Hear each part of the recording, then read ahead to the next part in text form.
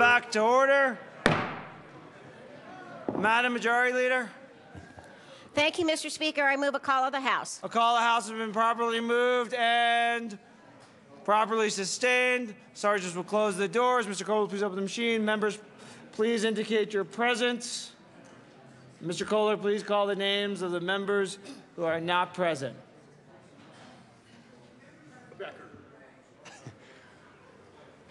Representatives Buckner, Duran, Exum, Gardner, Hamner, Lawrence, Lee, McNulty, May, Navarro, Nordberg, Pedersen, Priola, Rosenthal, Ryden, Scott, Sonnenberg, Stevens, and Szabo. Yeah. Prayer. Do the prayer again.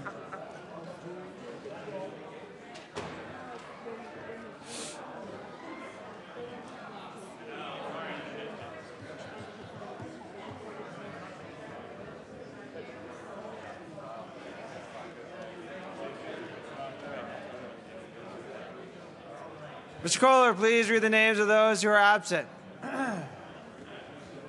Representatives Scott, Priola, If you change your screen, you can see it.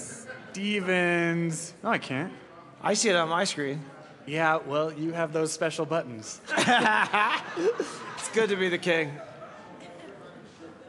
Representatives Sonnenberg, McNulty, Duran, Stevens, Scott, Priola, and Ryden. Those would be the 7. Representative Frank McNulty. Frank Patrick McNulty. The third. Esquire. I thought you passed the bar.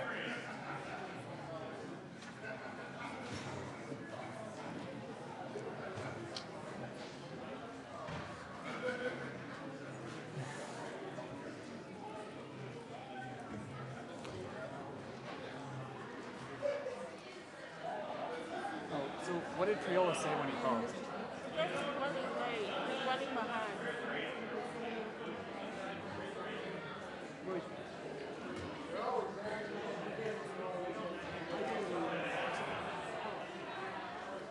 Priola called and said he's running late. Yeah, it doesn't matter. Yeah, we're just going to raise it.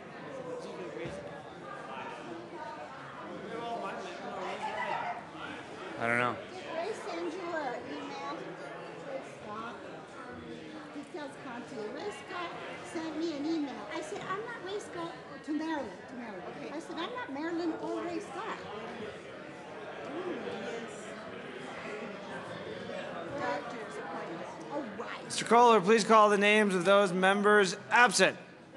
Representatives Priola, Ryden, Scott, and Stevens. Is that the medical marijuana dispensary? Yes, sir. We're just going to raise the call, so it doesn't. Right, got it. Thank you. Yes, I received it. I'll text it. I just want to ride it. We're down 3, you're down 1. The math still works in your favor.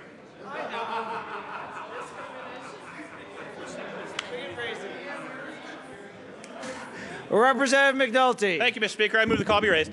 Seeing no objection, the call will be raised. Turn off the chimes before I get told. Okay.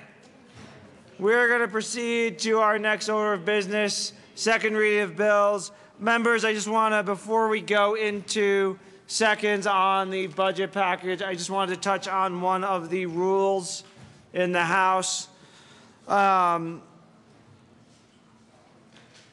Okay, Rule 33A, sub B, this is on page 27A of your rule books. An amendment not meeting the requirements of subsection A, which is saying that amendments have to be moved or provided 17 hours before we debate the long bill of the rule, may be considered on second reading with the consent of the committee of the whole. The question is, such consent shall be decided without debate. So I know, members, on your desks are some what are called replacements. We can debate on how much of it's policy or how much not. But for the members who have these amendments, which would replace the underlying amendments that are offered, we're going to ask that you just ask for permission to comply with the rule. So when you come up to offer your amendment, please make sure you ask for permission to offer the amendment, and then, depending on the consent of the body, we'll move on to either this amendment or the underlying amendment as well. So also, as our great chief clerk reminds me, with the amendments, please also, especially because of iPads, and the iPads don't have, when you're looking at the amendments on your iPads, don't have the amendment numbers 1, 2, 3, and so forth. When you move your amendment, please both say the amendment number. So, for example, the first one, Amendment J024, which is amendment number 1. So please move both numbers so that members and others can understand which one we are moving. Okay? So with that, we're going to move to our next order of business, second reading of bills, general orders. Representative Fisher. Mr. Speaker, I move that the House now resolve itself into the Committee of the Whole for consideration of general orders. Seeing no objection, the House resolve itself in the Committee of the Whole for consideration of general orders. Representative Fisher will take the chair.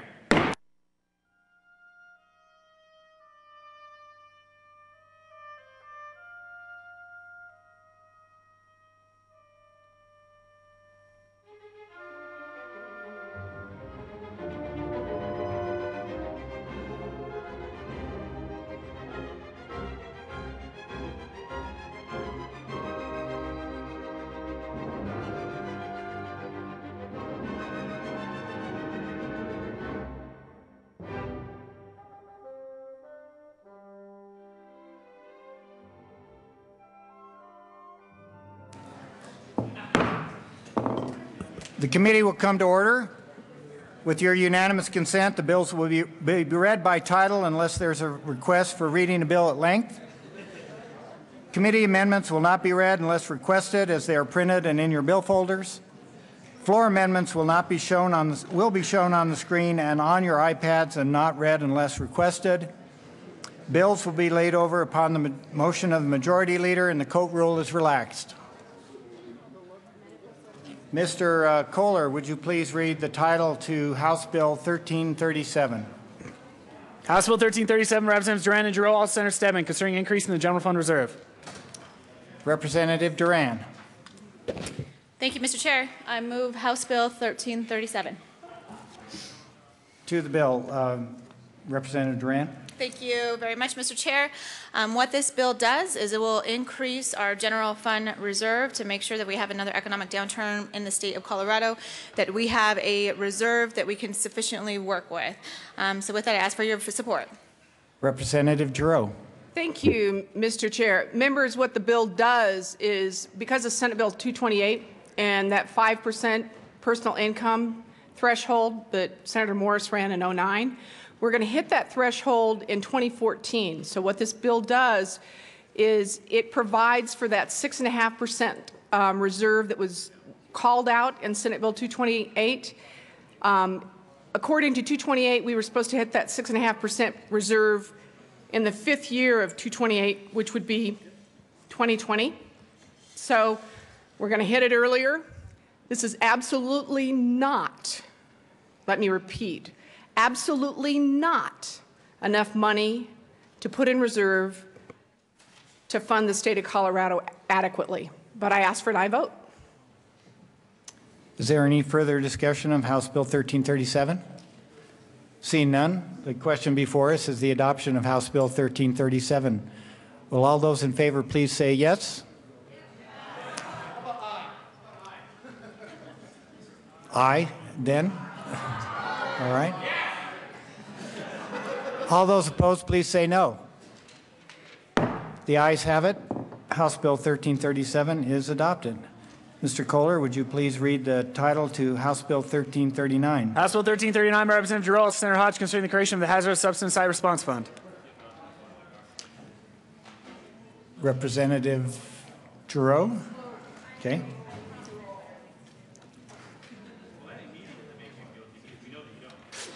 Thank you, Mr. Speaker, or excuse me, thank you, Mr. Chair. I move House Bill 1339. There is no committee report. To the bill, Representative. Thank you, Mr. Chair. Members, House Bill 1339 sets up a fund for hazardous response. And we're just going to put $10 million in a fund. We're going to earn interest on that $10 million. The federal government in about 10 years is going to require us to take care of the cleanup on all of our Superfund sites. Right now, I think we've got a 90-10 match on those Superfund cleanup sites, but soon it's all going to be on us. So what this fund does is it creates a pot of money to help take care of that problem. And it's probably not enough money, but we got to start saving sometime. I ask for an aye vote. Representative Del Grosso. Thank you, Mr. Chair. Representative Giroux or any of the other members, I guess it is Representative Giroux. I thought it was a JBC bill. Are we going to have to put $10 million in every year, or we're just going to do $10 million one time? Are we going to get 8% return like we are with some of our other investments? How is this money going to be invested so we're going to make sure that we're actually making money? How does that work? Representative Giroux. Thank you, Mr. Chair. And it is a JBC bill, members, just so you know. I don't know what the interest rate return will be. I know that typically on situations like this, the state treasurer is the one that manages our investments. So most likely it will be put into a fund and he will be managing it. We will not put in $10 million every year. I wish we would, because if we could spend or save like that, we'd be in a better spot. But it'll just be the $10 million. It'll sit in the fund. It'll collect interest. And then when the federal government gives up on helping us with Superfund sites, we'll have a little bit of seed money. Representative Sonnenberg? Actually, yes. Okay, great. Is there any further discussion on House Bill 1339? Representative Del Grosso. Well, thank you, Mr. Chair. I guess I'm confused. So the feds are paying for this now. They're basically going to say, sorry, state of Colorado, we're no longer going to pay. Now you have to be on the hook for all this money. Can we just give the land back and say, here you go, this is not useful land anyway, and here you go? Or I guess I'm just trying to figure out what happens if we don't do this? Representative Giroux. Thank you, Mr. Chair. Now, members, the Superfund sites that we're talking about are Superfund sites from maybe old mining claims, whatever. And so those Superfund sites were contaminated, obviously, or it wouldn't be a brownfield. And then what happened was the companies that were responsible for the damage went belly up. And so they couldn't do the cleanup. And so up until now, it's been a combination of the state and the federal government taking care of this. There was a federal legislation that was passed in 1980 that set up the parameters for the reason why we need this bill. And what that legislation said was that we're going to help with a Superfund site, and I believe it is a 90-10 match, for X number of years, and then any state that has a Superfund issue, it's up to you to take care of your own.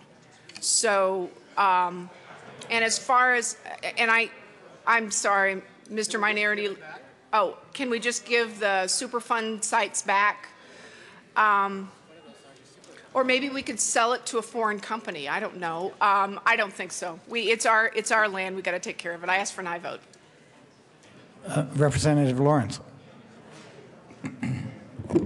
Thank you, Mr. Chair. And I just have a question about the funding on this bill, because I recall a few years ago being briefed by, and I couldn't tell you which department, but the fees being paid by trucks that dump hazardous material at the DAD site, and they would pay a certain fee for every yard that they dump. And when, during the economic downturn, those cash funds were swept out and put into the general fund.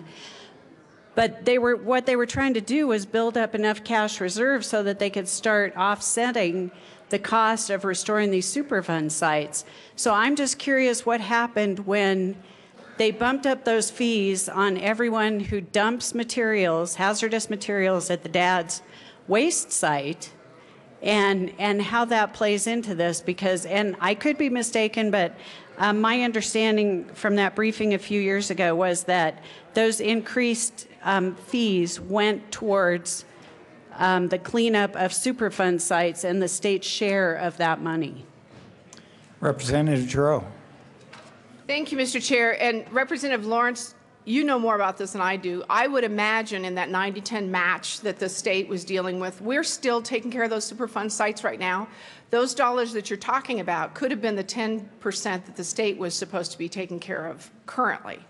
I'll find out about it. I'll check with staff and find out, but you could be right. It would make sense that the state would be looking for that 10% from someplace else other than its own coffers. You're probably right.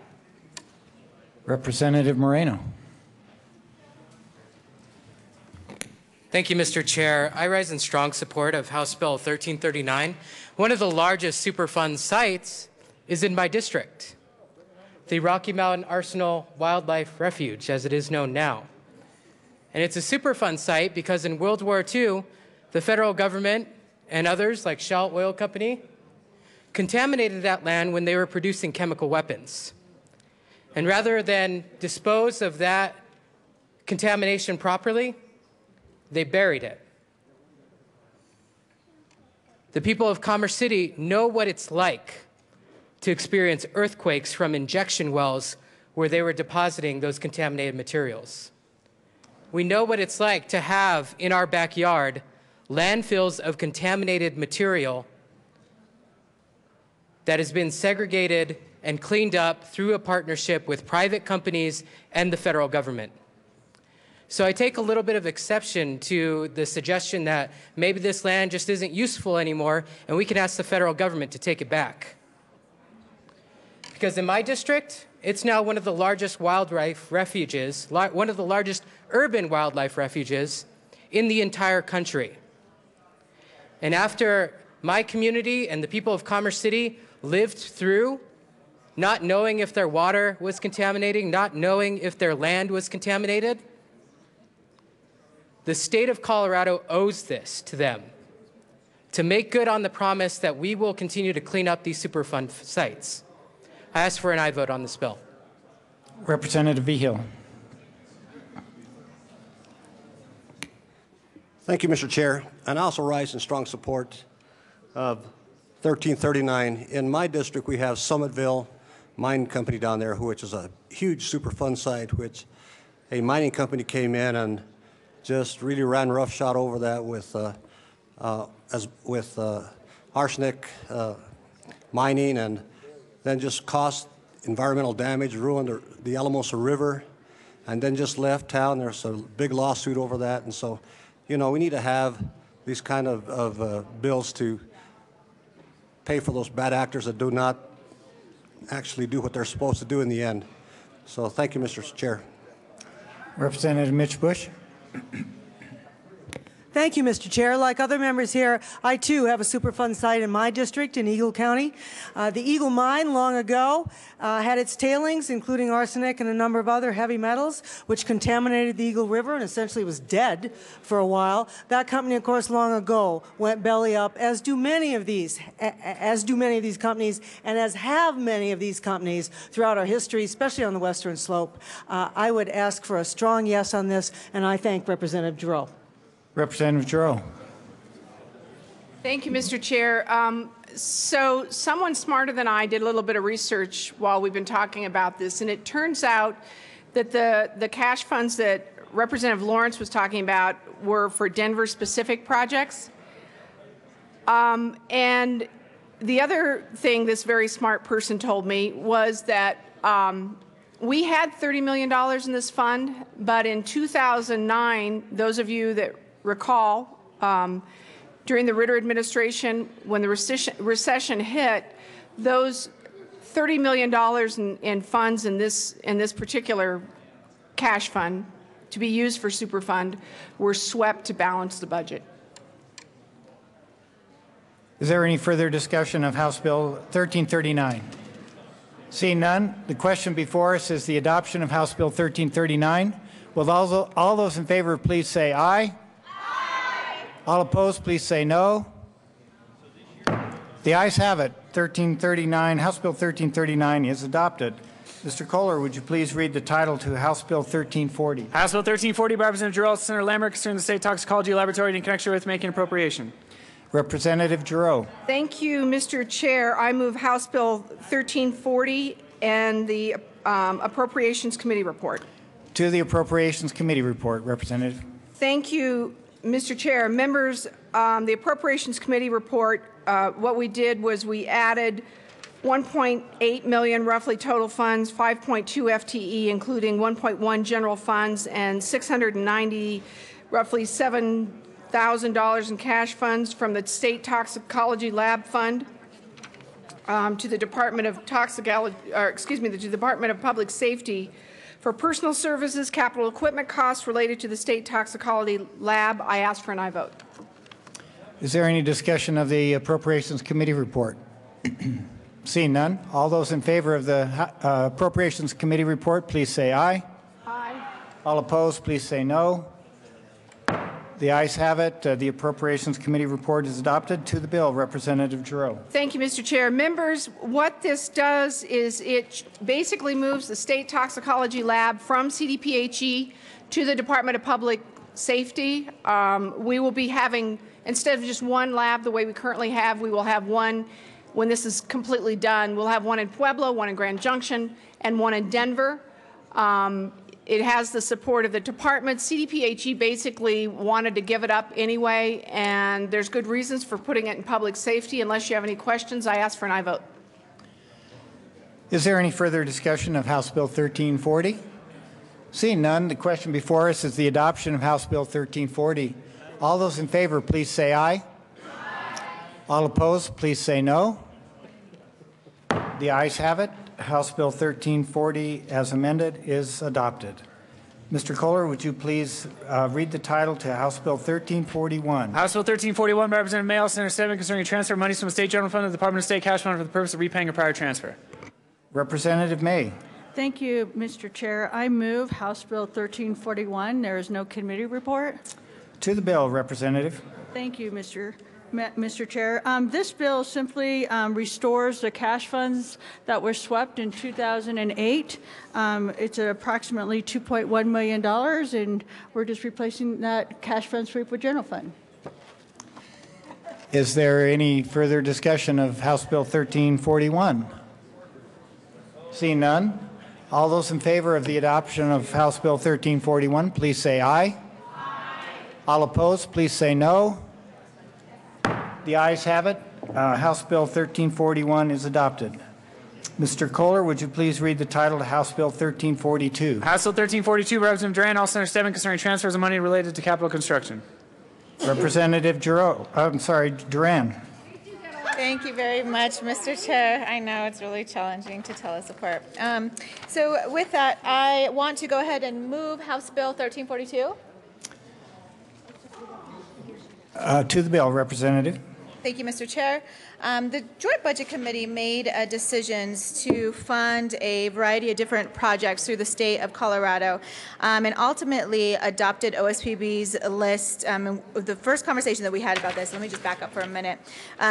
Originally on the Joint Budget Committee, we had a conversation about which projects we were going to be able to fund given the fact that we have a lot of one-time dollars this year and we have to be careful about how much money we spend. And so one of the issues was is we were looking at the OSPB's list, and originally we had a conversation on the Joint Budget Committee to support basically projects 1 through 22 of that list. And there was, after that meeting, we had another meeting with the Capital Development construction team, and we had a conversation with them about what our projects were going to be and what those final projects were going to be, which ones were going to be funded and which ones were not going to be. And so after that conversation, we received feedback that the CDC wanted to have more of their projects on their list funded. And so instead of going back and closing the long bill right away, we tried to accommodate that request as much as we possibly could and changed about $31 million of changes to accommodate CDC's list in addition to keeping some of OSPB's projects as well. And At that time, some of the changes, just so everybody knows of what they were, is one of the changes was to invest in an additional $10 million into the Red Rocks facility, making changes by reducing some of the money that was going to go to the Auraria campus library and instead have those dollars go to the Western Slope at Western State College for their facility there. We also included a project by CDC for the Colorado School of Mines, and also included another project on there for the History Colorado. And so we tried to make as many changes given the existing resources that we were able to have to accommodate some of the CDC's concerns. CDC's list and OSPB's list, they agreed on about half of the projects and increased that number after some of those changes. So with that, I ask for your support. Representative Del Grosso. Thank you, Mr. Chair. Representative Duran, when I was going through the list and I was kind of listening to appropriations and then kind of going through how all these projects were listed out, I've only been here 5 years, so I'm not sure how it's always done, but it always seemed that the Joint Budget Committee would basically come out with a list of money and say, okay, here's how much money that we can put into capital development, and then we basically fund those programs. But this one seemed like that you kind of did that for the first few programs, but then after that, it kind of started skipping around.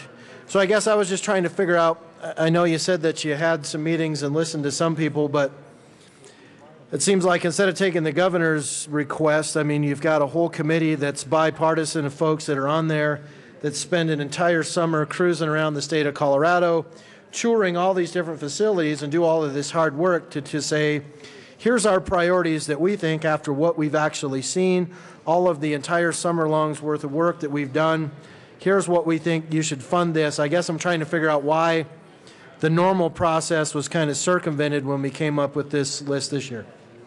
Representative Vigil.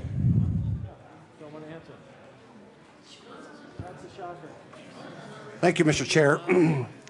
I move Amendment L001 to House Bill 1342 and ask that it be displayed. Okay. Amendment L001 is properly displayed. It is a multi-page amendment, but members had this on their desks yesterday. So the bill is, or the amendment is properly moved and displayed. Representative Vigil, would you please explain the amendment? And members, it's getting a little noisy in here. Could you take the side conversations off to the side and pay attention to what's going on in the well, please? Thank you, Mr. Chair. Well, after long discussions and a lot of work with a lot of people, Representative Szabo and I ran this amendment so that we could participate in this conversation with the JBC and also respect the process.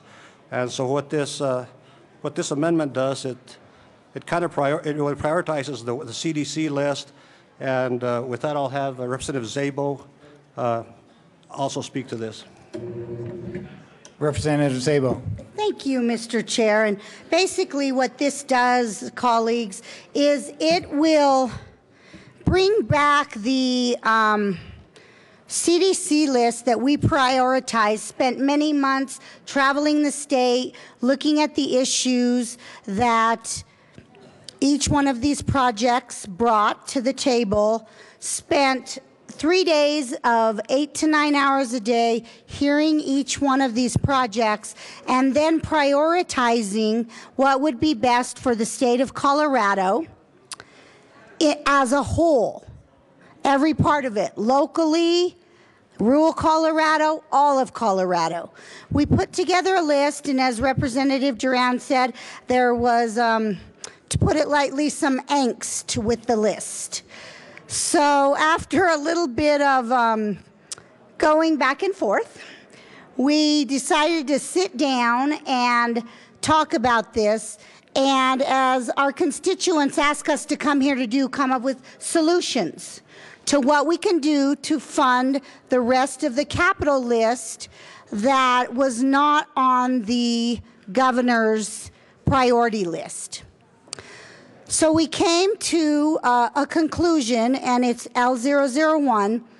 I believe you also have a handout that explains it a little bit deeper, that we are going to use the revenue, the September forecast revenue that is above the OSPB forecast.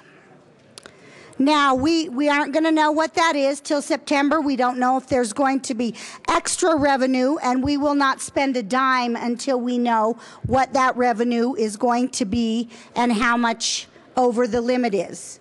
We had an option of also taking bits and pieces for the 6 or 7 projects that were left out and giving just piecemeal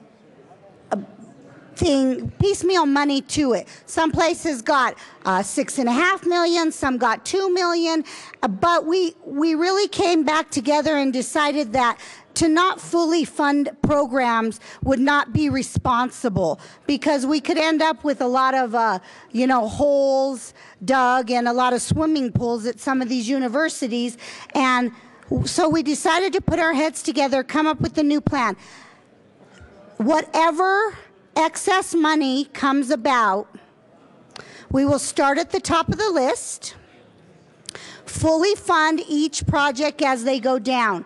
If we come to a place where there is no longer enough funding for the next project, we will skip that project and fully fund the next one on the list. So all the projects that will be funded with this will be fully funded.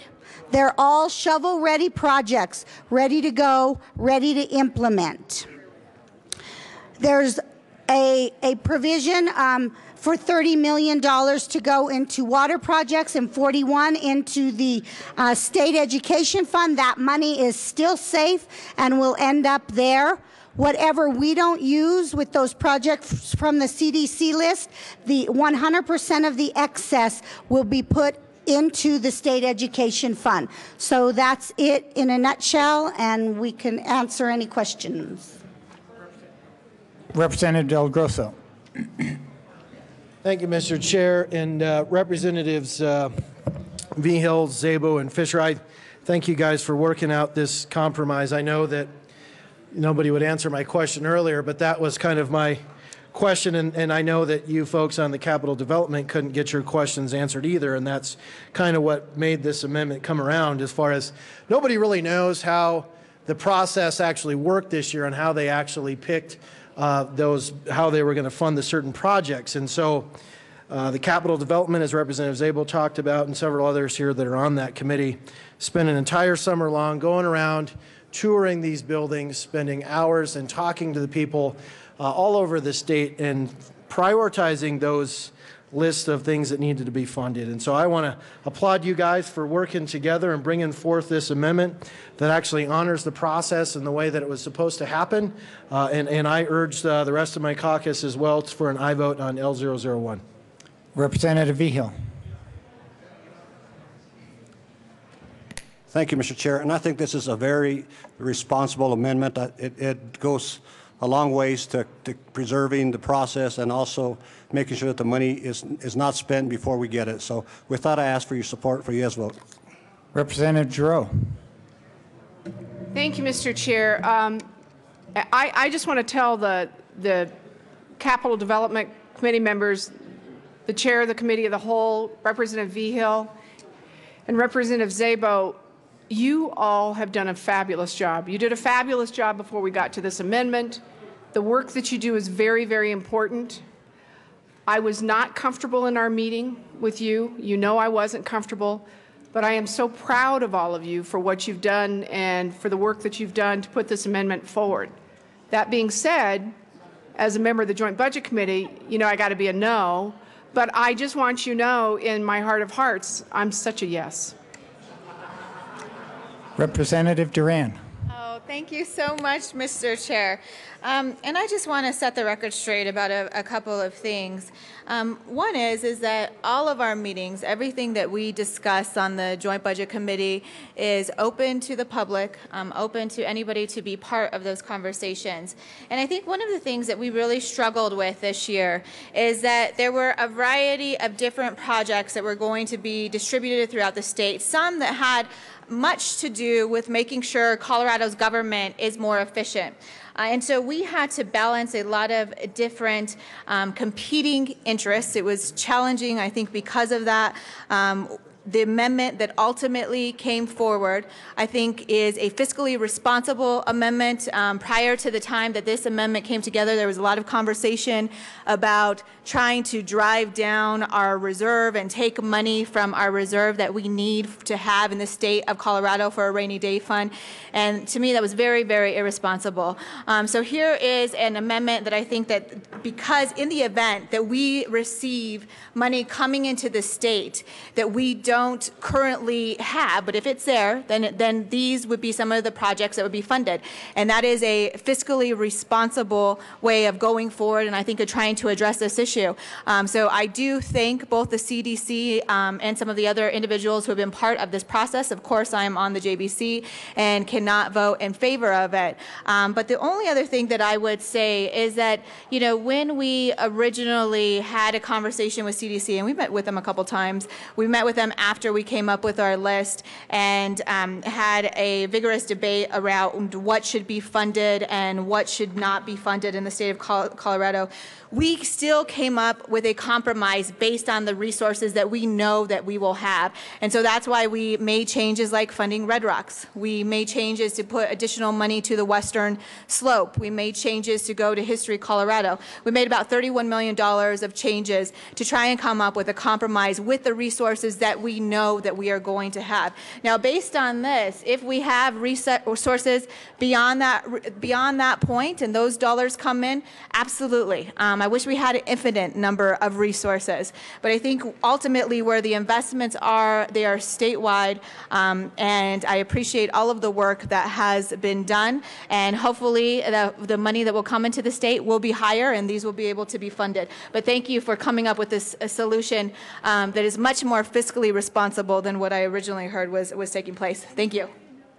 Is there any further discussion of L001? Seeing none, the question before us is the adoption of Amendment L001 to House Bill 1342. All those in favor, please say aye. Aye. All opposed, please say no.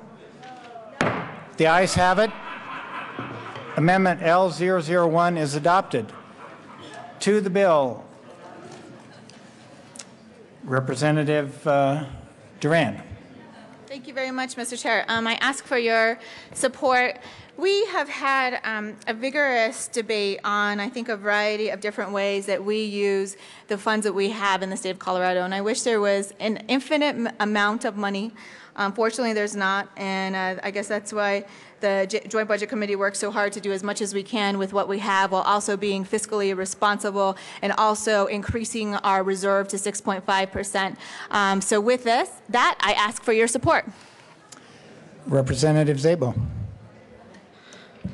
And as being part of the Capital, thank you, Mr. Chair, part of the Capital Development Committee, we do understand there's not an infinite amount of money. We do understand also that there's a process that needs to be laid out. And respect for that process is always a good thing. We have a lot of process in this House, and we respect it because it deserves respect. And the funding of the capital construction should encompass all of Colorado. Originally, before we got L001 on here, rural Colorado only received $5 million out of about $216 million. And rural Colorado had received $5 million. We wanted to make sure that all of Colorado, including rural Colorado, got funded. So that was another reason why we needed to make sure we amended this bill. Representative Vigil. Thank you, Mr. Chair. I just wanted to come up here and thank the JBC members, Duran, May, and Giroux, for being so willing to work with us. I mean, I think it's awesome that they were willing to work with us, and because of that willingness and because of the willingness of both sides of the aisle, I think we were able to get this done. And you know, I'm just really proud to be part of this process. And thank you, JBC members. Representative Duran. Representative May. Thank you, Mr. Chair. And I would like to thank everybody who put their heads together to come up with the win-win situation. This is a good example of when both sides of the aisles work together to come up with a compromise that works for everyone. Part of the problem that we have with this construction process is that we have IT in the construction issue. And really what really needs to happen, if we're going to have a dialogue on what caused the problem in the first place, is that we had an IT project of approximately $40 million that needed to be funded that actually served all of Colorado. It's for the DMV, for the motor vehicles. And without that, the system wasn't going to make it. And so because we at the JBC had to look at the whole project issue, we're looking at a bill, hopefully that will come your way, that delineates the difference between construction, vertical, horizontal, and then to IT. So I think, you know, from this process, I think we all learned that the real issue is what we have in capital. If we take that out, we won't be here again. I totally respect capital in the fact that they do travel on, they do prioritize that. Never was meant to be disrespectful, but I also had to fund an IT system, and that's how we ended up where we are today. And so hopefully we'll have your support on that when it comes forward, and I just want to thank everybody for working on that. Representative Duran. Thank you very much, Mr. Chair. And I hope this isn't a theme for this entire debate as we go through the budget package, but I'm going to stand up again and set the record straight yet a second time already. And that was the comment that the list that we originally funded, there was only $5 million going to the rural parts of the state. I am sorry, that is not accurate. And in fact, I would encourage you to take a look at the capital construction projects that were funded. So even when we made the decision and where we ended up, when we closed the Long Bill, there were items in there like the digital trunked radio system. That is a public safety tool that will affect every community in the state of Colorado. There were items on there regarding a variety of different IT projects to make sure that people have access to health care, that people have access to very basic necessities, and that had a statewide impact and reached every area of the state of Colorado. In addition to that, there were a variety of different efforts that went from the suburbs to the rural areas to the Denver metro area. And so once again, I am going to set the record straight. Hope I don't have to do this throughout this entire day, but this is the second time at least that we've had to do this. So I just want to make sure everybody understands and the public understands what exactly happened and what did not happen. With that, I am very thankful that this solution came up and that this amendment was offered that is now on the bill, because originally it was amazing to me to hear some of the arguments that were being made about trying to fund more capital construction projects while taking that money out of the reserve. Very fiscally irresponsible. And I want to thank those who are willing to listen and look at the big picture in the state of Colorado, look at where we are with economic recovery and where we have to go, and make sure that that reserve was maintained and be fiscally responsible. And the amendment that was adopted was the best way to do that. And so with that, I ask for your support on this bill. Representative Szabo. Thank you. And you know what, Representative Dine, you are right. It is the most fiscally responsible. The extra $30 million that we were trying to give bits and pieces to, I had a little angst with it, and I was going to go along with it, but I just didn't like that we weren't fully funding projects. I would have rather took one or two of those projects and fully funded it. But what I had mentioned before the negotiation of the $30 million or L001, the original governor's OSPB list funded one project for the Veterans Memorial Cemetery. That was the only project to rural Colorado, and that was $4.6 million. So I was wrong when I said $5 million. It was a little bit less. And that was the only thing. Everything else was funded within a 30-mile presence here. So I just wanted to make that straight to let you know that I was wrong about the figure, but I was right about the list. Is there any further discussion? Representative Del Grosso. Thank you, Mr. Chair. I move L002 and ask that it be displayed.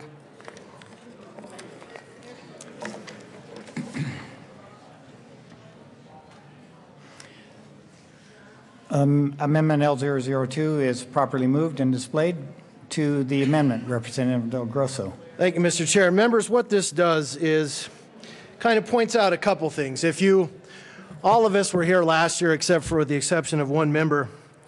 And when we get into picking and choosing certain projects over others, a lot of times we don't always sit on the Joint Budget Committee and we can't always choose what projects that get funded. If we're the little guy and we can't get out there and, we don't get bullied around by the JBC, I guess, we don't get to pick and choose our programs. And what happened last year is there was a program that was funded last year, kind of taken out of the scope of the normal CDC list as well. And basically this was out of the normal scope of the CDC list as well, and it got put in there.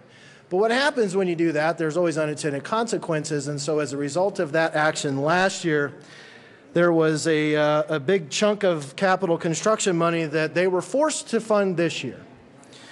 So with that, I seek to take that money that was in unintended consequence this year. We'll roll this into the general fund. We can put it for COF, some higher education stuff. Maybe we can buy down the negative factor with this money. It would be more than enough to increase the provider rate fees that we can use this for several different things. This would free up a little over a few dollars for all of those things that we can view as important in the state of Colorado, and say that there's a lot of these projects that are more important than people's own personal things that they would like to see funded. Not all of us get a chance to sit on the Joint Budget Committee and get to pick our special programs. So we can use this money to more fully help out people all over the entire state of Colorado. Again, our kids from COF, our kids maybe with negative factor, or there again, provider rates, or heck, we could put it towards transportation. So with that, I urge an aye vote on L002. Mr. Speaker. Thank you, Mr. Chairman. I just have a couple questions on the amendment, so Mr. Minority Leader. One, is this targeted at the Auraria campus? Just wondering if that's the case. Mr. Minority Leader. I'll ask my series of questions, I guess. The other one is, as we always know in the budget, it's all about trade-offs. Last year, we funded that project. We can debate on how it worked or not. If I remember correctly, correct me if I'm wrong, Mr. Minority Leader, you voted for the budget, which funded the project. No, you didn't vote last year for the budget? Okay, so I'm wrong. I was wrong. I admit when I'm wrong. But also talking about bullying and all this other stuff, which we had another bill about bullying earlier this year. I just remember when I was the minority leader, I appointed the member in my party on the JBC. As Speaker, I appoint my members on mine. So you have a voice on the JBC to advocate. This project's already being done, and I actually would argue your amendment doesn't do what you think it does, because all it does is reduce the number. It doesn't go after the project. If you want to be more obvious in what you're doing, it would be helpful to cut the project out too, which is already being built and funded. So I'm just confused. So which project is going to be deleted by taking out this money from the budget? Representative Giroux. Thank you. Excuse me, Mr. Chair. I'm going to let the minority leader answer the questions because he wants to answer the questions that are asked. Representative Mr. Minority Leader. Thank you, Mr. Chair. And yes, I will actually answer a question when I'm asked a question here. That's kind of how we do it on our side. Thank you, Mr. Speaker. For your question, yes, there's $17,848,307, which might match up with a certain program that might be a certain Auraria campus program. But that goes to show again that there still leaves money in here in the budget to help fund that. It doesn't fund it all the way.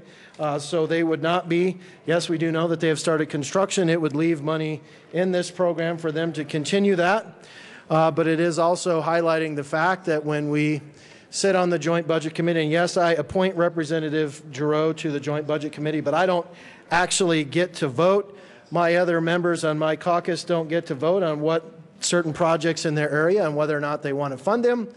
And as a result, when we actually bring certain amendments forward like last year, then there's unintended consequences where we have to spend a bunch of money in the following year. So I would say that, you know, we shouldn't have to spend all this money and obligate ourselves to this.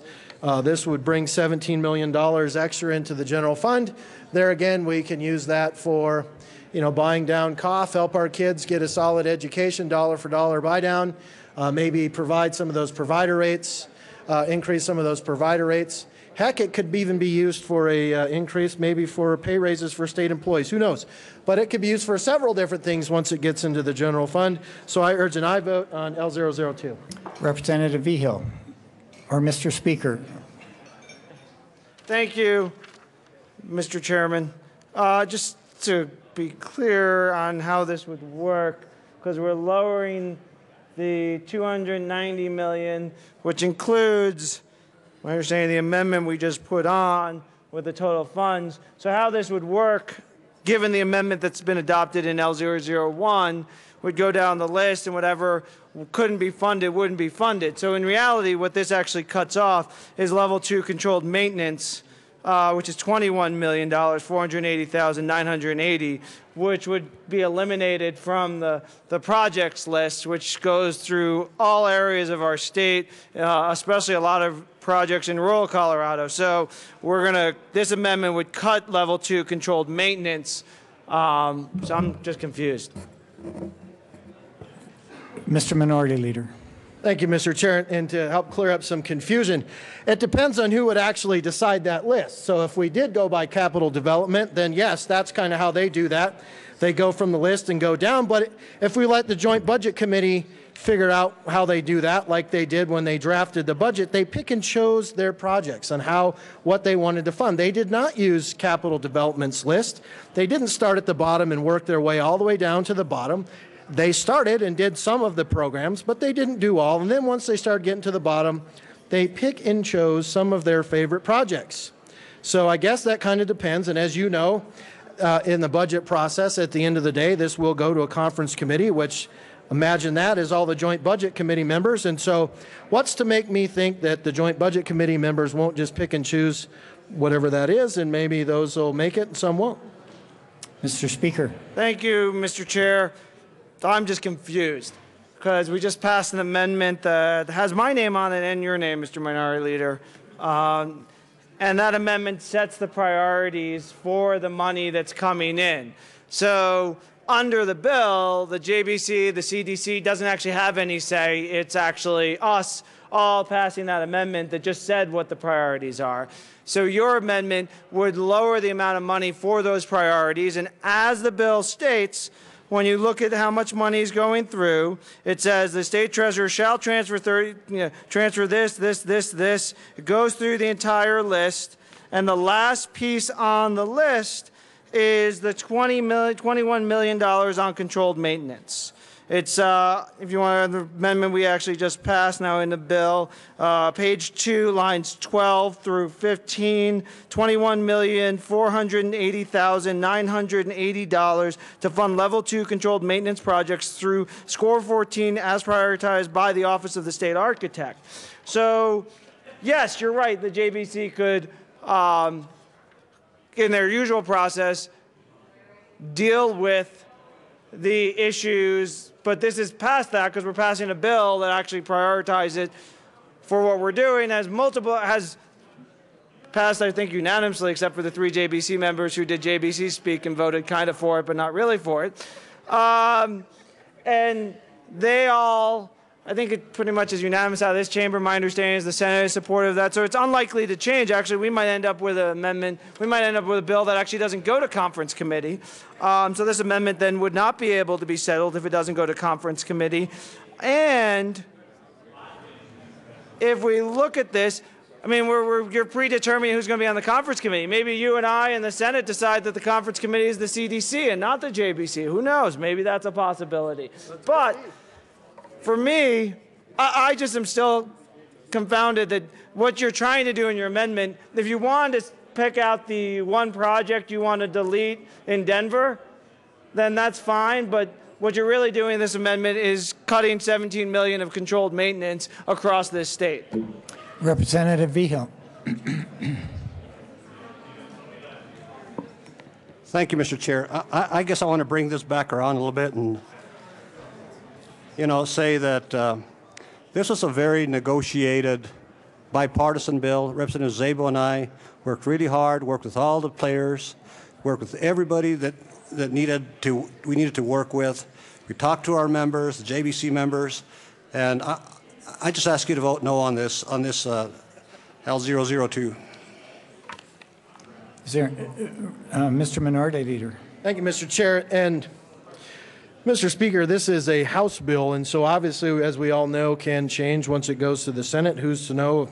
Heck, the Senate could kill this bill. The Senate could amend it to take this off. This could happen in so many different ways. To just blatantly say that that's all that can happen with this bill, that's not the case. And so basically, this amendment is simply going to point out that when members pick and choose certain projects in certain areas, there are unintended consequences.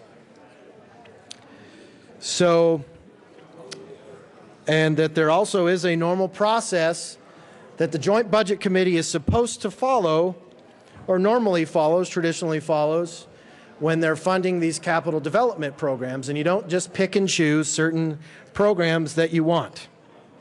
And if you do, then you're basically setting up unintended consequences where the next year you have to come up with $22 million to fund a project in your area. So with that, I will withdraw L002.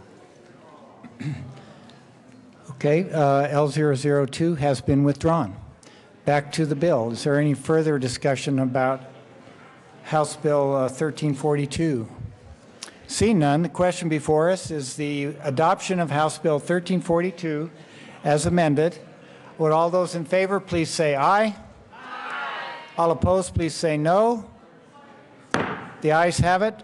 House Bill 1342 as amended has been adopted. Mr. Kohler, would you please read the title to House Bill 1336? House Bill 1336 by Representative Duran, all Senator Stedman, concerning the provision for payment of the expenses of the executive, legislative, and judicial departments of the state of Colorado and of its agencies and institutions for and during the fiscal year beginning July 1st, 2014, except as otherwise noted. Representative Duran. Thank you, Mr. Chair. I move House Bill 1332 and also respectfully ask if we can, it's very difficult to hear down here. 1336, you mean? I moved House Bill 1336. Okay. Members, can we keep the noise level down so we can pay attention to our give respect to our diligent JBC members so that they can present their bill? Representative Duran. Thank you. So I did move House Bill 1336. To the bill. All right. Thank you very much, Mr. Chair. And so here it is. After a lot of work, lots of months of reviewing a variety of different issues, the Joint Budget Committee, all 6 of us, bring forward the long bill to you today. And this is a product of, I wish we could say it was just the 6 of us, but I want to especially thank Joint Budget Committee staff, the individuals who worked in my office that are here today that interned in my office and helped a lot as well. And I think all of those who have really put time and effort to coming to where we are right now. So we're not like Washington, D.C. We have to balance our budget. And this year, based on legislation that was heard earlier, we are increasing our reserve to 6.5%. I know there's a lot of people who wanted to get their hands on that 6.5% reserve when we couldn't do everything. But luckily, we're able to maintain that and I think come up with a budget that is fiscally responsible. One of the things that you will see in this budget is a lot of the work that the Bipartisan Flood Recovery Committee did to come up with different solutions to some of the natural disasters that have affected Colorado. There's also money in the budget to affect the natural disaster with the wildfires that have spread in Colorado, and I think that is something that we can all be proud of in a bipartisan fashion, that we were able to come together and come up with those solutions affecting the state.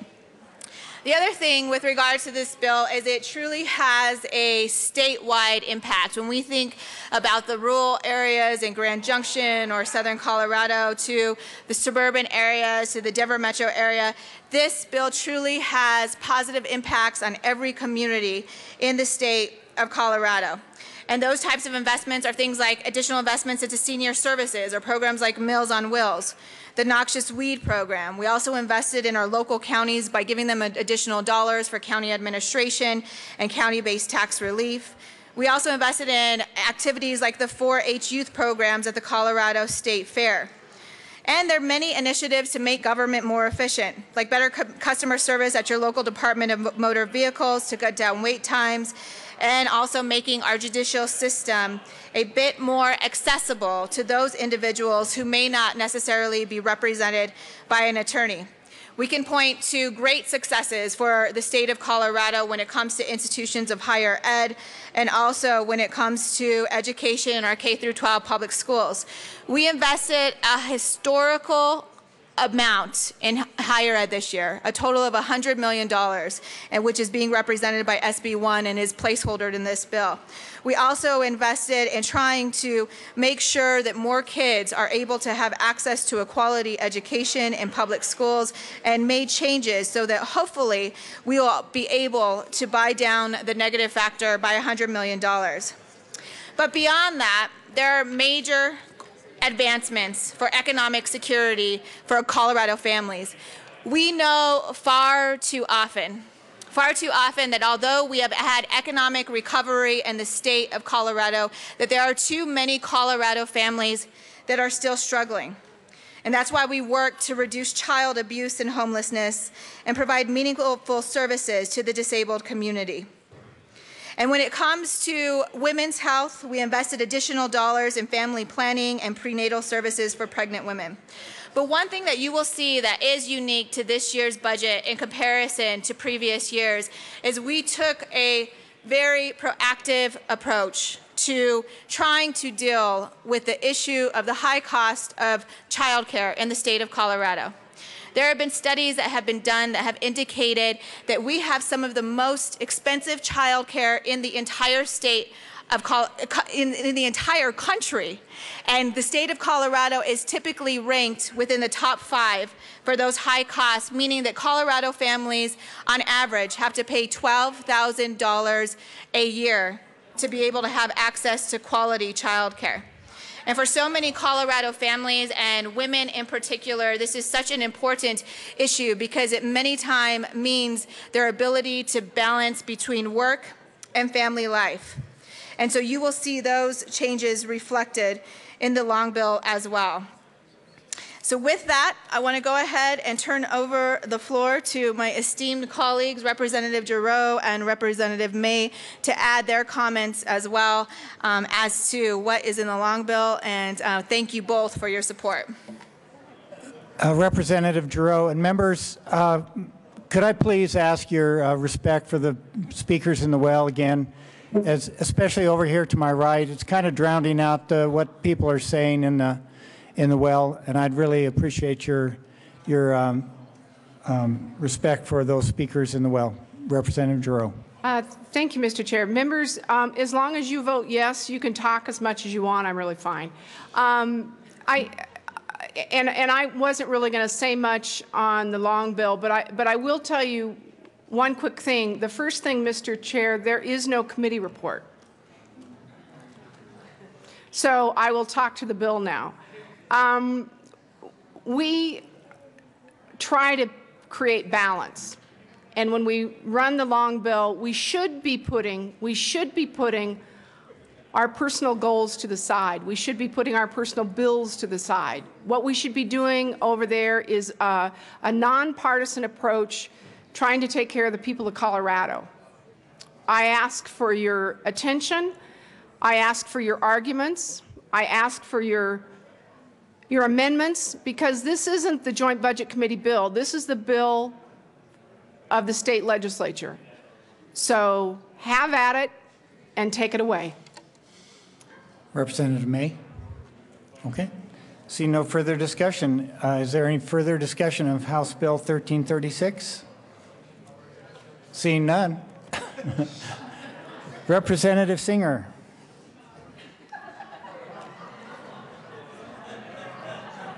Thank you, Mr. Chair. And with that, thank you to the Joint Budget Committee members for their due diligence. I'm grateful for all the hours that they put in that I didn't have to put in, so they could make sure that we did the right thing for every part of the state of Colorado. But I think we can make this bill a little bit better. And with that, I move J024, as it shows in your amendment book, as Amendment 1, and ask that it be properly displayed. Okay, Amendment J024, Amendment number 1 has been properly moved and is displayed. To the amendment, Representative Singer. Thank you, Mr. Chair. Basically, what this amendment does is two things. It sets aside some money to make sure that people that had their homes destroyed by a natural disaster, such as the fires and floods that we face in Colorado, that money is in there in the budget for those folks. And the second part it does is it makes sure that we have a placeholder for any potential outstanding claims from the Lower North Fork fire. The issue is that those claims aren't going to be coming to the state until April 8th and 9th, and we want to make sure that that money is reserved and set aside so we can live up to our obligation to those claimants. And with that, I ask for a yes vote. Is there any further discussion of J024? Representative Giroux. Thank you, Mr. Chair. Members, what you should know about the dollars for Lower North Fork fire is that the understanding I have, given the information I've been given, this is a drop in the bucket. Those people do deserve compensation for their loss, but this will not cover the losses, all of the losses for the Lower North Fork fire. Mr. Speaker. Thank you, Mr. Chairman. Just to be clear, so the Representative Giroux is right. On April 10th, April 8th and 9th, we are having the process of trying to deal with in Department of Personnel Administration the exact number. This is at least an investment. You'll also see an amendment a little later by Representative Del Grosso and myself that there's $531,000 that's already been settled on the Lower North Fork fire. We'll pay that. This is a down payment. The estimates range and depends on April 10th what it's settled and what not, depending on the claims. But most people think it's going to be somewhere between $3 and $8 million for the April 10th. After that, there still might be some more claims above that. But for what we know will be in April 10th, probably somewhere in the $3 to $8 million range. Is there any further discussion of J024? Mr. Minority Leader. Thank you, Mr. Chair. And I guess we keep hearing about the money that we need for the Lower North Fork fire. And I admit that we need to have something there for these folks. I mean, the reality is the state started the fire. There has to be some way that we can compensate these victims, but we are not sure exactly how much that is going to cost. So I think that's just the only concern that I have so far, is we're kind of putting a number in here, but we have no idea what those settlements are actually going to be. So that is just, I guess, a concern of mine how that's going to be. And so, is there any further discussion of the amendment? Seeing none, the question before us is the adoption of Amendment J024, also known as Amendment number 1 in your packet. All those in favor, please say aye. Aye. All opposed, please say no. The ayes have it. J024 is adopted. Are there any other amendments? Representative Dorr. Thank you, Mr. Chair.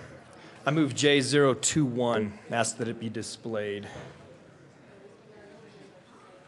Okay, Amendment J021, also known as Amendment Number 2 in your packet, has been properly moved and is displayed to the amendment. Representative. Thank you, Mr. Chair. Members, this amendment is fairly straightforward, addressing an issue that has become increasingly troublesome in the rural parts of Colorado, and that is the dealing with tumbleweeds. And the reason the tumbleweed issue is so big this year compared to years past is really a circumstance of time and years of drought. Over the years, about 7 years, most of southeastern part and eastern part of Colorado has been suffering some level of a drought. And because of that drought, cattle have been sold off earlier than usual. The Russian thistle, which becomes your tumbleweed along with Canadian thistle, grows at a time when that cattle would usually eat it down. And so it wouldn't grow to the extent that it does. This last year, that growth happened where the cattle wasn't there to eat it. But to complicate the issue was the rains, when they finally came for a small period of time, came at a time when that Russian thistle was growing. And it grew at a greater amount and faster than it would have normally in that early part of September. And then it dried out again and became what we know now as tumbleweeds. And the level of tumbleweeds we have seen in this part of the state are significant. And Ron, if I can ask you to start displaying some of the pictures. I have a slideshow that shows you the level of tumbleweeds we're seeing in southeastern Colorado. This isn't just a couple tumbleweeds flying by. You know, you see in the old Western movies, they would go down Main Street. These are hundreds and thousands of tumbleweeds going against houses, closing up roads, to where counties are putting their arms in the air saying, help us, we cannot mitigate this at this level right now. And so I am asking and proposing that we take $1 million and put it into the Noxious Weed Fund for the purpose of dealing with tumbleweeds. Now, the noxious weed itself does not have tumbleweeds listed as a noxious weed, but this money would be earmarked so it could be used to mitigate tumbleweeds, as you're seeing in these pictures, and what the counties are having to deal with and not having the funding to do so. The noxious weed program up until this year was funded by the federal government. And now the state is putting money in there, and that's why you see this, I believe it's $750,000 put in towards the noxious weed program. This would add a one-time $1 million shot to it to address the tumbleweed issue. And in doing so, really be a fire prevention issue as well. If these tumbleweeds are around at the amount that they're around come fire season, you're going to see potential fires that not just have tumbleweeds burning, but with the wind burning through the air, catching other parts on fire, and really causing potential catastrophe in the southeastern parts of Colorado. Additionally, the counties have been trying to do things. They need that extra grant money to get above that level to do more. Some of the pictures you saw with some of the trucks going through and moving them, that works, but it works at a very slow time. When you pile something up like that and another wind comes up, you're piling it up again. There's equipment out there. Some of the counties are trying it out. It crumbles the tumbleweeds up, makes it much more manageable, but they need a little more money to get on top of this so that we hopefully can prevent having a major catastrophe come the summertime with these tumbleweeds. So I'd ask for a yes vote on J021. Representative May. Thank you, Mr. Chair. And I understand the problem. And I am concerned about that. The only issue and the problem is the way you're trying to solve the problem is that most tumbleweeds come from the Russian thistle, which is not listed in the class A, B, or C. Long ago, before my time, I actually worked with Senator Entz and have enormous amount of respect for him for a whole other issue. But he ran a bill that said that any money that goes into this fund, we have to follow class A, B, or C. And so by putting this extra $1 million into this line, it won't be able to be used for this. And so we got a memo from JBC staff to clarify, to make sure that was the case, and that's how it was stated. So understand the intent don't disagree with what we're trying to accomplish, but if it won't work this way, so I ask for a no vote. Representative Dorr. Thank you, Mr. Chair. And while the tumbleweed, I agree, is not listed in the current list of noxious weeds, being such an obnoxious weed that it is, the footnote would prioritize the usage, and the Department of Ag could then use it for this purpose to manage the tumbleweeds, a mitigation thing. So the noxious weed program prevents weeds from growing. These weeds have already grown, and they're blowing around. So this money would be used through a footnote, and the Department of Agriculture could use that grant process to address this issue. Representative May. Thank you, Mr. Chair and Representative Dorr. The only issue with that is a footnote cannot be law. You already have a law in the books that says that you have to do A, B, and C. A footnote is like an intent to the department, but they do not have the right to ignore statute in order to do a footnote. And so it's not an option for them to do that. I wish it was a different place. If we could have fixed this earlier if we knew about it. We asked for your concerns, and so with that, I still respectfully ask for a no vote. Okay, I want to go in the order that people raised their hands. Representative Swalm was next. So you're yielding to Representative Dorr? Okay, Representative Dorr. Thank you, Mr. Chair. While a footnote, some would say, is a letter to Santa Claus, it actually is a legislative intent. And we as a legislative body would be saying in the footnote, use this money for this purpose, and the Department of Agriculture could do so. We have done that in the past. It's historically not unprecedented and could be used in this fashion. We have had meetings with the Department of Ag. They have been looking for ways to try to help these counties out. Action 22 and other groups have been looking for ways, and this is a solution to a problem. And that's what we're tasked to do down here, is find solutions to problem and not let a little list get in the way when we can use a footnote to make sure that we're helping these counties out. I ask for a yes vote. Representative Duran. Thank you, Mr. Chair. Well, let me set the record straight again. What a footnote does is it is legislative intent, but there is no binding responsibility of the department. And I appreciate you bringing forward this amendment. We actually increased the funding for the noxious weed appropriation above what the request was because we thought it was such a meaningful issue.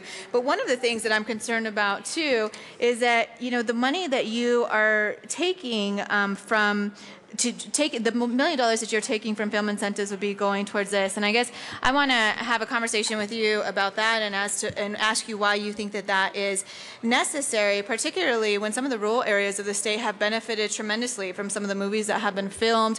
They've been able to have a lot more people come to their area because of more of awareness of some of the rural areas of the state. So I'm curious to hear your response to that. And of course, in tradition, I will definitely be a no on this, staying firm with my, hopefully, other 6 JBC members.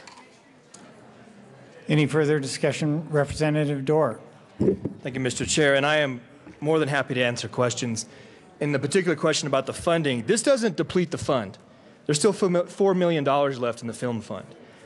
If the film fund cannot do what it needs to do with $4 million, then I think that $1 million removal of that fund, they got a bigger problem than just a film fund. It's how to use the money in an efficient and effective manner. What this money does is addresses a real issue in Colorado right now where people, I'm sure at some point they would love to watch the film. It'd be hard for them to get there because the tumbleweeds are in their front door and they can't even get out to see the movie. This actually would help them to get to a point to where they can start getting onto their lives. There are pictures, as you saw up there, where they literally cannot get down their roads. There's a town out in the northeastern part of Crawley County. Basically has one county road to it. There's about a 9-mile stretch, which is full of tumbleweeds. They've been going down. Those pictures that you saw there were some of them. Going down, removing these tumbleweeds. The next wind comes in, it blows, and it's cutting off people in this area. So while the footnote may not have the intent of law a statute does, it has the intent to do something. And I will vouch to say the Department of Agriculture cares about rural Colorado enough to use this money for its intended purpose and ask for a yes vote. Representative Swamp.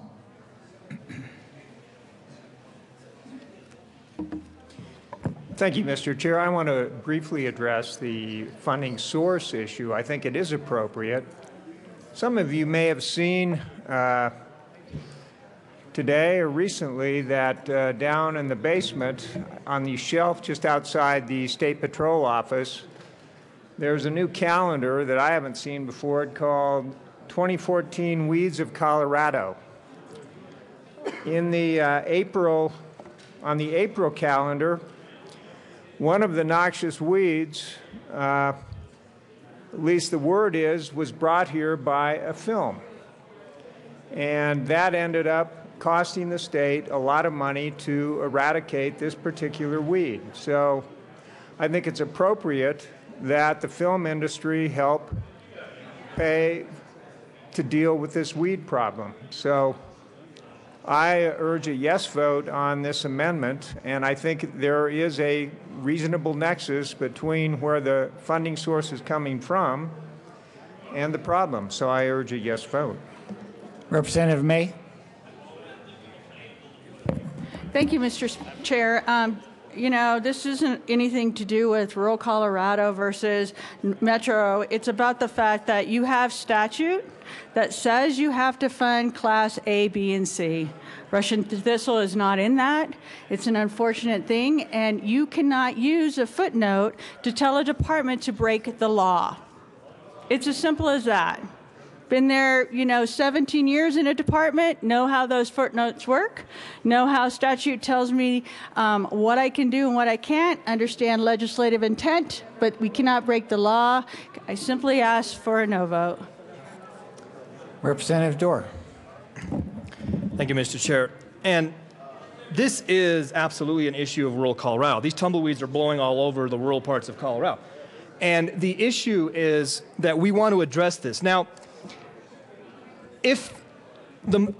for the sake of argument, if the money cannot be used in the way it says, let's pass this right now. Put the money in a placeholder for a sec, and then I'll run a piece of legislation to address this issue. Because people outside this chamber are expecting us to address issues for them all over Colorado and not look for some nuance to say no to something that they know will help their areas. So I ask for a yes vote. Let's move this process along and give this an opportunity to address a real issue in rural Colorado.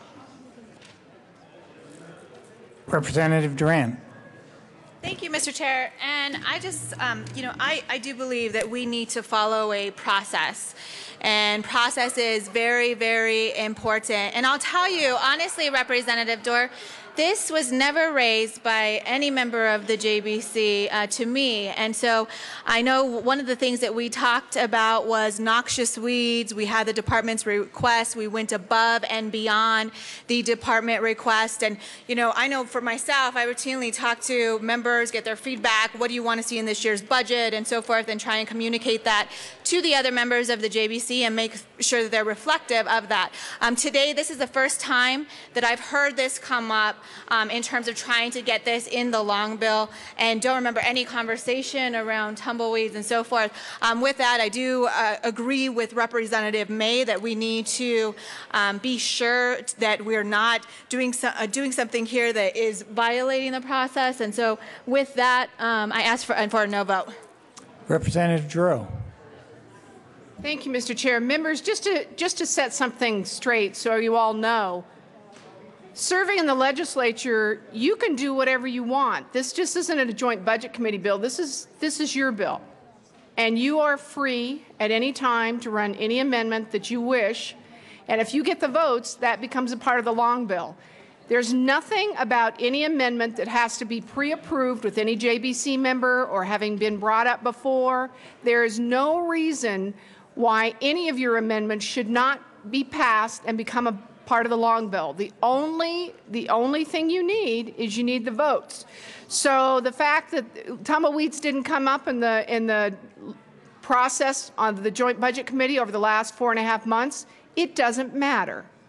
If you get the votes, you get what you want. This is your budget. Representative Dorr. Thank you, Mr. Chair. And I echo what Representative Giroux is saying. My understanding is this is part of the process, that we bring up amendments when we feel they are needed for the state of Colorado, that the budget process doesn't fully exclude us, that the rest of us who are not on JBC have an opportunity to participate in the process. And this isn't a brand new issue. It's been on TV. It's been in the newspapers. So to say that it was blindsided by it, I think is somebody maybe aren't reading the newspapers. But this is a big issue for Colorado. We need to deal with it. I ask for a yes vote. Mr. Minority Leader.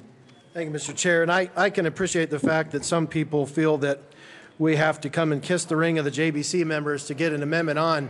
But the reality is that is not what the process is. This is a budget for all 65 of us, including the other folks in the other chamber. I don't know how many of them there are, but we won't discuss them. But the reality is any member can run an amendment to the long bill. Why do you think we sat in a room yesterday and hung out with all of us together yesterday, and then we had the amendments that had to be in by 4 o'clock? They didn't say, well, you have to come and kiss the ring of a joint budget committee member to be able to get an amendment blessed. And somehow, if you didn't talk to them, well, it's not a problem. I don't know, maybe you were out of the room when we showed those pictures up on the wall, but those were not movie pictures. Those were real life pictures. Now, I can appreciate you wanting to protect every penny that you can in this program where this money is coming from. But the reality is there's people out there that have a real need. I know it seems funny, but the reality is it's not funny to those people that are having their lives impacted as a result of this problem. I applaud Representative Dorr for trying to address this problem. And if we can free up this money and put this money that's there, if we need to further clarify statute as we're going through the process, the reality is we still have several weeks left in the legislative process to where that could happen. So there's nothing wrong with allocating those dollars to solve this problem. I urge an aye vote on J021. Representative May. Thank you, Mr. Chair. Minority Leader Del Grosso, did you just say that you had to kiss the JBC members? Because I think my husband would be very, very upset. So I just, in case you're watching, that's not an option, but you know. Is there any further discussion of J021? Representative Dorr. Thank you, Mr. Chair. And I just ask once again for a yes vote on this amendment. This is a real problem for real people, especially in rural parts of Colorado. And we can do something to address it. And I think all of us would agree that our task in this chamber and in this building is to address the problems for people of Colorado when they cannot do so. So I ask for a yes vote. Is there any further discussion? Seeing none. Oh, okay. A division has been requested.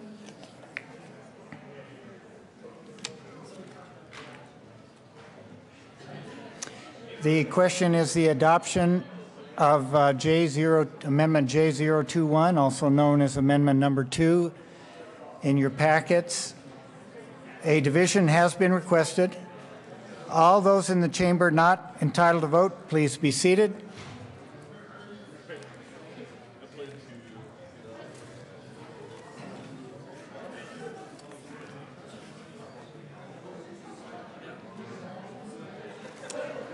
All those in favor of Amendment J021, please stand and remain standing in one place until the count is taken.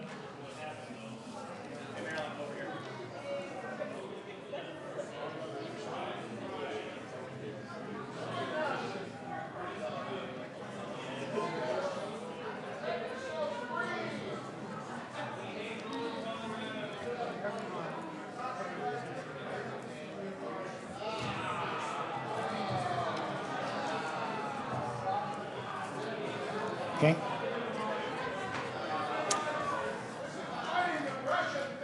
All right. You may be seated. All those opposed, please stand and remain standing in one place until the count is taken.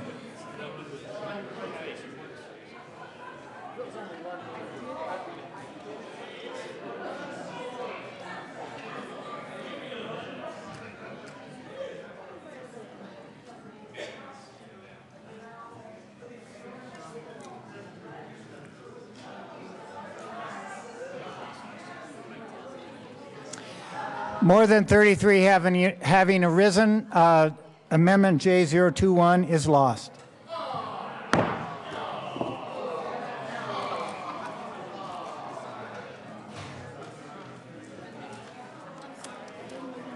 Is there any further discussion of House Bill 1336?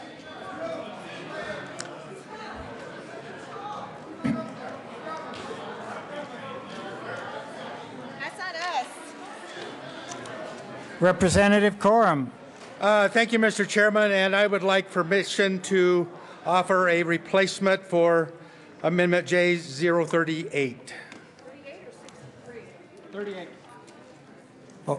Okay, so members, the request is to substitute J063 for the original Amendment 3 that was in your packet. Under Rule 33A, subparent B, Representative Corum has asked permission to do so. It's a non-debatable motion, so all those in favor of allowing Representative Corum to offer J063, please say yes or aye. Aye. All those opposed, no. The ayes have it. Representative Corum and Sonnenberg have the permission to offer J063. Thank you, Mr. Chairman. I would like to move J0063. Or 34 and 35, or their substitutes, either one. Oh, okay. Right. They found my money, so. Oh, okay. J063 has been properly moved and is displayed to the amendment. Representative Corum. Thank you, Mr. Chairman. This was somewhat of a drafting error that probably the country boy didn't make himself clear, but tamarisk is a real problem for sucking up water, but also there's other phreatophytes that use a lot of water. Russian olives is a prime example, and they talked about the calendar earlier. This was on the Republican River, and it's very hard to see, but this was a area of Russian olives, and this was what was done after it was done. So we also have the same problem with tamarisks. You can see the small picture, infestation and open. Now, what is the rush, you say here? Well, ever since I've been in this assembly, we've talked about the water shortage and what we're going to do about it. The pending 500,000 acre feet of water that Colorado is going to be short by 2050. In our research in the committees that we've had in ag and seminars that I've attended around the state, the removal of the eradication of the phreatophytes along the South Platte alone will save 250,000 acre feet of water. That is half of our projected shortage in 2050. We did recently a project was done on the Republican River on Russian olives, and it was started in 2006. Since that time, we have done about a third of that. But we need to continue this. The Arkansas is a huge example. They have done some remediation on the riparian areas of the Arkansas. Even with the shortage, they have been able to increase the water supply. So I think this is a huge issue for the Arkansas.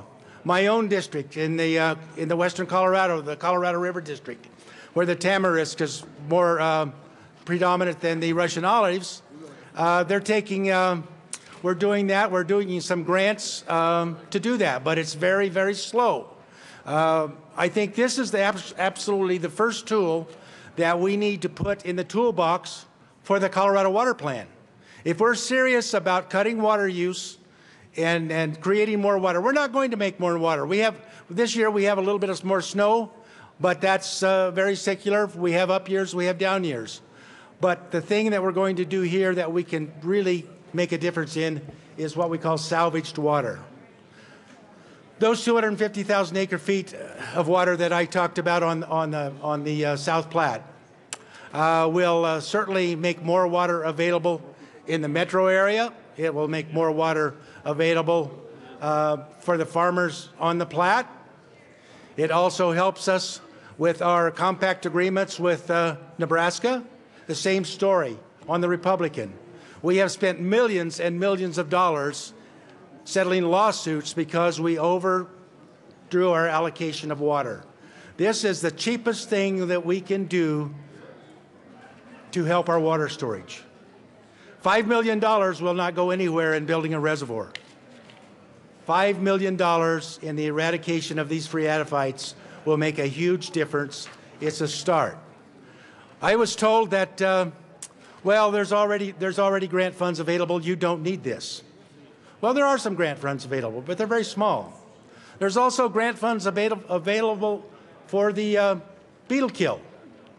And what we learned this summer or this fall, that if the beetle kill does not get any worse, with the money that we're spending in fixing that problem, in a mere 250 years, we will be even.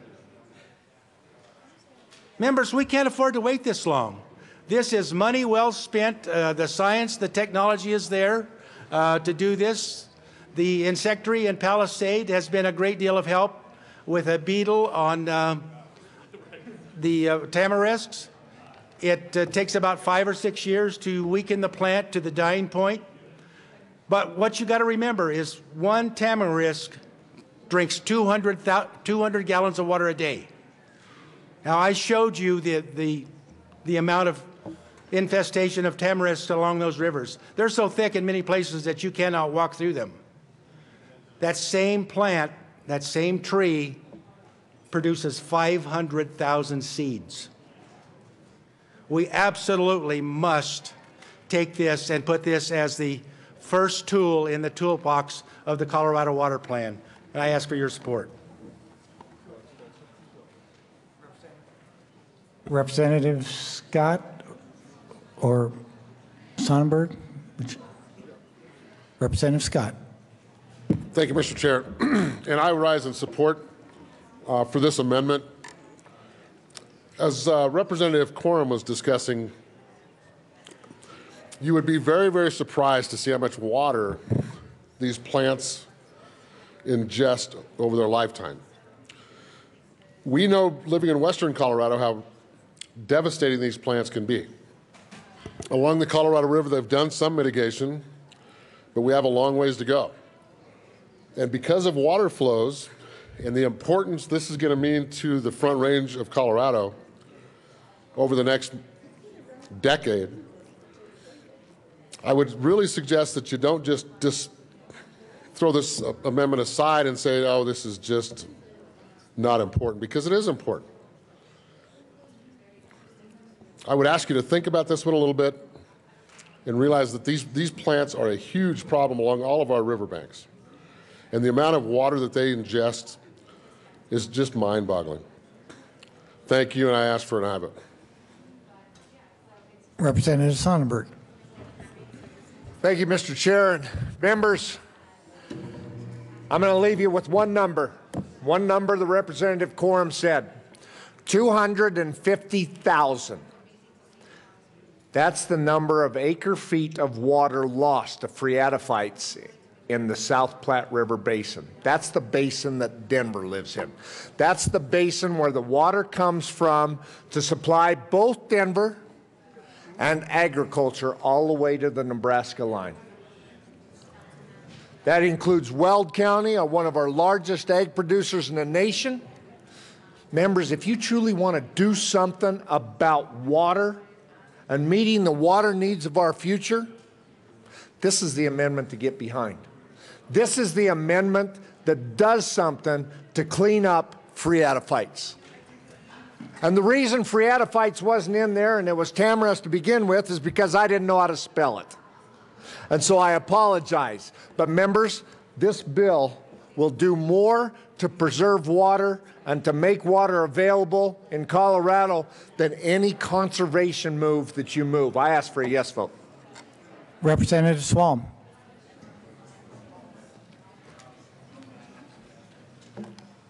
Thank you, Mr. Chair. I come back to the weed calendar that I picked up just today. And in fact, as was discussed in that last amendment, the state does categorize weeds into class A, B, and C. And the tamarisk certainly falls into that category, one of those categories. So it's on the list that the state is willing to target.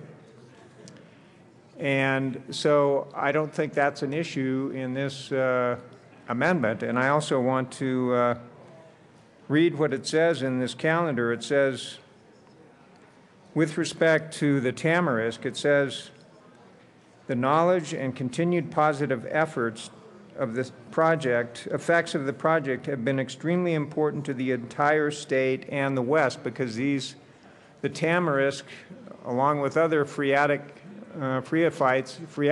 have been spread all over the state. So I think this is a great amendment, and I urge a yes vote. Is there any further discussion? Oh, I'm sorry, Representative Holbert. Thank you, Mr. Chairman. I ask us to please be attentive to Representative Quorum, Representative Sonnenberg, the folks who have ag experience in dealing with phreatophytes. And I just learned that word this morning, but I do know Russian olives. As just a suburban homeowner, my wife and I did purchase a property back in 1992, I believe, and we were so excited because there were so many mature trees on the property. And that's when I learned about Russian olive trees. They smell bad, they've got thorns on them, they suck up water, and if you listen to the concern along the South Platte Basin, I mean, it's huge volumes of water. If you cut down a Russian olive tree, you can't really burn the wood because it's like burning a sponge or cork. You can't make anything out of it. They were introduced into Colorado, as I understand, because they actually will grow here in our climate and provide some ground cover and shade, but it's a plant, it's a tree that we need to be responsible about because now our greatest concern is water. So if we have an introduced tree, it's not native to Colorado, that is just sucking up hundreds of thousands of acre feet of water for absolutely no use. It's truly wasted that goes into growing trees that we don't want and can't use for any other purpose. This is an outstanding use of those funds, and I ask you to support this amendment. I think it's imperative that we listen to the folks who have the experience in the ag community because that's water that could go into the ground to grow food. And that is another critical need for our state. I ask you to please support this amendment.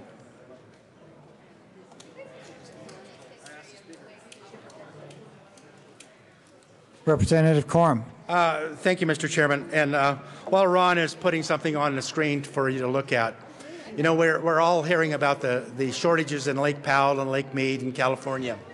But studies have shown that the control of these phreatophytes in western United States will save between 2 and 4.5 million acre feet of water.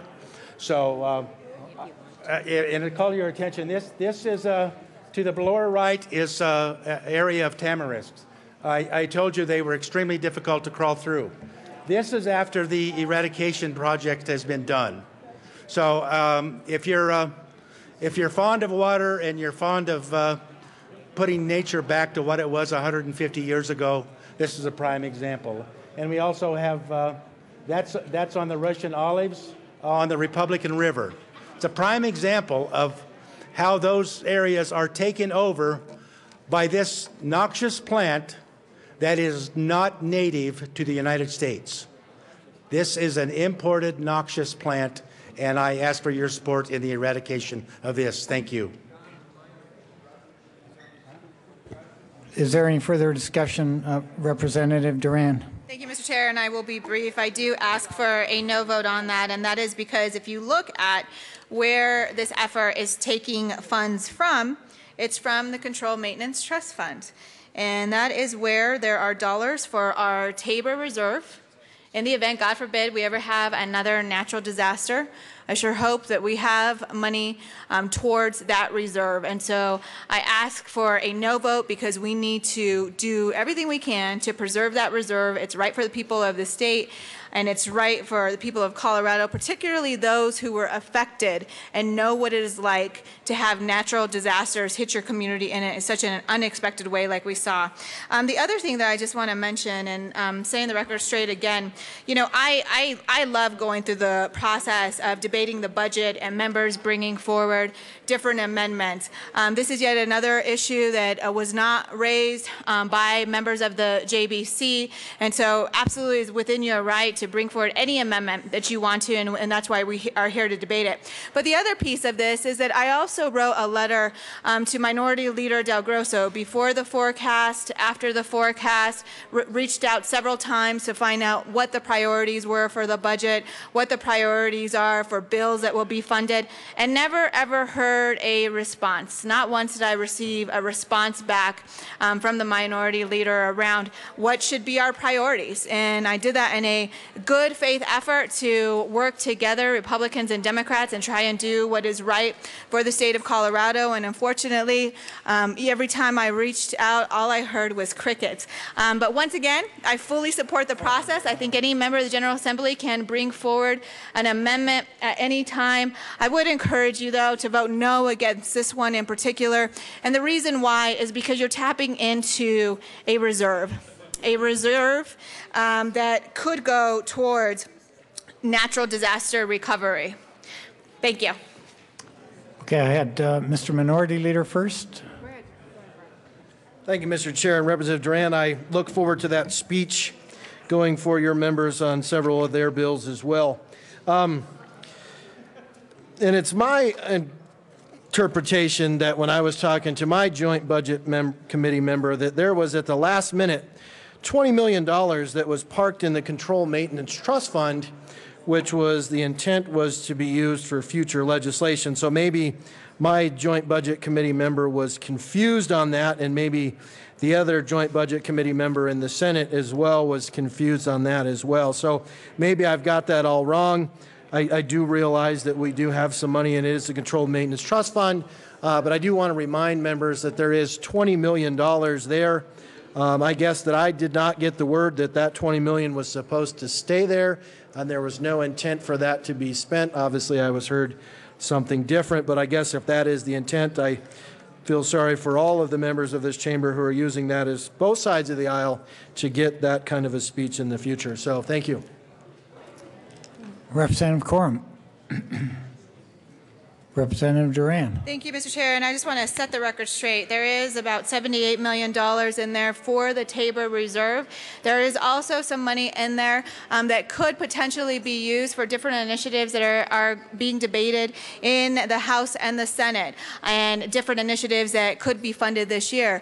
Once again, though, it goes back to the topic of, we really, or at least I, as, first year being chair, really tried to work across the aisle as much as possible. And so we sent a letter before and after the forecast to try and figure out what the priorities are. But don't get it twisted, because that Controlled Maintenance Trust Fund has about $78 million of money for the Tabor Reserve. The Tabor Reserve that will be used to deal with any natural disasters in the future. Representative Quorum.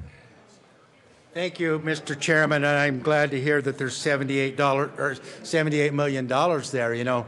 We're all talking about what would have and what could have. I personally do not believe that we will be needing those funds. On the other hand, I thought the Denver Broncos would beat Seattle too, so you never know. But the fact is, this is $5 million that is used to put in the toolkit to help solve our water problems for all of Colorado, not just rural Colorado. I had a drink here today out of the water tap. I believe that water came from, some of it perhaps came from my area. But the fact is, this is money well spent. This is money that you're going to spend on preserving the environment. Do I need to show you those photos one more time? This is $5 million used to help enhance and preserve our environment. I think it's a good vote. Ask yes. Representative Giroux? You're on the list? Okay. Representative McLaughlin. Thank you, Mr. Chairman. I am from the district contiguous to Representative Quorum. I have observed what tamarisk and other pests of this type have done to the water on western Colorado. I know it's the same situation in the eastern Colorado throughout the state. I think we need to eradicate this. I'm not real excited about where the money's coming from, but I believe it's something that should be done, and I would support this amendment. Mr. Minority Leader. Thank you, Mr. Chair. And maybe somebody of the Joint Budget Committee could answer this question for me. How much money right now is sitting in the Controlled Maintenance Trust Fund? Is it 78 or is it 98? Representative May. Thank you, Mr. Chair, Mr. Minority Leader. It's 98. So when you're looking at your narrative book, for those of you who are confused, on page 254 are the list of bills that were set aside that we looked at as a priority for the House, which is why they were referring to, and in there, there's a number of bills around water. So when you go through this process, you look at 1002. It happens to fund water infrastructure, national disaster grant. If you go to the trunk radio system, that helps public safety across Colorado. So there's a variety of things that do a variety of different things. So that's the answer to your question, which you knew. So with that, do you have another question? I do.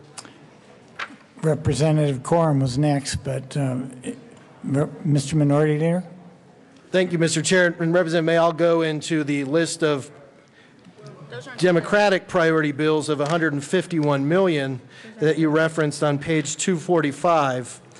But to answer to Representative Duran's question, where she said that somehow that we're trying to protect the reserve of $78 million. Well, it's been a while since I was in math class, but if there's $98 million in there now, and this amendment were to pass, and that would take $5 million out, that would still be $93 million. So $93 million and $78 million. So I guess I'm trying to figure out how the passage of this amendment affects the reserve. So we've been told for the last 15 minutes that we can't vote for this bill because it's going to violate the process or somehow spend down the reserve. Well, to me, there's $20 million extra beyond the $78 million for the reserve for the disasters and everything else that we heard. So I guess maybe somebody can explain to me, if we take the 5 out for Representative Coram's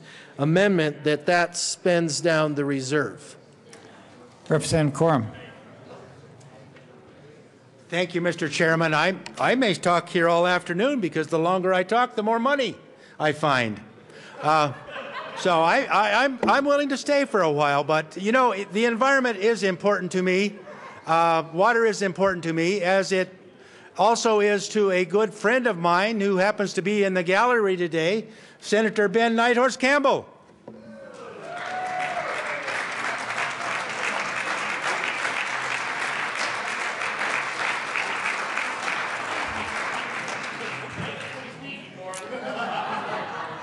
Any further discussion of J063?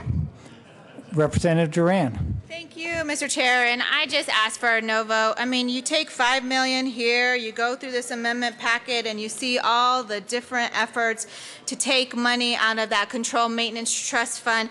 And I'll tell you one thing, Minority Leader Del Grosso, with all the amendments that even you personally have your name on, if we did all of those things, not only would we go beyond that $20 million, we would go well into the dollars for the Tabor Reserve and to make sure that there's not natural disasters, or not, excuse me, and we would confirm that we would not have a reserve to deal with any natural disasters that would come up. So if you actually look at all of these different amendments, we are well into that Tabor Reserve. We'll debate these amendment by amendment, but I think at some point we have to decide what are our priorities. What are our priorities? We do not have an infinite amount of resources in the state of Colorado, and because we hoped to work together in a bipartisan way, that is why I reached out to Minority Leader Del Grosso prior to the forecast, after the forecast, and said, what are your priorities? Let's have this conversation and let's come up with something where we can decide together on what those priorities are. Unfortunately, all I heard was crickets, but if you look at all of these amendments, and actually some of the bills that are still looming out there, there's absolutely no way that we would be able to avoid tapping into that Tabor Reserve in the event that there's another natural disaster in the state. Representative Giroux. Thank you, Mr. Chair. Members, listen up. If you were just listening to your Joint Budget Committee chair, what she told the minority leader is that he had his chance to tell her what he wanted, and all she heard was crickets. I'll tell you right now, you have every right, every opportunity to offer any amendment that you want. You followed the rules. If you follow the rules, you get to offer amendments. We have never had a situation where a Joint Budget Committee member would pull their name and support off during second reading. If questions are not answered by the Joint Budget Committee, I'll pull my name off. If there is not due respect given to everybody in this assembly, I will pull my name off. There is no reason that any of you should be insulted by snide comments by any member of this assembly. Yes, Mr. Chair? Just bring the Thank you, rhetoric Mr. down a Chair. little And bit. I appreciate it. I apologize, Mr. Chair. But I'm serious about this. This is your budget. You get to decide what's in this budget. It's not a committee of 6 that writes the budget for you. When Colorado became a state in 1876, there was a very strong anti-federalist feel in the state. We had just recovered from the Civil War. The people of Colorado that were a part of the Wyoming Territory did not trust federal control. So when we wrote our state constitution, the Constitution said the people of Colorado will write the budget. That means the legislators will write the budget, not the governor, and certainly not 6 members in a committee that sit across the street. This is your budget. You should speak about it. This is your day. You offer any amendment you want. And we better not be rude to you, because you won't have a single Republican on this bill. Mr. Speaker? Serious. Thank you, Mr. Chairman. And I was in my office. I heard the comments from Representative Duran, from Representative Giroux. I just want to take some of the heat out and just explain and talk about, I think, what Representative Duran was saying, and also acknowledge what Representative Giroux was saying as well. So we as a General Assembly back, I believe, in 60s, I'm looking at John, trying to see John Ziegler. 60s, sometime in the 60s we created the Joint Budget Committee? 1959. 59, okay. 1959, I was off by a year. I wasn't born, I wasn't even close. So I know some of you were. Okay, let's not get into that. We created the Joint Budget Committee to help the General Assembly deal with the budget process. And I am really proud of the Joint Budget Committee.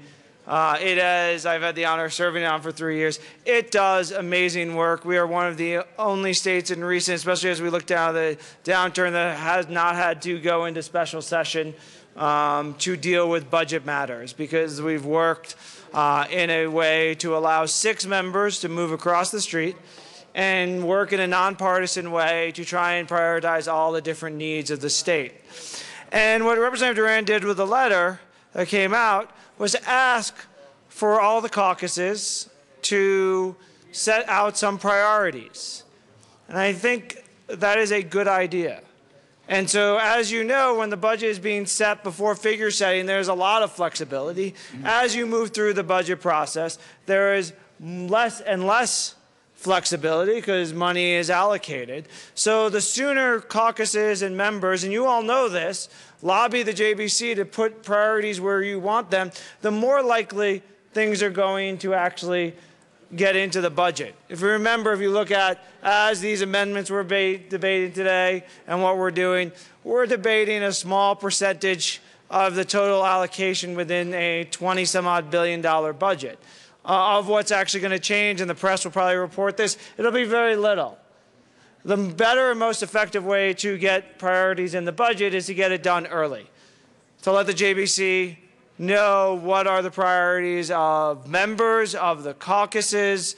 My caucus responded to Representative Duran's comments. I know the Senate Democrats did as well with our priorities. And so, some of those things are reflected. Not everything we wanted were reflected, of course. But it's about trying to set priorities as we go through this process. And then Representative Giroux is exactly right.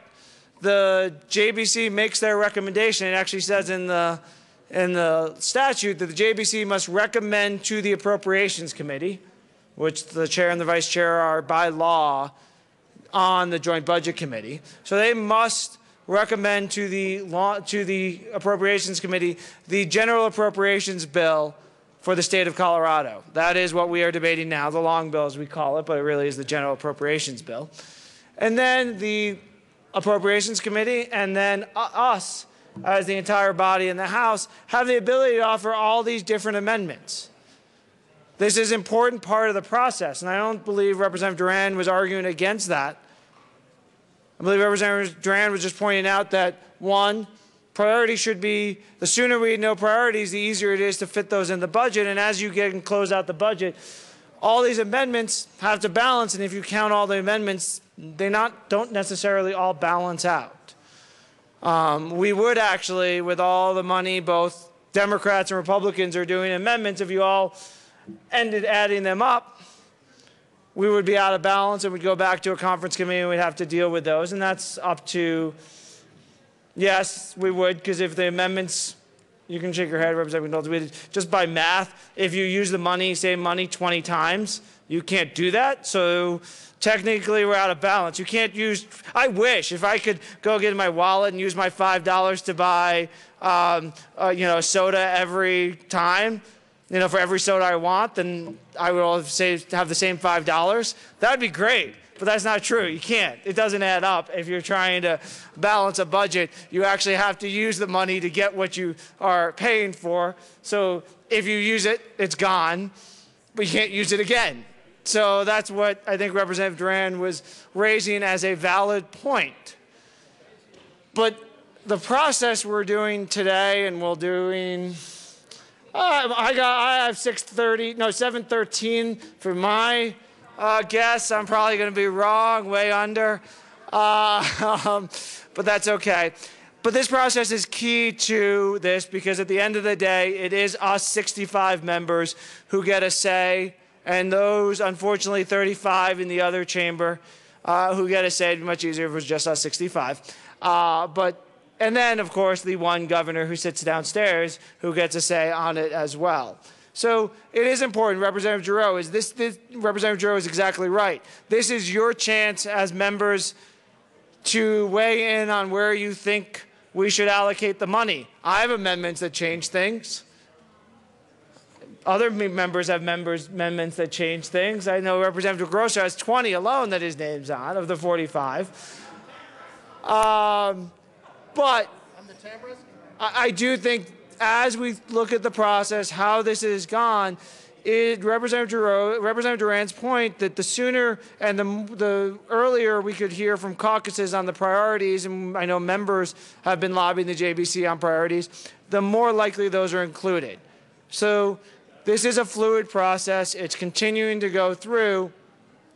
I know we get heated down here, but I will say, we have 3 members in this chamber, 3 members in the other chamber who do amazing work at the Joint Budget Committee. And hopefully we can move through this debate in a very respectful manner. While we have disagreements, and even members on the Joint Budget Committee have disagreements, we can all agree that, at the end of the day, we're going to come out with the best possible budget that a majority of us will agree to. And my hope is we get it in a wide bipartisan support for a budget that really does put priorities throughout the state. Mr. Minority Leader. Thank you, Mr. Chair. And our point was that we are debating J038 or whatever it turned into now, J063, and whether or not there was $5 million in the Controlled Maintenance Trust Fund. And we heard that this was going to somehow take money away from the Tabor Reserve. And I simply did a little bit of math and tried to say that there was $20 million extra above that reserve. And I would beg to differ a little bit with the Speaker in the fact that this is a balanced budget and that all the money has been accounted for. And so if we make any change, that somehow throws it out of balance. I will just call everyone's attention to page 245 in your, whatever color this is, lavender narrative book, there's $151 million worth of placeholders for bills that are in there. But if you actually pull out House Bill 1336, and I know we all went home at night and we pulled this out and read through this, you will not notice that those $151 million are anywhere in the budget. Those are just placeholders. This is a narrative as to what the members that put together the budget, their priorities are. But there is $151 million that has not been spent. These bills, none of these bills have been voted on, passed appropriations, been in the House and the Senate, and have become law. So there is an extra $151 million that has not been spent. And so when we want to talk about how there is no more money, we have inappropriate to talk about spending any more money, and potentially an amendment that's 20 or 30 bills down the road might actually spend some of that money. That is not what we are doing. Right here, right now, we are talking about J063. And the question is whether or not you want to pull $5 million out of the Controlled Maintenance Trust Fund to put money in there to address this problem that Representative Corum and Sonnenberg are trying to address. So we've all debunked the fact that this will take money out of the Tabor Reserve, and so that is simply what we're talking about. Do we want to take it out of this extra $20 million? I urge an aye vote. Representative Corum. Thank you, Mr. Chairman. Mr. Speaker, I saw you trying to put a date on adjournment here tonight, and if you will give me a solid date, I assure you, you will be wrong. But anyway, Mr. Speaker. Thank you. I can assure you by 11:59 on May 8th, we will sine die. Representative Corum. I will drop 1 minute. Thank you, Mr. Chairman. I think we will be out before 11:58. So, but whatever. Bring it back to this is a problem for all of Colorado. It's a water problem. It's an environmental problem, and it's $5 million of very well spent money for your constituents. I ask for a yes vote. Is there any further discussion of J063? Seeing none, the question before us is the adoption of J063. All those in favor, please say aye. Aye. All opposed, say no. No. The noes have it. J063 is lost. Representative Lee.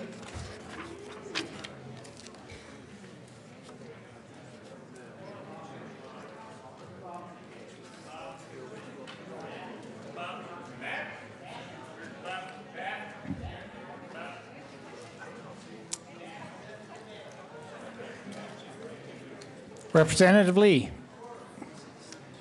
Thank you, Mr. Chair. I have Amendment 004 J027 and ask that it be displayed. Okay. Okay, Amendment J027, also known as Amendment 4, is properly displayed and moved. Please proceed. Thank you, Mr. Chair.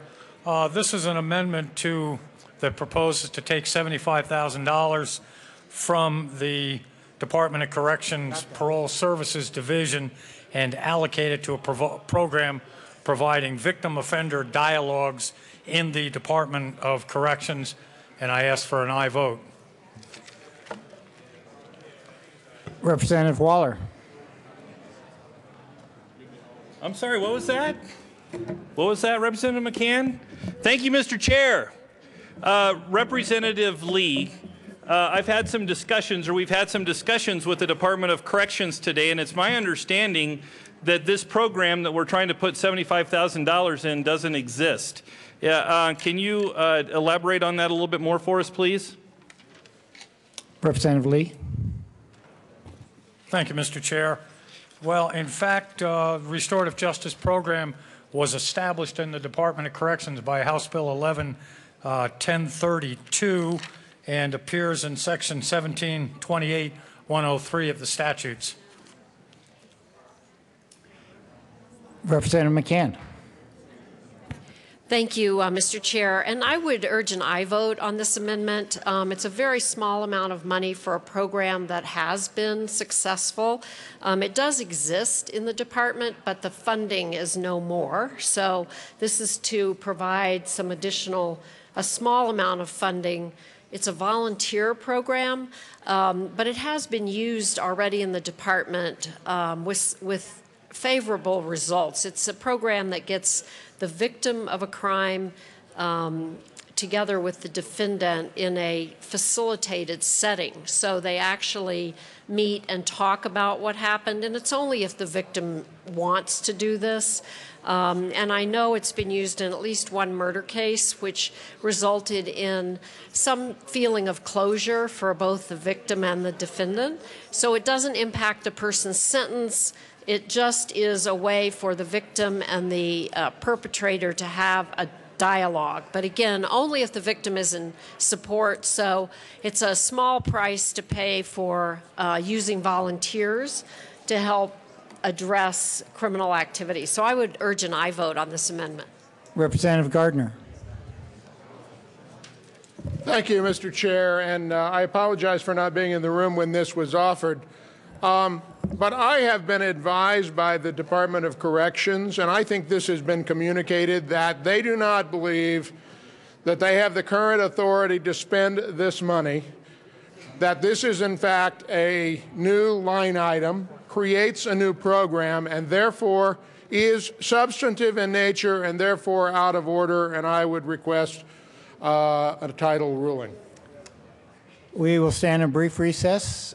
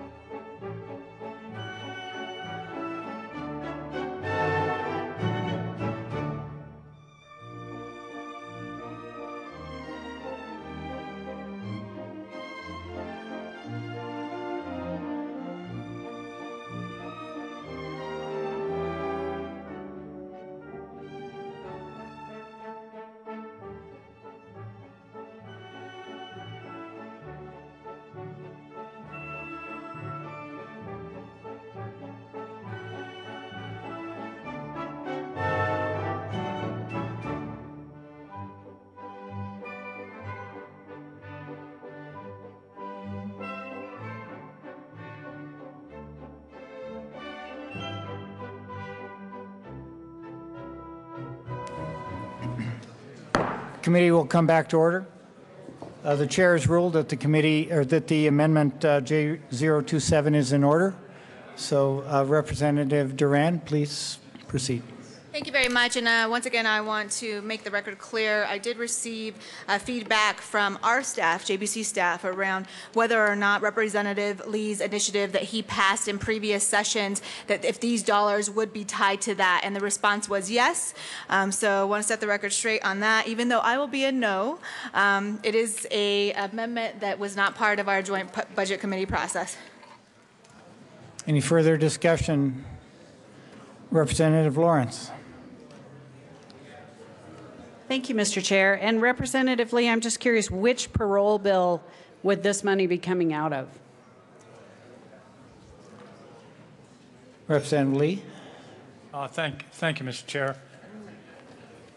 The budget package mentioned up there on the screen shows in the Department of Corrections some $8.4 million for parole services, and that's the source of the money. Okay. Representative Gardner. Excuse me, it's a placeholder. Thank you, Mr. Representative Gardner. Thank you, Mr. Chair. So this is a placeholder. In fact, I am quite familiar with this bill because I, along with Representative Kagan, have been asked to carry this bill. But in essence, it would seem to me that it is incumbent upon my friends and colleagues in the Joint Budget Committee to defend their budget and to oppose this and ask for a no vote. And I hope you would do so, because this is a raid on a bill that has not even happened yet. which strikes me as rather unusual, Representative Lee. And I would like to know just how much of this $75,000 will go to restorative justice practitioners in El Paso County? Representative Duran. Oh, thank you, Mr. Chair. You know, I am not going to get up here and point out or question anybody's motivations because I just don't think that that's right for the debate that we are having right now. However, Representative Gardner, it's my understanding that you may be the person who's on this bill because what the Joint Budget Committee ultimately did is there were several different initiatives that came forward to the department asking us for parole reforms, and we actually thought that the Joint Budget Committee is not all powerful, that there may actually be some other members of the legislature that have more expertise when it comes to these issues. And so instead of making those decisions ourselves, what we said is, you know what, we should allow the judiciary committees and members of this General Assembly who have more expertise to look at these issues further, and instead of coming up with our own bill and deciding issues that there may be other members who have expertise, that we would instead do a placeholder. So that is why the placeholder was in the long bill. Now the question was asked, what is the story? What bill hasn't been introduced yet, and so forth. So I just want to make it clear and give you the background as to what the Joint Budgets Committee decision was about, and that's why we did the placeholder. Ultimately, I am against this amendment and encourage you to vote against it as well. Representative Giroux. Thank you, Mr. Chair. Well, now I'm confused. I can't tell, Madam Chair, are you supporting the amendment? And where is the placeholder that you're talking about? Because I've slept since we closed the long bill, but where? Because I would, honestly, members, I would never support pulling money out of parole, particularly after the death of Director Clements. So I'm not quite sure are you talking about us taking money out of parole to do restorative justice? And is this is one of the placeholder bills? Representative Duran. Thank you, Mr. Chair. And Representative Giroux, I would encourage you to look at page 257 of the narrative and specifically look at parole programs. There was, and just to refresh your memory and set the record straight, the department came to the Joint Budget Committee with several ideas about parole reform in the state of Colorado. And what the Joint Budget Committee decided was it was better to do a placeholder for that bill and allow some of the experts that we have in this room and some of the experts that we have over in the Senate to be able to work on that issue. And so what we ultimately did was a placeholder. But we actually thought, Joint Budget Committee, we're just all not as powerful as people think. And in fact, there's other people in this legislature that should be a part of that, including, to my understanding, Representative Gardner. Representative Gardner. Thank you, Mr. Chair. Well, members, as Representative Duran says, if you turn to page 257 of your purple, lavender, whatever color that is, book, you will see that there's a House and Senate bill number pending, and there's a placeholder for this amount of $8.4 million. And the program, which will be the subject of a forthcoming bill, is for pre-release services, regular parole, intensive supervision parole, and sex offender parole. And the bill may make associated statutory changes. Now, what the proponent of this amendment is proposing to do, and it's not wrong in the sense of the procedures of this body any more so than having a placeholder bill, is to raid that money in advance of bill passage. Now, it seems to me that perhaps this is about, I guess I want to ask the proponent of the amendment, does this have anything to do with parole services, or is it taking $75,000 away from parole? Representative Lee?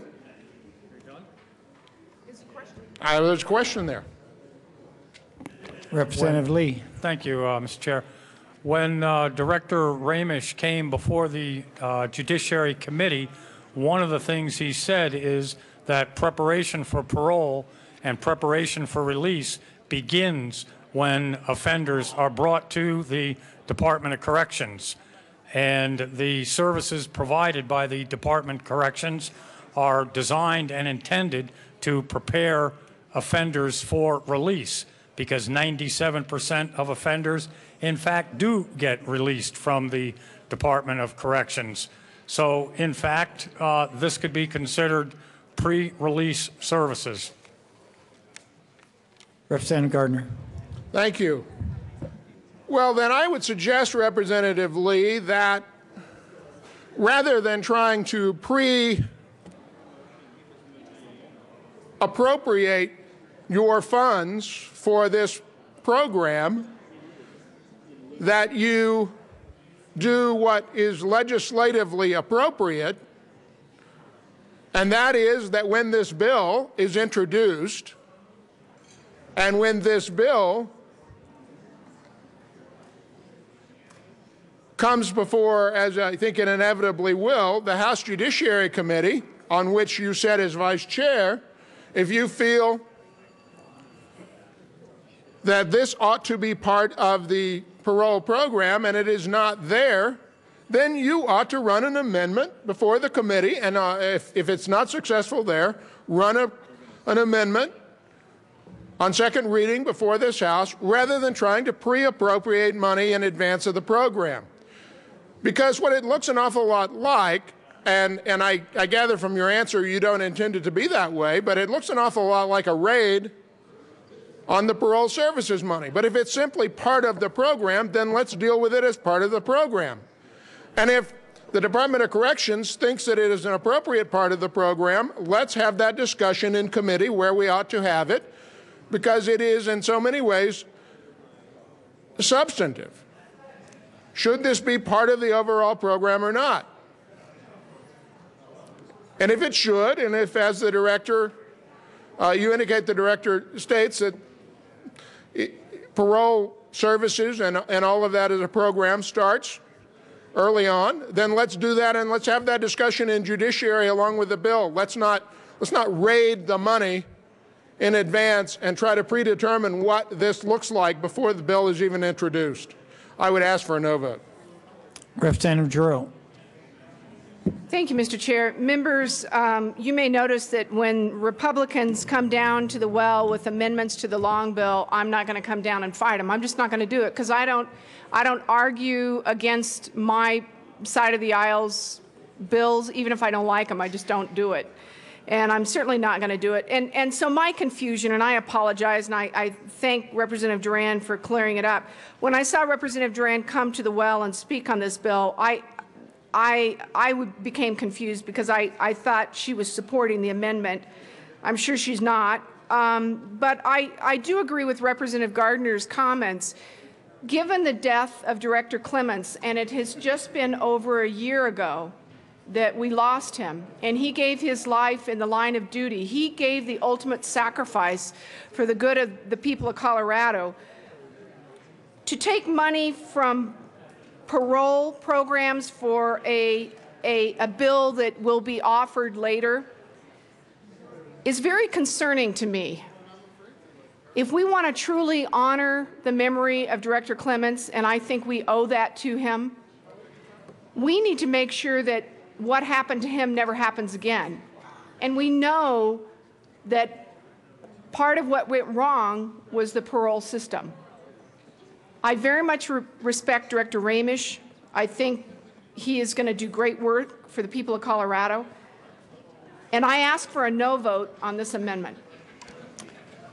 I had Representative May first, but she's not in the well, so Representative Murray.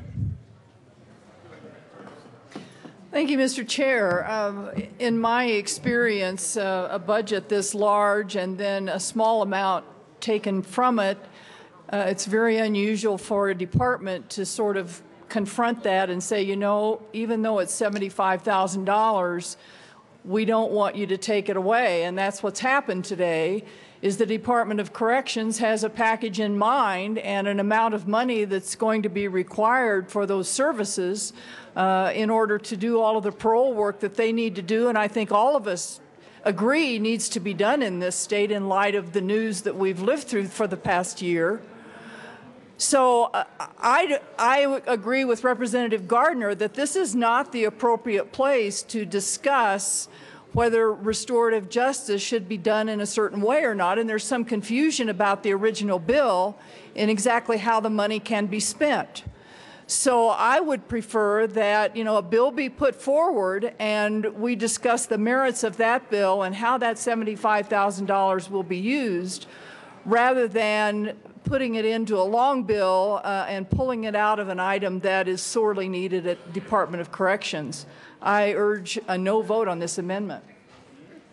Representative Lee. Thank you, Mr. Chair. I'd like to respond a little bit to Representative Giroux's statements. I view this quite honestly as honoring Tom Clements. I had a great deal of admiration and respect for him. And in fact, Tom Clements was the individual who I negotiated with to put restorative justice into the Department of Corrections.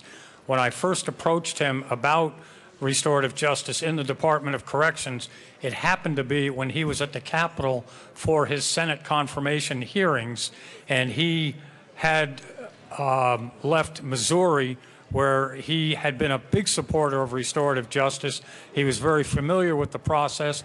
He was most eager to have it implemented into Colorado and supported the putting of a restorative justice program into the Department of Corrections.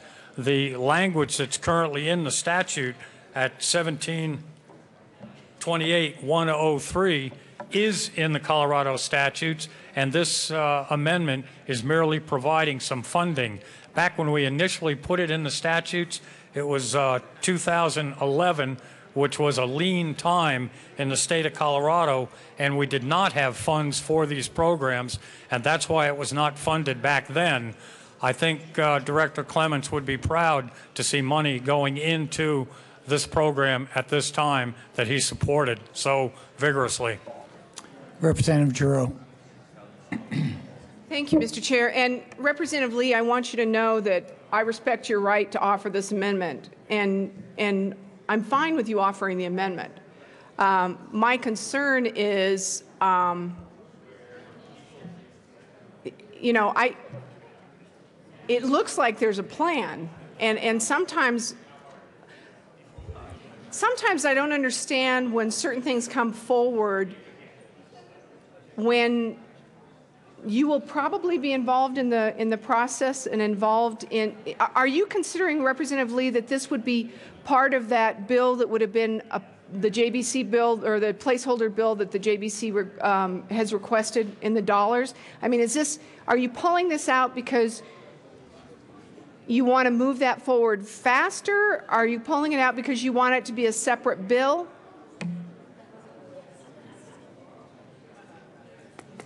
I guess I'm not going to get an answer. Representative Kagan. Thank you. Just Representative Giroux, along with Representative Gardner, I am the sponsor of the parole reform bill. I was a participant, as well as Representative Gardner, in the interim committee hearing where we discussed at great length with the Department of Corrections what to do to tighten up and improve the parole and reentry systems. And I should tell you that we have not planned for any restorative justice to be in that bill. So for clarification, that's the situation. Representative Giroux. Thank you, Mr. Chair. And Representative Kagan, I want to thank you for answering my question. I really do appreciate it because it was a sincere question. And if there is a plan, and it's a bipartisan plan across the aisle between Representative Gardner and yourself, and I'm sure you probably have equal partners in the Senate, I don't want to interrupt your plan. I ask for a no vote on this amendment. Is there any further discussion of J027? Seeing none, the question before us is the adoption of Amendment J027. All those in favor, please say aye. Aye. All opposed, please say no. No. The ayes have it. Amendment J027 is adopted.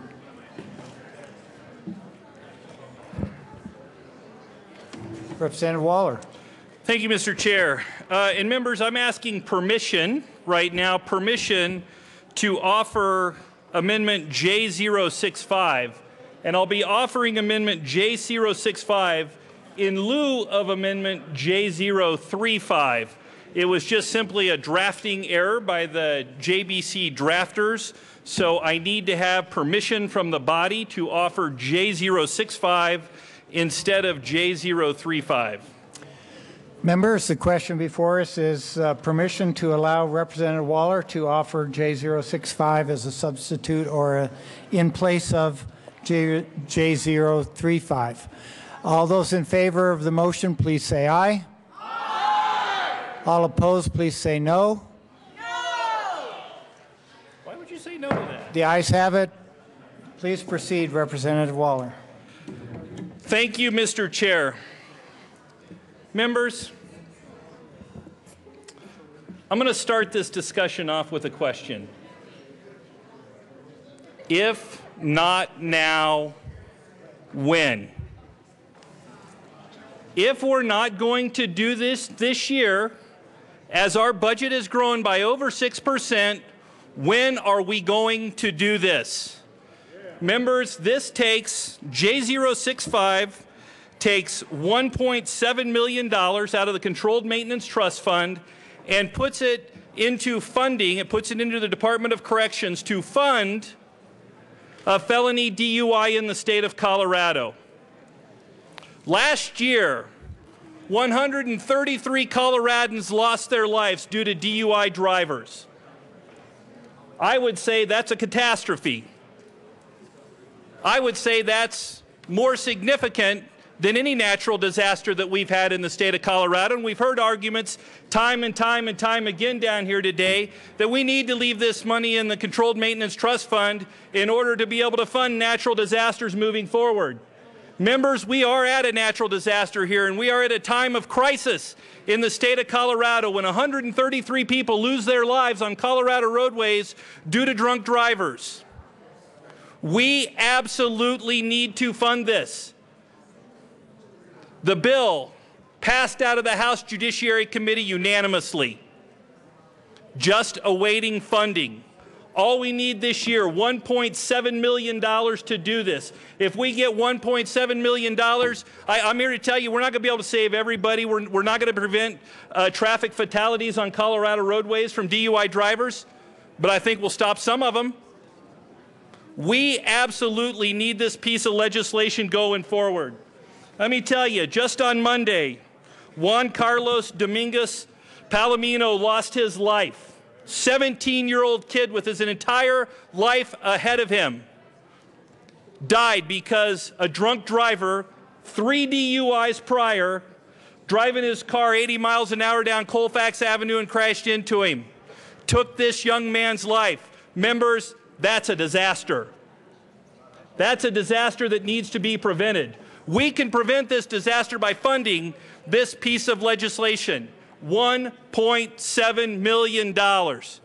Now, we've heard a lot about the crickets chirping, members. We've heard a lot about the process and the chair of the Joint Budget Committee reaching out to Republicans to say, can we fund this? Can we do this? I'm here to tell you, I did that.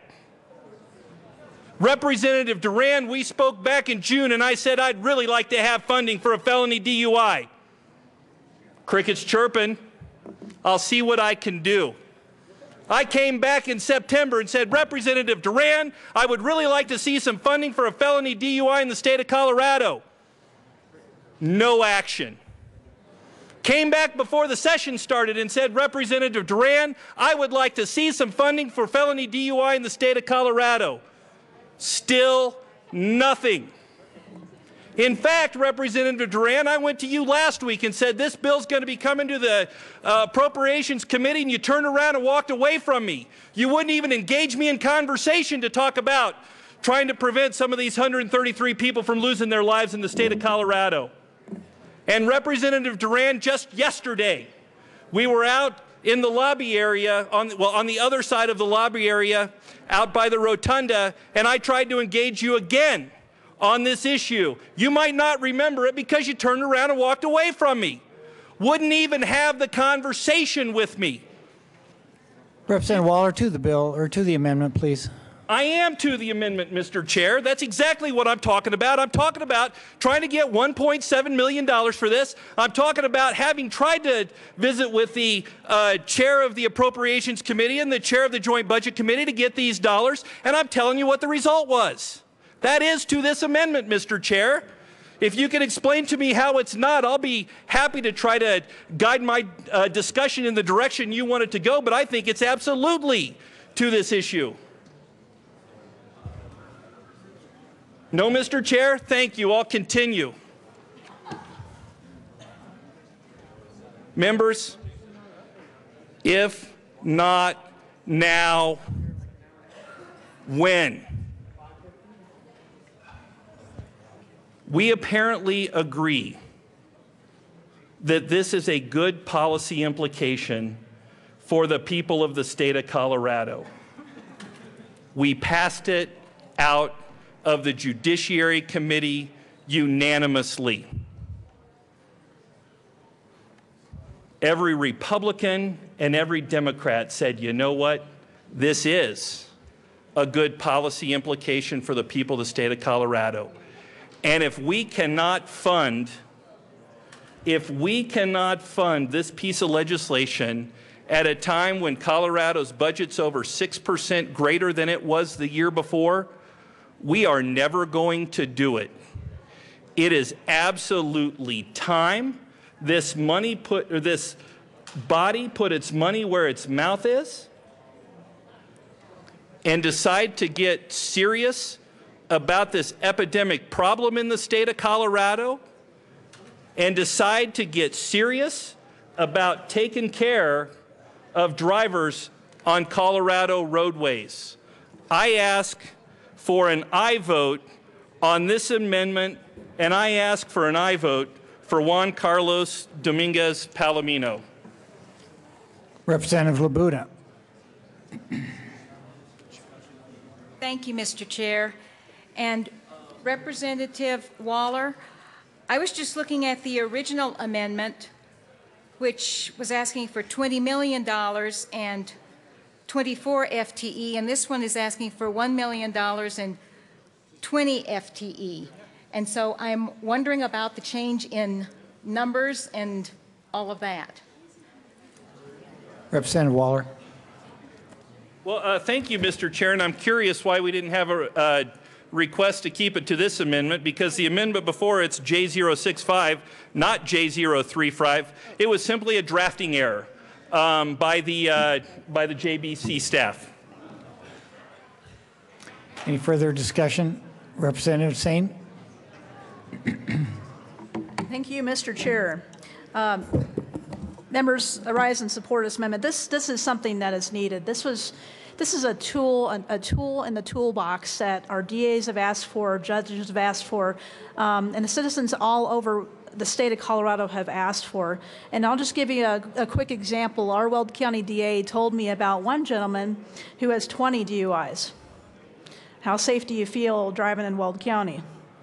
Now, this is a common occurrence, members, and Mothers Against Drunk Drivers have told us that before somebody receives typically their first DUI or DWI, they have driven drunk 80 times.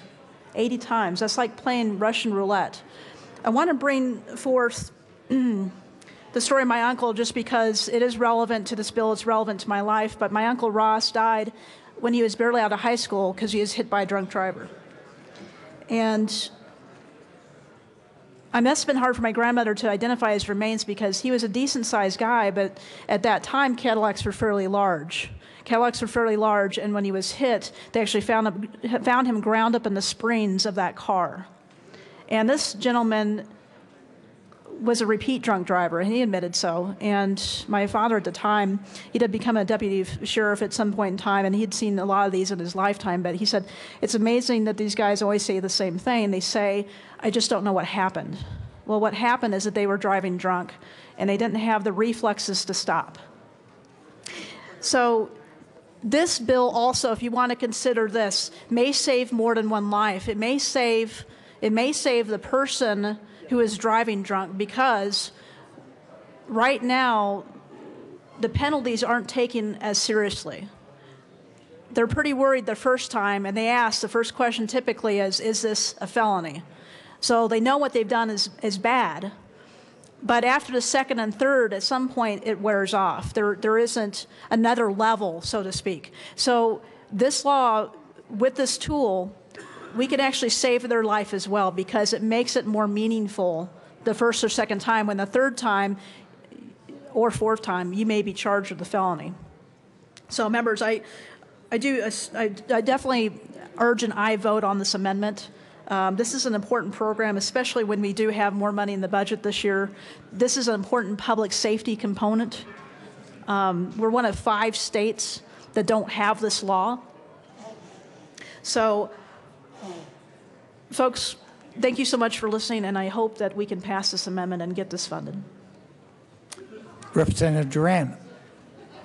Thank you very much, Mr. Chair, and I appreciate that impassioned plea for this amendment. And, you know, there's no doubt that there have been tragic incidences when there have been individuals that have chose to drink and get behind the wheel. And when I was in high school, one of my sister's best friends, who had not even graduated from high school yet, was hit by a drunk driver and ultimately lost his life.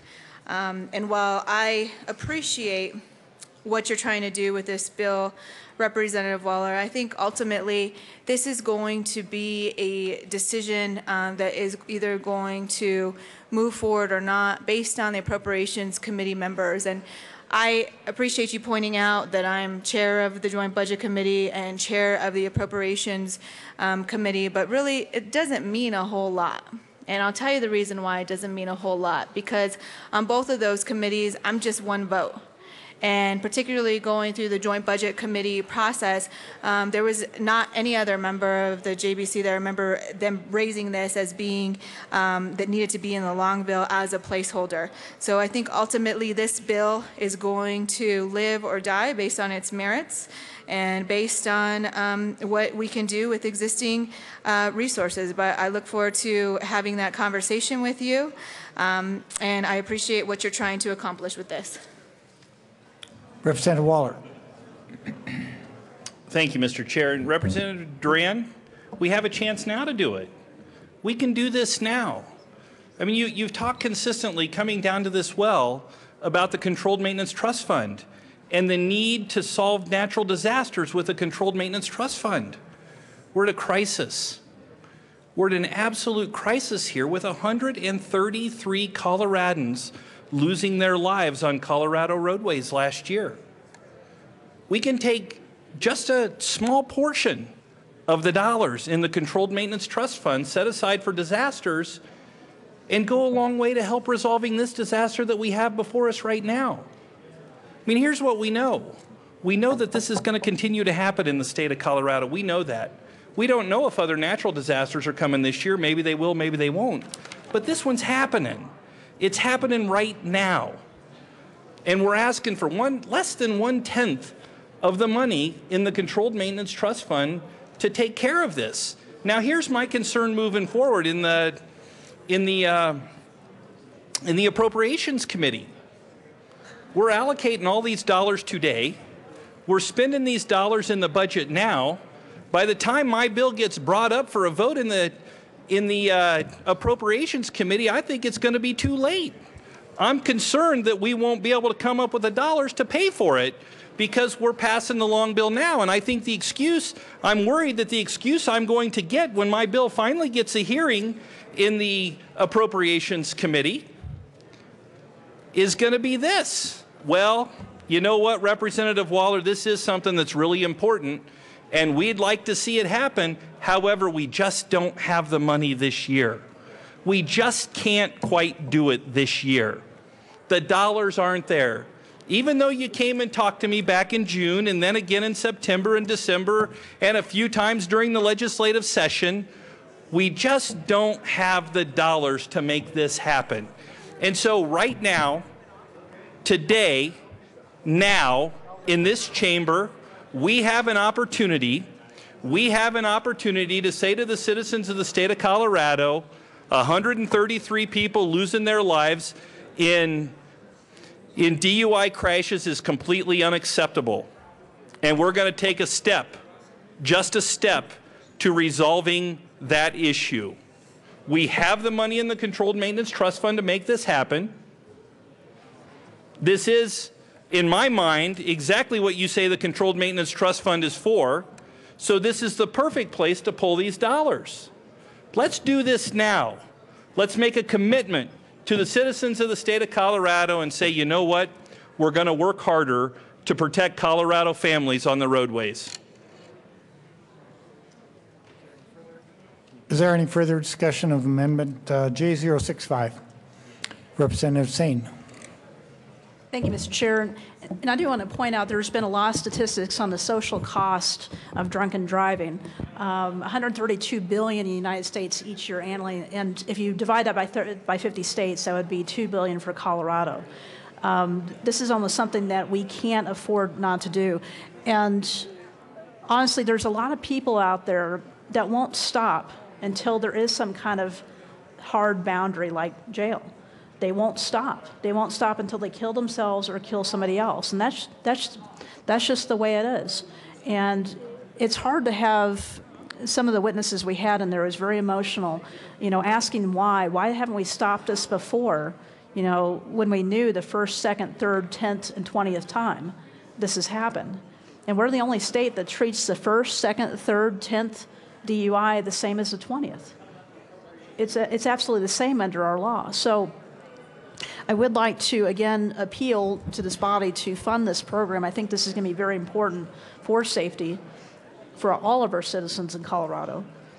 This is very important because this can save more than one life. It can save the life of the drunken driver as well as the potential victim. Is there any further discussion of J065? Seeing none. Oh, sorry, Representative McLaughlin. Thank you, Mr. Chairman. Members, I've been in a lot of courts and I've been in a lot of different legal proceedings in my life, and I think that we need to keep in mind that one of the best ways to defeat your own bill is to mistreat the other members of the House who oppose you. And also we need to step away from these personal attacks, especially the members of the Joint Budget Committee who are trying to do their jobs. And I support this bill, I support this amendment, but I do not do so because of the bellowing and the yelling and the screaming that is going on in this House. This conduct would not be acceptable in municipal court or for a parking violation. So I would ask that we raise the conversation, we raise the civility of this House, and I would also ask that you support Representative Waller's amendment despite some of his statements. Thank you. Representative Waller. Thank you, Mr. Chair. And Representative McLaughlin, I apologize I'm passionate about this. I apologize I'm passionate about protecting Colorado citizens on roadways. You're right, this isn't a parking ticket. No, it's not. It's a lot more than that. It's 133 people that lost their lives on Colorado roadways last year.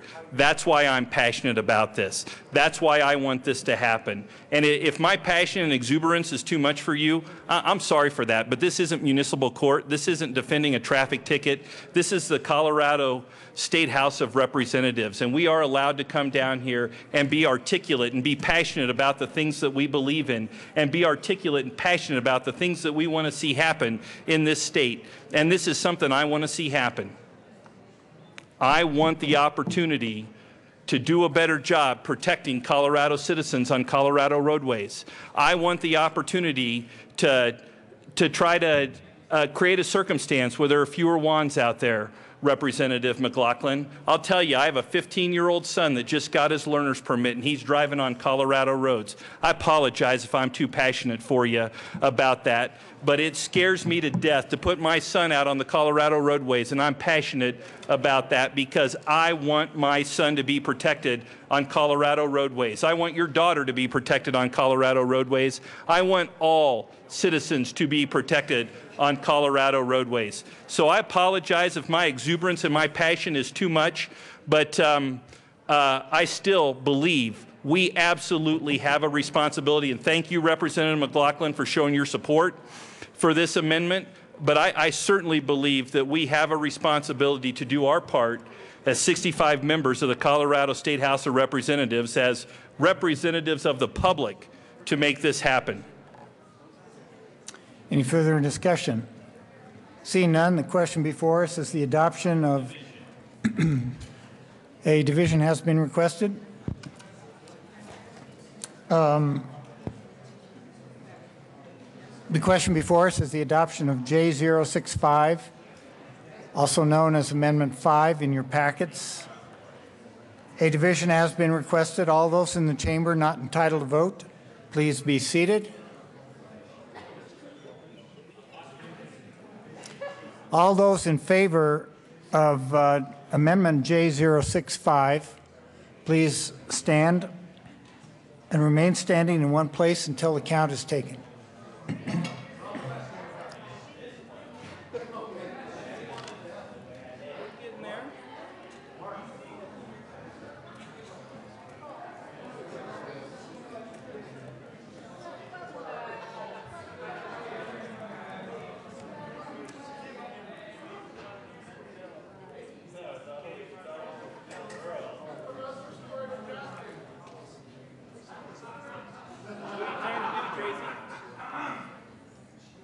Are you up or down? You're up. Come on.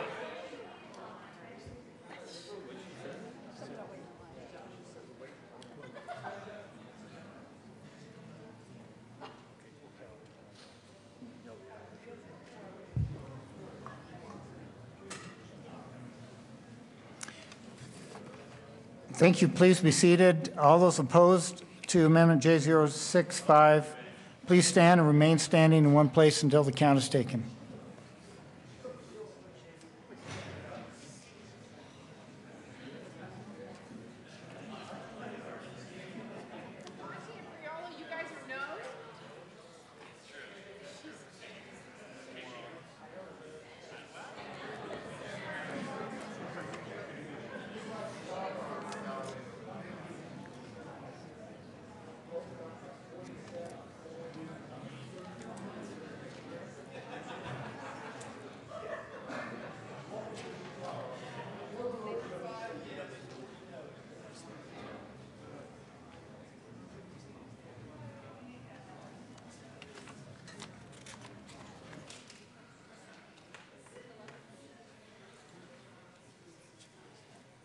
Amendment J065 is lost.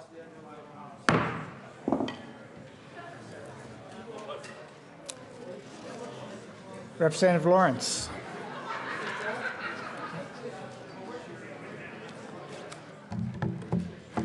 Thank you, Mr. Chair, and I move Amendment J061 in lieu of Amendment J041, and I ask for permission to move Amendment J061 in lieu of J041 because of a drafting error, and ask for your permission to do that.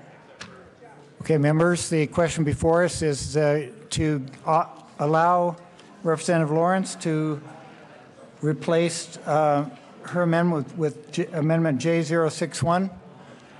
All those in favor of her request, please say aye. Aye. All opposed, no.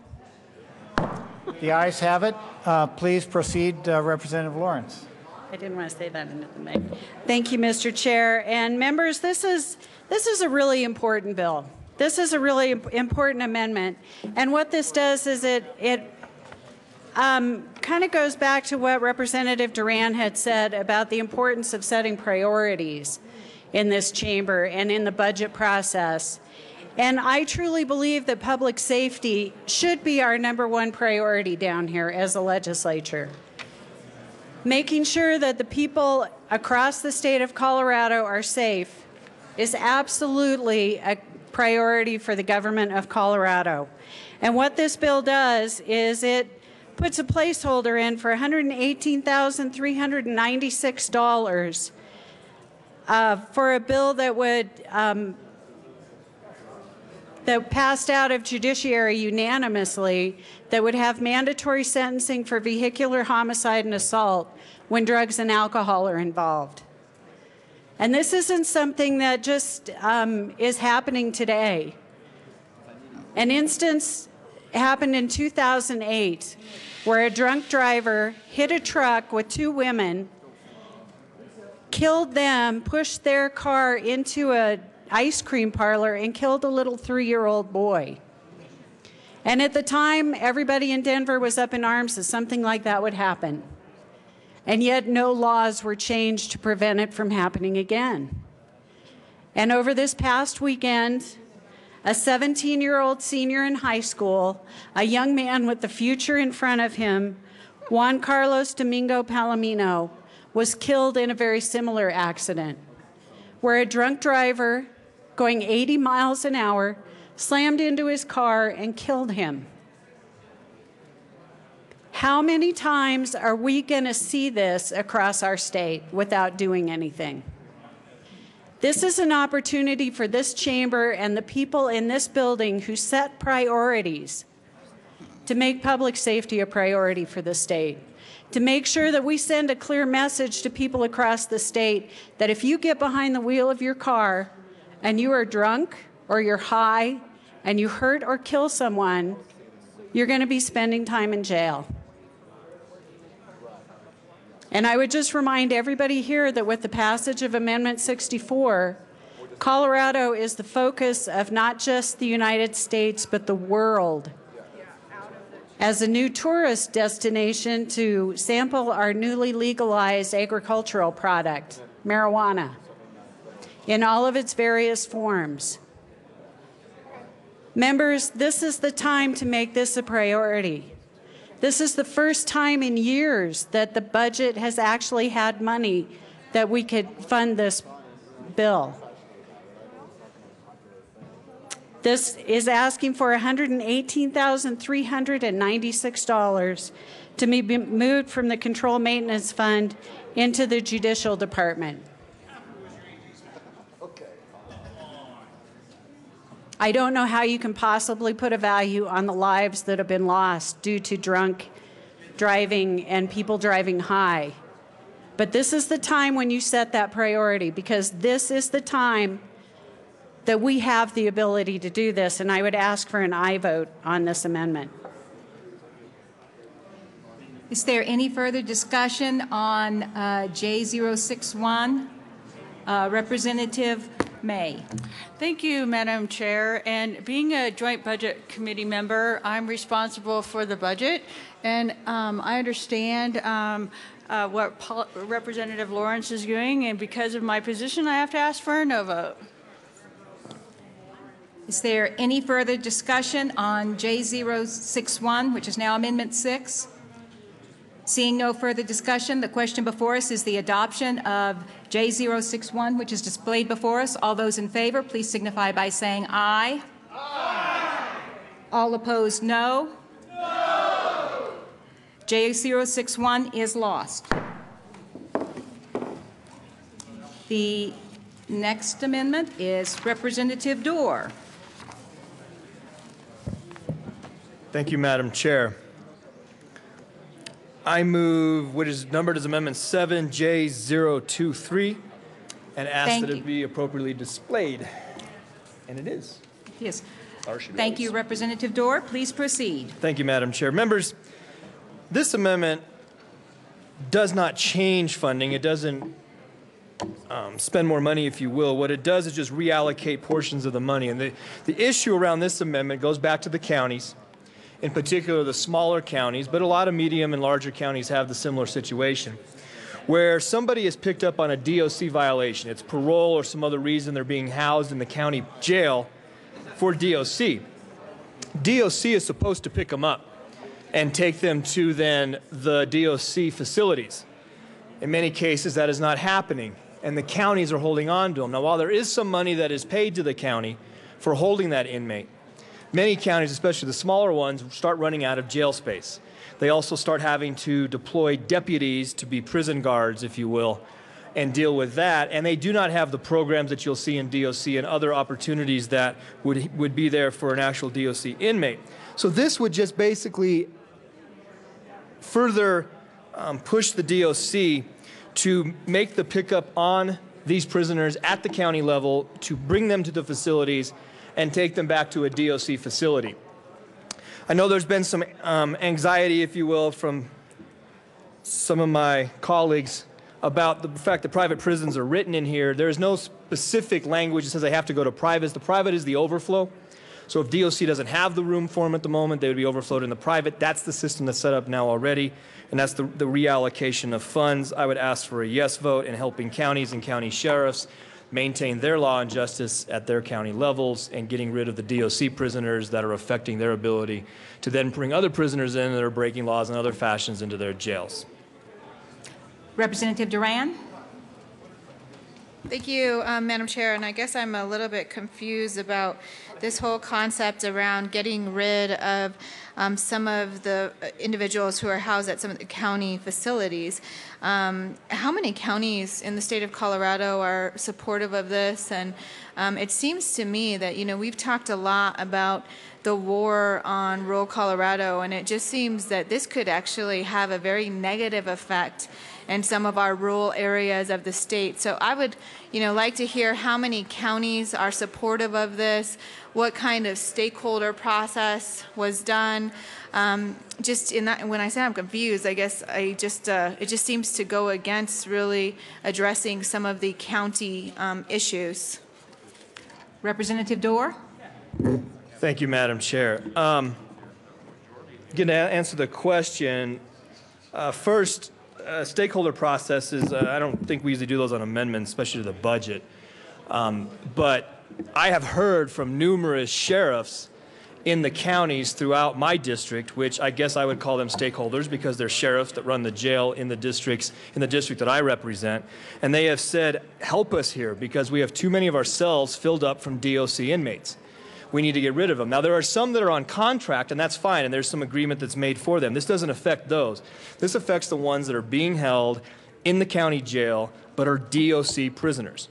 And we would help to hopefully accelerate the movement of them to the DOC facilities.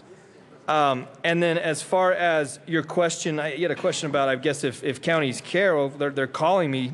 I guess that's enough to show that they care. So I hope that answers your question about that. This is, again, an issue for rural Colorado, and I don't see how this would in any way injure these counties. Representative Duran. Thank you, Ms. Chair, and while, Madam Chair, and while I appreciate you standing up for your particular area and trying to do something that will benefit your area and possibly your area only, this is going to affect counties across the state of Colorado. And when we think about what we're doing down here and bringing forward different amendments, it is always good to find out, well, how do all the other counties in the state of Colorado beyond your particular county, how do they feel about this? And do they think that there could be a negative impact to this? You know, it's amazing how we go through these conversations and it's like, oh, wow, this is good for my county, so it must be good for the rest of the state of Colorado. I don't attribute to that kind of, and I don't subscribe to that type of, I think, thought process. So with that, I would ask a no. It's also not part of the Joint Budget Committee package. Representative Giroux. Thank you, Madam Chair. Members, if we only budgeted items that were only good for all of Colorado, most of the budget would be gone. There are several actions that are taken down here by representatives and senators that benefit their districts. That's why you were elected, is to come down and benefit your district and represent your constituents. As far as doing some sort of a poll of who approves of what your amendment is and who doesn't approve of your amendment, let me remind this body that there is no litmus test. You do not have to perform X, Y, or Z in order to offer an amendment. You are allowed to offer an amendment on anything you deem appropriate. It is legitimate, and it should be respected by the Joint Budget Committee and this body. Vote your conscience. Is there any further, Representative Dorr? Thank you, Madam Chair. Again, I ask for a yes vote on this amendment. This is going to benefit, frankly, it's going to benefit a lot of counties throughout the state of Colorado. Adams County can be benefited. Any county that has a jail will find a potential benefit from this amendment. We just saw an incident in Jefferson County where a prisoner was released incorrectly, supposed to be picked up by DOC, and he was released before DOC even got there, because these counties are having to deal with DOC inmates all the time, more than they should have to. There should be a more streamlined pickup. I talked with DOC. They're going to try to do that. This is putting sort of a bigger message out there for DOC to say, yes, let's do that, and let's make an emphasis on it. I ask for a yes vote. Seeing no further discussion, the question before us is the adoption of Amendment J023, which is known as Amendment Number 7. All those in favor say aye. All those opposed say no. No! The noes have it. Amendment Number 7 is lost. Representative Salazar. Thank you, Madam Chair. I move Amendment 8, otherwise known as J.015, and ask that it be displayed.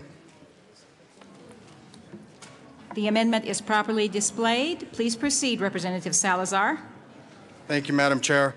The purpose of this amendment is to move $500,000 of the general fund from private prisons and put them into put the $500,000 into homeless prevention programs in the Department of Local Affairs. I ask for an aye vote. Representative Giroux. Thank you, Madam Chair. Members, I spent a lot of time on this amendment. It reminds me, I spent a lot of time down at the Denver Rescue Mission when we're not in session, and I volunteer down there serving meals. And I truly believe that the Denver Rescue Mission does great work, and we do have an issue with our homeless population.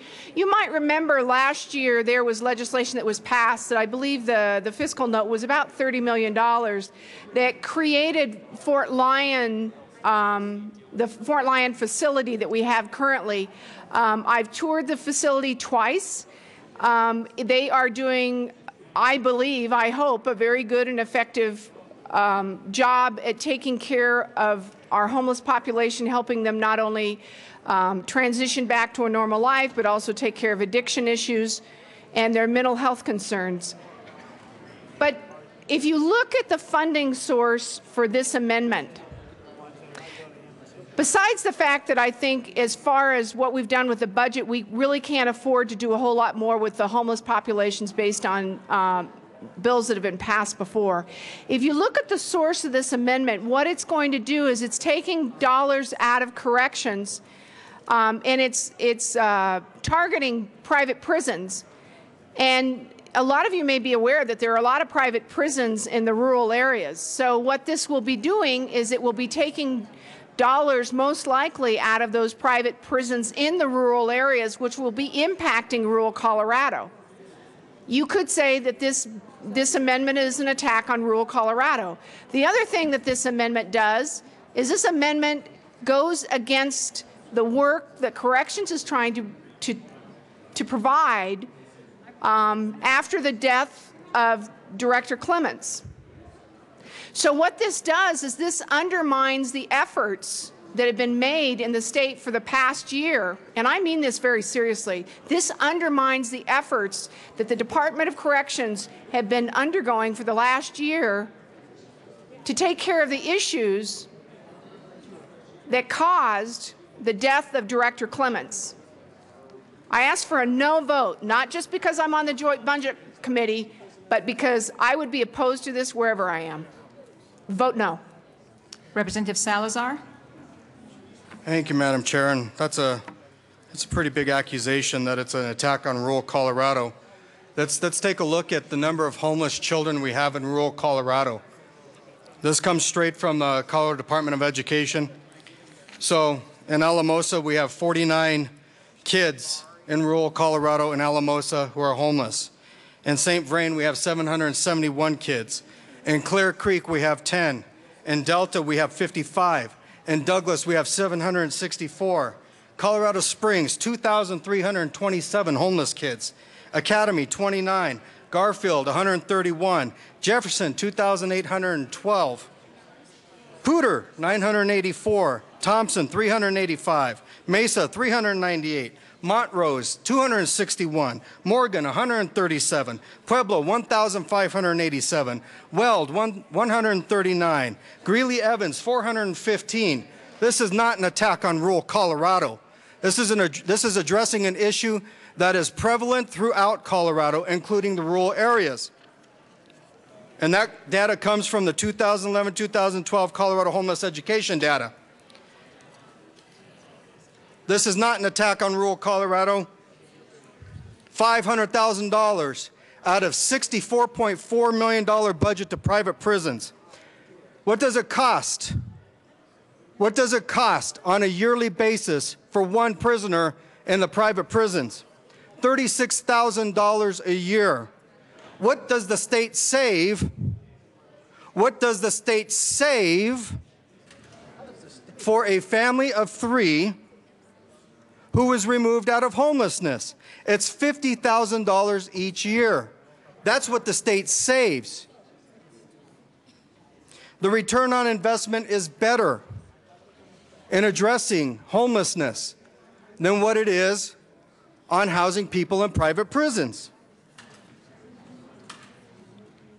And from 2007 to 2012, homelessness has increased. Family homelessness has increased. And that's from the Metro Denver Homelessness Initiative. In rural Colorado, the #1 reason for homelessness is because of domestic violence.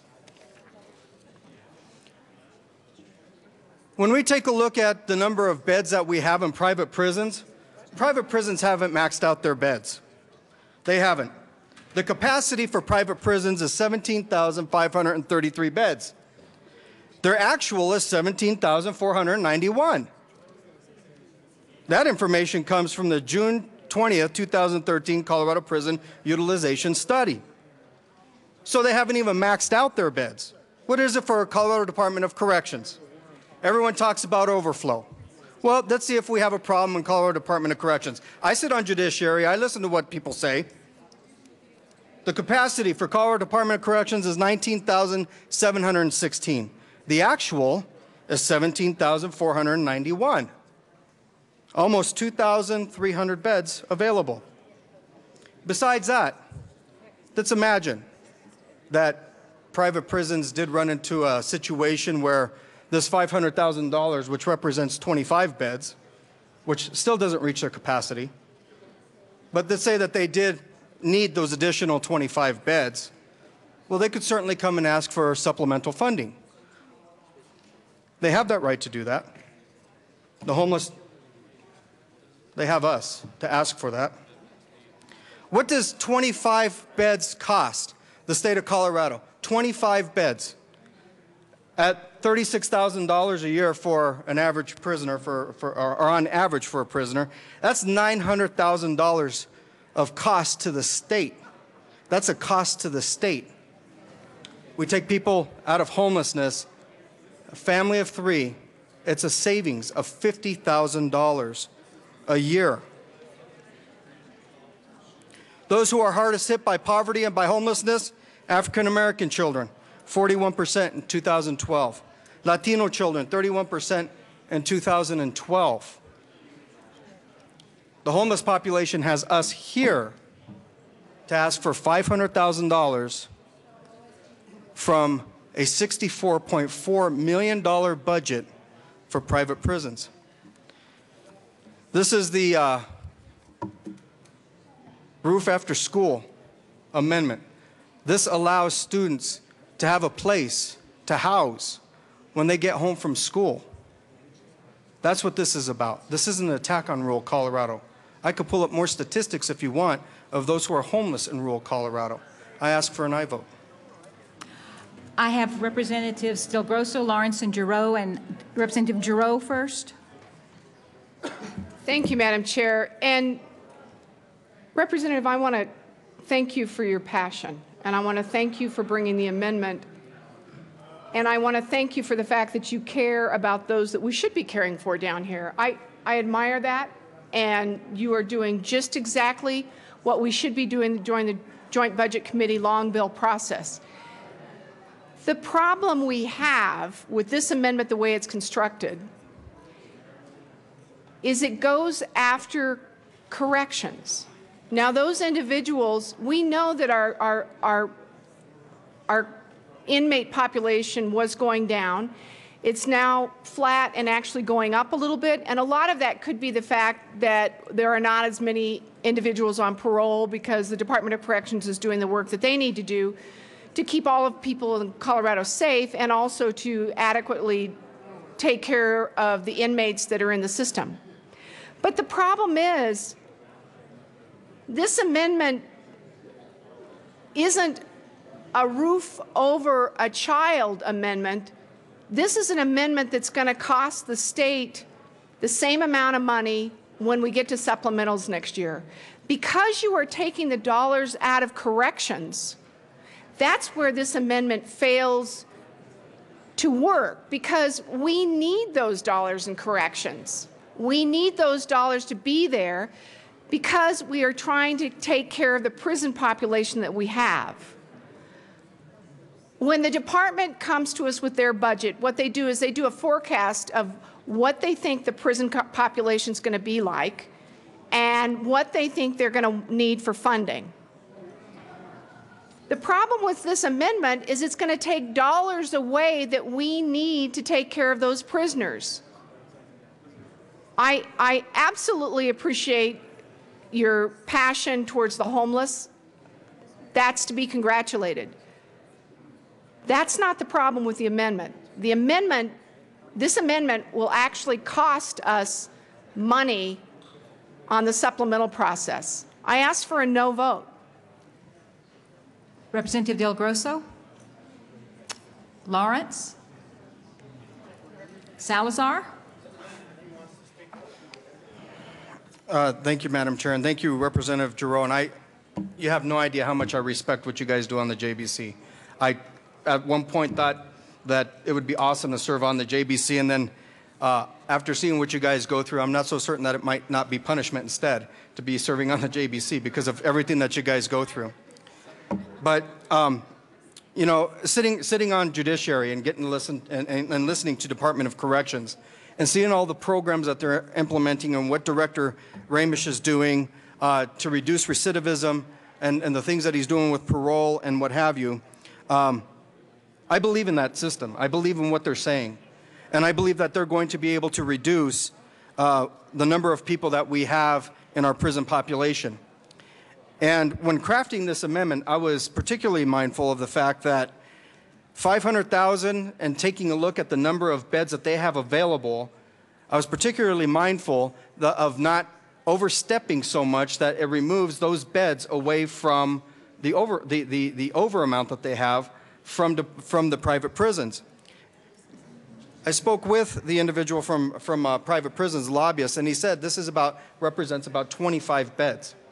Well, that being the case, if we take a look at the number of beds that was budgeted for, that's 17,533. And what they actually have is 17,491. And as I said, that came from the June 20th report, which means that they have some room there.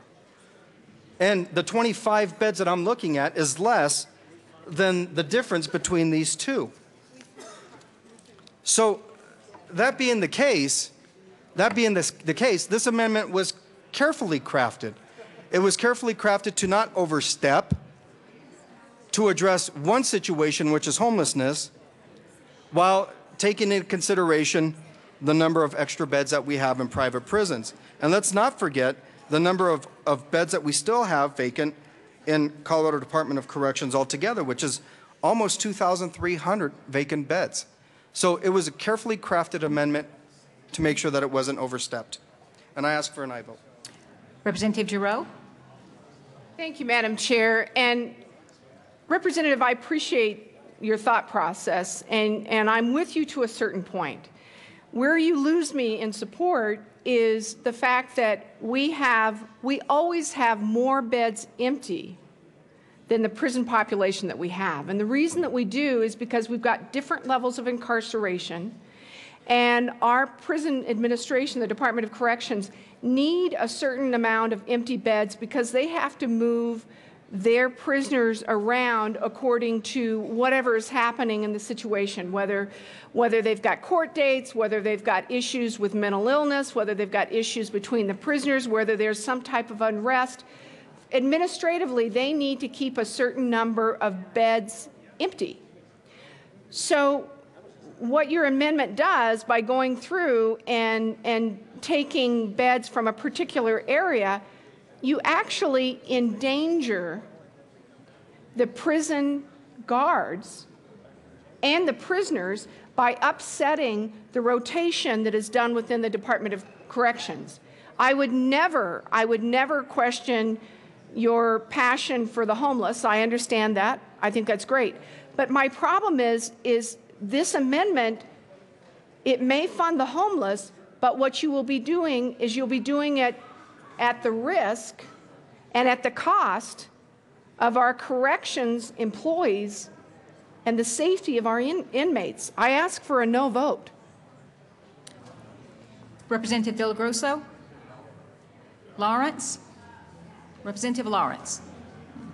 Thank you, Madam Chair. And just to echo some of the comments that have come up, I do absolutely respect the fact that Representative Salazar is concerned about the homeless situation that we have in the state. It's something that does need to be addressed. We do need to look at that and come up with a plan on how we're going to help that situation, how we're going to help them move from homelessness to a place to live, to work, so that they can reintegrate back into a productive life. But this bill, just taking $500,000 out of Department of Corrections, is based on a hope and a prayer that those prisoners, won't recidivate. Well, this is an immediate transfer of money. So I'm not really clear on what we do with all the prisoners that are being funded with that $500,000 and what we do with them, because they're still in the system. Whether they're in a private prison or they're in another prison in DOC, it doesn't matter. We're still paying for them, and they were sent to prison for a reason. And I think what we've seen over the past year and what we've heard over and over again from the Department of Corrections and departments of parole is that we have some issues, some serious issues that need to be dealt with, and we can't just be releasing people from jail willy-nilly without recognizing that there are inherent dangers involved in doing that. And while I absolutely respect the fact that we do need to address the homeless situation across the state in every county and try to come up with a solution to that, I don't think, focusing on private prisons or the Department of Corrections and taking money away from them in funding the prisoners that they are maintaining is the right way to go. So I would ask for a no on this amendment. Representative Dorr? Thank you, Madam Chair. First off, I agree, and I think all of us agree here, that the homeless population, the homeless issue needs to be addressed, and I'll start there.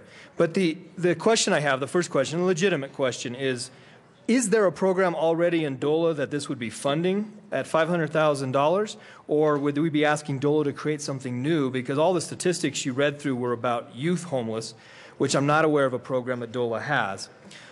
Secondly, and one of my concerns always is, well, we talk about the homeless issue and addressing it. There are a lot of organizations out there that do that already. They're charity organizations, they're religious-based organizations, churches, and other groups. But we continue to cut the funding to programs that has any religious entity involved in it, and then expect the government to come in and create a new program for it. I think there's better ways to use this money. And as we've already heard, prisoners, they're going to still be there regardless of if we take away $500,000 or not. I wish it were that easy to get rid of crime, because we could cut the budget quite a bit and say we aren't going to have prisoners. But the reality is we are going to have prisoners. We're going to have to fund them. And saying, well, we can just fund them with a supplemental down the road, that's not the right answer. That's not what we're tasked here to do. And so I think we need to move forward with good solutions to real problems. I don't think this is a good solution to what is a real problem, and we can work on it, and I'm happy to continue that work on it. And lastly, yes, this will hurt counties. Because as I said in my amendment before, counties are struggling because there are prisoners who are supposed to be in DOC being housed in the county jails because DOC is not able at this point to take them. So that does hurt counties, and especially rural counties. So yes, while I don't think the intention is to hurt the rural counties, this does, if we start taking money away from the prisons that would otherwise be able to house these people, ask for a no vote. Representative Fields. Thank you, Madam Chair. Thank you. I stand in strong support of Amendment 8, and I want to thank Representative Salazar for bringing this amendment because I do believe it's the right solution for the right problem. If we have empty beds in jail, then I think we need to be giving them to struggling families. I see people sleeping on the streets all the time. And if they're not sleeping on the streets, then they're sleeping at McDonald's or they're sleeping in a library. Families are struggling. And if families are struggling, that means that our children are also struggling as well. In fact, 1 in 4 child is wondering where their next meal is going to come from. So there is a high sense of food insecurity. And when you're a child and you don't have a home, you don't have a place to live, then that has an impact on your schooling. I believe this is a viable option. This is a small amount of an investment for struggling families that do not have a place to live. And if you look at the appropriations to the prisons, what? Millions and millions and millions. And we want to just provide some vouchers. I had a homeless woman come to my town hall meeting saying she did not have a place to sleep. We contacted the police department. We were able to get her a voucher for a day or two to help her get back on her feet. Families need this option. They need this. And so I think we need to support this amendment, and so I encourage you to vote yes. Representative Corum. Thank you, Madam Chair. You know, my heart goes out to Representative Salazar for bringing this because I have a heart for the homeless, especially the youth. I have an advocate in my district that works tirelessly on homeless children issues. And one of the things that he tells me is that if a child is living with a grandparent, even though they may be in a very luxurious home, they're counted as homeless. So we may not have as many as we talk about. If we have one, I think that is too many. But the fact is, I think this is a good idea, but I think it's coming from the wrong source. My counties constantly complain that they're housing prisoners waiting for a bed. It's a cost to my counties. Unemployment in my own counties, many of them is double digit. It's money that we cannot afford to spend, and I ask for a no vote on this amendment. Representative Salazar? Oh, okay. Representative Becker? Thank you, Madam Chair. So I've heard from my county sheriff in Boulder that his county jail has in fact become a de facto homeless shelter. That the #1 population he deals with at the county jail are homeless people who have nowhere else to go on a cold night and they end up in the jail. The more we put to homelessness prevention on the front end, the less we end up having in jail and prison costs. That's why I think this is a good amendment. Representative Lebsack? Thank you, Madam Chair, and I stand in strong support of Amendment 8. I did a little bit of research after Representative Salazar brought it to my attention that he was going to bring this amendment, and it's going to be good for my county. It's going to be good for our county in Adams County. I found this research from a study in 2011 that states that 85% of the homeless were adults with families.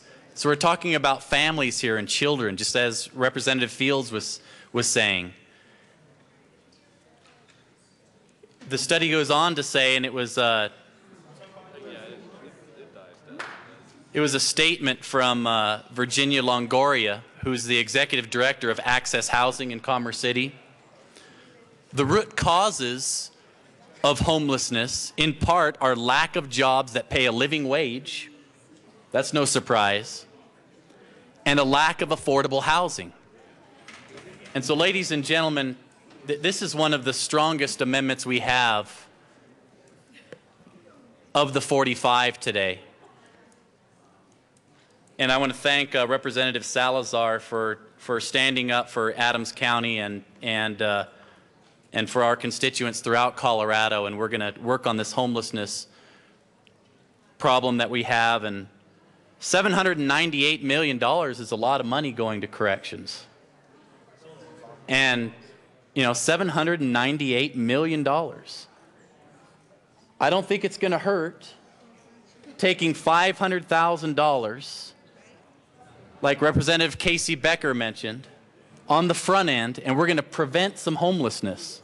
So her jails in Boulder County are not going to be full of homeless folks. They'll actually be, maybe we can get some of those homeless folks out of the jails and into some affordable housing. And so I'm a strong supporter of Amendment 8 and ask for a yes vote. Representative Giroux. Thank you, Madam Chair. Okay, so we've done a little looking. And what is important for you all to understand, I explained the way the DOC moves their prisoners around, and they have to have a certain amount of empty beds in order to, quite honestly, protect the prisoners and protect the prison guards. When you look at the corrections budget, please understand that a lot of that corrections budget is the employees that take care of the prisoners. That's the bulk of the money that we pay to corrections. That's for those guards, that's for the health care, that's for all that we do to keep our inmates and our guards safe. So we're talking about dollars that people take home to support their families. The problem with this amendment is that the Department of Corrections doesn't charge for empty beds in the private prisons. So what this amendment is doing is this is going after Colorado Department of Corrections workers. You're taking money out of their pockets. You are endangering Colorado Department of Corrections guards and anybody that works in the Colorado Departments of Corrections. I know they've got a huge budget, but it's important for us to support the people of Colorado that work in corrections, that take care of our inmates. This amendment is going to hurt the employees of the Colorado Department of Corrections. I ask for a no vote. Representative Salazar. Thank you, Madam Chair. As I indicated before, I've looked at the data, looked at what private prisons, the beds that they were allotted, the capacity that they have, the actual that they have, with Colorado Department of Corrections, what they have in capacity and actual, and both of them are below what capacity is. And I completely respect what Representative Giroux is saying. I don't think, though, with all due respect, I just don't think that less than 1% of what we're giving to private prisons is going to result in employees losing their jobs or safety issues within the private prisons, things of that nature. However, what I do know is this, is without an additional $500,000, those are additional people that we are not helping in the homeless population. That's what I do know. And I think many of you would probably agree with that. Is that that is money that is not going to them for help. This is a proper way of addressing, and just in small part, a proper way of addressing the situation. I would have loved to have found it elsewhere, and believe me, I looked. I scoured the wonderful budget that you guys did. I did scour. And this was the one here that I saw, that there's an enormous amount of resources that go to our private prisons. And they charge more in terms of housing a prisoner than what our county jails do. I just don't think that $500,000 is going to hurt them as much as everyone is saying it's going to hurt them. I'm seeing the trends too. I see them in committee. I see those trends. And the trends are good. The trends are going down. We have a good program in place. We have a great executive director. And we have great people with boots in the ground in the prisons implementing those plans that Director Ramish has. I'm asking for a yes vote on amendment number 8, otherwise known as J.015. Representative Giroux. Thank you, Madam Chair. Let me try this another way. We set up a contract with the private prisons, and we set the rate that we will be using to take care of private prison, that the state agrees to pay for those private prisoners. We set that contract. And that contract is written. It's set. It's there. So what this amendment will do is, it's private prisons, we don't pay for the empty beds. The state of Colorado Corrections, they can't cut a contract that's already written. What this will do is, you're going to cut dollars out of the Department of Corrections, and you're going to impact state employees that are there to keep our prisoners safe and to keep them safe. This doesn't work.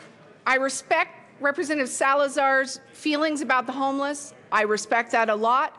The problem is you're going to hurt the Director of Corrections. You're going to hurt the employees that he serves, those employees that we hire at the state level. We don't pay for private beds if they're empty. Let me say that again. We don't pay for private beds if they're empty. This is going to hurt state employees. This isn't going to hurt the private prisons. This is going to hurt state employees. I ask for a no vote. Representative Duran. Thank you, Madam Chair, and I ask for a no vote as well.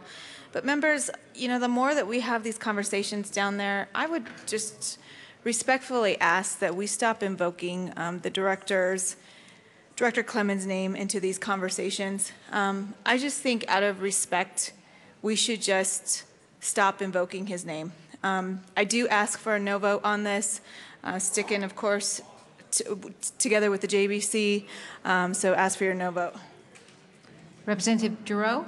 Thank you, Madam Chair. And Representative Duran, the reason that we do what we do down here have very many different origins. Not talking about Director Clements' death does not mean that it didn't happen. We are honoring the death of Director Clements by trying to support Director Ramish and take care of the prisoners and the guards in the state of Colorado. And you may not like, Madam Chair, what I do or I don't say in this well, but I am within my rights to say so.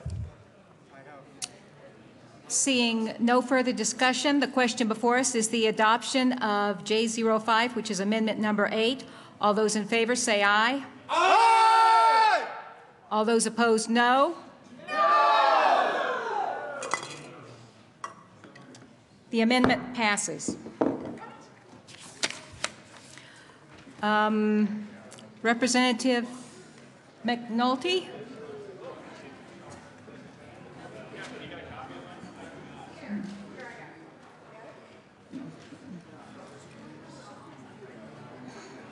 Thank you, Madam Chair. I move Amendment J034 to House Bill 1336.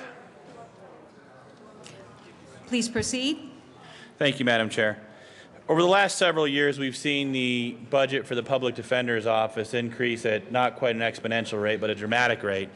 This year has another increase for the Public Defender's Office in real dollars as well as in FTE. At the same time, we have not seen the budget for the parole division or, frankly, for our district attorneys increase at the same rate. This amendment takes a small part of that increase that the public defenders have seen over the last several years, moves it into judicial for the purposes of, moves it into corrections for the purposes of helping fund our parole division.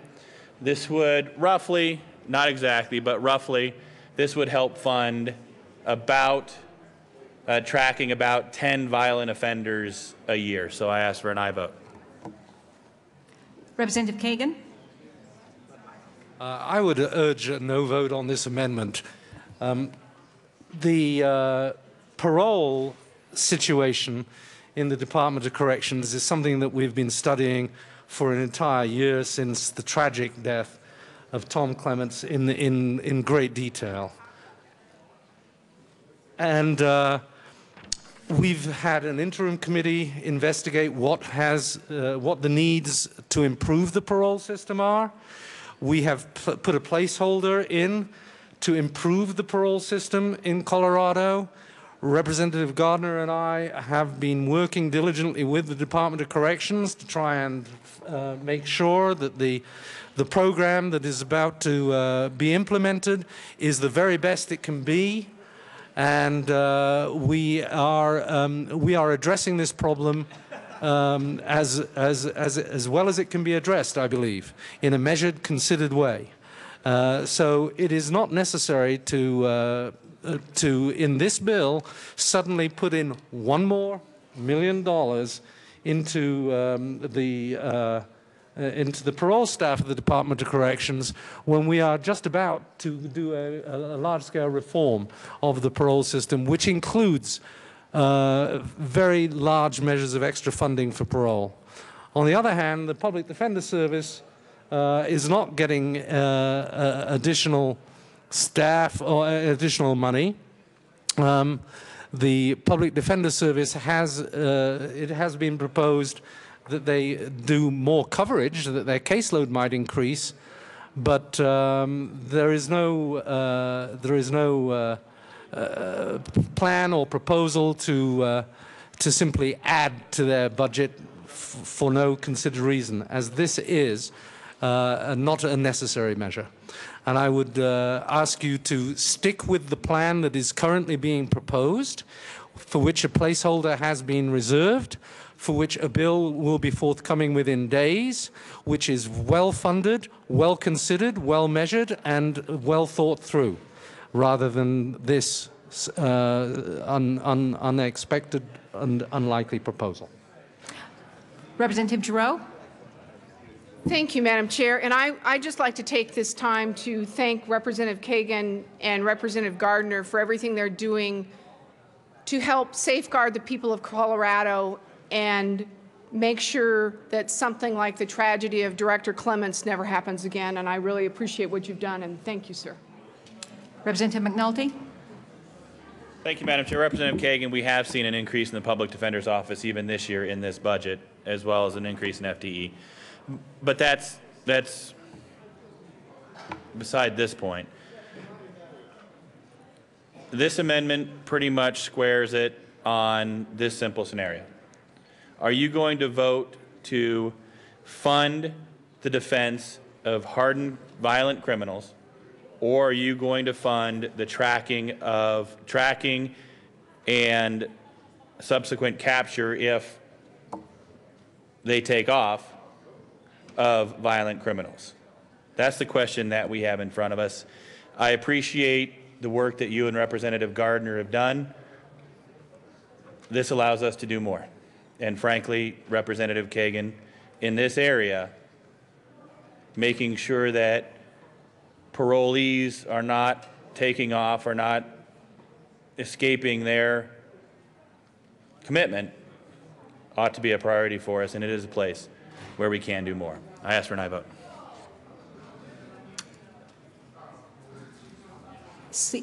Representative Duran?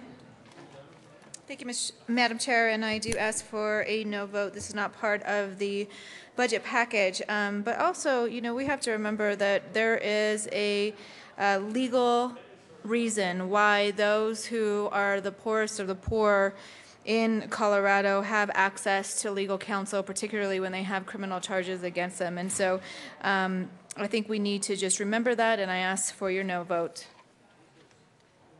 Seeing no further discussion, the question before us is the adoption of amendment number 9, otherwise known as J034. All those in favor say aye. Aye. All those opposed say no.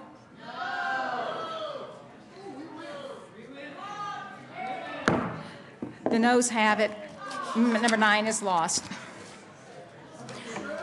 Representative Holbert. Thank you, Madam Chair. I move J017, otherwise known as Amendment 10. Please proceed. Thank you, Madam Chair.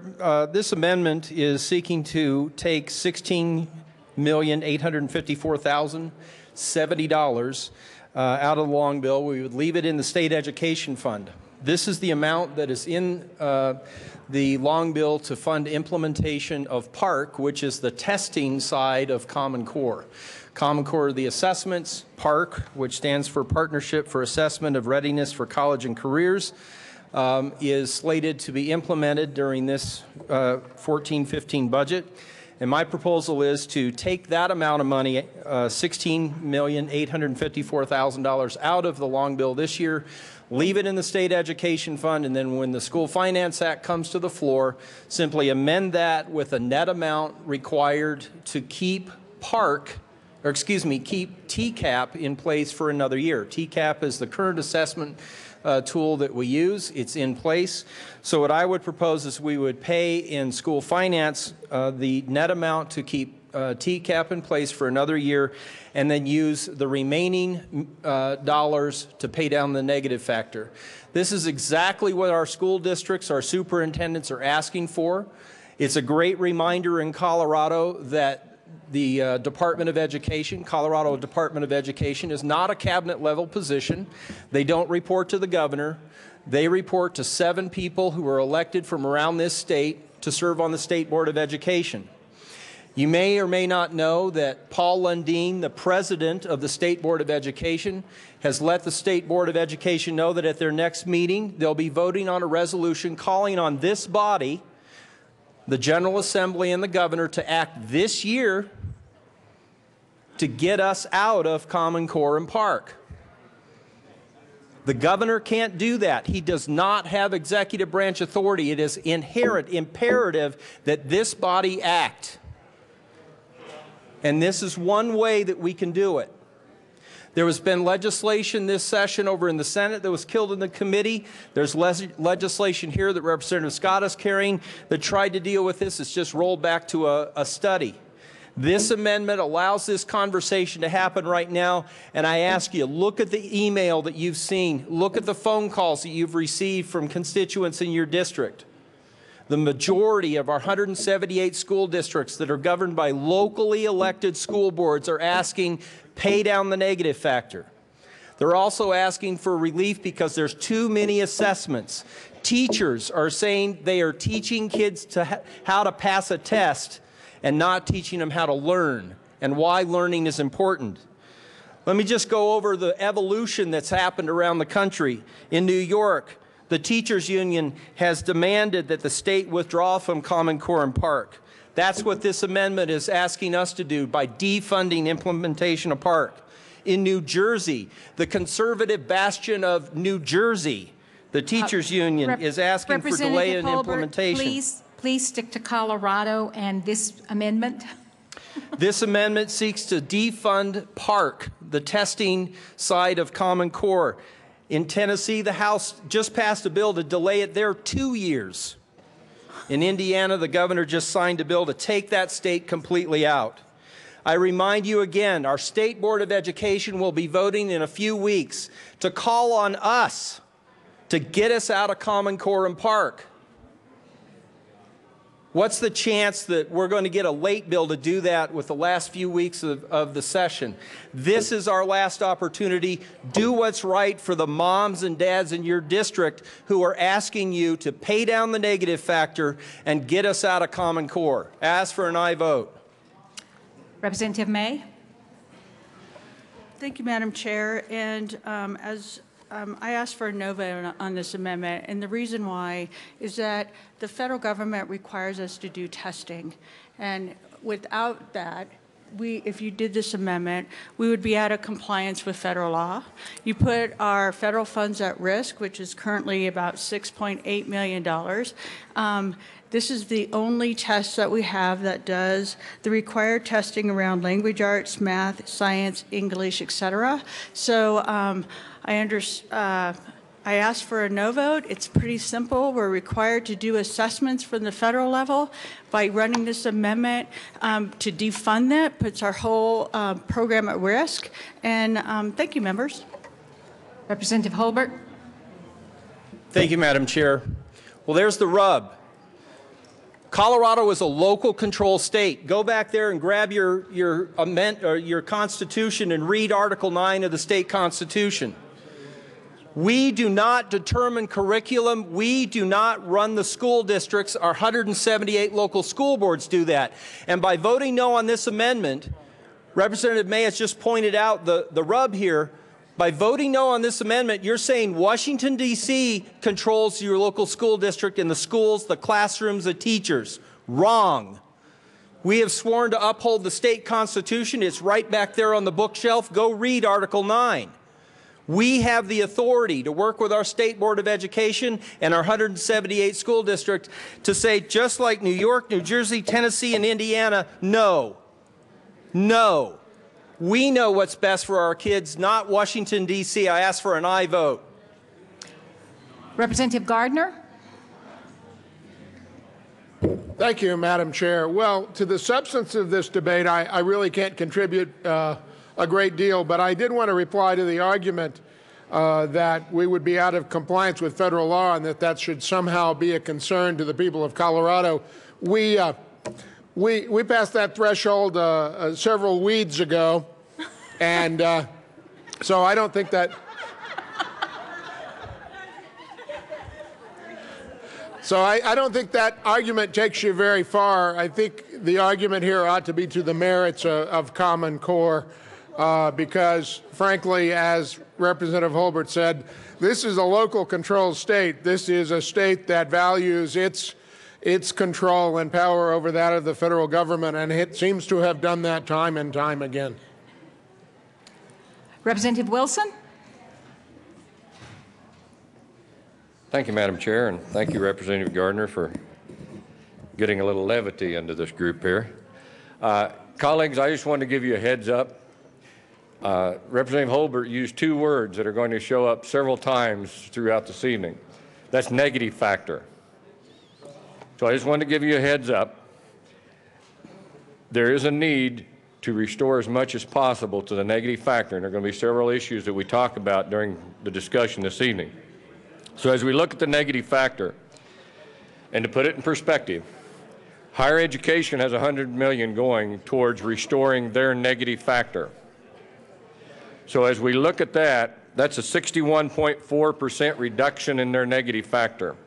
What Representative Holbert was talking about is putting a few more dollars into 0.58 K-12 refunding of the negative factor. And right now we're looking at $100 million there. In order to restore the same 61.4%, it would take $614 million. So colleagues, I ask you to listen to the debate on restoring some more dollars to K-12 funding because it's out of whack with the higher ed funding. Thank you. Representative Murray. Thank you, Madam Chair. Representative Holbert referred to the fact that we're a local control state. Well, that's really true, except for the fact that the state funds a significant part of the locally controlled budgets. So as you know, 38 to 42 or 43% of the state budget goes to those local school districts. So we have to feel some responsibility for performance in those school districts. We should not, the Constitution says we do not tell them what the curriculum is. They can create whatever curriculum they want to create.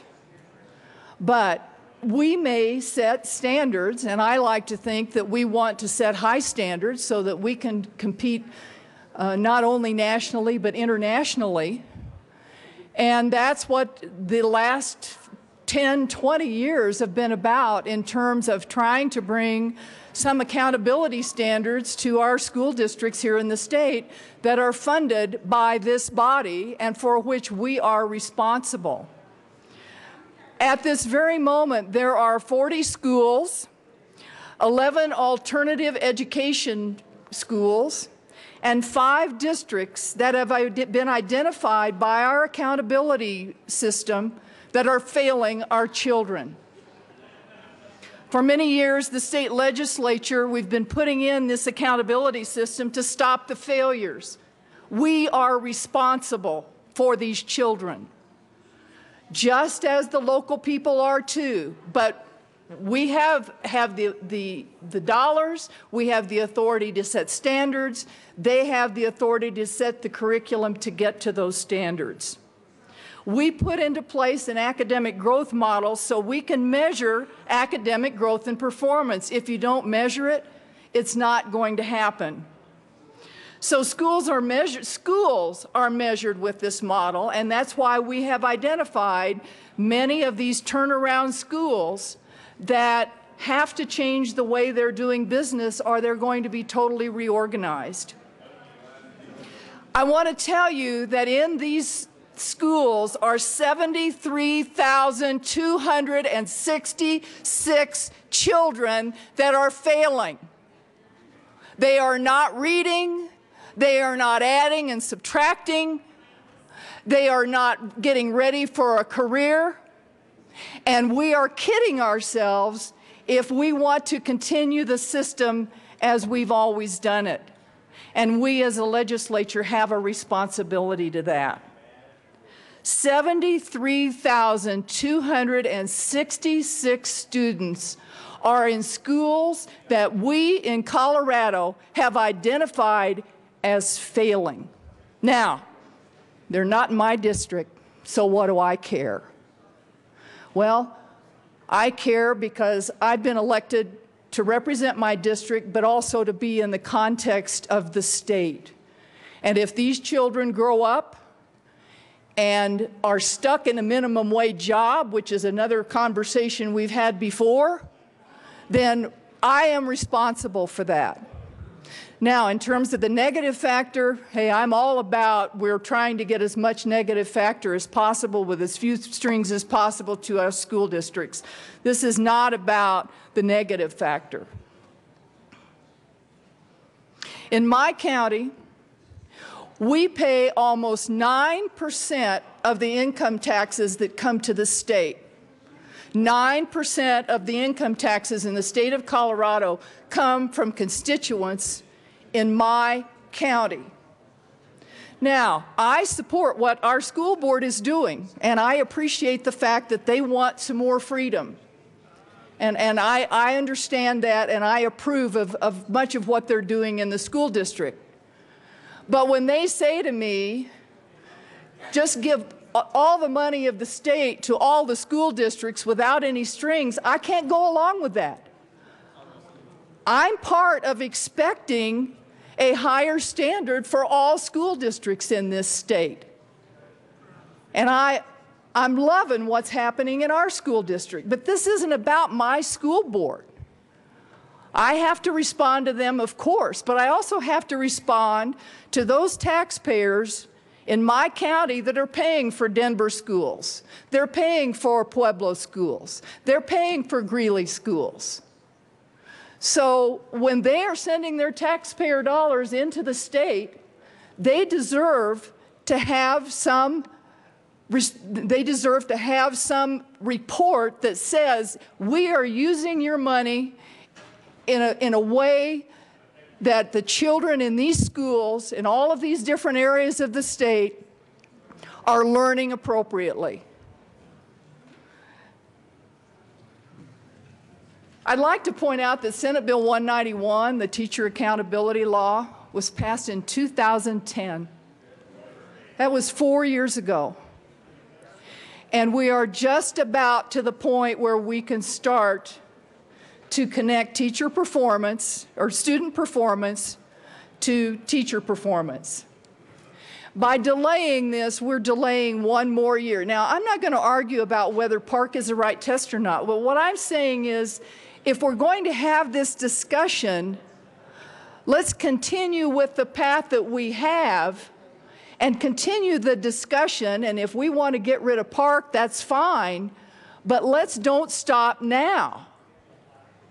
We are already going to have to be 1 year behind because the PARCC test has to be corroborated with the current testing regime. So you're going to be seeing a bill coming before you saying school districts can use other measures this year, and then next year the PARCC measures will be in place. So we need to stay on a path that has been created for years and years by this legislature and accept the responsibility that we've been given. I urge a no vote on this amendment. Representative Sonnenberg.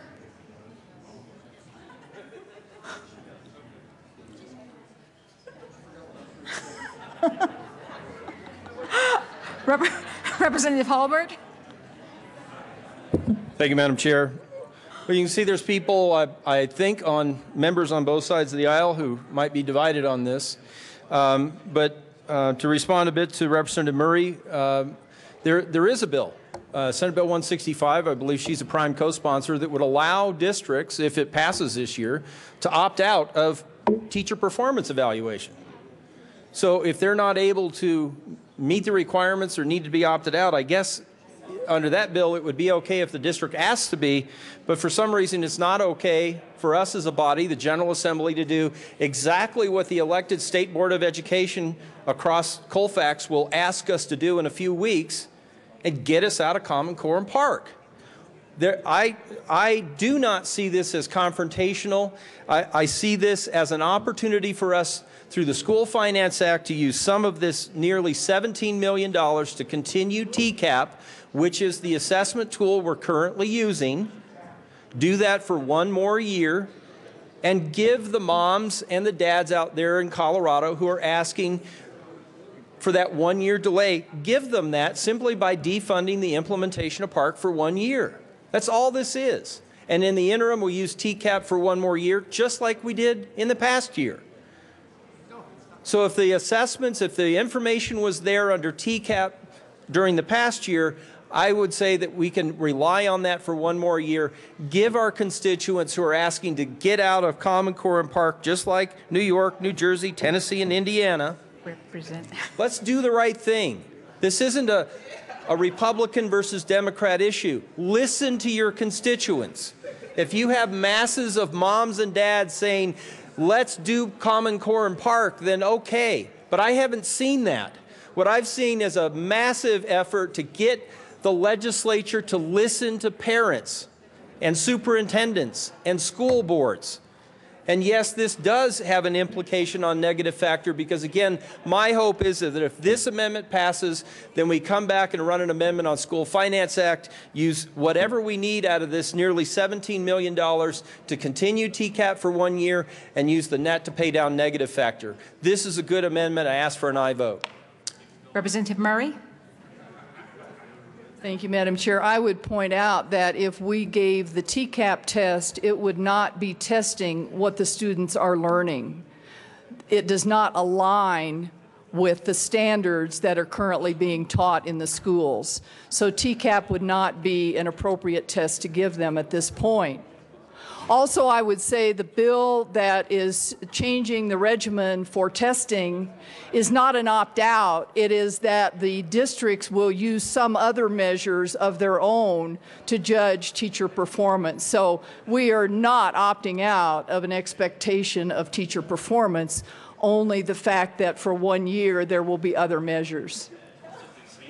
Is there any further? Representative Sonnenberg, you remembered. Well, thank you, Madam Chair. And I need to respond to that. If teachers aren't teaching to the standards of TCAP, which is a requirement of 191, what are they teaching to? Because my wife right now is giving her TCAPs as we speak today. So the accountability doesn't go away. What this amendment does is takes the mandate from the federal government away with regard to Common Core and puts that back in the hands of our school boards. That's why I support this amendment. Representative Hamner? Well, thank you, Madam Chair. And colleagues, I think Representative Murray took all my talking points. I really urge a no vote on this amendment. I do, however, appreciate Representative Holbert fighting for more dollars in the negative factor. This is the wrong place to go after those dollars. This would be a very drastic change to our school districts and our teachers that are working hard to implement our new academic standards. Yes, we have problems with the implementation. We recognize that. We have a bill going through the process right now that will thoughtfully bring together people to help address some of those implementation issues and wrestle with questions about over-testing and whether or not we're adopting the right tests. But I'd adhere to a more thoughtful process so that we don't lose the integrity of what we're trying to do as we support our schools and our teachers. These assessments, as you've already heard, have multiple purposes. One of those really important ones is to help us answer the question, are our students learning every year? If we quickly take these assessments out and try to quickly replace them with something not aligned to the academic standards, it really does a disservice to our children and to our teachers and our schools. So I ask for a no vote on this amendment. Thank you. Seeing no further discussion, seeing no further discussion, the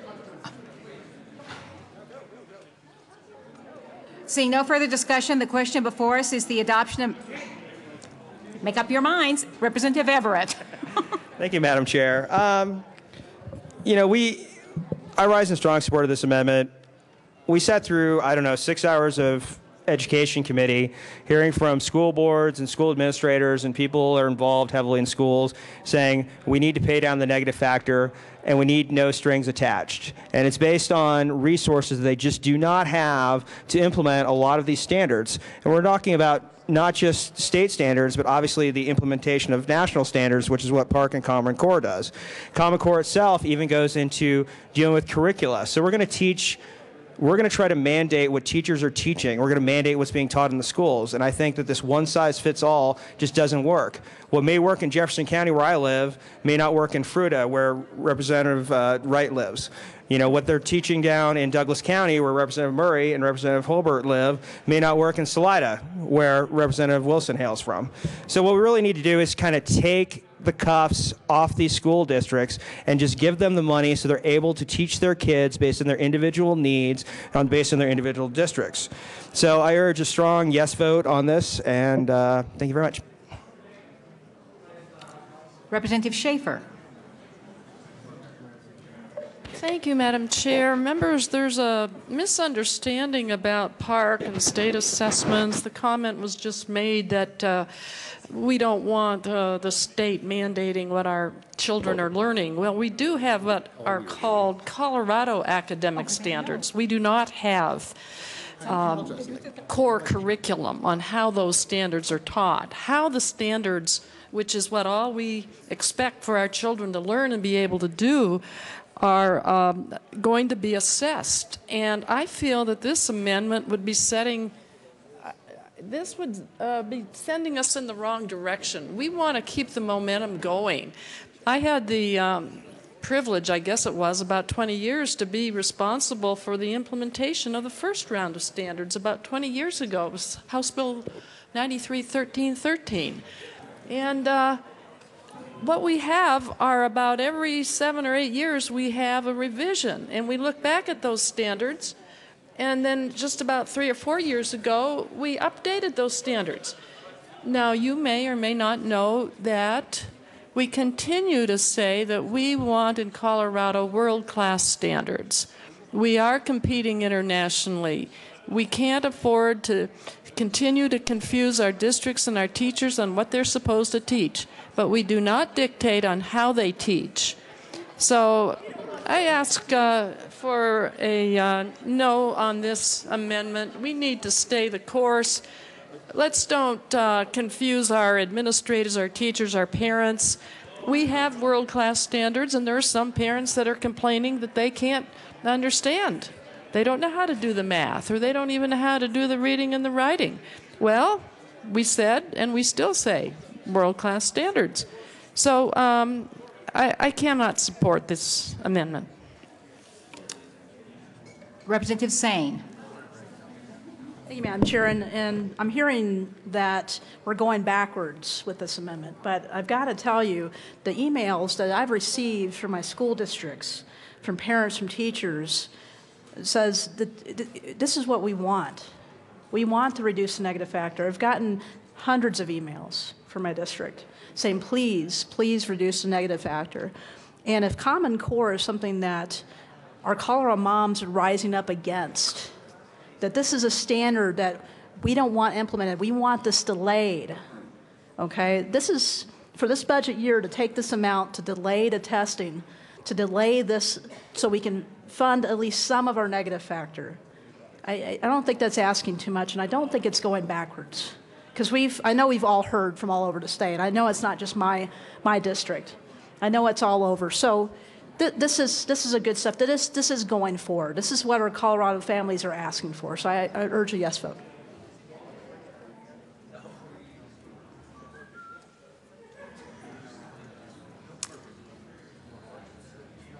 Representative Scott.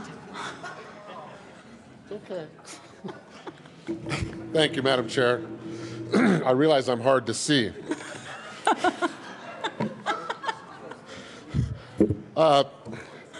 Colleagues, I would like to take a little different approach to 017 than what's been discussed, because you guys are all getting in the weeds really deep for us real common folk out there. Between Common Core and Park and all the different testing that goes on, they all have a different purpose. Now, what I can tell you is what I've been hearing from constituents and what I've heard, for an example, from the Boulder County School District, which, by the way, I'm a Republican, just so you know. But I've had actually great conversations with those groups. The Teachers Union, CASB, I'm even getting down the acronyms here. These are just amazing. CASE. But the thing I keep hearing over and over again is that something is definitely wrong. Something must change. Now, yes, I did run a bill that's going to be a study, or a task force, as we like to call it. And this makes sense to me for a lot of different reasons, because of what we're hearing from our constituents, from the players in the game, and of course, many legislators. Because right now, there is definitely something wrong. Exactly what's wrong, I don't know. And I don't think anybody in this building really knows. But we know there's something wrong. Representative Murray is talking about a very severe problem when we have students that are failing. I hear of dropout rates that are way too high. I hear of teachers that are creating more problems than they are good results. So there is something definitely wrong. I believe it was Representative Court, my lovely friend, who explained to me in great detail that we have something called a pendulum that's creating a huge problem within the education system today. And when one group is in control, the pendulum swings wildly to one side. And when the other group is in control, the pendulum goes back the other direction. Well, right now, I don't know which side it is swung completely towards, but I know this, that the teachers, the children, and the taxpayers out there deserve something better than what they have today. And we must figure out a way to get there. Is 017 the exact way to go about this? I'm sure part of you are going to say no, and part of you are going to say yes. But I'm willing to stand up here and say, I don't really know, but I do know there's something wrong with these testing systems. We know that children of elementary age are spending somewhere around 38 days per year in testing. That's not teaching, that's called testing. Teaching and testing are two different things. I do know that. I would ask you all to consider this amendment carefully. And I would have to say at this point, I would have to support this amendment simply on the basis that we don't know what the problem is and why would we have the money allocated to do so, to something that's a complete unknown at this point. So members, I would ask for your support for amendment zero, there it is. Amendment number 10. Let's go with amendment number 10. I like that better. Thank you. Representative Court. Thank you, Madam Chair. Well, for the three of us that are still down here paying any attention, I just want to point out that what Representative Scott just said is completely accurate. The pendulum goes here, the pendulum goes there. We're never really sure if we're accomplishing the goal or if we're finding out what we know, how to do it, what to do, what the goal even is half the time. But Representative Scott's bill that was the beginning of this conversation was morphed into a pendulum going right here. We are going to do a study to determine whether or not this is the right move. Representative Court, is this to the amendment? Yes, the amendment is about eliminating Park. The amendment is about eliminating Park, and what we are trying to find out is whether we're going to need to or not. So this amendment is premature. It swings the pendulum the wrong way again. Let's get back to the middle, to the compromise, and figure out whether it works or not. I admonish you to vote no. Representative Murray. Admonish. Representative Murray. Thank you, Madam Chair. Representative Scott was talking about over-testing, and I would agree that all of us are interested in revising the testing regime that we currently have. But this is about the one measurement test, the standardized test at the end of the year, not all of those other tests. And I look forward to eliminating some of that interim testing. Representative Swalm.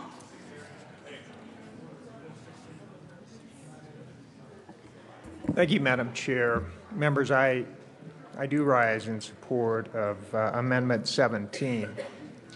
And I base it on a meeting that I have gone to at the Cherry Creek School District for 8 years. Every fall, they have what they call the Cherry Creek Legislative Network.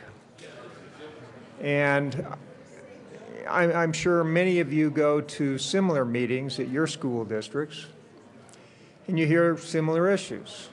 No mandates, no strings. But this year, for the first time, parents in the audience began talking to us about Common Core. I think it was finally an issue that rose to the level of being in their consciousness. And to my knowledge, there was not one parent in that room who supported the idea of Common Core, and I know that the test we're talking about here goes hand in hand with it. And there were several legislators on a panel there who represent portions of the Cherry Creek School District. And to my knowledge, there was only one legislator there who was an enthusiastic supporter of Common Core and the tests that go along with it. I think that this is Common Core and this test, it's premature. So I rise in favor of this amendment because I believe this is where the parents of this state are at. I respect Representative Murray and the other people who've spoken against this amendment. People on the Education Committee who followed this issue more closely than I have, and education in general. But I'm just telling you what I've heard from the parents that I've talked to on this issue. Thank you. Representative Murray. Thank you, Madam Chair. Well, I think that what parents are discovering is that there is such a thing as standards. And I think that most people don't know the difference between standards and curriculum. We've always had standards. Now, the fact that we've changed them, and we've changed them in conjunction with other states, and it's gotten out there in the political realm, has suddenly gotten everybody excited about how, gosh, this is something we shouldn't do. And I guess I beg to differ with that, is that we should have standards, and they should be high standards. And many of the states are going away from these because they're hard. They took the first test, and their scores went down. Excuse me, is that what we want to do, give up on it because it was hard? This is the United States of America. If it's hard, we can do it. We'll overcome it.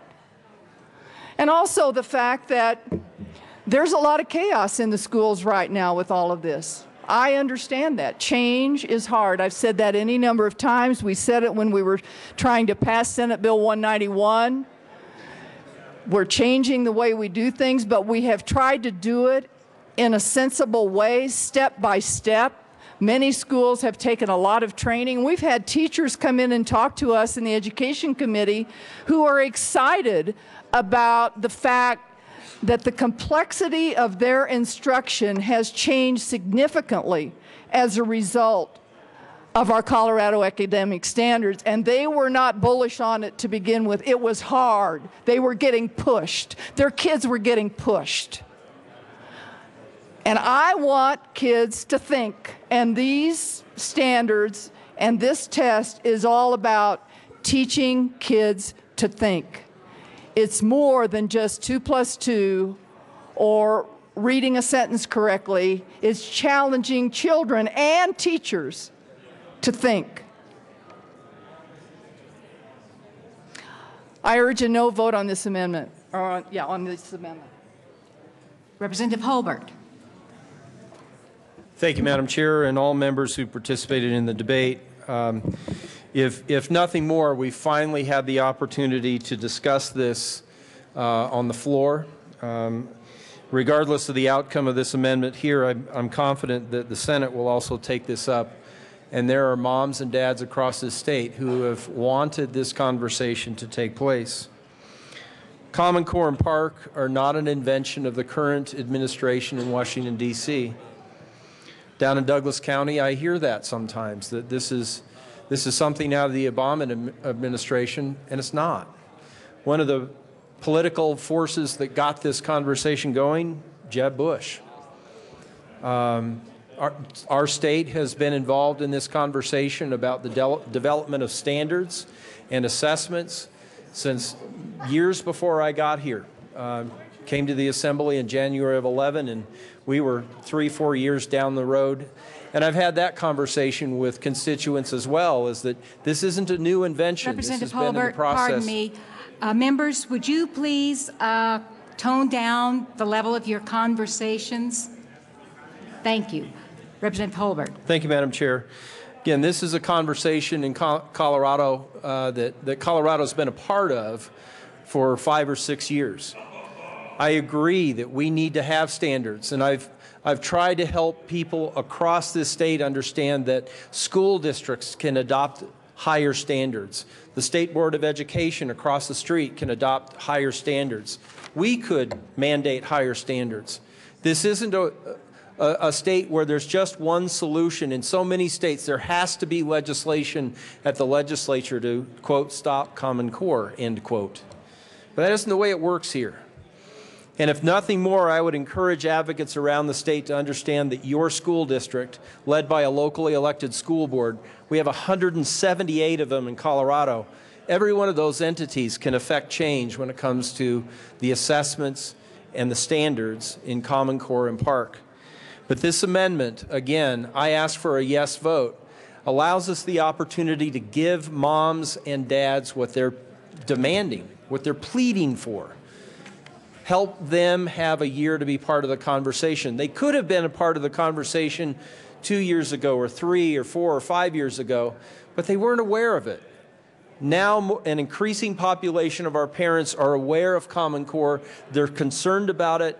They want the best for their children. And the best thing that I believe that we can do as a General Assembly is vote yes on this amendment, defund Park for 1 year, use TCAP for the next year, give those parents the opportunity to come to the table and let their voice be heard, and then come back next year with the right assessments for Colorado and the right standards for Colorado. I ask for an aye vote. Seeing no further discussion, the question before us is the adoption of J017, which is amendment number 10. All those in favor say aye. Aye! All opposed, no. No! Amendment number 10 is lost. Representative Sane.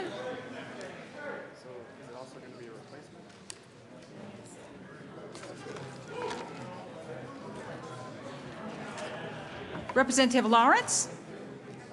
Pardon me, Buck. Pardon me. I'm looking. Thank you, Madam Chair, and I move that J017, J044, affectionately known as Amendment 11. Yes, this is by Representative Sane. Yes, ma'am.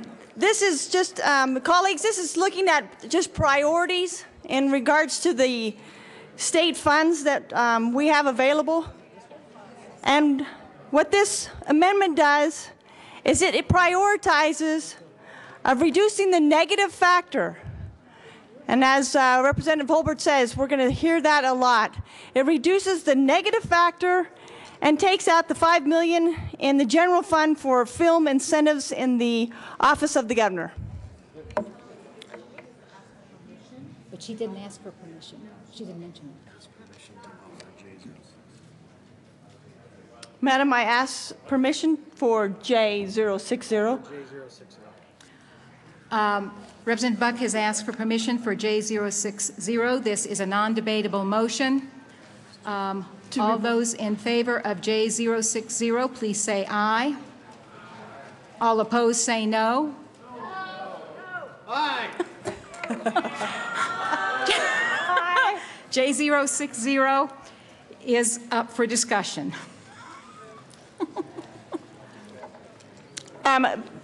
Apparently J044 was, there's a drafting error, Madam Chair, and so this is just, let me repeat the same thing. As far as looking at the priorities of the state funds, it's backfilling the negative factor for education and to reduce the monies in the Office of Governors for film incentives. Is there any further discussion? Representative Duran? Thank you, Madam Chair. I don't know where Representative Sane is, and at least the amendment that I received only had her name, but Representative Buck, I appreciate you presenting this. I asked for a no vote. It's not part of the Joint Budget Committee budget package. Is there any further? Representative Del Grosso?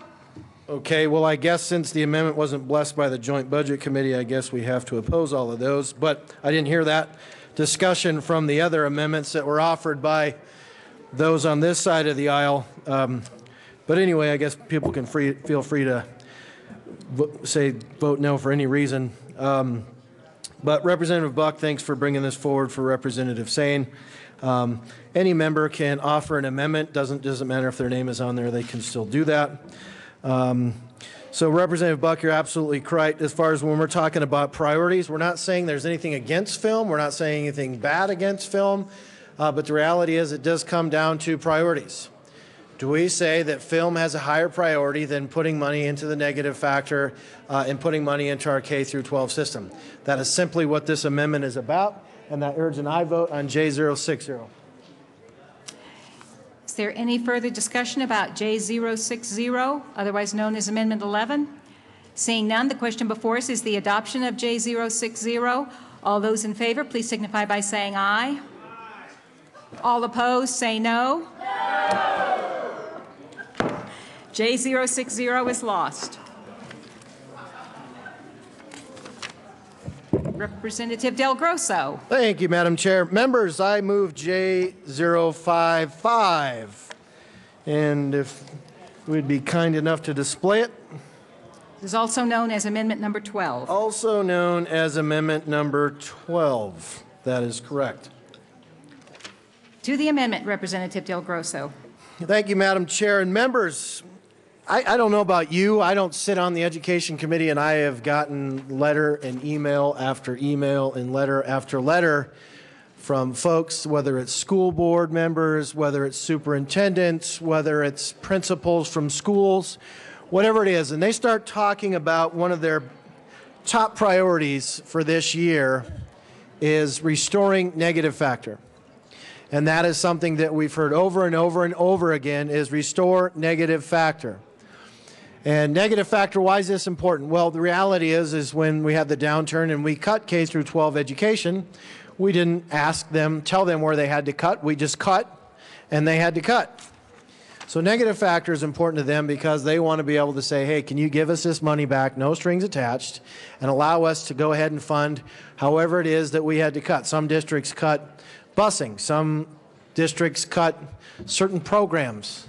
Whatever that is, by giving them negative factor money back, they can go and put the money back into their school system and they can restore those cuts how they see fit. I personally would like to listen to the 160-some districts out there that I've been hearing from quite a bit. They said, let's reduce the negative factor. This doesn't affect any other legislation that's moving through the system now. This is an addition to. There's no reason we can't dig through and find a couple more pennies for these districts that we continue to hear on a daily basis about trying to help them out and restore the negative factor. So there again, this is, I urge an aye vote, and this will put $34.451 million into the negative factor. So a pretty substantial investment back into the kids. I urge an aye vote. Representative Hamner.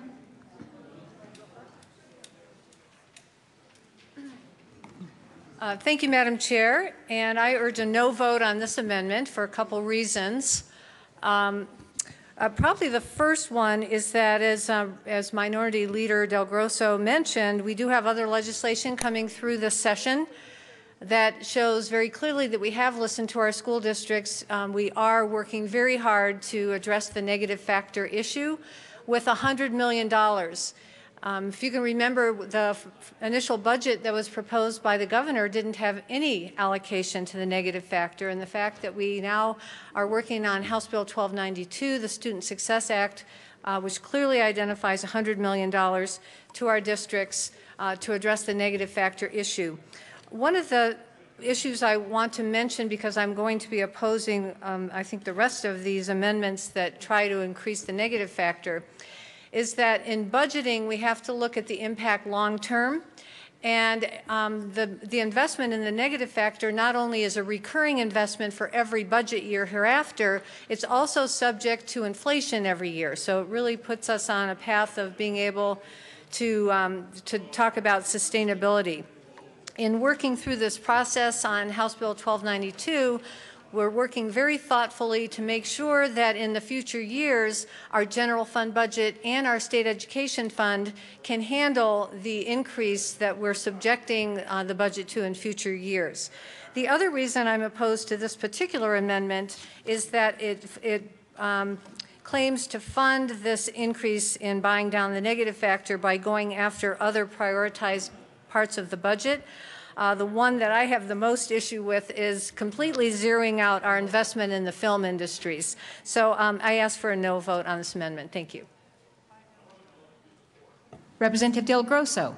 Thank you, Madam Chair. And I'll publicly applaud the work that Representative Hamner, Representative Murray have been doing on House Bill 1292. But this does not affect their work on that bill. This is an addition to. And I applaud the efforts to try to put $100 million in a negative factor through 1292. But the reality is I don't know any of them that said, well, $100 million is fine. When we're sitting at the negative factor is about $1 billion. Now, I'm not sitting here to advocate putting $1 billion back in there. I've been also the one that's also been saying when we're hearing 275 or 300 million or other numbers like that, the reality is, you're right, Representative Hamner, fiscally, that's pushing the envelope probably a little too far on whether or not we can financially afford that in the future. But we're not asking for a substantial, doubling or tripling the number that the Student Success Act is seeming to put in there. This is just an additional $34 million. $34 million to put towards an upside down of close to $1 billion. So the Student Success Act gets through there. There's $100 million. This would put another $34 million in there. Again, if you prioritize film over kids, and that's one thing that you could oppose that for. That was why I heard one of the reasons didn't like the funding source for there. There again, I'm not saying anything negative about the film industry, but the reality is I have not had one constituent call me up and say, please give money to film instead of putting it to kids. Maybe you've gotten all those emails, and if you would like to share those with the rest of us, that maybe that might sway our opinion on that as well. But the reality is I'm hearing, help us buy down the negative factor.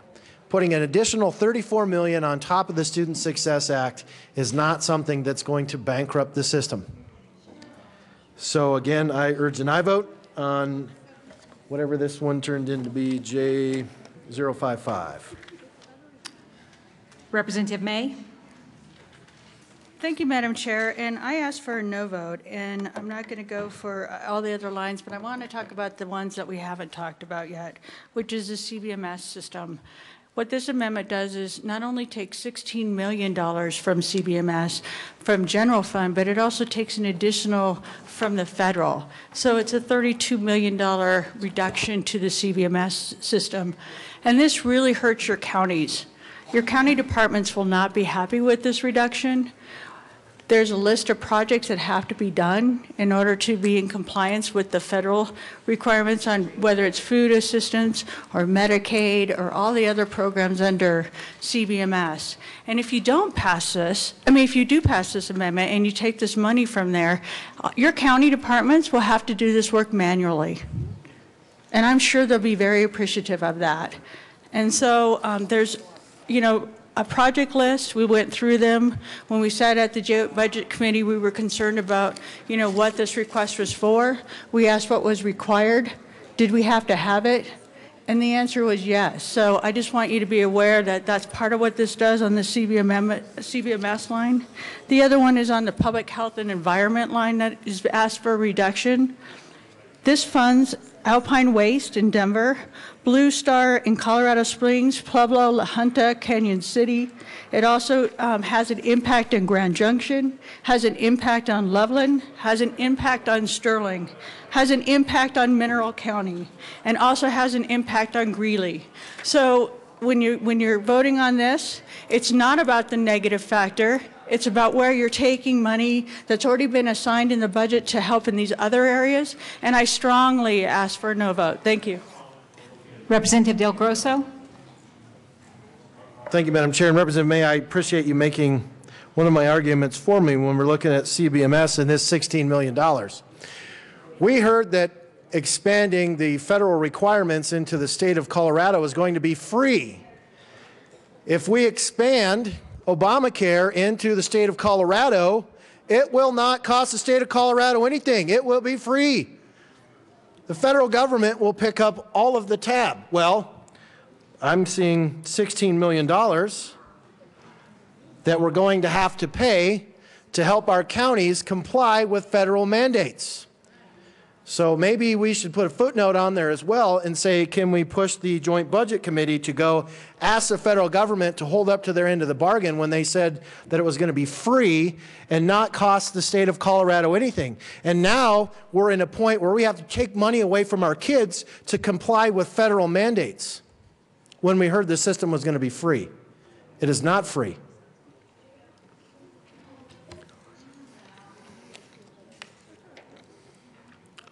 I'm sorry that that is a reality. I'm sorry that that is the case, but that is the case. And with that, I will withdraw J055. J055 is withdrawn. Representative Del Grosso. Thank you, Madam Chair. And J05, or I move J056 and ask Ron to display it. Thank you. We're now on J056, which is also Amendment 13. Representative Del Grosso. Thank you, Madam Chair. And I have been listening to our Joint Budget Committee and their arguments about how we're taking away CBMS and that would be a detriment to our counties. So having listened to them, I now have J056. So this still does give money to our counties. It still helps them implement the CBMS system. It just does it at a slower rate. Now, we have heard that putting a bunch of this money in here right away, that can they do it this fast? We don't know, but this still gives them money, still gives them the ability to, but it lets them implement it over the course of 2 years. So again, the argument that we heard that you should vote no because we're attacking CBMS and we're going to hurt our counties when their ability to comply with federal mandates, this amendment does not do that. Unlike the one before this still gives money to the counties and helps them implement the federal mandates. So this one, instead of, we'll say, okay, federal government, to comply with your mandates, we will make our kids take a $8 million hit, but we'll still comply. And so this will put $24.7 million or $26 million towards negative factor. There again, I've heard from district after district, superintendent after superintendent that says, please help us buy down the negative factor. J056 does not in any way mess with the School Finance Act. It does not mess with 1292.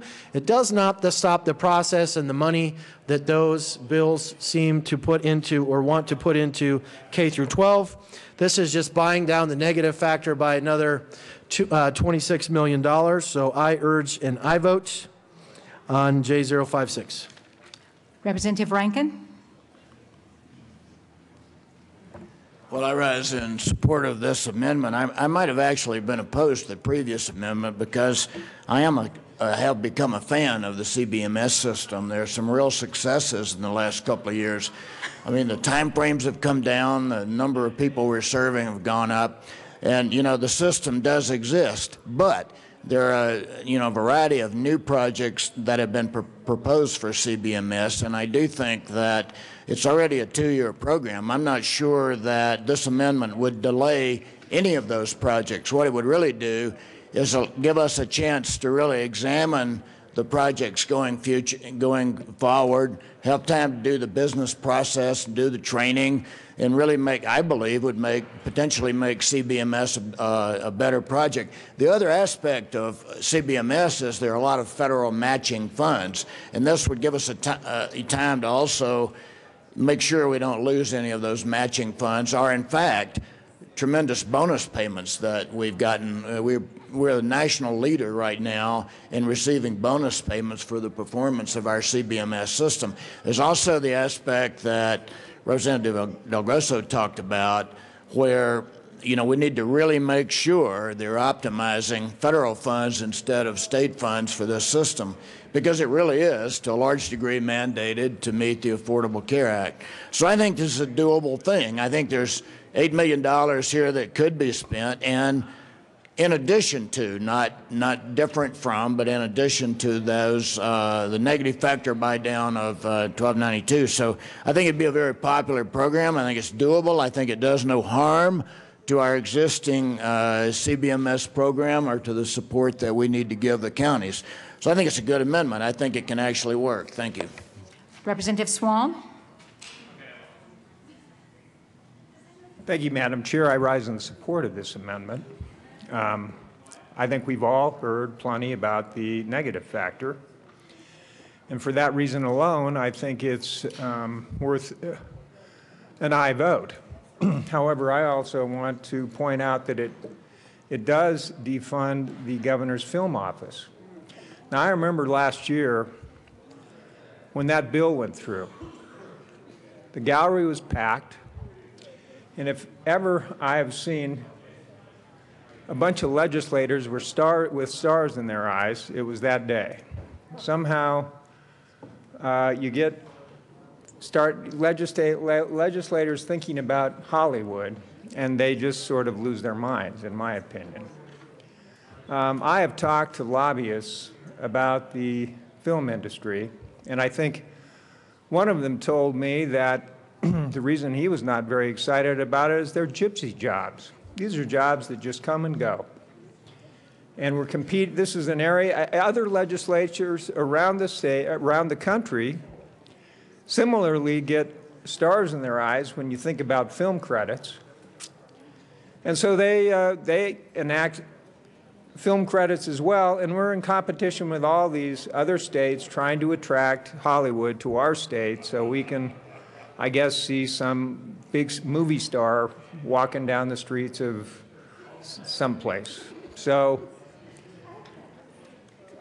I just don't think that the film industry, and furthermore, I really object to the kind of values and culture that is taught by the film industry in general. I mean, you can look at TV, television, commercials, movies. It's all about the same thing, and here we are subsidizing that stuff.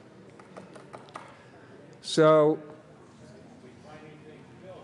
for that reason, I would be a supporter of this amendment also, in addition. So I strongly urge a yes vote on this amendment. I think it's what people want. They want to see more funding on the negative factor. And I don't think most people in the state would, as the minority leader said, how many of you have seen emails saying, oh, we got to keep that film funding going? I haven't seen any. So, members, I urge a yes vote on Amendment J56. Representative Del Grosso. Thank you, Madam Chair. And I have to differ with Representative Swalm in one of the things that he said. He said that this amendment would defund the film office, and this does not. There is still money that will be in the film office. It significantly decreases the amount of money there, but it doesn't put an additional $5 million into it. But this is not about film. Film is only $5 million of the $25 million or $24.7 million that this is putting in here. The reality is this is about the negative factor. This is about addressing the emails, the phone calls you've been getting to your offices, the letters you've been getting, the calls, the visits from your superintendents, your school board members that keep talking about negative factor. Please buy down the negative factor. Now, I do agree with my Joint Budget Committee colleagues that there's got to be a point where we can't buy down too much of it because we put ourselves in a bad position in the future. But the reality is impending legislation only buys down $100 million of that. I believe we can still give a little bit more. And this amendment says we are going to give a little bit more. Putting this $24.7 million extra in there is not going to bankrupt the system. Please listen to your 100 and some districts out there that keep talking about buying down the negative factor and putting money into that. I urge an aye vote on J056. Representative Duran. Thank you very much, Madam Chair. And Minority Leader Del Grosso, I'm happy to hear that there's at least some agreement around the negative factor at $100 million.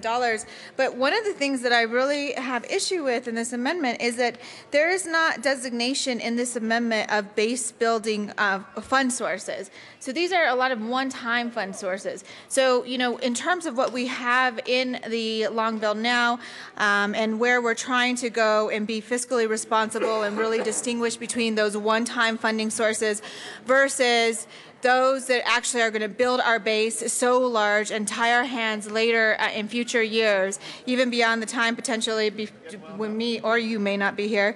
It's just really challenging to understand how this is a responsible thing to do given the types of fund sources. So I ask for your no vote.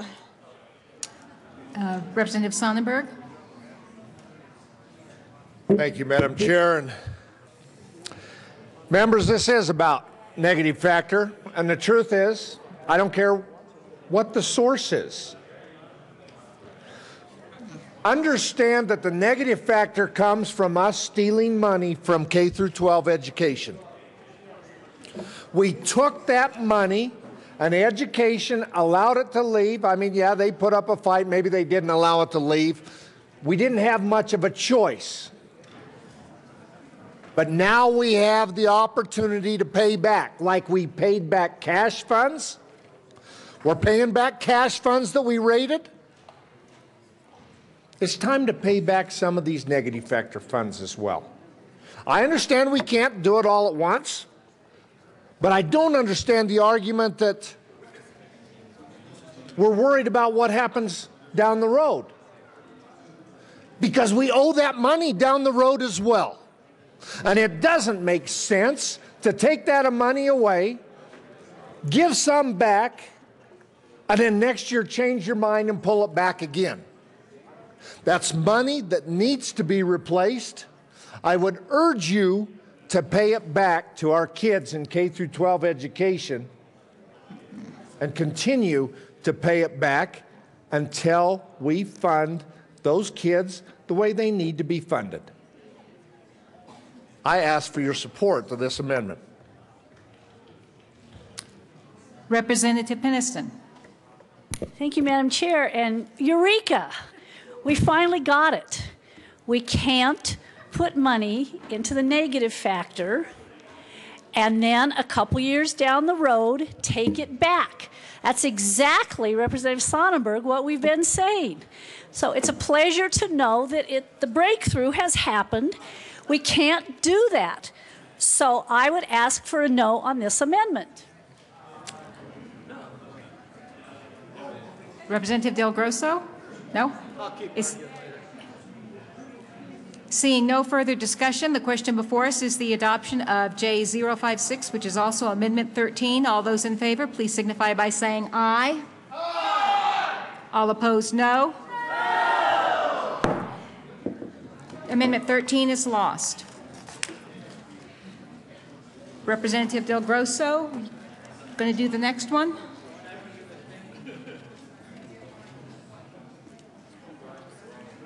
Representative Del Grosso. Thank you, Madam Chair. I didn't think I had any more amendments, so that's why I was kind of confused. You have a lot more, Representative Del Grosso. Thank you, Madam Chair. I move J058. To the amendment.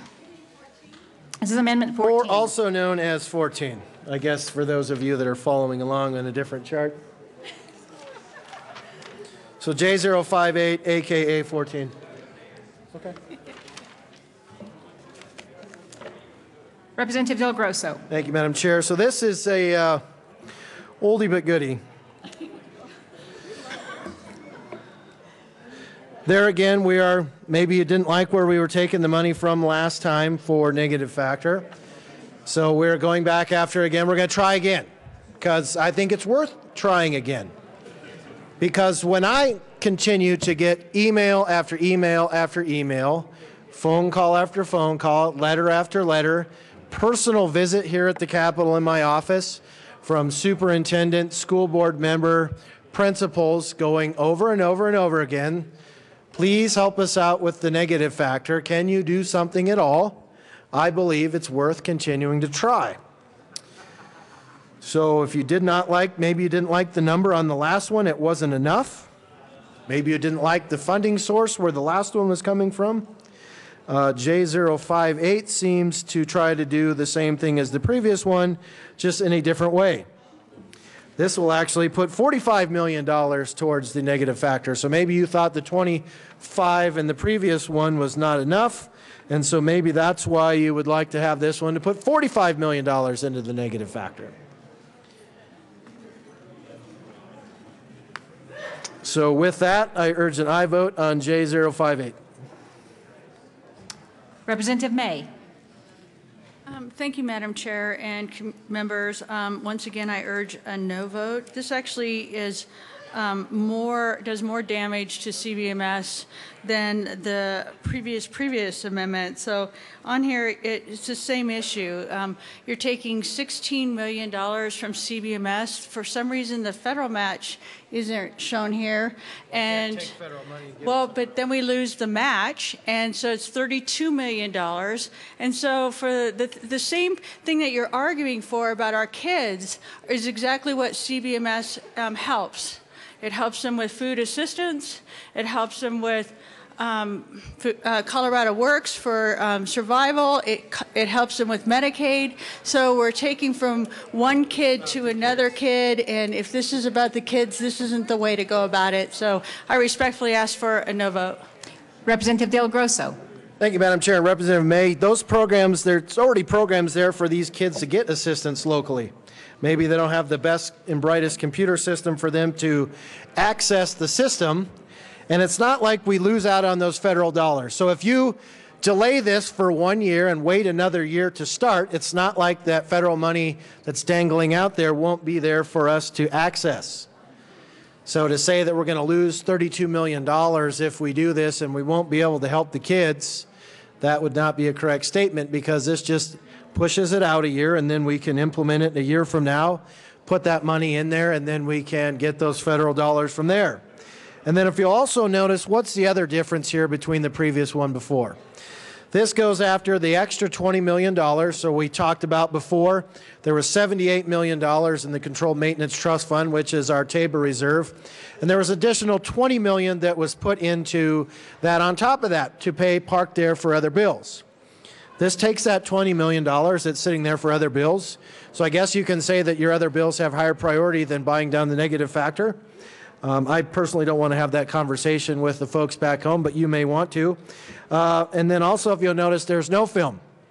So if your reason was you like film better than putting money into the negative factor, and so that's why you were no on the other ones, because you're a big fan of film and that's higher priority on your list, and you voted no the last time, this changes it up a little bit, and we actually leave that money in there for film, and we take the money from the Controlled Maintenance Trust Fund. So again, this gives you another option of maybe I didn't like where I was getting the money from before, and this gives you another bite at the apple, another chance to vote yes on putting money towards the negative factor. And I urge an aye vote on J058. Representative Rankin. Thank you, Madam Chair. Well, actually, Representative Del Grosso, it may not delay CBMS, entirely. What we're talking about here is a large number of projects that hook onto the existing CBMS system and extend its capabilities for new functions. So what we're suggesting is that those projects can be prioritized. Some of them started now, some of them later. We may lose very little, if any, federal funding, and we may lose very little schedule. What we're asking for is a detailed project plan, which requires another appropriation next year to complete the other projects. We're not asking for a total delay of the project. Thank you. Is there any further discussion on J058, which is Amendment 14? Seeing none, the question before us is the adoption of Amendment 14. All those in favor signify by saying aye. Aye. All those opposed, no. No. J014 is lost. Representative Del Grosso. Thank you, Madam Chair. I move J047 and ask that it be displayed. This is also known as Amendment number 15. Please proceed. AKA Amendment 15. Yeah. Please proceed, Representative. Thank you, Madam Chair. Madam Chair, it's been a pleasure to serve with you over the last few years. We're going to miss you next year. I know you are. All right, members, this will give you another chance to vote for kids or against kids. This Maybe you didn't like the 45 million, you didn't like the 34 million, you didn't like the 25 million. Maybe 10 million is something that you can live with on putting money back into education. This is just $10 million, taking it from the Controlled Maintenance Trust Fund. So we preferred film, we preferred further implementing Obamacare in the state, all of those things that had higher priority than our kids. This one simply just says we're going to take $10 million out of the Controlled Maintenance Trust Fund, which it's there, doesn't hurt our Tabor Reserve, and takes $10 million and puts it towards buying down the negative factor. So again, one more way to fund negative factor, one more opportunity for you to vote to buy down the negative factor, and I urge an aye vote on J047. Representative Duran. Thank you, Madam Chair. We went over, I think, similar issues in the past. You're taking this money from the Controlled Maintenance Trust Fund. That is made up of the Tabor Reserve and then also additional dollars that could potentially be appropriated. As for your no vote, it's not part of the package, and I do stick to tradition and continue to vote with the other members of the JVC because that's what tradition says in this House. So thank you. Representative Del Grosso. Thank you, Madam Chair. So if there's 20 million that's still left out there that could potentially be appropriated, how can you say that this is couldn't be a part of the package and this would not balance the package? And again, if you remember back to earlier, the conversations we had was the Tabor Reserve and the Controlled Maintenance Trust Fund was $78 million.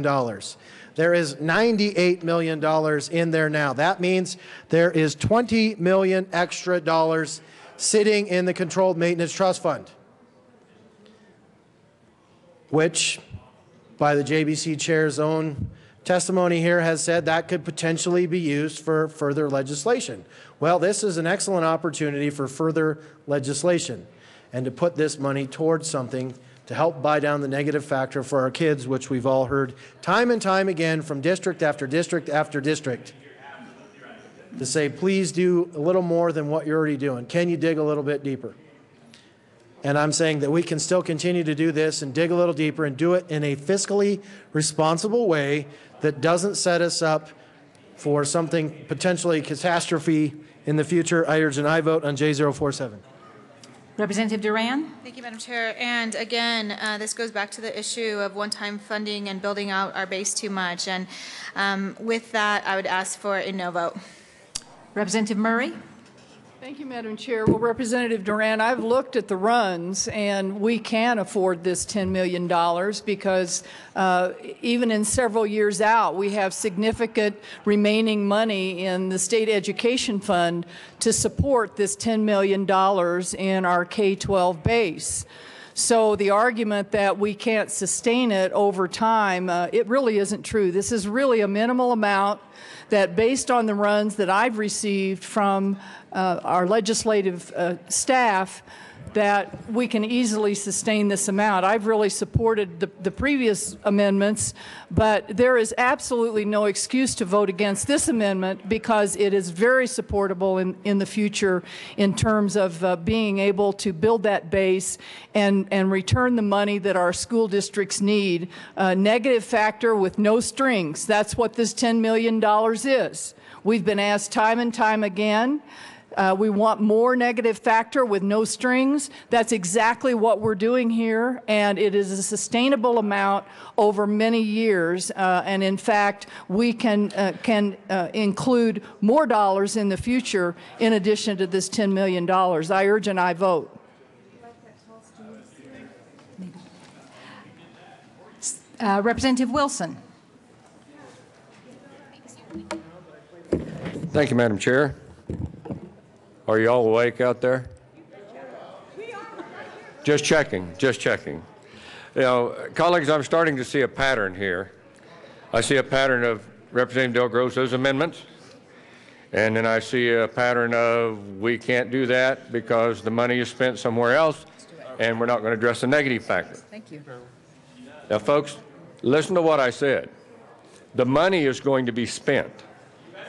That's not what we're debating. The question is where the money will be spent. Thank you. It's a choice that's being made in this chamber. The negative factor money, and Representative Hamner knows so well, that it's subject to inflation, and there's Amendment 23 stuff connected with it. Here's a revelation for you, colleagues. The money was subject to that before it was cut from education. That's a responsibility that we had before the cuts were made. We are making choices to spend the dollars elsewhere. Our districts are right. Those of you that have gotten emails from the school districts, from superintendents and school boards, they are dead on spot correct. The money's being spent. It's just not being spent on education. I urge an aye vote on this amendment. Representative Hamner. Thank you, Madam Chair. And colleagues, I will admit this is a tough one for me. I think we would all like to see more put in our school funding package. We're thoughtfully working on this package, and quite honestly, the money on the table that we have in bills that the House will be hearing soon, 1292, the Student Success Act, and 1298, the School Finance Act, are going to bring $500 million into our K-12 system, new dollars, into this next budget year. My worry is if we commit to another $10 million toward the negative factor, does that mean we have to sacrifice something else in those other bills? And we've been working really hard to present those, and I just worry, putting another $10 million in the negative factor, will that mean we need to sacrifice $10 million in the ELL line that we have in the Student Success Act, or $10 million, from the READ Act funding, because it's all about priorities, and I worry about that. So I think I would ask for a no vote on this amendment, just because I worry about the impact. We're putting a lot of new dollars in K-12. We need to be thoughtful about that, and I worry about the impact on some of the other important aspects of the two other education funding bills. Thank you. Representative Murray. Thank you, Madam Chair. With all due respect to Representative Hamner, I have seen the numbers, and I know that just with normal increase in revenue in the state, and a normal increase in the amount we budget for K-12 education, that it's very easy to sustain another $10 million without affecting the Student Success Act. So I urge you to not only support the Student Success Act, but also this amendment. I urge and I vote. Representative Wilson. Thank you, Madam Chair. And I couldn't leave the well without pointing this out too, folks. You understand, I'm a 40-year veteran of public education, and I'm a redneck Republican. That doesn't fit. I never thought I'd live long enough to see in this chamber my minority leader down here arguing for more money for education, and my colleagues on this side arguing against it. That just doesn't fit. But I just had to point that out. It's a unique, strange situation. But folks understand, I was on the outside of this chamber when these cuts took place. K-12, or as I like to say, 0.58 K, because that's what we have, 0.58 K-12 education took a huge hit.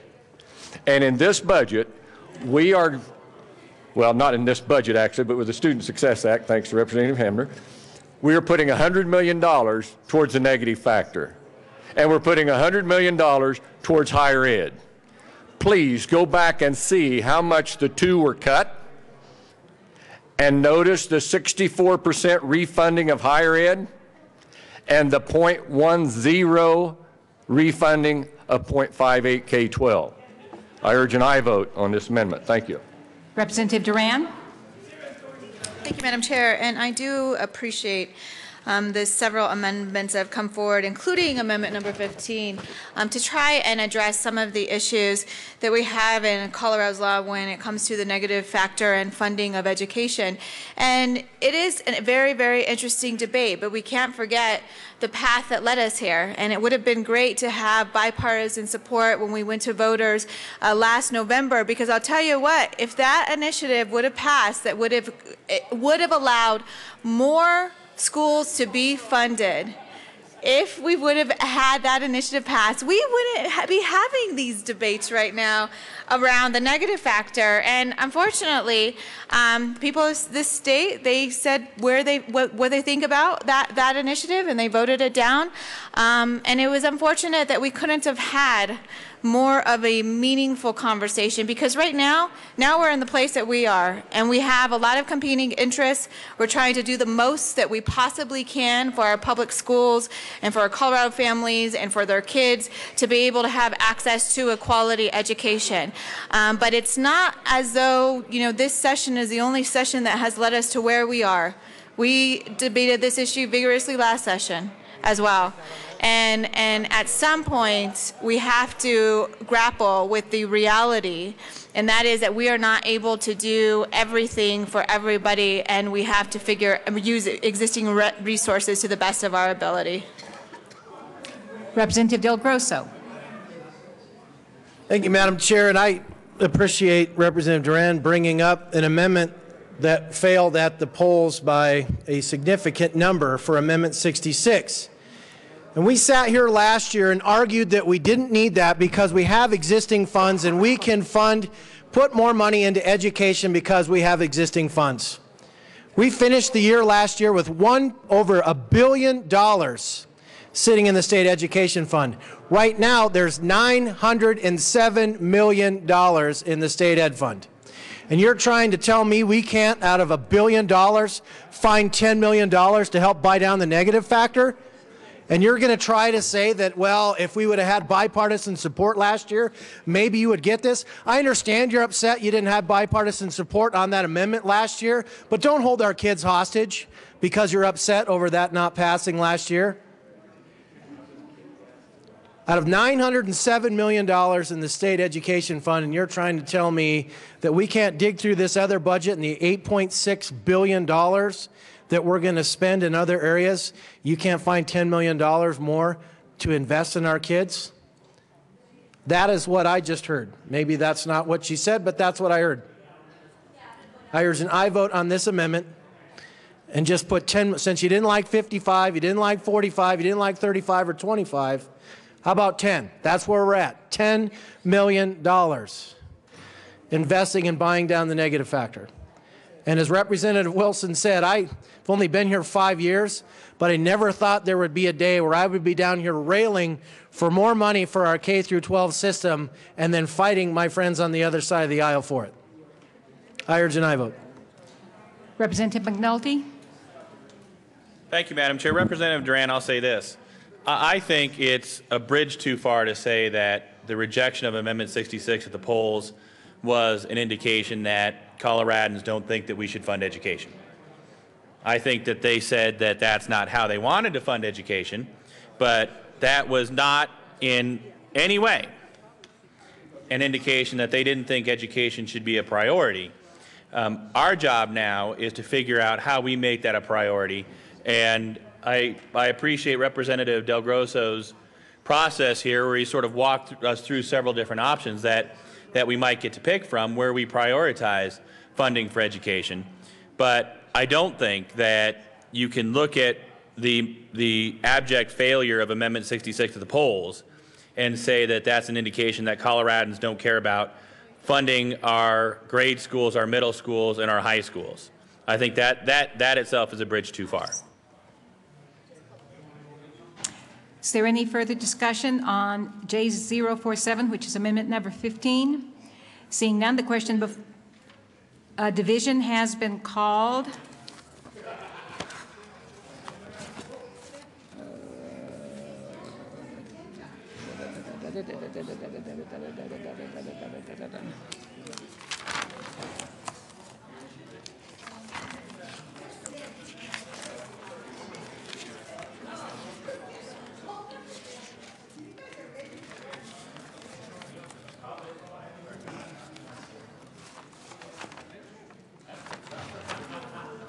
A division has been called. The question is the adoption of J047, which is amendment number 15, A division has been requested. All those in the chamber not entitled to vote, please be seated. All those in favor of J047, which is amendment number 15, please stand and remain standing in one place until the count has been taken.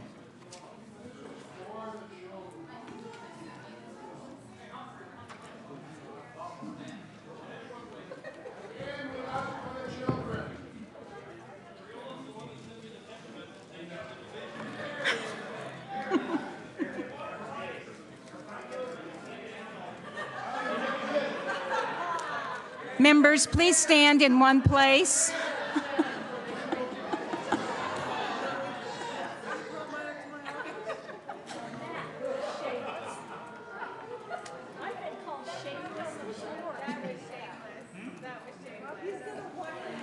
Thank you. You may be seated.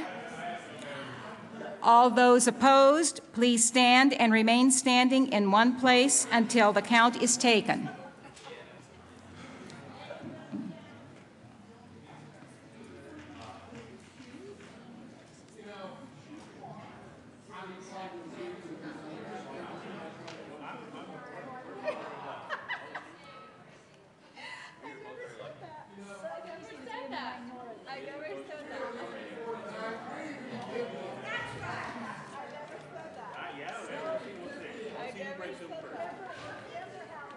Thank you. J4047 is lost. Representative Del Grosso to Amendment J49, Amendment 16. Yes, thank you, Madam Chair. I move J049, also known as Amendment 16, and ask that it be displayed. It is displayed. Please proceed. Thank you, Madam Chair. So maybe it was the fact that we were actually giving money to all the schools was a problem.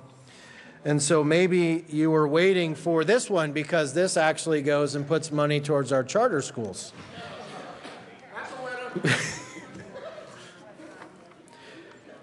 This is not saying anything about our neighborhood schools, but the reality is charter schools have not enjoyed a lot of the uptick in some of their funding like the rest of their schools have.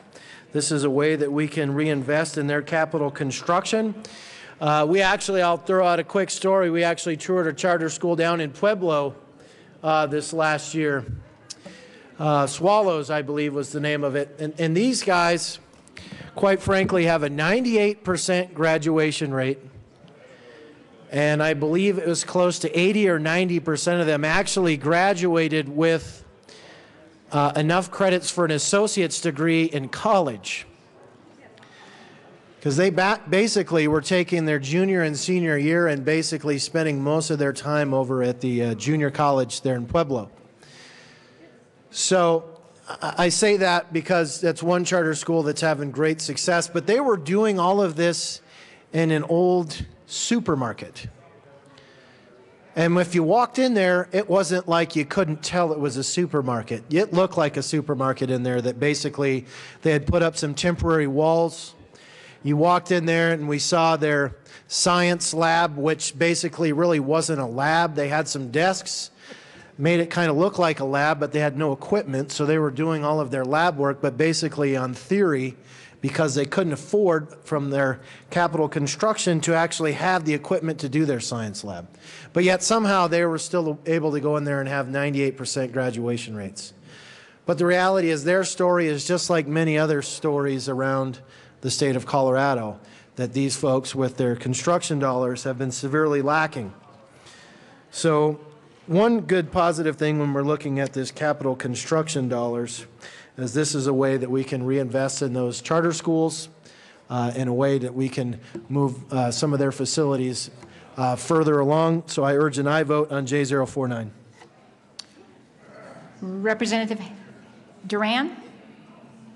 Thank you, Madam Chair. And again, this is not part of our budget package, but I think it is ironic indeed that in a year where, unfortunately, the School Finance Act, which would have invested $232 million to public schools, there was not bipartisan support on that effort. And while I absolutely appreciate the newfound dedication to education and fully funding our schools, it's unfortunate that on that particular bill there was not bipartisan support. So while I see that you're trying to get an additional $18 million of general fund towards us, it would have been great to have bipartisan support on that $232 million that would have been allocated through the School Finance Act. But with that, staying true to tradition of the Joint Budget Committee, I ask that you vote no. Representative Giroux. Thank you, Madam Chair. I would just like to remind the body that one side of the aisle or the other side of the aisle, we all have children, we all care about children, and no one on the Joint Budget Committee should be assuming that one side of the aisle or the other, depending on how you voted on something, determines what you really care about in life. We're here to serve our districts. We're not here to judge each other. Vote your conscience. Representative Holbert. Thank you, Madam Chair. I echo Representative Giroux's sentiments. When I came into the legislature, I asked incoming Speaker McNulty to please assign me to House Education, and he was kind of shocked. But that is something I care greatly about. I wanted to be on business and education. That's where I've been, and I'm proud to serve there. One of the conversations that I have with constituents who've come from other states is that they sometimes say, well, I'm not comfortable with the privatization of education. I ask, what do you mean? They say, well, charter schools. Oh, wow. In Colorado, charter schools are public schools. And then we get into this labeling of, well, how do you tell the difference? Neighborhood public school, sort of traditional model, charter public school. Charter schools are public schools. And what the minority leader is proposing here is that we offer $18 million for charter schools that won't build that base. We don't have to fund over this. This is one-time money, and this goes to the people who need it the most, who are performing at the highest levels. I am so proud of the charter schools in northern Douglas County. We're home now to a new location for American Academy. I believe the highest performing charter school, if not the highest among the top 2 or 3, but I think they're the highest performing charter school in this state. And the demand to get kids into that academy is off the charts. We have such great charter schools in Douglas County, and our district bends over backwards to try to treat them with parity. And this is an opportunity to help those charter schools in the districts around the state that need it the most. You've got charter schools. Your kids in your district deserve better than what they've got. Help out the charter schools to deliver education for parents and kids who choose that environment. It's not for everybody, but for the kids who choose that environment, this is a great way to lend a helping hand to the schools that are performing at the highest levels. I ask for an aye vote. Representative Hamner. Thank you, Madam Chair. I was distracted by this cute baby down here. Hi, Lila. Colleagues, I actually agree with the argument for more funding for charter school facilities. However, I'm opposed to the amendments that are being introduced this evening because this funding for charter school facilities is also included in the Student Success Act. House Bill 1292 will increase our current level of charter school facility funding, which is $7 million, to $25 million. So I don't understand why the amendments are being run. We do care about this issue, care about equity in our school facility funding, and ask for your support of that effort when we talk about House Bill 1292, but not this amendment. Thank you. Representative Murray. Thank you, Madam Chair. I'm delighted that Representative Hamner brought up the Student Success Act, of which I'm a co-sponsor, and I'm proud of the fact that there's $18 million for charter schools in there, and I think there's widespread support in the House for that act, but I'm really concerned about once it gets to the Senate, the rumors I have is that everything goes away. except the negative factor. So I support the negative factor. I support charter schools. I support ELL, all of the things that are in the Student Success Act. But I'm really concerned that we as a House are not going to be represented in terms of our stand on charter schools in that Student Success Act. So I would see this as a way for us as a House to say this is an important issue to us, just as are all of the other educational issues that we've been debating for the past few weeks. I urge an aye vote on this amendment. Representative Del Grosso. Thank you, Madam Chair. And again, I will urge an aye vote on J049. And I'll even come up here and say that this in no way, shape, or form will benefit me. I have 3 kids, and they actually go to their traditional school. So my kids don't even go to a charter school. It's just that I've personally gone out and I've seen the charter schools and I've seen the success that they've had, but I've also seen their crumbling infrastructure that they have, and this is a way that we can invest back in there. And I appreciate Representative Hamner talking about how she even acknowledges the fact that there needs to be some more equity when it comes to charter school construction. But you're right, there is a fear that there is another bill that's coming out there now which seeks to put money to charter schools, but there's nothing out there that guarantees the success of that bill. And if that bill was to go down, well then charter schools will get absolutely nothing. And so that is the reason why we are continuing to push for this funding, and I urge an aye vote on J049. Mr. Speaker and adorable child. Thank you, Madam Chair. Just a quick point on clarification on this issue. Because, one, I think we should never take any responsibility for anything the Senate does. We never know what's going to happen there. But two, just to be clear, the process. I'd ask for a no vote on the amendment, but even if we were to put this amendment on, the first thing that happens when it goes over to the Senate, as par for the course, and the same thing when it comes over here, all the amendments get stripped. So if you're fearful that it won't get done in the Student Success Act, the same outcome would be here as well. So I'm really confused by this argument that because we're fearful in the Student Success Act that they might cut the funding. It's the same thing here. So I don't know how this protects you from that. I'm taking no responsibility for the Senate. I don't think any member in this chamber should take responsibility for the Senate, except for maybe a few of you who are running for the Senate. Sellouts. Yeah, exactly. Sellouts who are running for the Senate. But that argument just is funny. Representative Sonnenberg? No.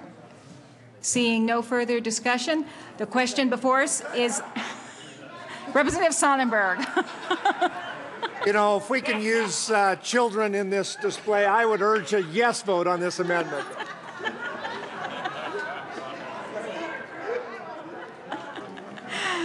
Seeing no further discussion, the question before us is the adoption of J049, which is Amendment 16. All those in favor, please signify by saying aye. Aye. All opposed, no. No. J049 is lost. Representative Del Grosso.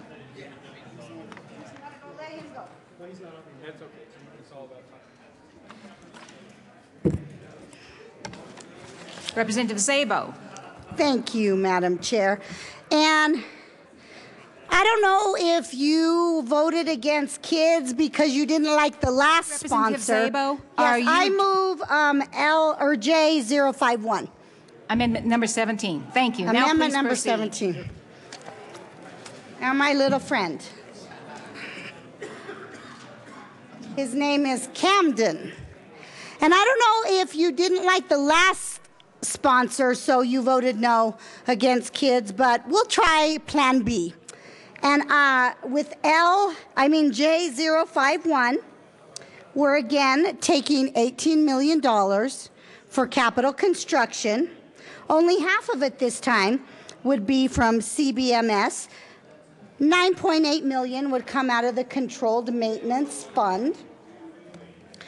And members, seriously, 20 years ago, when we instituted charter schools into this state, each student got $232 allotted to them for capital construction in a charter school. Over the last 20 years, somehow that's been dwindled down to $70 a student. 7-0. We need to make sure that all of our kids are on a level playing ground. That we don't treat some kids one way and other kids the other way. We should make sure that whether our children go to the public neighborhood school or the public charter school, they can rely on a nice, warm facility so they can learn in. It isn't that way in Colorado. Like Representative Del Grosso said, we visited Swallow School in Pueblo, but I visited many other charter schools. A lot of them school the children in temporary buildings out back. I know that the neighborhood public schools say, you just couldn't do that. We couldn't have our kids out back in a temporary building.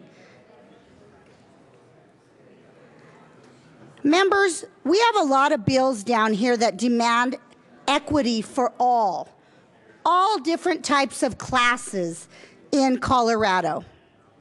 What this bill would do would give equity to our children in Colorado. They rely on us for that, and they deserve that. Thank you. Representative May. Thank you, Madam Chair, and my voice is going. I just asked for a no vote. I just want to remind people that when you take money from the Human Services line and the Healthcare Policy and Finance line, you're really taking twice the amount. So it's really double the hit to those departments, and it's very painful. But I simply ask for a no vote. Thank you. Representative Szabo. You know, anytime you take money from children, it's very painful. And when you go from $232 per student down to $70, it's been very painful. And I just urge equity. I ask for an aye vote. Seeing no further discussion, the question before us is the adoption of J051, which is amendment number 17. All those in favor say aye. Aye. All those opposed, no. J051 is lost. Representative Del Grosso. Thank you, Madam Chair. I move J039, also known as Amendment 18. Ask it to be displayed. Thank you. It is displayed. Please proceed. Thank you, Madam Chair. So we just heard from the Joint Budget Committee member Pardon me, it's not displayed yet.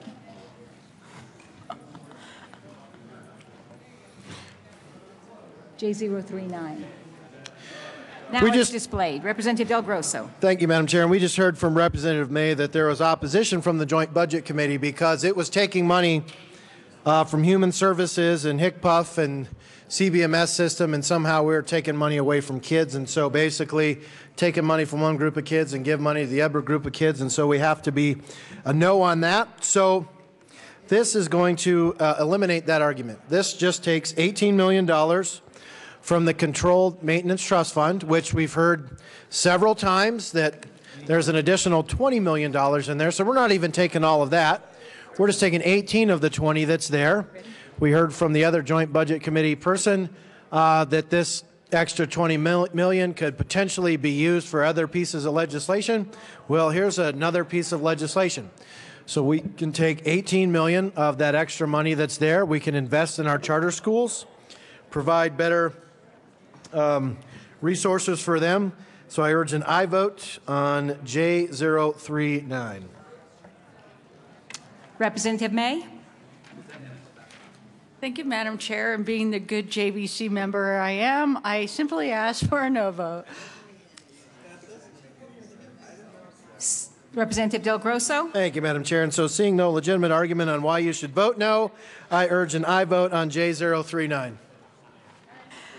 Seeing no further discussion, the question before us is the adoption of J039, which is amendment number 18. All those in favor, please signify by saying aye. Aye. All those opposed, no. Amendment number 18 is lost. Representative Wilson. Number 19. Representative Del Grosso. Thank you, Madam Chair.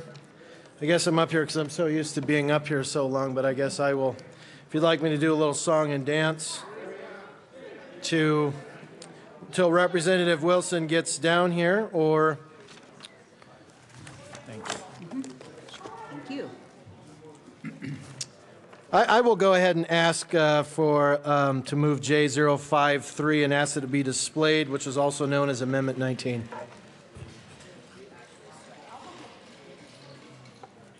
J053, also known as Amendment 19, is properly displayed and moved. Representative Wilson. Thank you, Mr. Chair. I apologize. I thought that next one would take a little longer, Representative Del Grosso. I'm a little disappointed. Colleagues, like all of you, I'm sure that you have heard that we have more bills waiting in appropriation than planes in the holding pattern of O'Hare Airport. I think there are like 107 of them. I also heard that the majority of the bills are going to be dead on arrival. There's also a rumor going around that our Republican bills might be first on that list, but that's surely just a rumor. So just in case, I wanted to move J053, number 19. Most of the amendments that you've seen today, colleagues, have been about dollars. No surprise. But I would challenge you, I want to put a face with those dollars with this amendment. Dollars can be impersonal, but this amendment's highly personal. Ron, if I could get you, please.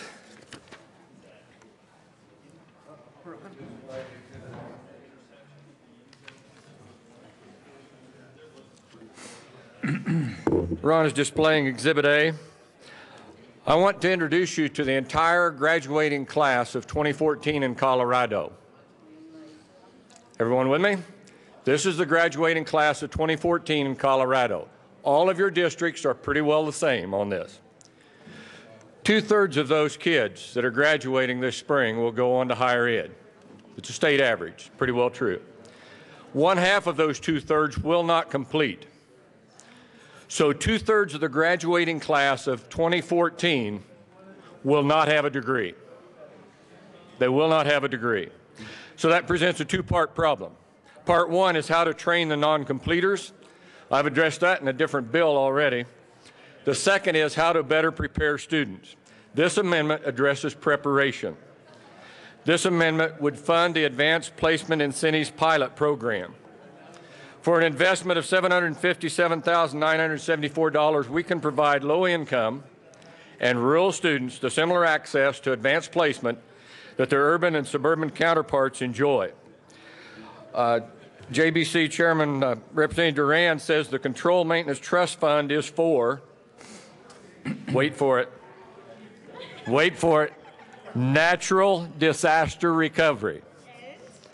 Well, that's enough. Natural disaster recovery. Ladies and gentlemen, this is a natural disaster that's going on in the state of Colorado. This is paying for recovery.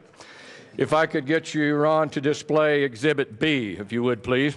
Let me share with you how bad this situation really is. How bad this natural disaster that goes on every year in the state of Colorado, how bad it really is. This map shows the extent of the need in the state of Colorado. What does this represent? Only 39% of the graduating seniors took an AP exam. Only 16% of the at-risk students took one. The participation rate in rural schools ranges 2 to 7%. So let's look at that map, because that goes all over the state, and if you're looking at the dark green and saying, hey, we're all right, that's the only ones that are above 30%. Everyone else is 30% or below. The red is 1%. Of the districts in Colorado, of the rural districts, only 20 offer 3 or more AP courses, 10 offer 2. Of the remaining 144 districts, 13 offer 1 AP course, and 101 offer 0. For those of you that may have been in on the testimony, The Denver East High School students just down the street came and testified they have access to 36 AP courses. One young lady has taken 13 already. Check out the map, colleagues. That's a natural disaster that's taking place across the state of Colorado. Look at how many of our districts have little or no access. Again, for a small investment, we can make AP courses available to as many as 10,000 low-income and rural students. I repeat, low-income, at-risk, and rural students.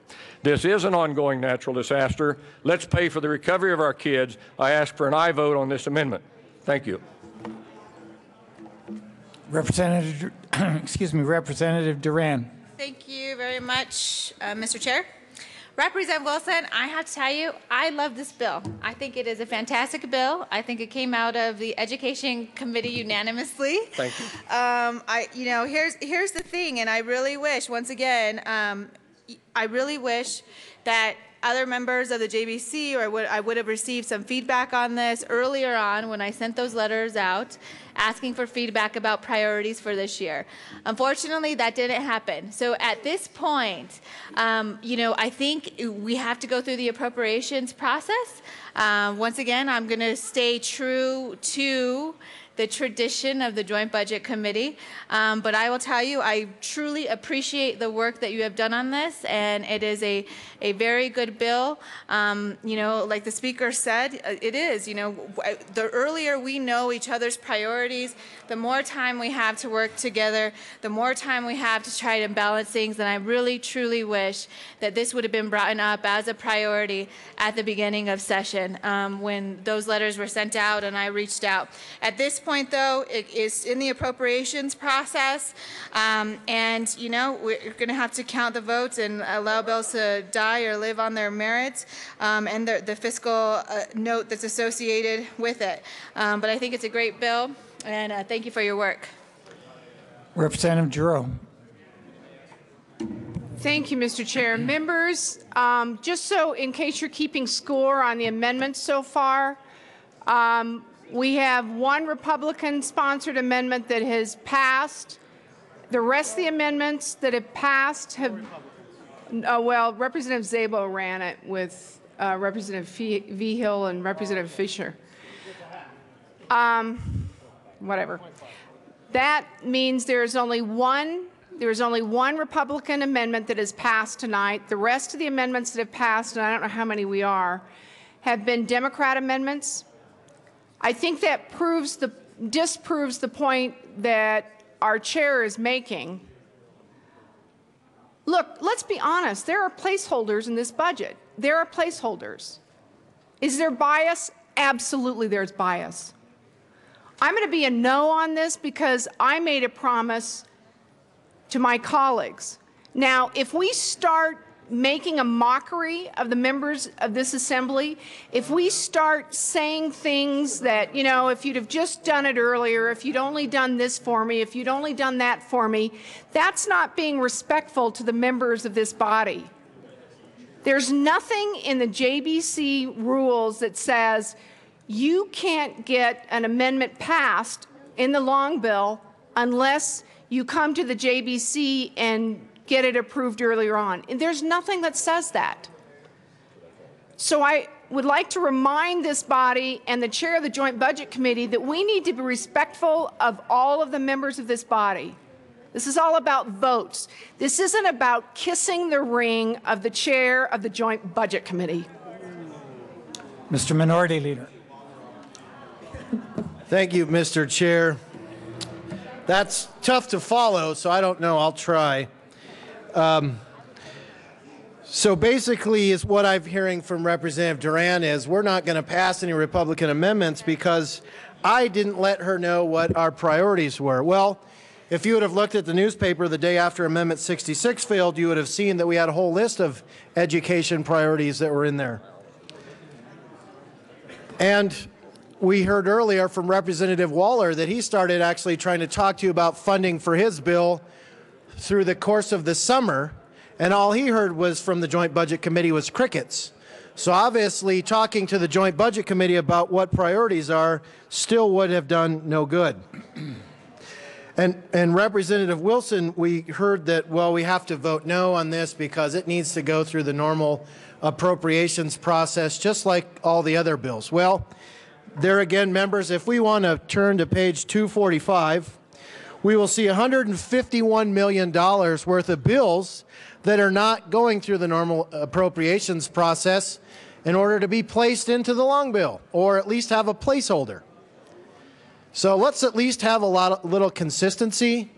I'm not going to try to impugn anybody's motives, but when we look at $151 million worth of Democrat bills that have placeholders and not a single Republican one, what am I supposed to think? Especially when I'm hearing my member get lectured by the Joint Budget Committee chair about how we can't support this bill because we didn't A, and ask for your permission for one, and then B, somehow it's not going through the normal appropriations process to be placed in there. Members, this has taken $750,000 out of the Controlled Maintenance Trust Fund. Now, I'm going to say it again. You've heard me say it several times, so it's very old, but it's true. There is $78 million in there now for the Tabor surplus, or the Tabor. There's an extra $20 million on top of that. Representative Wilson is asking for $750,000 of that $20 million of excess in the Controlled Maintenance Trust Fund. And the Joint Budget Committee chair has even said that extra $20 million is there for potential legislation. Well, there again, this is potential legislation. So now, just because you're mad that I didn't write a letter to you requesting that you fund Representative Wilson's bill is no reason to oppose this amendment. I urge an aye vote. This is good legislation. We need to pass this. Thank you. Representative Holbert. Thank you, Mr. Chair. And Ron, if I could ask that map to be displayed, it would be great. Members, I rise in support of Representative Wilson's amendment. And I want to go back to this map of students who are passing AP course exams. And I'm very proud to say that the school district that I represent is right there in the middle, just below where it says C Inset A. There's a great big green, dark green area where it's Douglas in northern El Paso County. This money, I don't need it for Douglas. I don't need it for my school district. I want it for the school districts like the one that Representative Wilson was superintendent of for years up in Salida. I want it for all those red districts. Those of you, I don't care what side of the aisle you're on, if you're out there representing a school district where it's red, I want this $750,000 for the kids in your district. I'm not asking for anything that's selfish for the kids and the parents in the community where I live. I want to help the communities out there in rural Colorado in those red districts. And let's remember, we're talking about $9 billion general fund and a total budget that's bumping up on $24 billion. And now we're telling Representative Wilson, or I suspect the majority of us will tell Representative Wilson, that we can't find $750,000 to help kids in those red districts access AP courses and advance their education career. That's just wrong. This is an easy one to ask for an aye vote. Another thing, I'm frustrated with the idea that if we didn't respond to a letter, that our amendments somehow can't pass.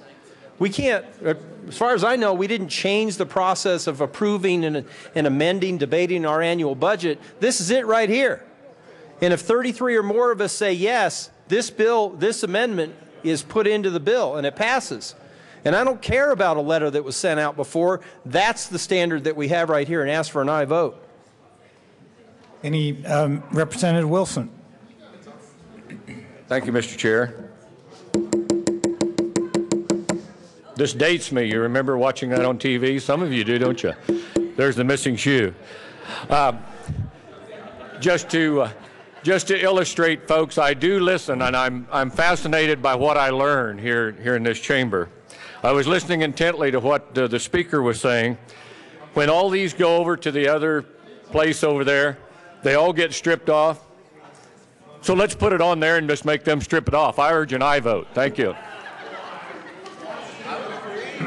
Is there any further discussion of J053?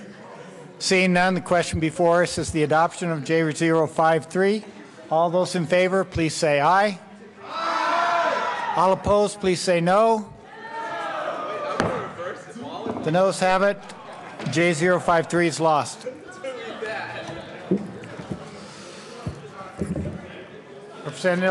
Representative Del Grosso. Thank you, Mr. Chair. Hold on just a second. Could I have it quiet over at the press table, please?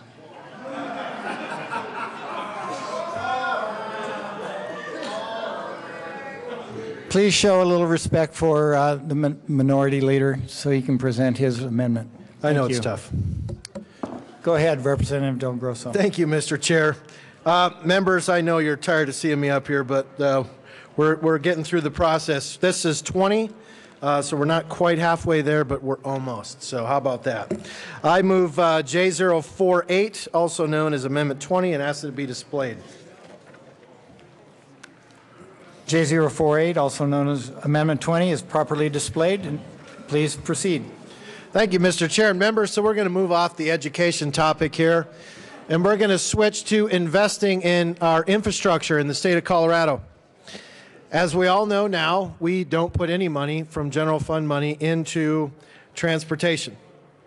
We used to, but there was some bills that were passed, I believe, back in 2009 before I got here, and it basically stopped the current process of putting general fund money into transportation. Now, there are ways in the future that if we have personal income growth that we can see some money go from general fund into transportation, but as of now, there is absolutely none. And so this is a way, when we talk to businesses, when you travel all over the state and you listen to people, whether it's rural, whether it's in the metro areas, all over, one of the things when you talk to the business community is we need infrastructure improvements. We need to be able to get not only people from point A to point B, but goods and services from point A to point B, and do it in a safe way. We have severe need out there. You drive on the same roads I do. You drive out there, you hit those potholes, you see all of that stuff that's out there, you know the need for transportation and investing in our transportation. And J048 simply tries to put just under $50 million, so $48.5 million of general fund into construction for repair of roads and bridges. So repair of roads and bridges. Those roads and bridges that are in desperate need of repair. Ladies and gentlemen, when we have $1.1 billion extra this year versus last year, and we can't reinvest in simple things like infrastructure, something that whether your kid's going to school, whether you're a mom dropping your kid off at soccer practice, whether you're a trucker moving goods from point A to point B, whatever it is, we all use this infrastructure. This is something that we can invest in all over the entire state of Colorado. And basically all 5 million people here in the state of Colorado can benefit from this. So I urge an aye vote on J048. Is there any other discussion? Mr. Speaker. Thank you, Mr. Chair. And to get back to my JVC roots, I asked for a no vote. Okay, I'll continue speaking. Just a couple things. One, is this the 10th of your 20 amendments, or just wondering what number we are on the Del Grosso amendments, which are almost half the amendments to the package, which is great. We were trying to get to 150. I didn't do my job. Representative Del Grosso, you did a good job trying to get there, so I appreciate that effort. Just in terms of a couple things. One, total transportation dollars in this state are increasing by about $15 million to 1.3 billion state funding in transportation. That's federal funds and cash funds. Half of it, over half of it, coming from cash funds. That's highway user tax funds and the Bridge and Enterprise Fund. I also wanted, the minority leader said no state, the general fund used to be paid, and actually it's not technically true. It was the spillover over the 6% limit, which wasn't really general fund because the general fund couldn't be over 6%. So we can get into a long theoretical debate about was that general fund or not general fund, but let's not do that. But as we heard from the minority leader, earlier about the need of education, we know there's lots of needs in education. This has lots of needs in transportation too. I agree with you. You have a bill to fund $100 million in transportation. We have a $1 billion shortfall in K-12 and against the negative factor. This is really distracting. So, you know, what is our priorities, education or transportation? A budget's trying to prioritize what we're doing, trying to be balanced in our state. This amendment isn't that. I respect the minority leader for good efforts. Just vote no. Any further discussion of J048? Mr. Minority Leader. Thank you, Mr. Chair. And Mr. Speaker, maybe you didn't hear all the conversations that we had on education. We had all of the conversations about a $1 billion shortfall in education, and we ran amendment after amendment after amendment to try to address that, but this body somehow kept voting that down. So obviously education was not a priority here in this chamber today, so now we're moving the conversation over to transportation. And so, as we've heard all along, this budget is about priorities. And so we've heard that education isn't a priority by killing all the amendments earlier, so maybe transportation can be a priority. Transportation where those school buses drive on a daily basis, transporting our kids to school. We currently put no general fund money into transportation. This starts the practice of putting general fund money into transportation. This gets transportation projects up and running, up and moving. This is an investment of one-time dollars. So this is even a totally different conversation than we're having with education because this is a one-time investment. This is not ongoing money. If we put this $48.5 million in there, we don't have to turn around and say, well, we did it last year, so now we have to do it this year. There's nothing that obligates one penny of this to further spending. A lot of the money that came in here that we're sitting on right now was one-time money, and so this goes to spend it in one-time ways. Spending and investing in Colorado with one-time expenditures. We did the same thing with capital construction, investing one-time money into those buildings and other things that the state of Colorado owns, and this is a way that we can invest in our roads, something that will benefit every person in the entire state of Colorado by fixing our roads. I urge and I vote. Thank you. Mr. Speaker. Thank you, Mr. Chair.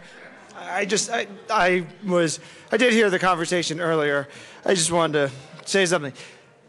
I think early on in session, there was a press conference downstairs where you and I and several other of our members were there talking about the importance of education and how we are dedicated to putting more money into the negative factor and then more money into charter schools, construction. And then we see down here through the budget amendments to basically, I would argue, step away from the compromise we came up with around the Student Success Act. So, I mean, our side has always been really about how do we fund education.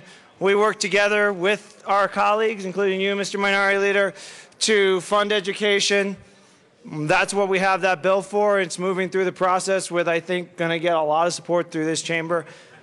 This amendment and all these different amendments, as we look at them, compete with what we've tried to do in a bipartisan way. So I'd ask for a no vote. Mr. Minority Leader. Thank you, Mr. Speaker, and I do appreciate that. And yes, you're right. We are working together on a bill. Representative Hamner and Representative Murray are doing a fine job with that. They've worked extremely hard on that bill. But there's nothing in this amendment that compromises that. This does not touch where that funding source would come from.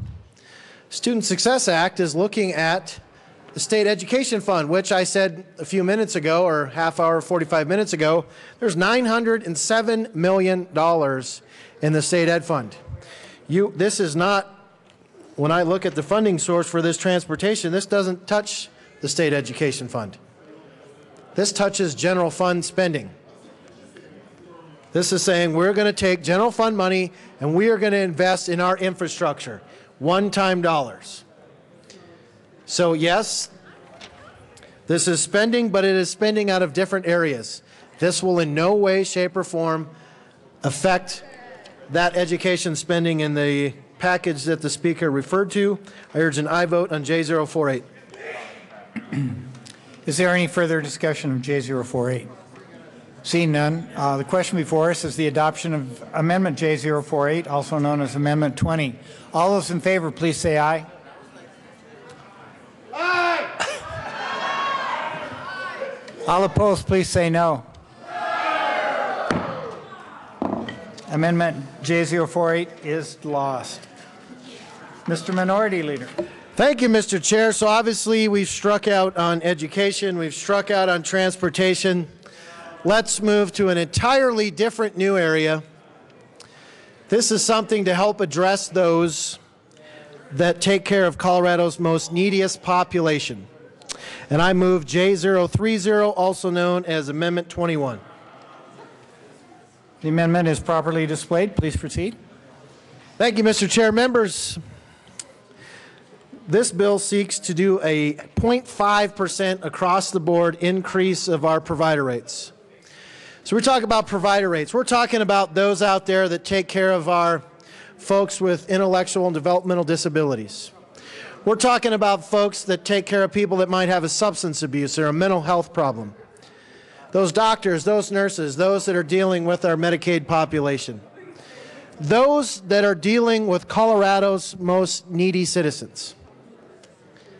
They have had provider rate cut.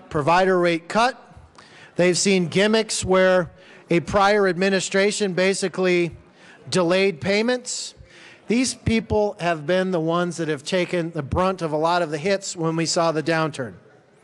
And just like education, it's time that we start investing back in those folks that take care of Colorado's most neediest citizens. And so all this is trying to do is say, we recognize that you had to take several cuts over the course of time, and we're going to put money back into you. And so we are going to increase those provider rates by 0.5% across the board. And I urge an aye vote on J030. Representative May. Thank you, Mr. Chair. And I asked for a no vote. And the reason around that is because we did provide a substantial provider rate increase in this package. In the governor's proposal, he asked for 1.5%, and we actually did a 2.5% across the board. But the other concern with this is the monies that are identified. They're once again one-time only funds. And so it will fund it 1 year and not in the outgoing years. And so if you want a fiscally responsible budget and you don't want to cause problems down the road, I simply ask for a no vote. Thank you. Mr. Minority Leader. Thank you, Mr. Chair. And members, we did hear that there was an increase, and I've never said that there isn't an increase for these folks already in the budget. But the reality is some people got about 2.5%, some got 2%.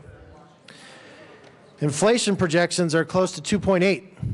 So we're not even keeping track or even close to what inflation rates are. Members, we've asked these folks that provide these valuable services to our needy population to continue year after year after year do more with less, do more with less. And every year they do. And now with new federal mandates, they're being asked to do even more with less. And the least we can do is recognize that their costs continue to go up and at least try to keep track with just what those costs of inflation increase is. Members, 0.5% increase is not a lot. But this at least offsets the cost that these folks out there that are providing these valuable services to our needy population, we can at least help them out and recognize the good things that they're doing out in our society, out in our state. And I urge an aye vote on J030. Representative May. Thank you, Mr. Chair. And once again, I just would like to point out that we gave a 2.5% increase. On the part that we gave a 2% increase was in Medicaid, and it was on the medical services line. And if you look at your packet, it'll explain to you that we gave an additional 0.5% in specific rate targeted areas. The reason why we did that is because there's certain services that are way underfunded, and that you can't get a specialized service in the rural area. And so this targets that to correct that issue. And so, yes, I agree that we needed to provide the increase for our most needy. When we were doing this raise over at the Joint Budget Committee, the DD line was left out by error, and we corrected that. And so the one exception in healthcare policy and finance is for the disability area. So we did give them a 2.5. So I just want to be clear about how it works. It's kind of complicated how we did it. We try to be fair across the board, but in medical services line, it was done a little different. But on the developmental disabled, we did do a 2.5. We made them in the exception in HIGPUF. So I just wanted to be clear. Thank you. Representative Landgraf. Thank you, Mr. Chairman. I rise in support of this amendment.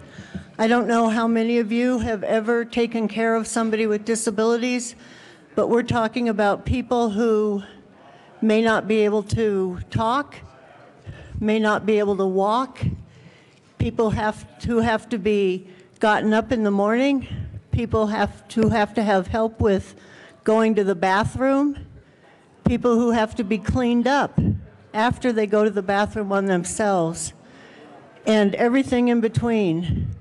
It can be a grueling job, and these people need all the help we can give them as far as support. We take care of our citizens who have intellectual and developmental disabilities. We need to start thinking about their caretakers. I would ask for a yes vote.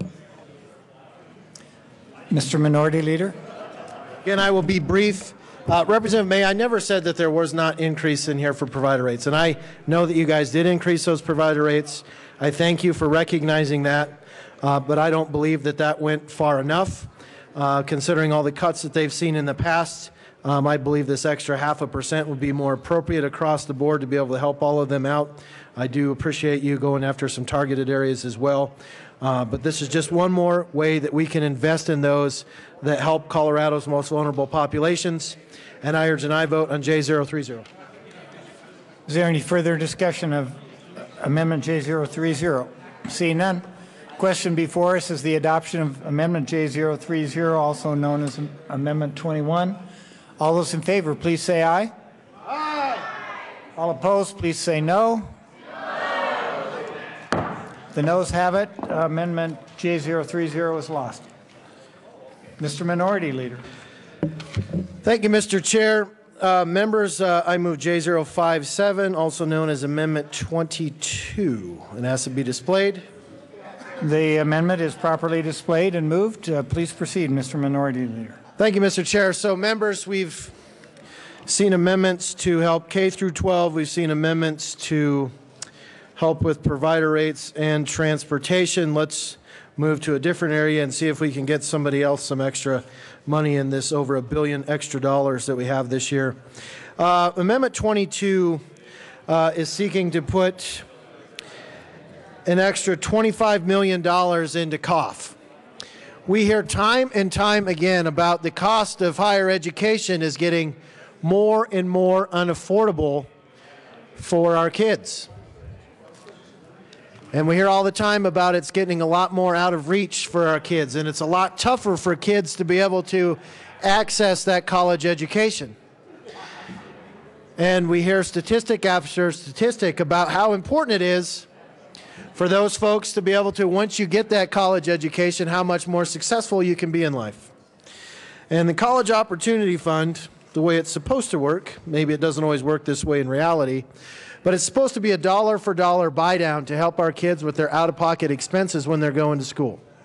So to directly offset the costs of them going to school, whether it's one of our major universities or whether it's just a local junior college. Members, if we want to help our kids access the higher education system, we need to figure out a way to make it a little more affordable for them. And this is a way that we can help them out dollar for dollar and invest in those kids. So I urge an aye vote on J057. Representative Duran. Thank you, Mr. Chair. And Minority Leader Del Grosso said a little while ago that, we talked about education, we talked about all these different things. Well, I do just want to state one thing for everybody to know. You still have a great opportunity to vote in favor of additional $232 million going to education. That's called the School Finance Act. It'll be coming your way very soon. So don't worry. There is a great opportunity to invest in our public schools and K through 12 still, and everybody has an opportunity to vote in favor of that. I know it's not bipartisan getting out of committee, but you have an opportunity to change that. With that, though, going to this amendment, I appreciate what you're trying to do here, Minority Leader Del Grosso. However, we have seen a historic increase in funding for institutions of higher ed in Colorado. There is an investment of $100 million through SB1 and as part of this budget package as a placeholder. So we are making an incredible investment and a historical investment in higher ed in Colorado right now. And after some of the additional conversations about capital construction and the amendment that was ultimately added to our capital construction bill this morning, even more money could potentially be going to institutions of higher ed across the state of Colorado. And of course, it's not part of the budget package, so with tradition, I ask for a no vote. Representative Giroux.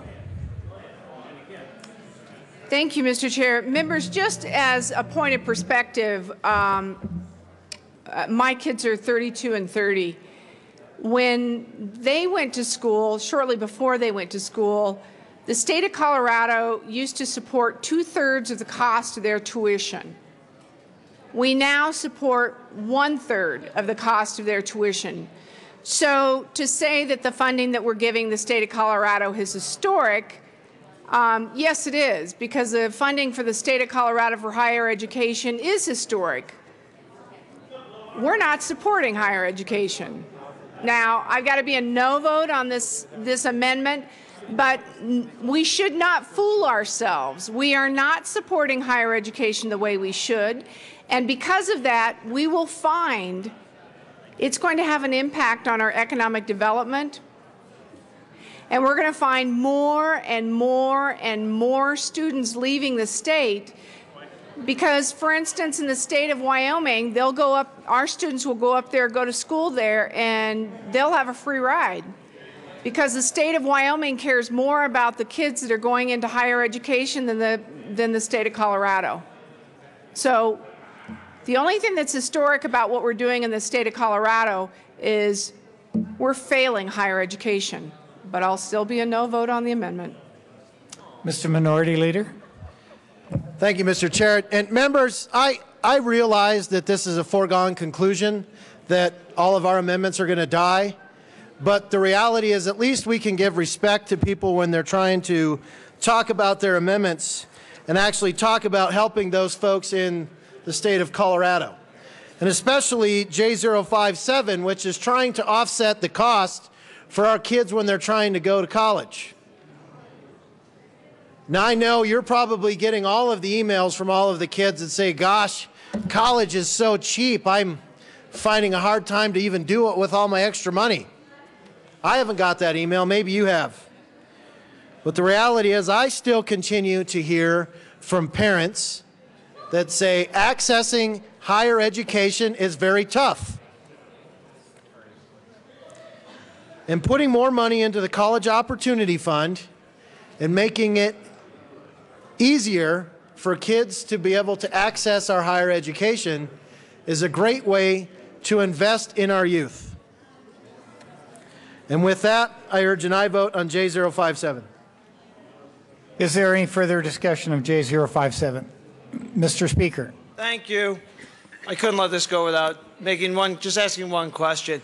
Mr. Minority Leader, the allocation of this funding, how is it? Is it the current allocation system, which is the arbitrary 11% that is happening across the board, or is there a better model that maybe, and I'm looking for him, don't see him, Representative Holbert, there, right there. Representative Holbert and I might have this bill that's going to redo the funding formula in a much better way. So are we going to do it in the old, antiquated way or a new, better way to allocate the money? Mr. Minority Leader. Thank you, Mr. Chair. Mr. Speaker, this doesn't allocate money to higher education in either way. It just puts it directly into COF. And if your amendment or any other bills that Representative Duran talked about that are coming through the system that seek to put more money into higher education, this is in addition to. So this is not instead of, but in addition to. So a further investment in our kids accessing higher education. I urge an aye vote. Mr. Minority Leader, I really appreciate the fact that you've promoted me to Speaker twice tonight. So thank you. It's always wanted to be Speaker, so thank you. Any further discussion? Seeing none, the question before us is the adoption of J057. All those in favor, please say aye. Aye. All those opposed, please say no. No. The noes have it. J057 is lost.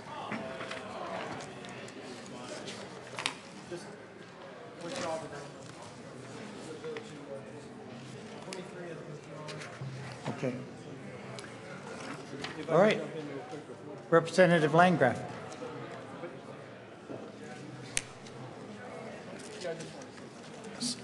So, okay. So, Amendment 23 has been withdrawn. Is that correct? Okay. J026 has been withdrawn, also known as Amendment 23. So, Representative Holbert. Or who's next? Representative Holbert. Thank you, Mr. Chair. Members, it's an important milestone. We've only been at this now for 6.5 hours, and now we are halfway through amendments. Halfway through, and then we'll get to cows after another 6.5 hours.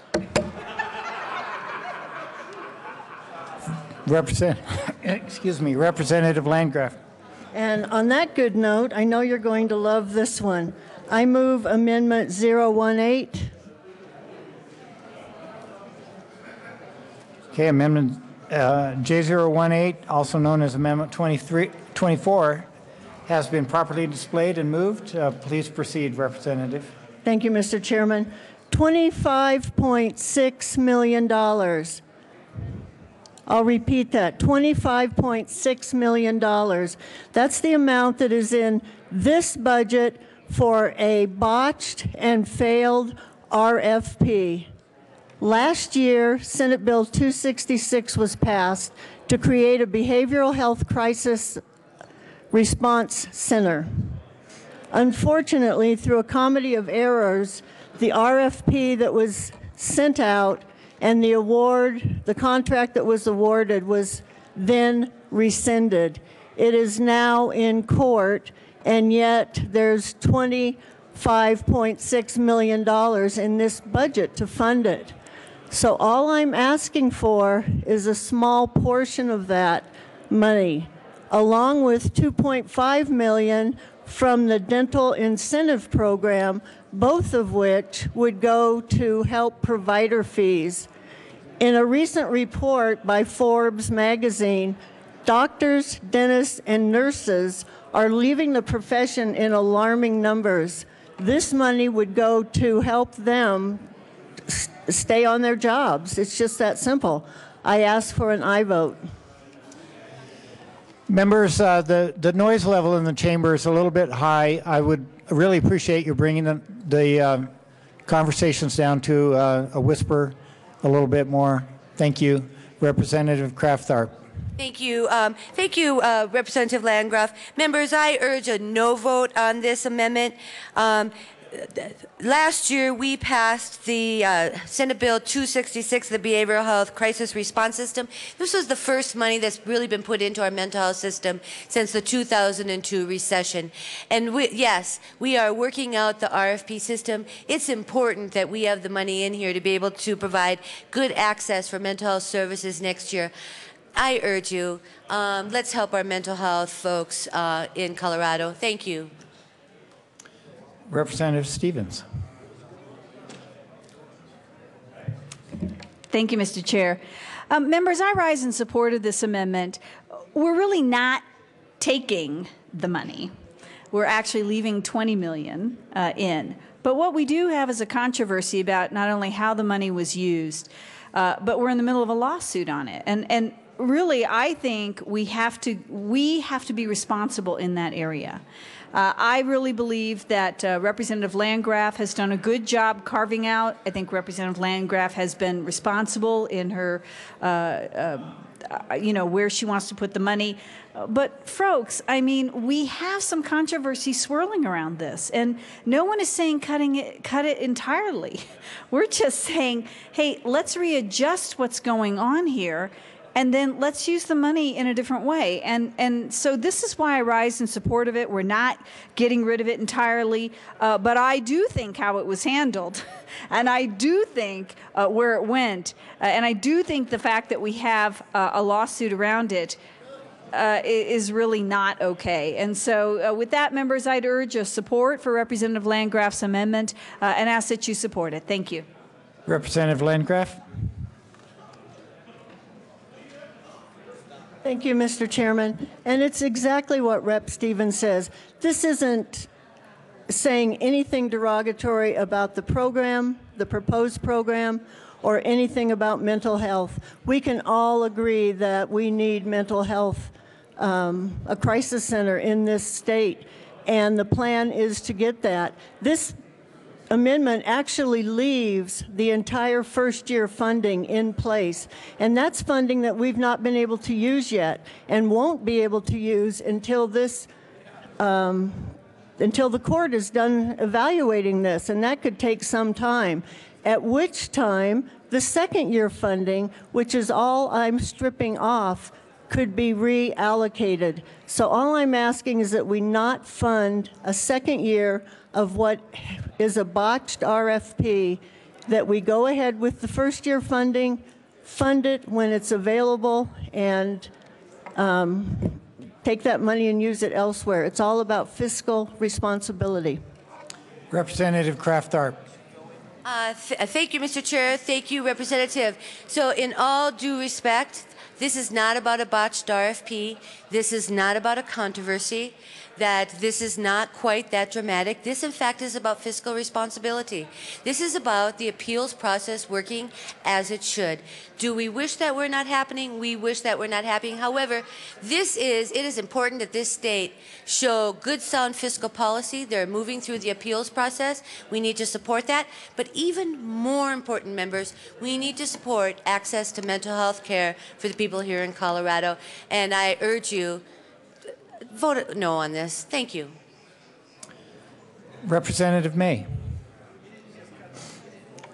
Thank you, Madam Chair. And actually, what this amendment does is it does do an ongoing reduction. And so what this mental health crisis line funded was stabilization units, mobile response, respite services, and a crisis hotline. And, just because the process wasn't working. When they came in front of the JBC, we were told that it would be available for July 1. So it does impact mental health services. And the other piece that it also does is that it doesn't have an end date, so it ends up being ongoing, and so it is a permanent reduction the way the amendment's written. I ask for a no vote. Thank you. Any further discussion? Seeing none. The question before us is the adoption of J018, also known as Amendment 24. All those in favor, please say aye. Aye. All opposed, please say no. No. The noes have it. J018 is lost. Representative Rosenthal. Thank you, Mr. Chair. At this time, I withdraw Amendment number 25. It was a bipartisan effort. We did our best to listen to members and to come to a good compromise, but we're going to work with some of the stakeholders and keep this issue going forward. And thank you all the members who we worked with along the way. Okay. Mr. Minority Leader. Thank you, Mr. Chair. And Representative Rosenthal, I appreciate you cutting Amendment 25 loose. Okay. Amendment number 25, also known as J001, has been withdrawn. Representative Swalm.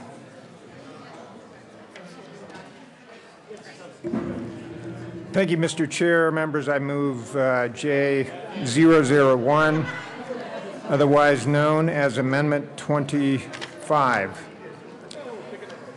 I believe that's 26. You're right, excuse me. And it's J032. Yes, correct. Amendment 26. Thank you, Mr. Chair. Members, okay, the amendment is properly displayed and moved. Please proceed. Give me just 1 second, Mr. Chair. Representative Giroux. Thank you, Mr. Chair. While Representative Swalm is getting his information, members, my file cabinet has always been the chamber coffee table, and I get that, and it's fine. I understand. Someone has left a bottle of half-finished King Soopers bottled water back there. I don't want to throw it away. I don't want you to forget it's there, and I want you to stay hydrated. So could you please claim it? Thank you. Mr. Speaker. Thank you, Mr. Chair. That was my daughter, so I will go claim it.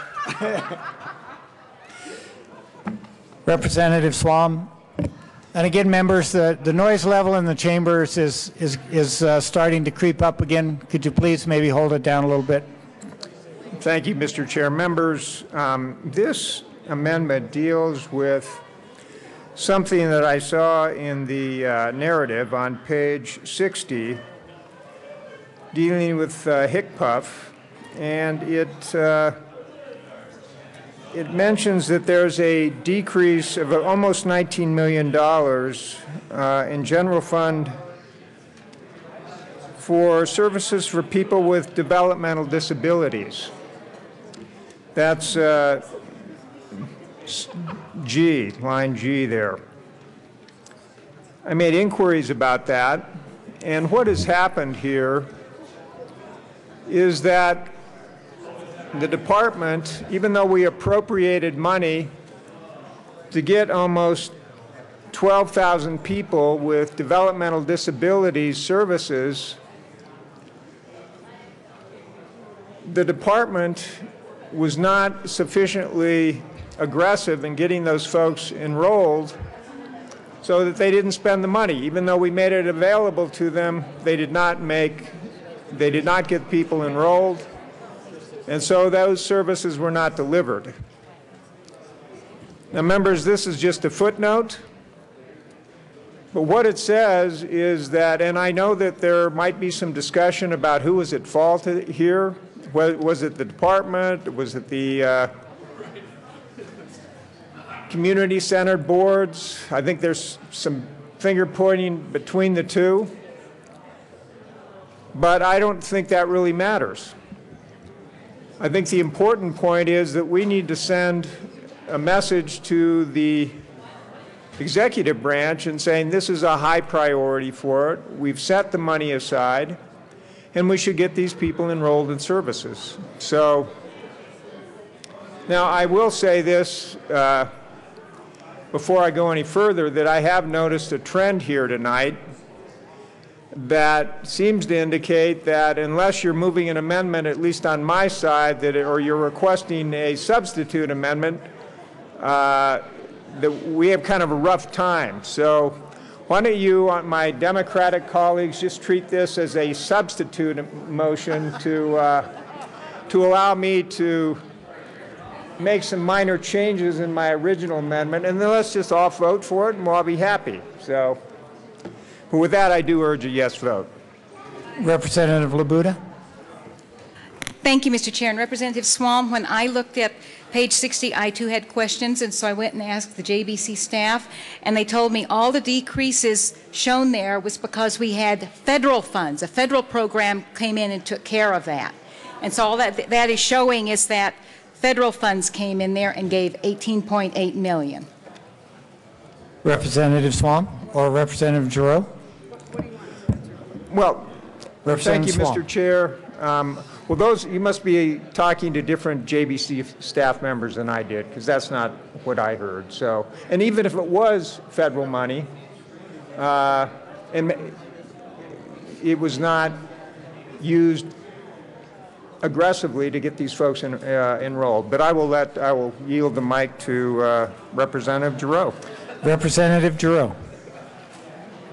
Thank you, Mr. Chair. Representative Labuda, I'm not sure what they told you, but in all honesty, year before last, last year we had to revert $7 million that was supposed to go to the DD because the department had tried to spend the money and the service providers were not ready to provide the service. And it's a matter of the department working with the service providers, and that's why the Community Living Advisory Group was formed, so that there was a coordination between the department and the providers.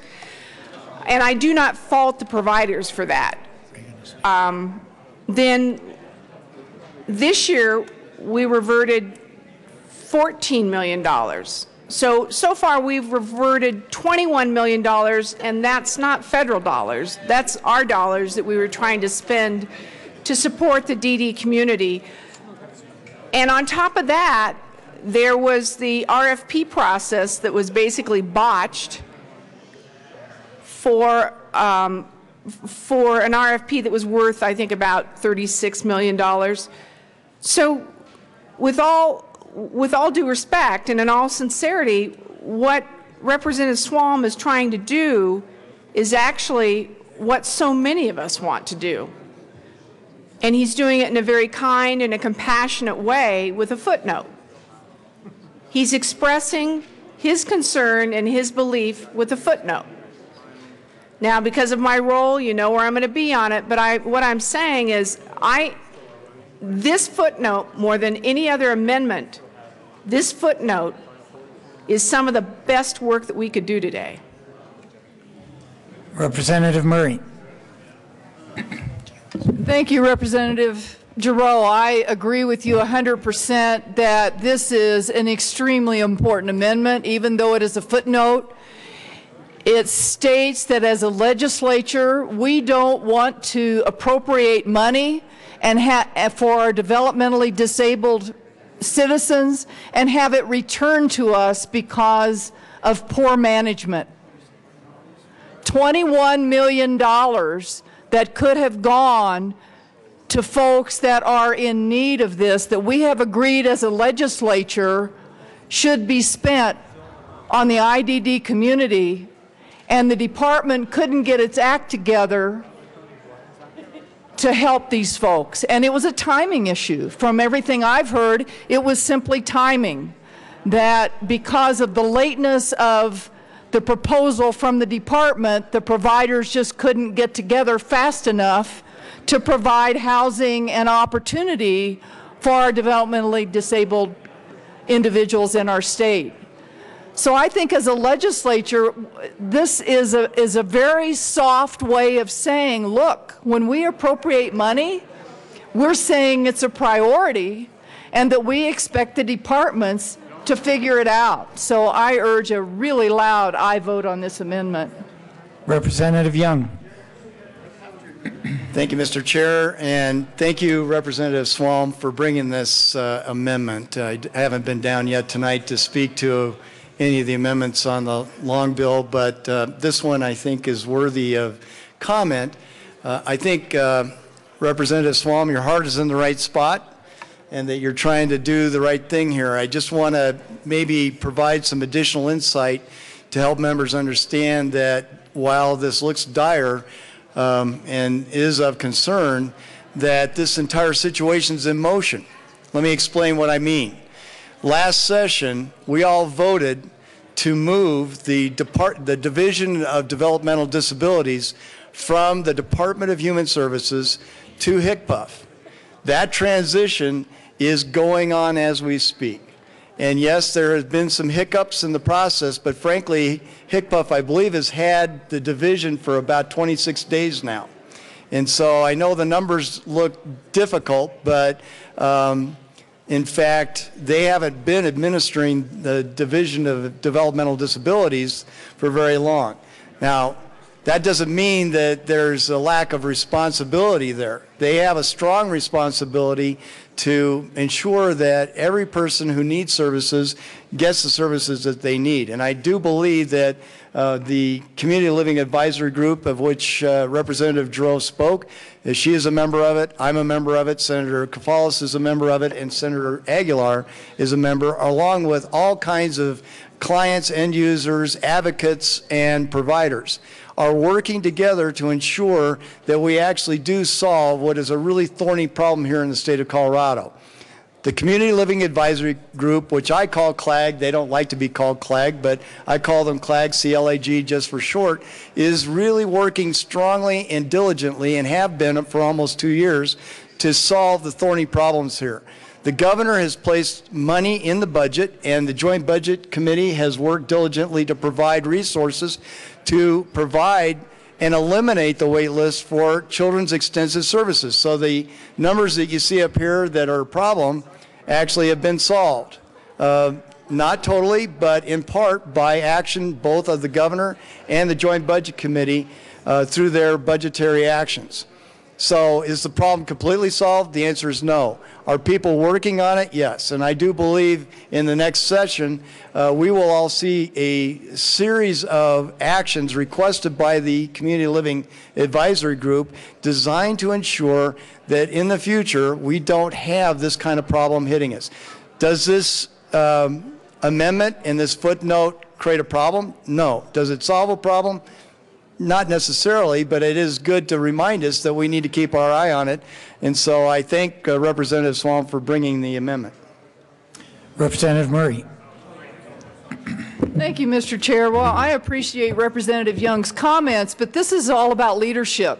I've been in management before, and I understand when you need to make a change, and it's as important as this is, to help people who cannot help themselves and families who need help, and we've agreed as a legislature should get that help immediately. You take somebody off something else, and you assign somebody to get it done.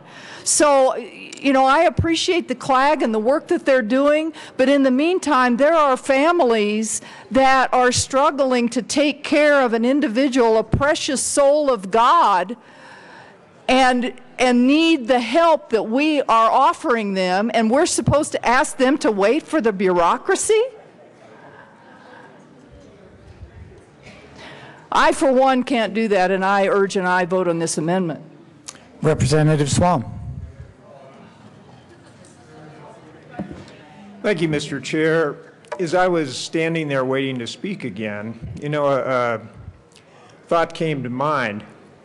Justice delayed is justice denied.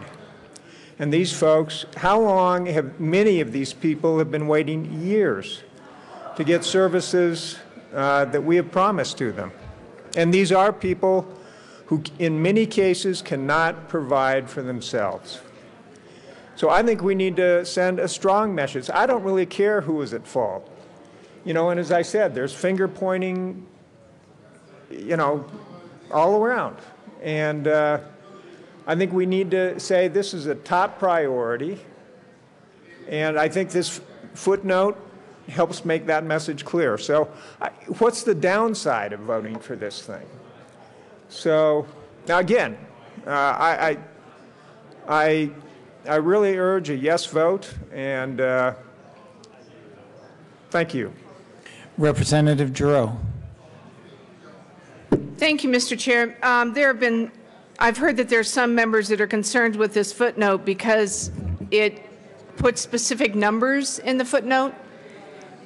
So I asked Representative Swalm where he got his specific numbers, and he got them from the Joint Budget Committee staff. So I think that everyone needs to understand that this amendment that's been crafted has been done so in a very intelligent manner. A very sympathetic, a very compassionate, and in a very intelligent manner. Representative Landgraf. Thank you, members. Thank you, Mr. Chairman. Members, earlier this year, one of your members, Representative Schaefer, and I ran the bill to get rid of the waiting list. It was a bipartisan bill, and it got full support from both chambers. And now we're here today finding out that we have people who have been waiting on these lists for 10 years, and there is money going unspent. So I'm not going to be as nice as Representative Murray or Representative Young or Representative Swalm. I don't care who's guilty. I don't care who's doing their job, how they're doing their job. They just need to do it. This can't go on. I so appreciate Representative Swalm's amendment. I ask for a yes vote. And I encourage whoever is responsible for this to start doing their job. It's not acceptable to have this happen over and over again. And I've been led to believe that it's going to happen again this year with this year's funding. And we can't let this go on. Thank you. Representative Stevens. Well, thank you, Mr. Chair, and I too rise in support of this amendment. It's probably no surprise that those of us who've been here for 8 years and are in our last session are asking why, over the years that we've done this budget, we incrementally try to help our DD community when they really deserve the most help and when they really deserve to be at the front of the line, not at the back of the line. And I think that we have strived we talk about it, we talk a great game, but we just haven't continued to move our DD community to the front of the line. And really, I've argued in committee, I know Representative Landgraf and others have argued in committee.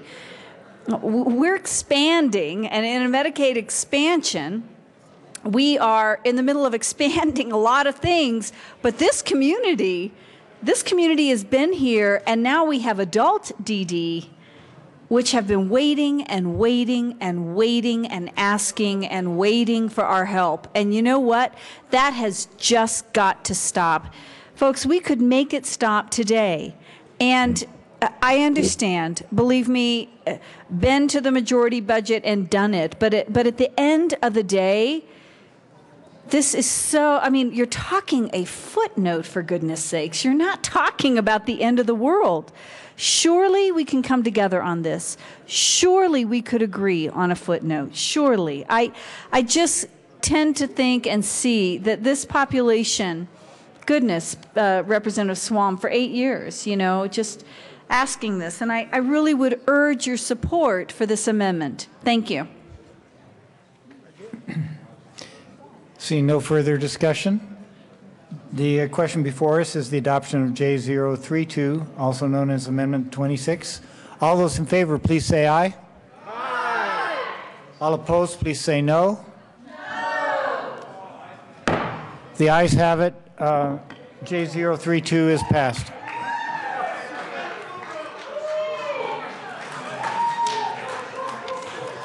Representative Swalm.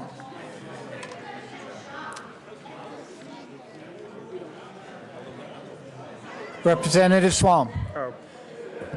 Thank you, Mr. Chair. Members, I guess you, thank you. I appreciate that. I guess you must have taken my advice to just treat that as one of those substitute type motions. And no, that was a good policy. I move Amendment J37, also known as Amendment 22. 27, I believe. Excuse me. Yeah, J37 Amendment, otherwise known as Amendment 27. Okay, the amendment is properly moved and displayed. Please proceed. Members, this is an amendment that, frankly, I think is probably unnecessary at this point. But I do want to say why I offered it. I was concerned that the prior amendment might not be adopted, or maybe we needed to send a stronger message. What this does would have cut the department's budget by 15 or 20%, as sending an even stronger signal that we need to move our DD community, as Representative Stevens said, to the front of the line. Unfortunately, I think what that would do would probably make it even tougher for them to deliver these services. So, Mr. Chair, I respectfully withdraw Amendment J37. Okay, members, Representative Swalm is withdrawing J037, also known as Amendment 27. Representative Rankin. Thank you, Mr. Chairman. I move Amendment J040, also known as Amendment 28. Please proceed. The amendment has been moved and properly displayed. Well, we've discussed this several times. This is the modification to the CBMS program minus the other strings attached. It simply splits the appropriation for CBMS into two parts, one to follow after the one this year. So it authorizes half of the requested funding, gives us time to evaluate the program and to find out what we're really spending and where the money should come from on these issues. Does not should not impact federal fund matching. It does require rework of the project plan. I ask for a yes vote. Thank you. Representative May. Thank you, Mr. Chair. I simply asked for a no vote. We've kind of talked about how this really harms counties, families who are applying. When you arbitrarily cut a number and you have no idea what it's cutting, I don't think that's good public policy. I don't think that's the way to do a budget. We did receive a detailed plan from CBMS about what was required and what was not. What also isn't reflected in this is the federal penalties that we will receive for not doing this. So you're going to harm families, you're going to harm kids, you're going to take a penalty all because you want to arbitrarily cut a project without knowing what you're cutting. I asked for a no vote. Thank you. Is there any further discussion? Seeing none, the question before us is the adoption of J040, also known as Amendment 28. All those in favor, please say aye. Aye. All opposed, please say no. No. The noes have it. J040 is lost. Representative Del Grosso.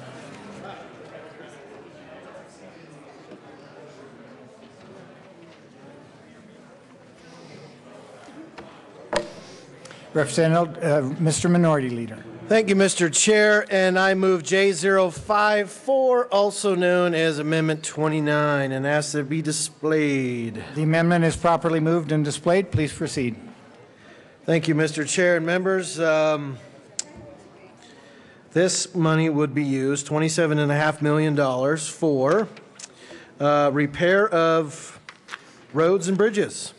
So again, we're back to construction. It's kind of, we had this conversation a little bit earlier, but this comes from different pots of money from where we had earlier. So this puts $27.5 million towards our infrastructure, our roads and bridges. Quite frankly, again, when we have over $1 billion sitting out there, there's no reason that we can't at least take a few of those dollars and reinvest back in Colorado on one-time spending. So I urge an aye vote on J054. Representative Duran. Thank you, Mr. Chair. And essentially what this amendment is going to do is delay many projects across the state for recycling resources. And so earlier we had a conversation about this and why this is important, but you'll be affecting funded projects in Denver, La Junta, the city of Grand Junction, Loveland, Sterling, Mineral County, and Greeley. I ask for a no vote. Seeing no further discussion, the question before us is the adoption of J054. All those in favor, please say aye. All those opposed, please say no. The noes have it. J054 is lost. Representative Del Grosso. Thank you, Mr. Chair. Members, J046 I would like to move, and which is also known as Amendment 30. And ask that it be displayed. Okay, the amendment is properly moved and displayed. Please proceed. Thank you, Mr. Chair. Members, we're going back to some provider rates. So before we were looking at across-the-board provider rate increases. We heard Representative May talk about inside HCPF, they had some pretty substantial raises to the provider rates, according to her. And then they also did some extra targeted provider rate increases inside HCPF as well. So this seeks to add 0.5% of provider rate increases for those that are outside of HCPF, those that only got the 2% instead of the 2.5%. So this is moving those guys up in parity with everybody else that got the provider rate increase. So I urge an aye vote on J046. Any further discussion? Seeing no discussion, the question before us is the adoption of J04. Representative Duran. Thank you, Mr. Chair. So I just urge a no vote. I think that we did what we could in terms of some of the increases. I find it interesting that you're looking at medical service and behavioral health provider rates, but I think through our decisions that we made, we did the best we could for provider rate increases. I ask for a no vote. Is there any further discussion? Representative Churro. Thank you, Mr. Chair. Members, Representative Melton has a list going along about when we're going to be gone. If anybody sees Representative Melton, would you please tell him I want to drop my number down to an earlier hour than where it's set right now? We're going too fast. Mr. Minority Leader. Thank you, Mr. Chair. Again, members, provider rates, these are those that we reimburse. We help reimburse their costs for those that provide essential services for our most needy citizens. And as we heard Representative May talk about, those inside HCPF got a higher increase than those outside of HCPF. And then inside of HCPF, they also gave extra targeted increases in those provider rates. She said, so there's 2.5% inside, 2% out. So this is just seeking to add 0.5% to those that are outside of HCPF to bring parity. Again, all this is trying to do is help reimburse at a better rate those that take care of our most vulnerable citizens. And I urge an aye vote on J046. Representative May. Thank you, Mr. Chair. And since Minority Leader Del Grosso keeps recalling my name. I just want to be clear that the problem with this is that you're taking it from from CBMS. I just made that argument. It's one-time only funding. A provider increase, usually we consider it ongoing. So balanced budget, fiscal responsibility, taking care of where we need to take care of. I ask for a no vote. Is there any further discussion of J046? Seeing none, the question before us is the adoption of J046. All those in favor, please say aye. Aye. All opposed, please say no. No. The noes have it. J046 is lost. We almost did, Bob. Mr. Minority Leader. Thank you, Mr. Chair. I move J052, also known as Amendment 31. We're waiting for it to be displayed. Okay, the amendment is properly moved and displayed. Please proceed. Thank you, Mr. Chair. Members, we're going back to cough again. So maybe after we had a few minutes to kind of think about the last one, maybe you had a change of heart. Maybe you started thinking, going, gosh, that crazy Del Grosso guy that was trying to help these young kids that are wanting to access our college education system, maybe he's right. Maybe we do need to do something to help out these young people of Colorado. And there again, when we talk about cough, there's a way that we can do a dollar for dollar buy down when we're looking at trying to help these kids in their out-of-pocket expenses when they're trying to access our system. This is something they can use. The local junior college, the community college, CU, CSU, one of our major universities, so this able to use this anywhere they want to go. This is taking $20 million out of the Controlled Maintenance Trust Fund, which I will say again, and I've said this several times, Representative Duran talked about $78 million to have in there for our Tabor Reserve. This does not touch that $78 million. This touches the $20 million that was put in there on top of that, which means there's $98 million. If we take this $20 million and invest in our kids, there'll still be the $78 million out there for our reserves. So, members, I urge an aye vote in investing in our kids in higher education on J052. Representative May. Thank you, Mr. Chair. I ask for a no vote. This year's budget had the historical amount given to higher ed. We've given over $100 million. I think, you know, like with any budget, you have to, you know, be balanced about that, and this is a responsible way of going about it. I ask for no vote. Any further discussion? Seeing none, the question before us is the adoption of J052. All those in favor, please say aye. Aye. All opposed, please say no. The noes have it. J052 is lost. Mr. Chairman? Representative McNulty. Thank you, Mr. Chairman. I move the committee rise and report.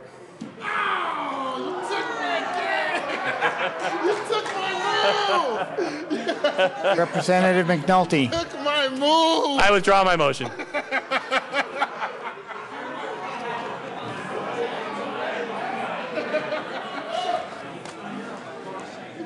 Representative Giroux. Thank you, Mr. Chair. For those of you that don't know what just happened, Representative McNulty was just trying to cheat. And what he was trying to do is make his time on Representative Melton's list work. And I tried to steal Representative Melton's list, and he wouldn't let me have it. Representative Melton. Thank you, Mr. Chair. And I just wanted to be known that that idea did come from me first. So I move that we rise and report. I withdraw that motion. All right. Maybe we could try being a little more serious here. Representative Szabo. Representative Szabo. Thank you, Mr. Chair. Let's get serious. I move J028, better known as Amendment 32. Ask it to be displayed, please. All right, the amendment is properly moved and displayed. Representative Szabo, please proceed. Oh, Representative Landgraf. Thank you, Mr. Chairman. This is about, wait for it, strip clubs and not using your EBT card at strip clubs. You heard it last year. You're going to hear it again. It is already, hello, members. It is already against federal law to use an EBT card at strip clubs. And what we're really talking about here, it's not a reflection on values. We're talking about feeding children, clothing children, housing children, and wasting money at strip clubs. Our money, your money. Federal dollars should not be used at strip clubs. I ask for a yes vote. Representative Szabo. Thank you, Mr. Chair. You know, members,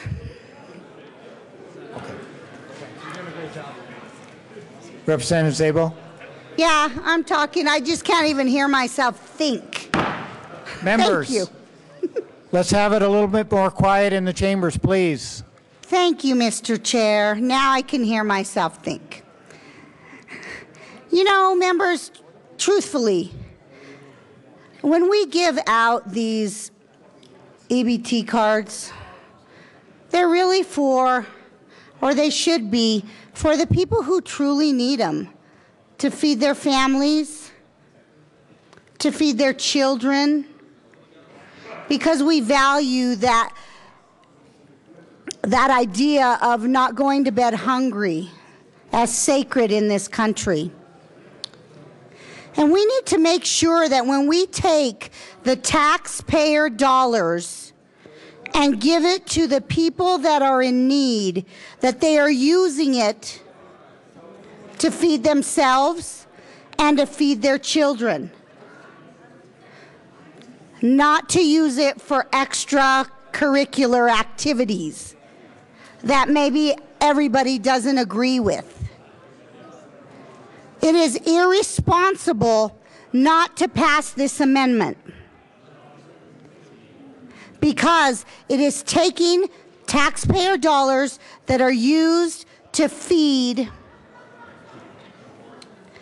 the needy and to use it for activities that they shouldn't be. And the public is appalled with that. Thank you. Representative Giroux. Thank you, Mr. Chair. Members, I'm actually surprised that Representative Pabone's name isn't on this. I think this should be the Pabone Memorial Amendment.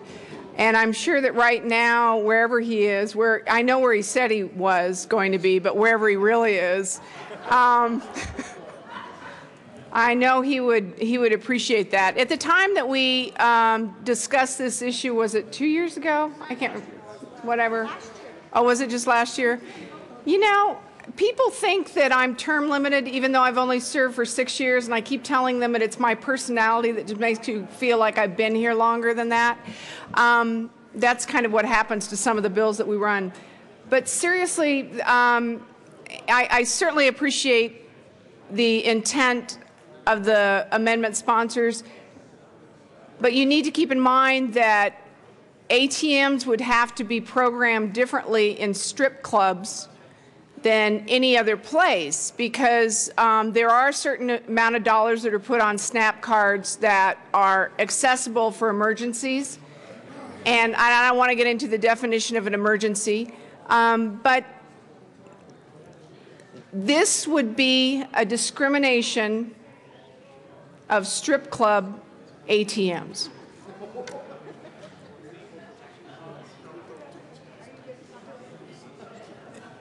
Representative Landgraf.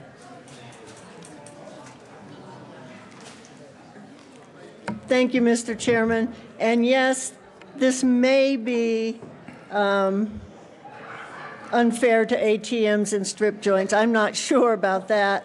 But I do know that people who have EBT cards can be audited, and they have been audited, and it has been, that's how they know people use them at strip joints, because they've been audited. And somebody's going to come up here, probably Representative May, and explain that you can't use a SNAP card or a food stamp card any place other than for groceries, and she'll be right.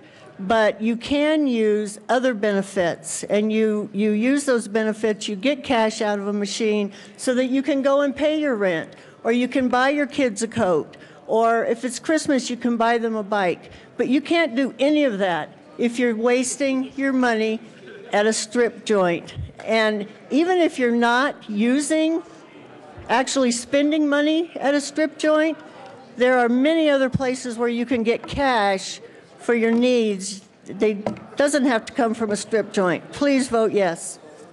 Representative Dorr. Thank you, Mr. Chair. Members, I am a little bit concerned. I mean, this is a serious debate. I mean, the use of these cards at such establishments, I think if the general public realized that that was allowed, they'd be appalled. We don't allow it at liquor stores in the state of Colorado for an EBT card to be used at an ATM. We do not allow the EBT card to be used at a gambling facility. We do not allow the EBT card to be used at a firearms store or liquor store. Yet we allow it at a strip club. The federal government's guidelines do not allow for the cards to be used at strip clubs. If you're a federal employee, you could not use the card at a strip club. Yet we do as a state. And I think if the people out there, if they're listening or watching, would be appalled that we're allowing the strip club to be an operation of which you can use an EBT card.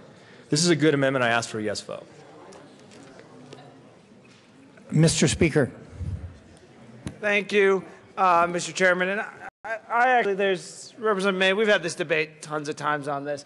I think they're legitimate. Not Representative May and we in the chamber have. And I think Representative May makes some significant points around how the process works, the ATMs moving around, as she's made in caucus and maybe is made on the floor tonight. But this is, as Representative Landgraf, when she talked about this, is already existing law. This one, and there's going to be another one next, I think, that's similar. And for this one, and actually I'll just pre-do the next one, I'd ask for an aye vote on both of them. Is there any further discussion? Representative May. Okay, Mr. Speaker, I didn't even get to talk yet. So, I bring up the rear. So thank you very much. But I just want to be clear. This is the way ATMs work in Colorado, and they actually work away across the nation like this, that if I'm Janice May's Bakery and I put that ATM in the bakery, it's registered to Janice May's Bakery. When the thing gets serviced, it gets pulled and it gets moved. They don't change where it was originally registered. So it can be then moved to Mr. Speaker's strip club, and it would come up as Janice May's Bakery. So the same thing happens conversely, that if it is in the strip club originally and then it's moved to a place that you deem appropriate to take cash out of a machine, it will register there. And so that's why it's less than 1% of the total number of usage. And it's because of that issue. The banks refuse to change that because it's costly to them. So, the amendment, it's law that you can't do that, but it will always show up on the report because of that problem. The other issue is, just because I walked into the place to use it, doesn't mean that's where I spent the money.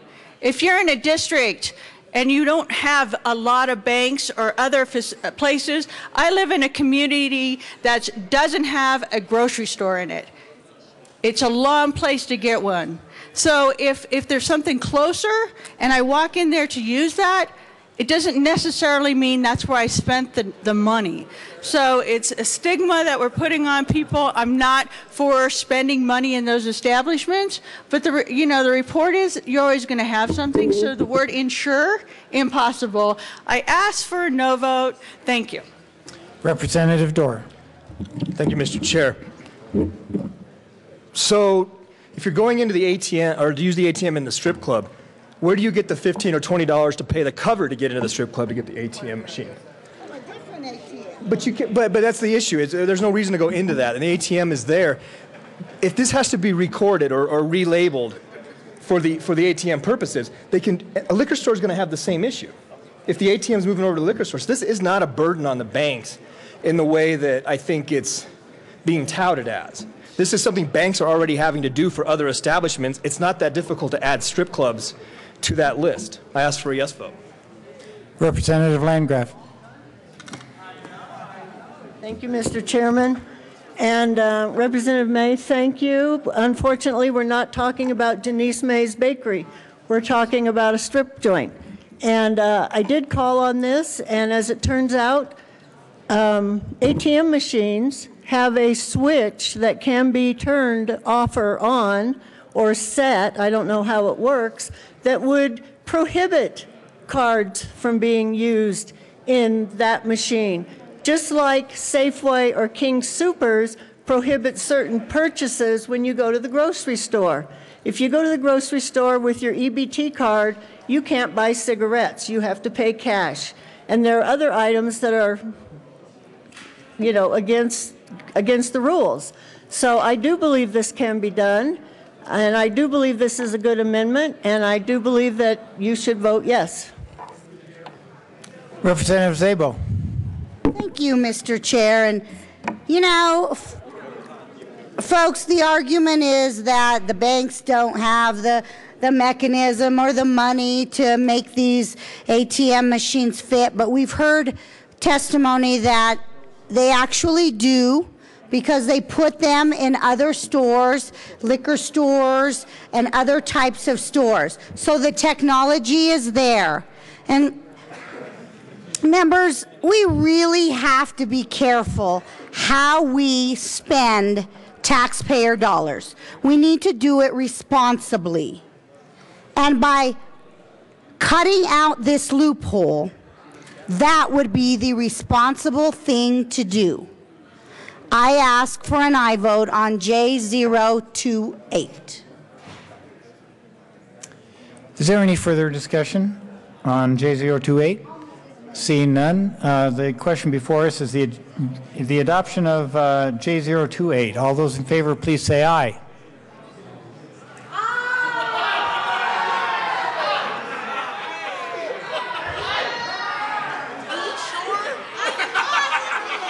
All opposed, please say no. The ayes have it. J028 is adopted. Representative Szabo. Thank you, Mr. Chair. I move J029 and ask it to be displayed.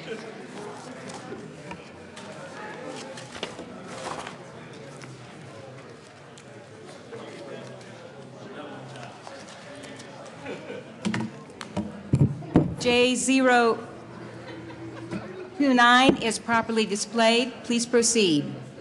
Thank you, Madam Chair. Members, this amendment would place a footnote in the budget to prohibit electronic benefit withdrawals at medicinal and retail marijuana stores. Under current federal and state law, recipients of public benefits are already prohibited from withdrawing those benefits from gambling establishments, firearms dealers, and liquor stores. However, since we are one of the first states in the nation to legalize marijuana, and since it's still classified by the federal government as an illegal substance, there is no prohibition in place at either the federal or the state government against the withdrawal of public assistance at marijuana stores. Now, this is particularly concerning in light of data from the Department of Human Services, which shows in January of 2014, the first month of legal marijuana, there were over 64 transactions and thousands in public assistance withdrawn at marijuana establishments. Establishments with fine names such as the Medicine Man, Star Buds, the Green Solution, MMJ Uptown, and the Sanctuary. We all want those who are in need, who have to withdraw public assistance funds, to have access to establishments to do so. But it cannot be at the integrity of the system. I would ask for a yes vote on this amendment. Representative Szabo? No, go ahead, May. Representative May. Thank you, Madam Chair. Representative Norberg, I just want to know, does this prohibit the sale of Girl Scout cookies in front of the store? Because I'm very concerned about that. Representative Nordberg. Thank you, Madam Chair. Representative May, you can rest assured your Girl Scout cookies will be safe. This amendment does not cover that issue. Representative Szabo. Thank you, Madam Chair. The next one, number 34, is the Girl Scout cookie amendment. Yeah, so she looks. Okay. No, seriously, you guys, this is an abuse of taxpayer dollars. It's not funny. These cards truly need to be used for families to eat, to feed their children, not to feed their habits.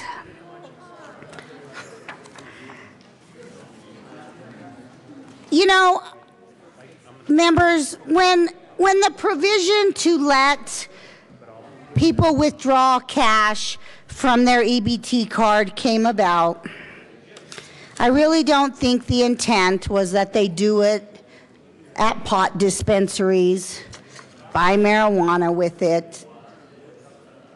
When I saw a story on television or on the news the other day, the public is outraged with this.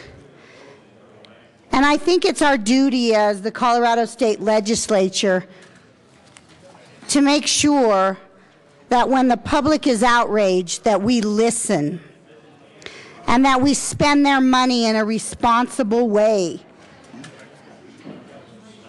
that they won't get outraged.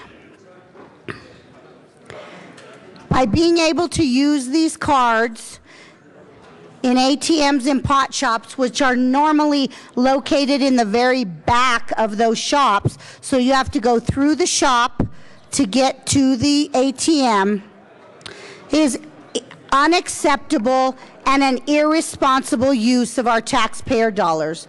And I would ask for an aye vote. Representative Duran. Thank you, Madam Chair. And Representative Szabo, I was just curious about how you knew that the machines are all the way in the back of the store. Representative Szabo. Fox 31, I can send you the news story. Representative Fields.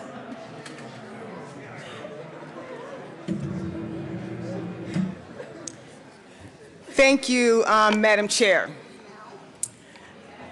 You know, I didn't know if I was going to come down here and talk about the last two amendments, but I have to, because what's going on, members, is that they're speaking in code. This is another attack on poor people. This is code language. They are demeaning poor people by giving the impression that they're using these cards at strip clubs and marijuana. They're demonizing poor people by using this code language. And I'm sick and tired of it.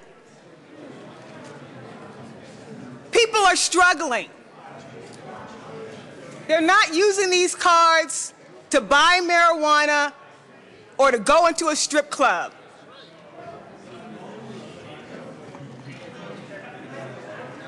Why do we have to demonize poor people?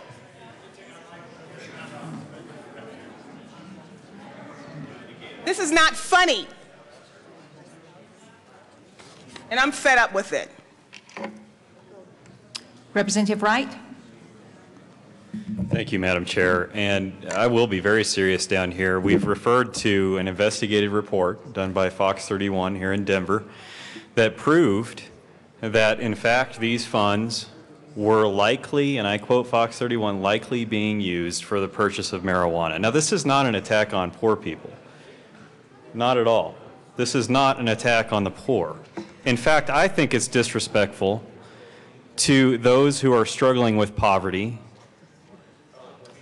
many of whom may have substance abuse addictions, to hang this out there for them and say, you know what, we know you're struggling, we know you might have an addiction, but we as the state government in Colorado are going to give you the opportunity such an easy opportunity to go withdraw funds that should be used, that we are encouraging you to use to draw yourself out of poverty, and use that to continue your addiction. That's a slap in their face, in my opinion. That's what we're trying to prevent.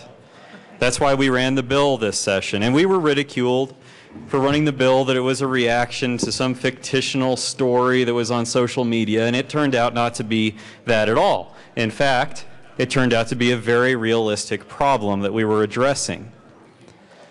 So the bill didn't pass, and now here's a footnote, just a footnote.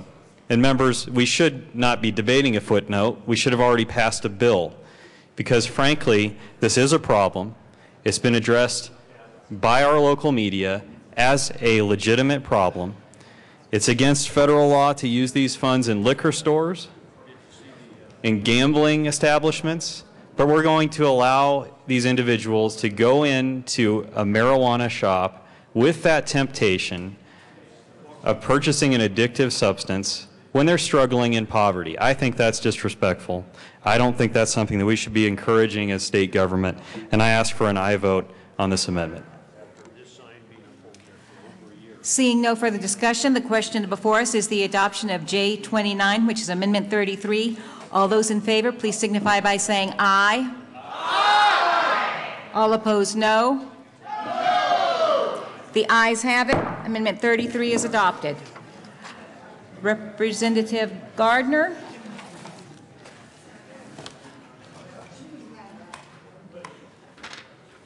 Amendment 34. That has been withdrawn. Okay. Amendment 34 is withdrawn. Amendment 35. Representative Gardner. Representative Giroux. Thank you, Madam Chair. I was just wondering if you're asking Representative Gardner to come down to the well and bob. No? The next two amendments have been sponsored by Representative Gardner. Both of them are withdrawn. Thank you. Representative, Mr. Speaker and Mr. Minority Leader.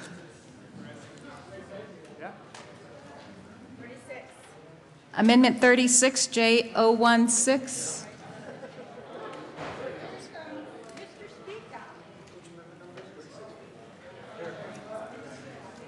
Mr. Speaker.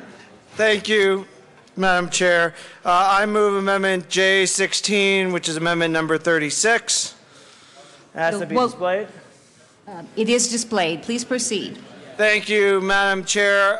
This amendment takes out of the excess general fund reserve that's in the budget to go to pay the claims of the Lower North Fork fire.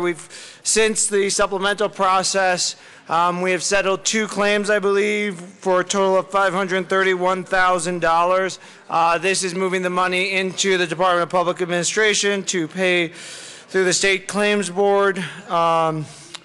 So I'd ask for an aye vote. This is money we need to pay. We know how much it's settled. So ask for an aye vote. Representative May. This is a fiscally responsible amendment. Great amendment. I ask for a no vote. Is there any further discussion on J16, Amendment 36? Seeing none, the question before us is the adoption of J16, which is Amendment 36. All those in favor, please signify by saying aye. Aye. All those opposed, no. The ayes have it. Amendment 36 is adopted. Representative Landgraf. Amendment 37. Withdrawn.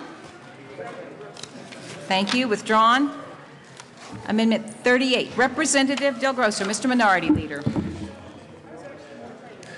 Members, I apologize. We're actually moving pretty fast here. Maybe I can slow this up a little bit for us here. Glad I'm back. All right, I appreciate that. All right, members, I move J036, ask that it be displayed, also known as Amendment 38, for those of you that are following along in your playbooks. It is displayed. Please proceed. All right, so this one's a little bit different than some of the other ones. It's still kind of dealing with constructions.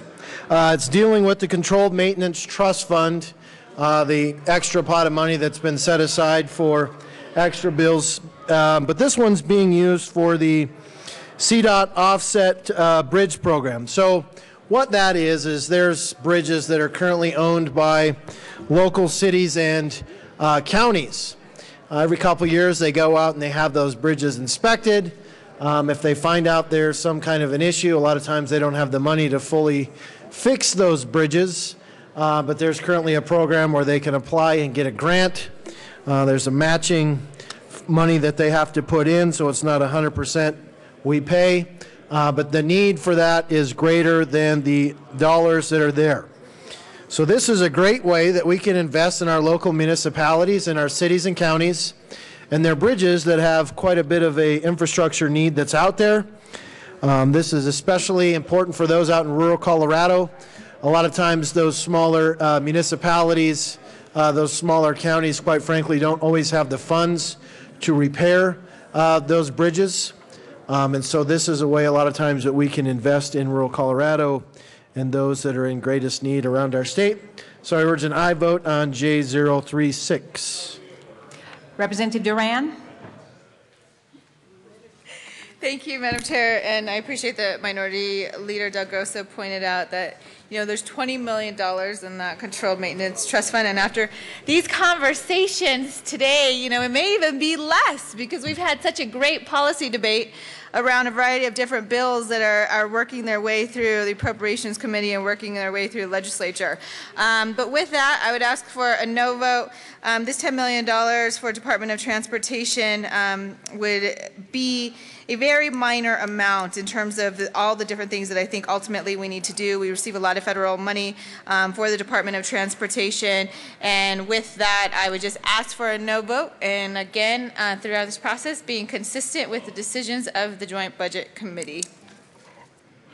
Representative Del Grosso, Mr. Minority. Thank you, Madam Chair, and again, members, this is a great way that we can invest in rural Colorado, basically all over our cities and counties, quite frankly, that have bridge problems. They can apply for a grant program. The numbers out there, the need is greater than the dollars. Yes, $10 million isn't going to fix the entire problem, but the reality we've heard all day long that anything with any kind of a fiscal note obviously is too high. So we wanted to try to be fiscally responsible. This $10 million is one-time money, so we're not obligated to fund this again next year. So this is not ongoing. Again, I urge an aye vote on J036. Seeing no further discussion, the question before us is the adoption of J036, which is Amendment 38. All those in favor, please signify by saying aye. Aye. All those opposed, no. J36 is lost. Representative Szabo. Representative Vigil. Representatives Vigil and Szabo. Thank you, Madam Chair. Oh, sorry, I'll make it halfway. Very good.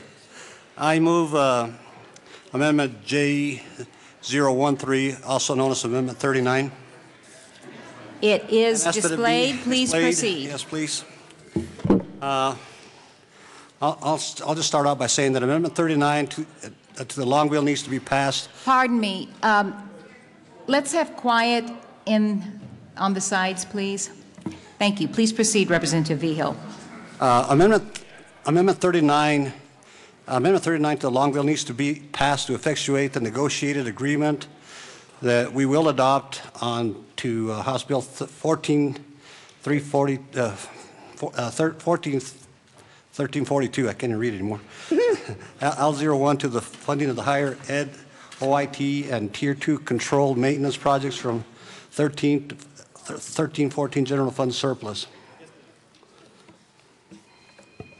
Representative Szabo. Thank you, Madam Chair. This is an important note in this amendment on page 13, line 17 through 22, which sets forth the footnote for all the appropriations in the amendment as being conditions upon the transfer of the general fund surplus and upon the prioritization specified in 1342. As you remember earlier on, I don't know, about 1:30 today, we passed 1342, and that was the funding mechanism for the capital construction. This is just a footnote to that to set the priorities for the amendment. It does not impact the priorities and what that funding source does. It just sets them how they will go if the budget surplus from the September forecast is higher than the OSPB forecast. Representative Vigil. Thank you. And the fact that OIT is first on the amendment does not impact the priority. It's just first in the amendment because the department comes first in the bill, long bill.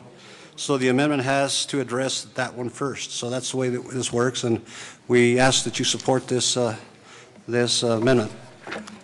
Representative Fisher.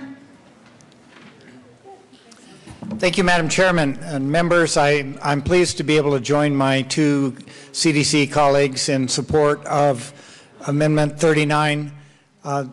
This was, I think, very well done, very well put together. I congratulate Representative Vigil and Representative Szabo for their efforts to bring this all together and get bipartisan support, and not only that, but support from the governor's office, excuse me, as well. So I urge your strong yes vote on this amendment. Representative Duran. Thank you, Madam Chair, and I want to thank all of the work thank everybody who was involved with the work going into this amendment. It is a fiscally responsible amendment, but please vote no. Representative Giroux. Thank you, Madam Chair. I think we all owe the CDC committee, our members in this chamber, a wealth of thanks. This is really awesome. Of course, I'll be a no, but this is really awesome. Don't do what I'm doing. Seeing no further discussion, the question before us is the adoption of J013, also Amendment 39. All those in favor, please signify by saying aye. Aye. All opposed, no. The ayes have it.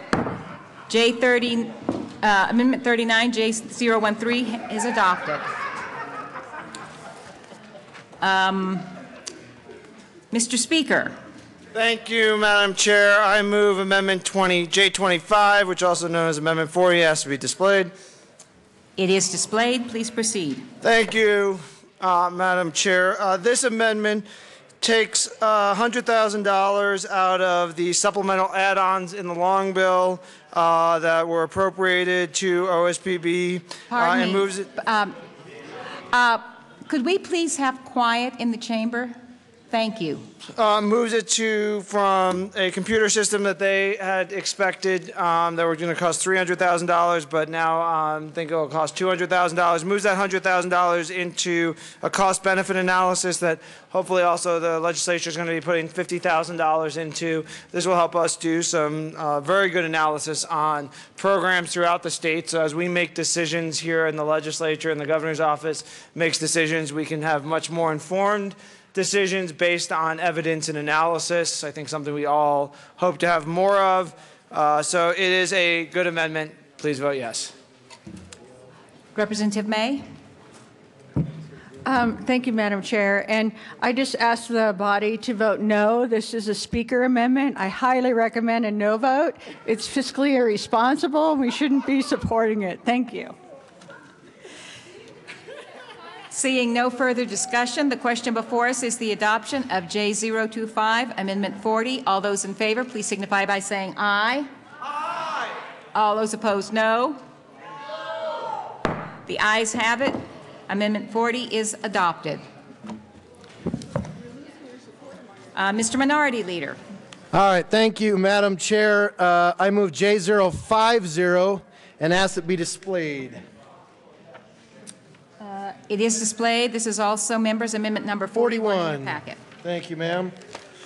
Madam Chair, members, all right, listen up.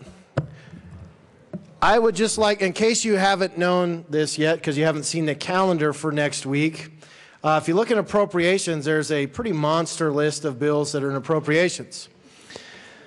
Last count, there's over 70 bills that are sitting in House appropriations, and I believe there's another 37 that are sitting in Senate appropriations, so about 107 bills total that are sitting in appropriations. What Amendment 41 does, if we pull back your book, your lavender book, page 245, this says that your bill is equal to every other bill that's on there. The reality is it's going to take everything that is on page 245 and it's going to put it into the normal appropriations process, just like your bills. And this says that these bills have to go through the same process that your bills that are currently sitting in appropriations have to do.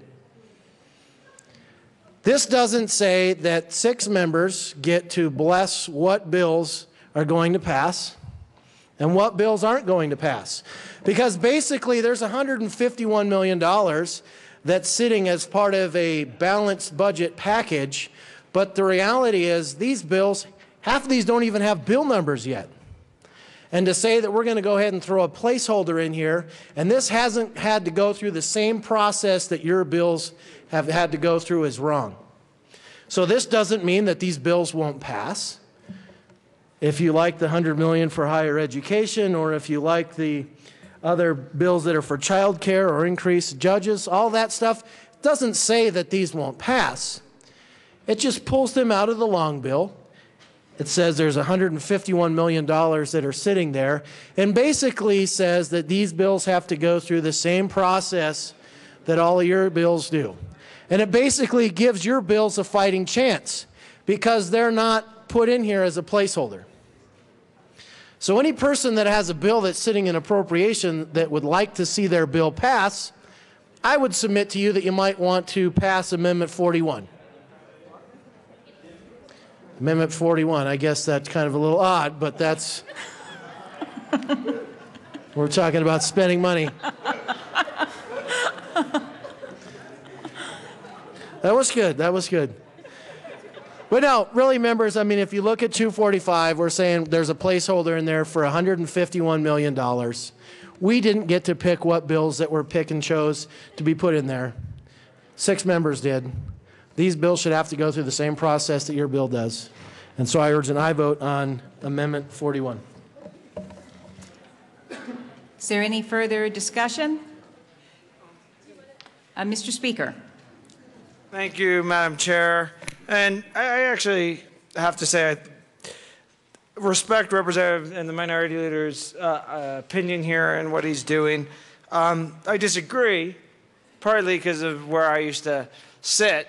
And I believe the JBC should, as they balance the budget, look at legislation that's out there and try and figure out how you balance some of the priorities that we've laid out. The biggest number of this 150 some odd, roughly $1 million is $100 million for higher education, a bipartisan bill coming out of the Senate in support, Senate Bill 1. But I actually don't completely disagree with the Minority Leader. And I think the better policy discussion here is, should the JBC have the ability to placeholder bills? Right now, they have that ability. We used to do it when I was on the JBC. It's part of the balancing package. So, you know, if this amendment passes, the money goes into control maintenance and we can pay for it. So it really doesn't end up doing much. But I think the policy that the Minority Leader is raising is a good policy and probably something we as a body should have a discussion about on should the JBC be able to placeholder bills or not placeholder bills. I'm gone, so it's not going to be up to me. It'll be up to future legislatures. But because they do have that power right now, and we as a legislature have given them the authority to do that, I think these are important bills that they've supported all of us still have the ability to vote no on any of these bills, and if they die, then that money gets freed up. So I really think the minority leader has raised a good policy debate. I don't support it through this amendment because I do think the JBC did with what is in their powers to do and what we as a General Assembly and past General Assemblies have given them the authority to do. If we want to change that, I think that is a worthwhile debate on that. But for now, I want to respect what our JBC has done because I believe they've lived within the powers they have as of right now. And so I would say I'd ask for a no vote on this amendment, but I do think this probably does deserve further conversation. Mr. Minority Leader. Thank you, Madam Chair. And members, this came about because when we were looking at drafting amendments, we were told you have to designate specifically where each one of your amendments are coming from. And we heard, why does Del Grosso have so many different amendments? Well, I had to draft so many different amendments because you have to look at all the different kinds of ways that you can fund this, because this $151 million is basically untouchable. And so because this was the blessed list that was put together by the Joint Budget Committee as far as what we're going to put in here. So I couldn't say that I'm just going to take, the way I look at it, the budget is not balanced. There's $151 million that's just sitting out there. If you pull out the long bill, 1336, and you pull out the big thick packet, you'll notice if you added it all up, the $151 million wouldn't be in there. So I look at, there's still $151 million that's free for anybody here to be able to designate to be spent in a certain way. But as a result of the placeholders that are in the narrative, we can't amend the narrative. So the Joint Budget Committee puts together the narrative. They say this is what the blessed bills are, and this is how this is going to be spent. So again, these are bills that are going to get priority when you're looking at the Appropriations Committee. So if you don't notice one of your bills on here, your bill may or may not get through, but the reality is these are the ones that will be given priority. These are the ones that will be looked at before your bill. These are the bills that the Joint Budget Committee say are the most important ones. So you might think that your bill is the most important one, but quite frankly, if you didn't make the top 10 list or 20 list for the Joint Budget Committee, you are not on that list and you probably won't make it through. You get to compete with the scraps that are left over. So with that, I move that we vote yes on, or I ask for an aye vote. I guess I'd move that everybody vote yes. It's been a long day. But the reality is, put those out there, take away their designated "we're better than your bill" status that these have, and let them compete just as long as with your bill. And I urge an aye vote. Seeing no further discussion, the question before us is the adoption of J050, also known as Amendment 41. All those in favor, please signify by saying aye. Aye. All opposed, no. No. Amendment 41 is lost. Mr. Minority Leader.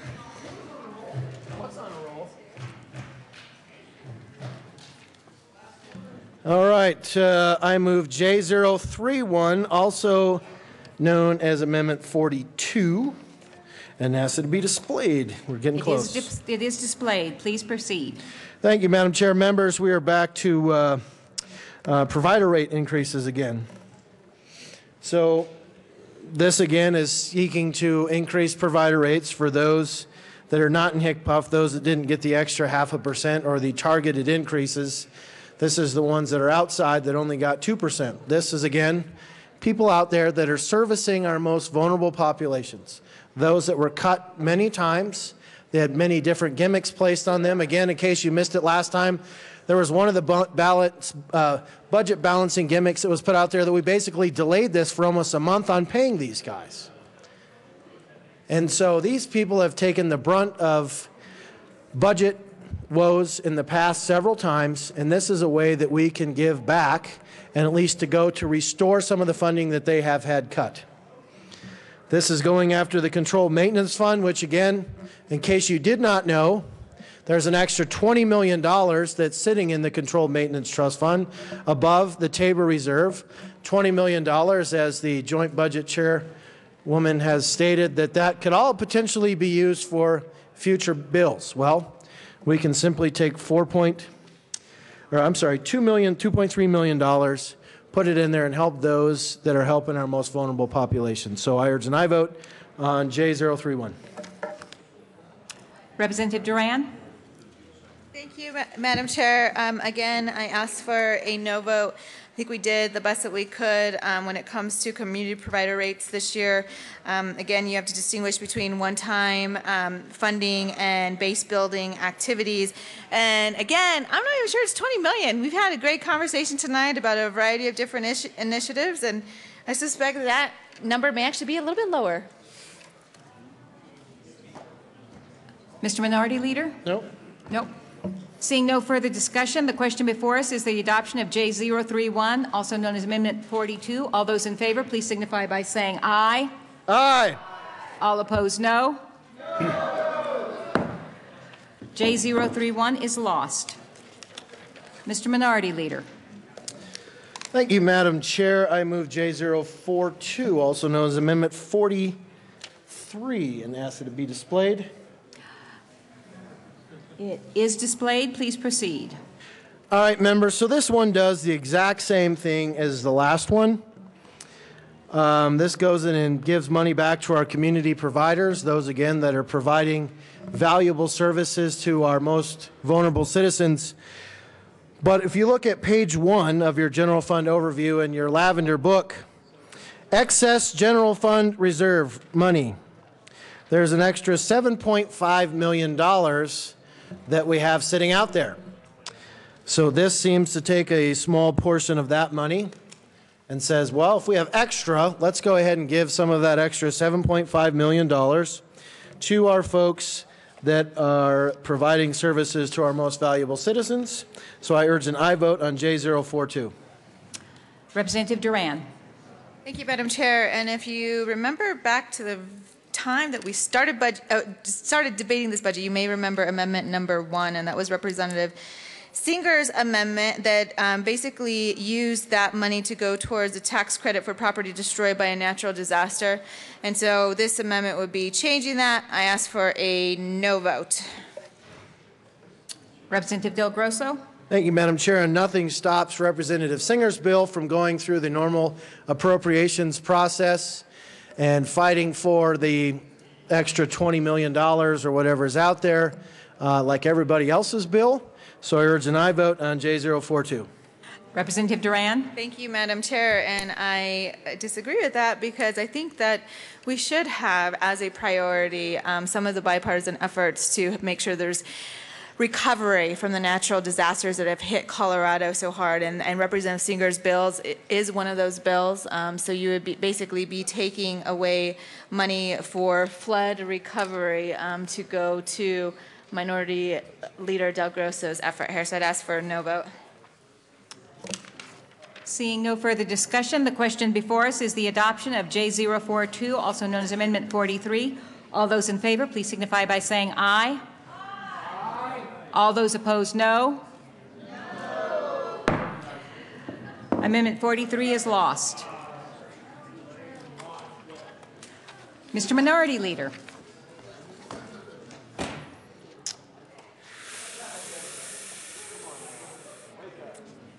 I will withdraw Amendment 44. Number 44 is withdrawn. Well, I guess if there's a lot of angst over that, I can go ahead and... Mr. Minority Leader, Amendment 45, J45. Thank you, Madam Chair. And with that, I move the final amendment of the evening, J45, also known as Amendment 45, and ask that it be displayed. It is displayed. Please proceed. Thank you, Madam Chair. And members, we're going to finish the night again with provider rates. Again, we have fought all night long for different areas of the budget, but this is another one that I feel that we can reward those folks that are taking care of Colorado's most vulnerable population. And this is going to give a 0.5% increase in community provider rates to those folks out there in Colorado. There again, these people have been cut over and over and over again. and this is just a small way that we can give back to those folks that are helping our most vulnerable citizens. Those that are providing services to our developmentally disabled folks, our folks with mental health needs. And with that, members, I urge an aye vote on J045. Thank you, Mr. Minority Leader. I probably didn't get everybody down, but I think Representative Sonnenberg was first. Representative Sonnenberg. Thank you, Madam Chair and members. I urge you to listen to this one, this last one that Representative Del Grosso is bringing forward. I can tell you that we all want to have our say here and actually have one that accomplishes something in a positive fashion. I would urge you to vote yes. I'm going to be an yes, and I ask for your support. Representative Everett. Thank you, Madam Chair. Good amendment. Vote yes. Representative Scott. Thank you, Madam Chair. That was embarrassing, Representative Everett. You know, I rise in support for Amendment 45. We have not been here near long enough to have a good, solid discussion on all the things that are important to my constituents. And we have several hours to go. And since Representative Del Grosso has been so kind as to come up with this many amendments, I do believe that we owe him the courtesy of spending just a little more time together. And I know Representative Duran is excited and elated to be able to come back up and discuss one more amendment.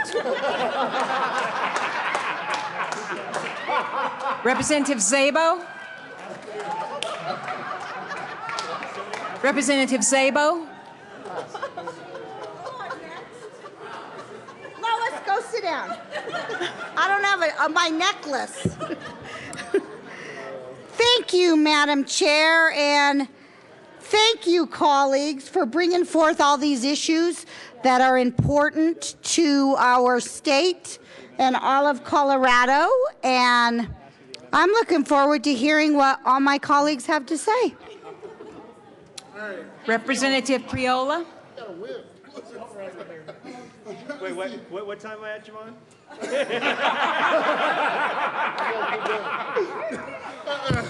Thank you, Madam Chair. No, in all seriously, colleagues, I appreciate the hard work and the many hours we've spent thoroughly discussing the most important constitutional requirement we have, and that is the long bill, the budget.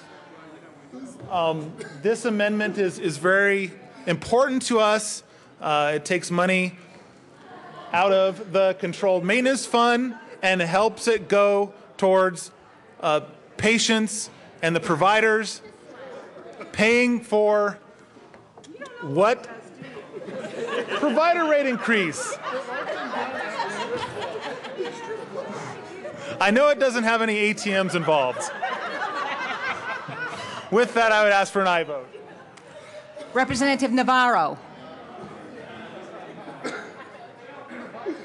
Members, we have been here for 12 hours, and I just want to say thank you for all of your hard work. It's been a pleasure to work with all of you during this budget, and we have worked really hard to do what we can for the state of Colorado, and I appreciate all your time and consideration in listening to all of our amendments.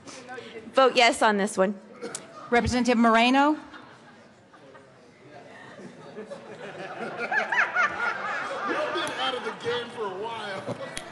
Thank you, Madam Chair. Representative Del Grosso, I think if this amendment was a footnote, you could get it through.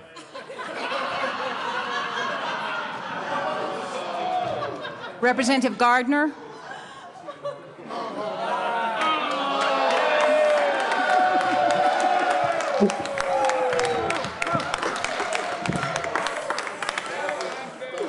Thank you, Madam Chair.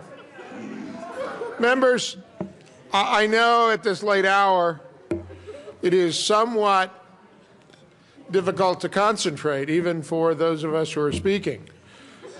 However,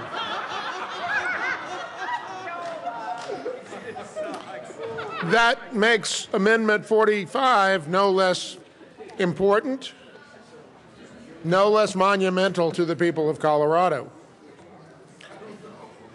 So what I would like to ensure so that Amendment 45 does not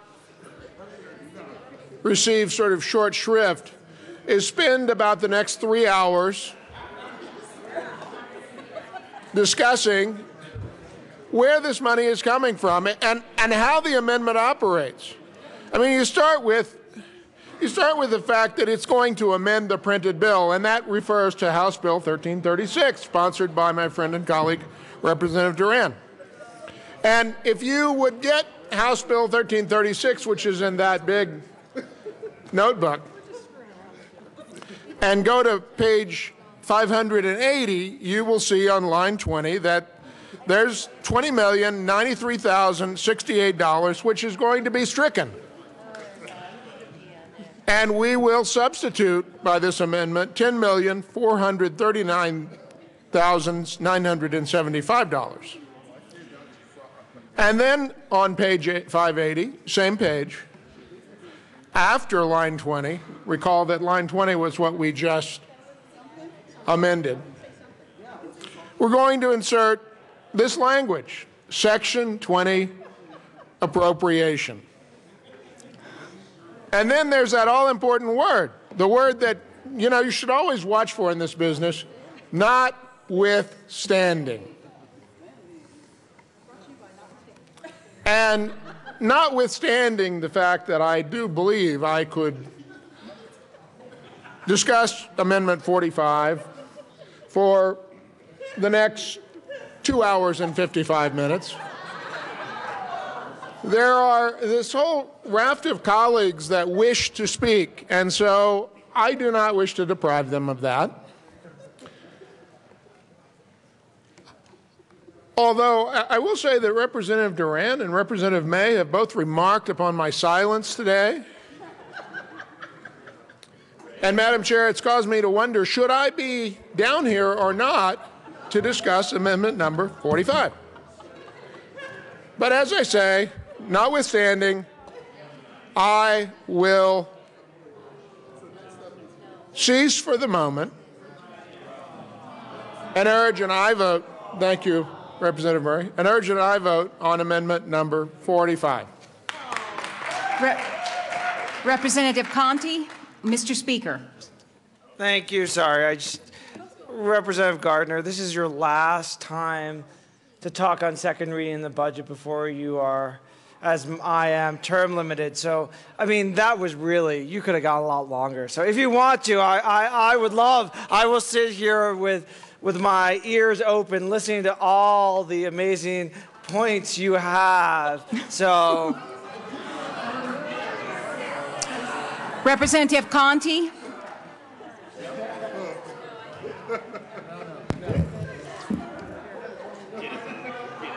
Members, I thank you so much for the attention that you've paid this evening to all the important budget issues that we've had to discuss tonight.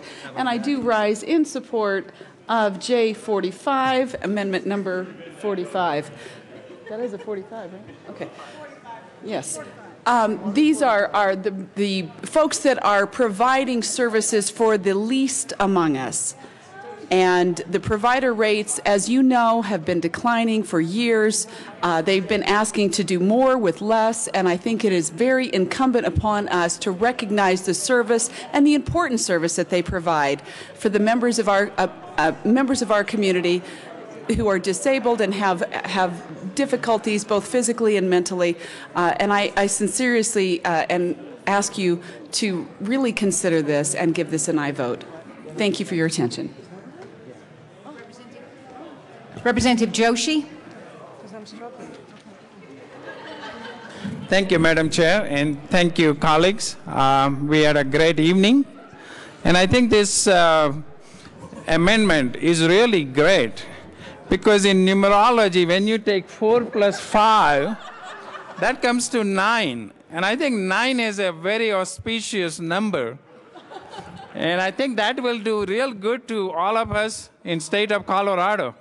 So I think this is a good time, and it's about 9 o'clock too. So I think that's really a good omen here that we should vote for this amendment. So I urge yes vote on Amendment 45. Representative Melton? Representative Melton? Yeah, no. Representative Everett? Thank you, Madam Chair. I ask that the amendment be read at length.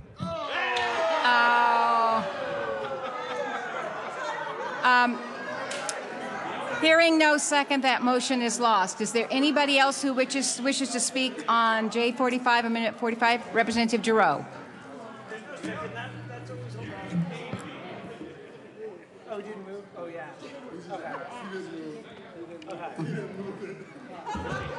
Thank you, Madam Chair. Members, in all seriousness, and we haven't voted on this amendment, so I would encourage you to vote your conscience and whatever. But the honest truth of it is, this is the way you do a budget. You do it with respect and you do it with good humor. And I really appreciate everybody on this side of the aisle. Because when you lose time after time after time after time, and you can come down here in the well with the good nature and the good sportsmanship and the true leadership, you guys make me proud. Thank you. Representative Hope.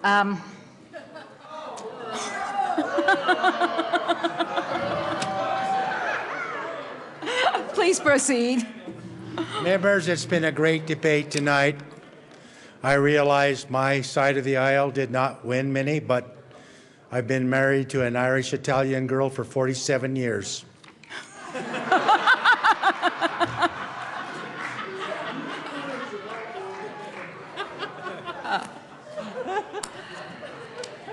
Seeing no further discussion, Representative Sane. Members, this discussion is brought to you by the word notwithstanding, and notwithstanding the notwithstandingness of this amendment. I'm going to offer you a little ditty. Let it go, let it go, let this amendment pass. Representative Fisher? Okay. Seeing no further discussion, Mr. Minority Leader. Again, members, I urge an aye vote on Amendment 45. And before we vote, I would like to say thank you to Representative Fisher and Representative Labuda for doing a good job of chairing tonight. I appreciate your hard work.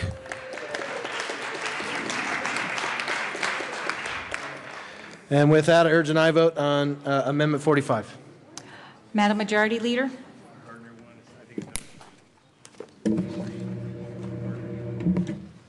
Thank you, Madam Chairman. And I have not said much today because I know all of you love to talk, and I didn't want to interfere with that. Obviously, we've had a good discussion here on the budget. It's been civil for the most part. And it's been productive in that we've all learned a great deal about this document that's the members of the Joint Budget Committee and members of the state offices and agencies have worked very, very hard on. And as I stand to ask for a no vote on this amendment, I would like to thank my colleagues for all that they've done on, in terms of discussing this budget, and particularly the minority leader, who seems to have done a fair amount of it, and the rest of you. And just say, in spite of my asking for a no vote on this amendment, I think you've all been yes votes as far as the budget is concerned. Seeing no further discussion, the question before us is the adoption of J45, which is Amendment 45. All those in favor, please signify by saying aye. Aye. All opposed, no. No. Amendment 45 is lost. Members, that concludes the amendments that were in our packet, and since no other amendments were submitted the required time in advance, we're now to the bill. Representatives Duran and Giroux and May, do you wish to make any closing comments to argue for your bill? Representative Giroux. Thank you, Madam Chair, and thank you, Madam Majority Leader. I really appreciate your comments.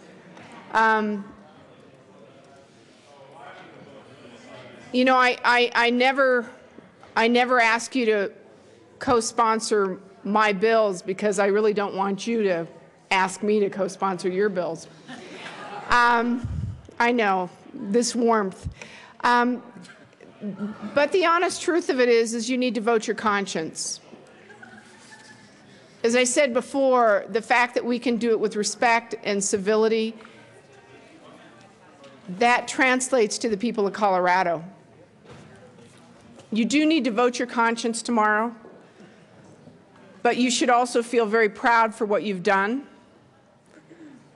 On my side of the aisle, I have never seen, in the 6 years I've been here, I have never seen the level of interest and hard work and thoughtful amendments that you all have offered.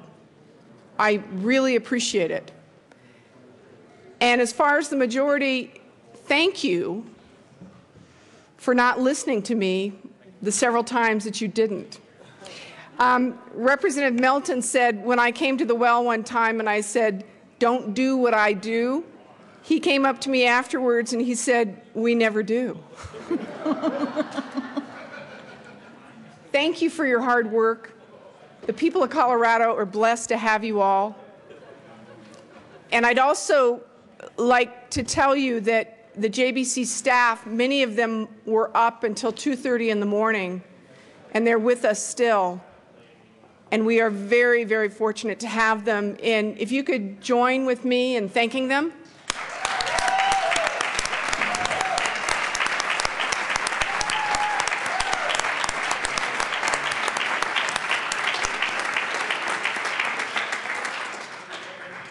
Representative Szabo. Thank you, Madam Chair. And you know, we're going to say goodbye to a good friend. This is Representative Giroux's last budget. And whether you agreed with her or disagreed with her, she works feverishly on this to make sure that the state of Colorado is financially safe and secure. And she does a great job. And we're all going to miss her for various reasons next year. You can pick your reasons. But good work needs to be commended. And Sherry, I commend you. It's an honor to serve with you. It's an honor that we're in the same county and we push for those issues also together. And I just appreciate all your hard work, and I know the rest of us do. And I think we need to let Sherry know how much we do appreciate her and how much we'll miss her.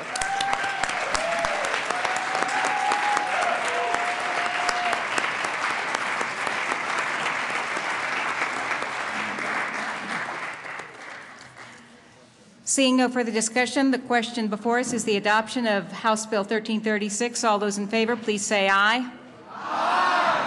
All opposed, no. No. The ayes have it. House Bill 1336 is adopted. Go to this. Madam Majority Leader. Thank you, Madam Chair. I move the committee rise and report. The committee will rise and report.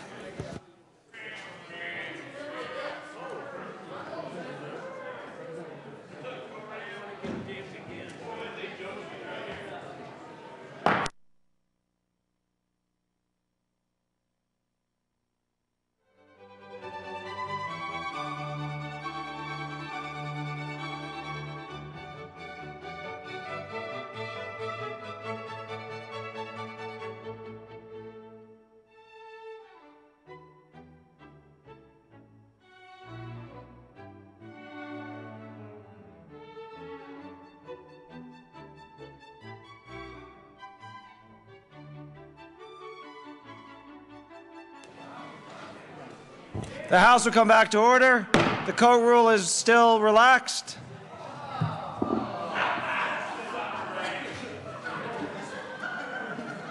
So, it's what, 9:15. I figured you guys deserve not to have to wear your coats. Mr. Kohler, please read the report of the Committee of the Whole. Mr. Speaker, the Committee of the Whole begs leave reports under consideration following attached bills being second reading thereof and makes following recommendations thereon. House Bills 1336 amended, 1337, 1339, 1340 amended, 1341, 1342 amended, passed on second reading in order engrossed by solemn counter for third and final passage. Representative Labuda. You've heard the motion. There are no amendments. Okay, right. We have 35 amendments at the desk. Okay, maybe not that many. We'll see. I'll count them. I'll tell you. Mr. Kohler, please read the Dorr amendment to the report of the Committee of the Whole. Representative Dorr moved to amend the report of the Committee of the Whole to reverse the action taken by the committee in not adopting the following Dorr amendment J021 to House Bill 1336 to show the said amendment passed on the House Bill 1336 as amended passed. Representative Dorr. Thank you, Mr. Speaker. I move the Dorr amendment to the Committee of the Whole report. Please continue, Representative Dorr. Displayed, and it is. Members, we have to go hours back, but this is the amendment that would have allowed funding in the number of $1 million to mitigate tumbleweeds and the issues that tumbleweeds are causing at significant problems for the rural parts of Colorado, in particular those in the eastern plains and southeastern parts. And we had a good dialogue on it. This is a good purpose of one-time use of money. It doesn't defund the film program. It just takes $1 million out of it, leaves $4 million in it, but uses that $1 million in a way that will be very beneficial to the counties down in the southeastern corner of the state that are dealing with a problem in a level of tumbleweeds they maybe have never seen before. I mean, it is amazing how many tumbleweeds are down there and how much havoc they cause with regards to road passage, with regards to entrance, egress, and regress in and out of houses. And the fire danger obviously is significant, especially as we get towards fire season. I ask for a yes vote. Representative May. Thank you, Mr. Speaker. I ask for a no vote. Once again, there is statute on the books that says that you have to do this in priority order of the classes. I mean, list A, list B, list C. This would require the department to break the law. If a footnote does not overrule statute, I understand the intent. I don't disagree with the issue and the problem, but this is not the way to go about it. I ask for a no vote. Thank you. Representative Dorr. Thank you, Mr. Speaker. Colleagues, I remind you that the money, the $750,000 that has been placed to fund the noxious weed program is still there. So the list that was mentioned by Representative May will still be accomplished. This money is earmarked to be used by the Department of Agriculture for the purpose of mitigation of tumbleweeds. And the purpose will hopefully be followed, and I do believe be followed by the Department of Agriculture through the footnote. And it will go to benefit not only southeastern Colorado, but really all of Colorado, because ultimately if we can stop the tumbleweed or mitigate the tumbleweed issue, we hopefully can stop some of the fire danger, which would cost the state significantly if we had to go down there and fight major wildfires because of a tumbleweed infestation. I ask for a yes vote. Seeing no further discussion, the question for the House is the passage of the Dorr amendment to the report of the Committee of the Whole. Mr. Kohler, please open the machine and members proceed to vote.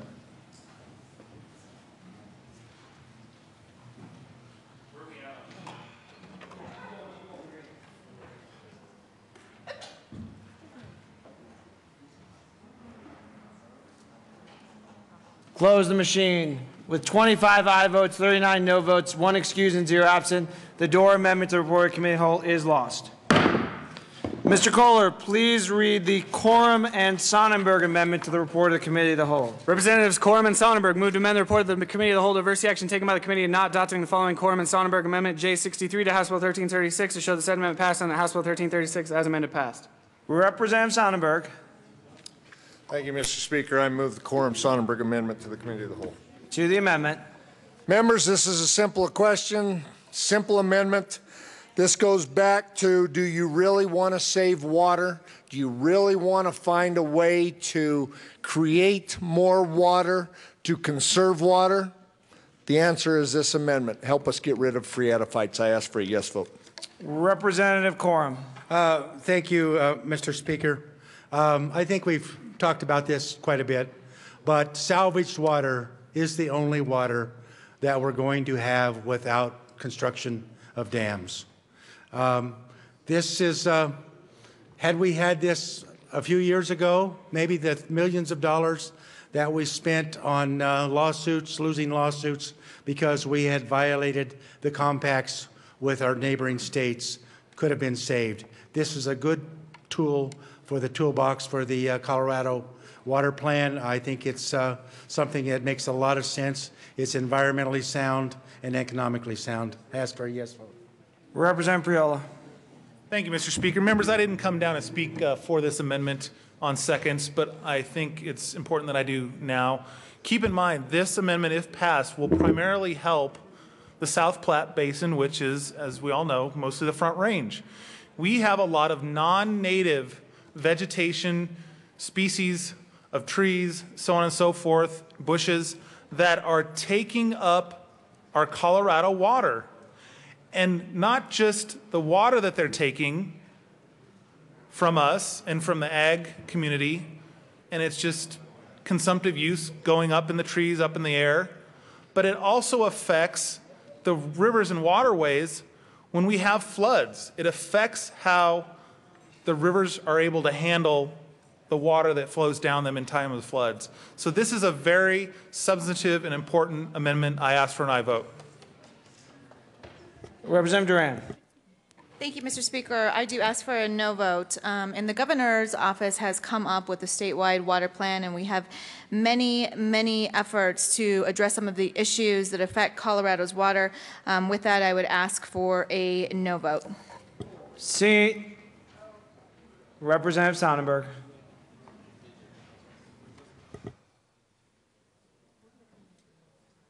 Thank you, Mr. Speaker, and I need to correct one thing. The governor has not come up with a statewide water plan.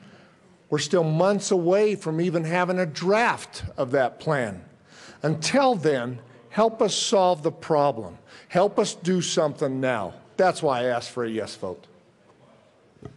Any further discussion? Seeing none, the question for the House is the passage of the Corum-Sonnenberg amendment to the report of the Committee of the Whole. Mr. Kohler, please open the machine, and members proceed to vote.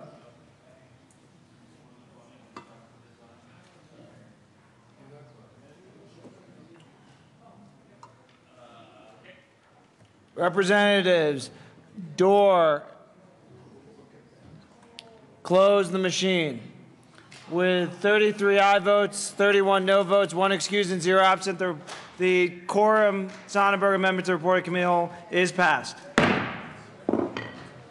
Mr. Kohler, please read the Lawrence amendment to the report of the Committee of the Whole. Representative Lawrence moved to amend the report of the Committee of the Whole to reverse the action taken by the committee not adopting the following Lawrence Amendment J61 to House Bill 1336 show the said amendment passed and the House Bill 1336 as amended passed.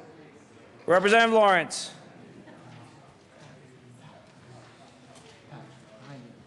Thank you, Mr. Speaker. And members, I know it's been hours since you heard this amendment, but what this is setting priorities for the state. We heard Representative Duran say that that's what this budget is a document that outlines the priorities that we have for the state.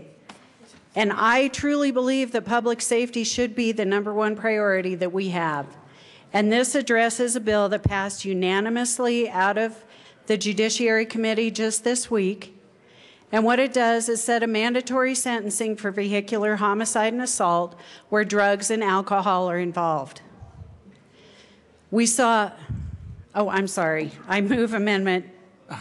Thank you, Representative Lawrence. I'm sorry. Just the Lawrence amendment to the report of the Committee of the Whole.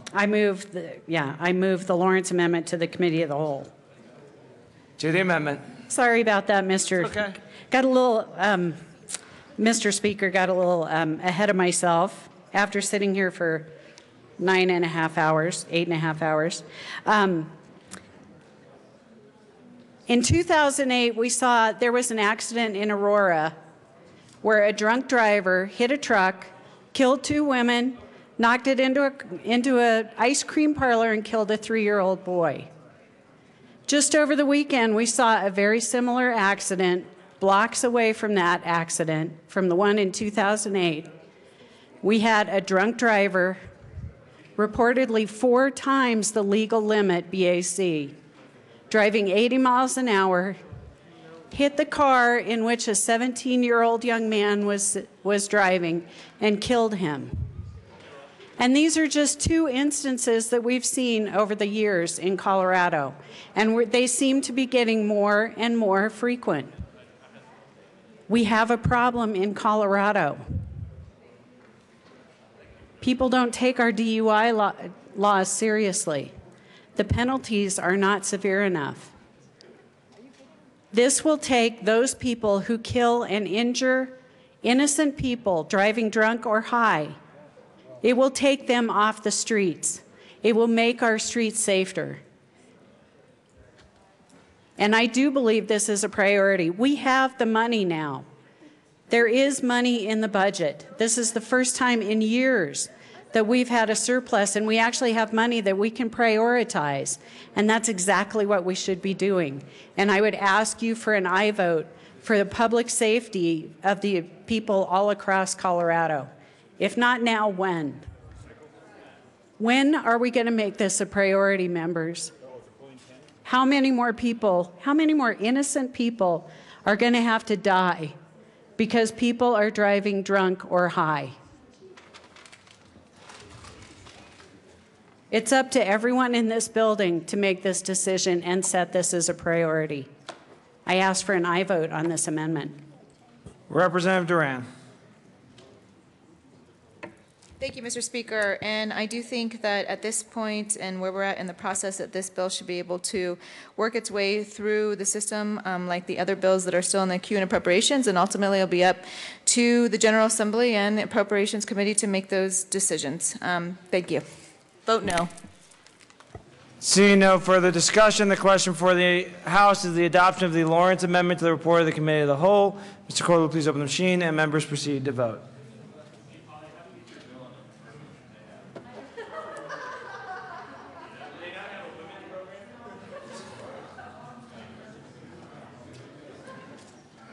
Representatives Foote, Hamner, Mitch Bush, and Waller. Close the machine. With 35 aye votes, 29 no votes, 1 excused, and 0 absent, the Lawrence Amendment to the report of the Committee of the Whole is adopted.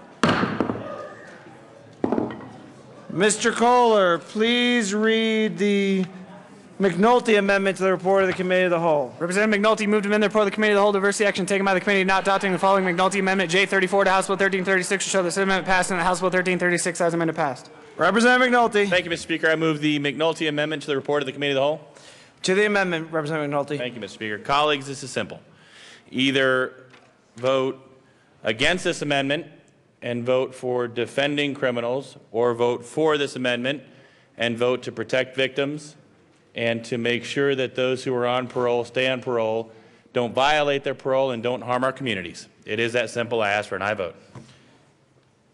Representative Kagan. Members, we can reform our parole system and defend rights of those accused of crime at the same time. It's not either or.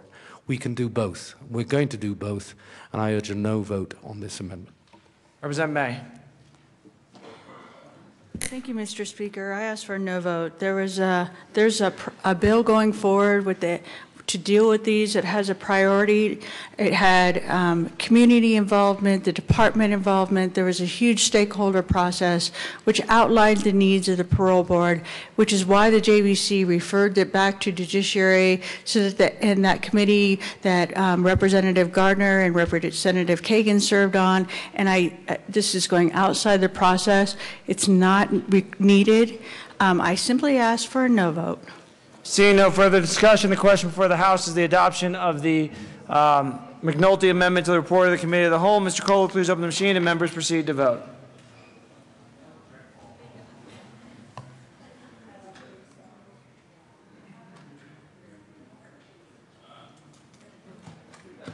Representative Wright. Close the machine. With 28 aye votes, 36 no votes, 1 excused, and 0 absent, the McNulty Amendment to the report of the Committee of the Whole is lost. Mr. Kohler, please read the Holbert and Everett amendment to the report of the Committee of the Whole. Representatives Holbert and Everett move to amend the report of the Committee of the Whole to reverse the action taken by the committee not adopting the following Holbert and Everett Amendment J17 to House Bill 1336 to show the said amendment passed and the House Bill 1336 as amendment passed. Representative Holbert. Thank you, Mr. Speaker. I move the Holbert and Everett amendment to the report of the Committee of the Whole. To the amendment. Thank you, Mr. Speaker. Members, this takes us back to the implementation of PARC. Great discussion earlier today, but PARC is the assessment, the testing end of Common Core. This amendment proposes that we defund that effectively and leave $16,854,000 in the State Education Fund. My intention, if this amendment passes, would be to come back on the School Finance Act, find the net amount that CDE would need to continue TCAP for another year, and then use the rest of the money out of that 16.8 to pay down the negative factor. If you listen to the superintendents, if you listen to your districts, if you listen to your school board members who are locally elected to make education decisions in their respective communities, this follows along with what they're asking us to do. Fewer tests, fewer assessments, paying down the negative factor. Ask for an aye vote. Representative Hamner. Thank you, Mr. Speaker. I ask for a no vote on this amendment. I think it's a very drastic measure. I think it sends a very strange message to our Department of Education, our schools, our teachers, our districts that are embracing the new Colorado academic standards and are in the process of adopting new assessments that accurately measure these new academic standards.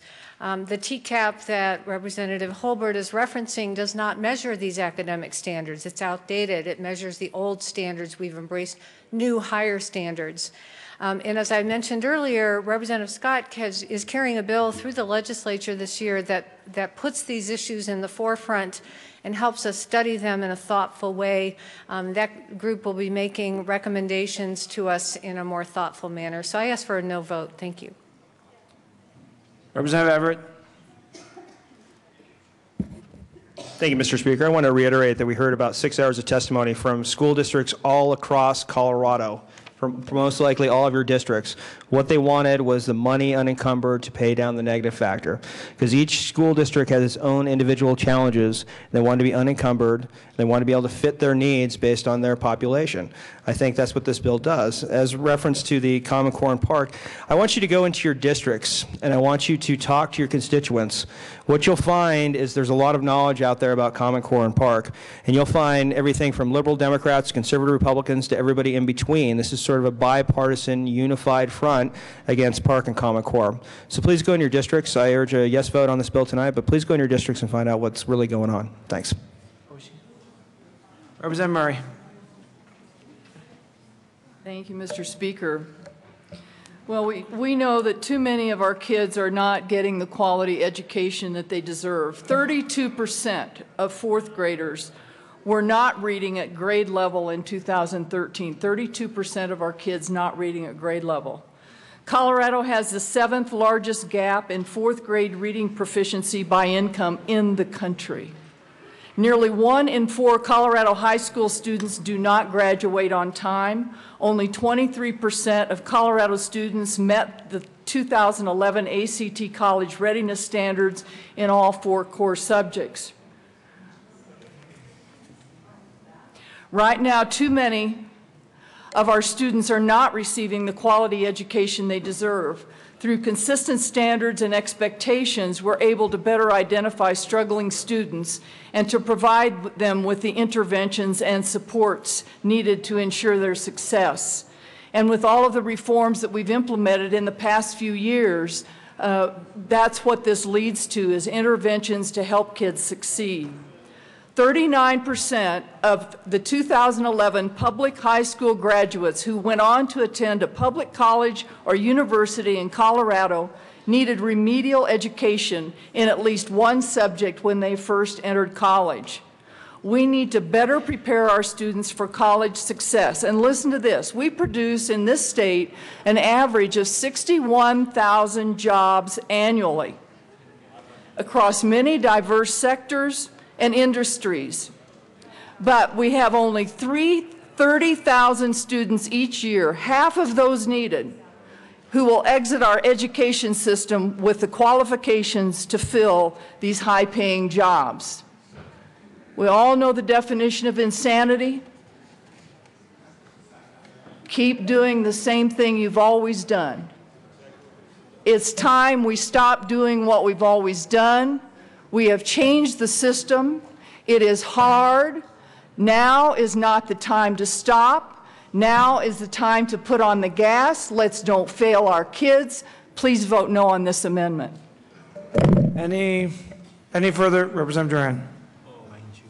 Thank you, Mr. Speaker. I have to say that out of all the debates that we had this evening, that this was actually one of the most fascinating debates that I think we've seen for quite some time. And with that, I will ask for a no vote on this amendment, and that is because I think we still need to continue down the path that we are on in terms of trying to make sure that kids are ready to go to college and find quality jobs in the state. And so I'd ask for your no vote.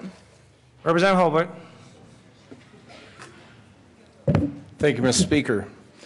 Members, I want to get back to where we used to be in education. As we've heard this debate, we've heard over and over again that we've had declining results.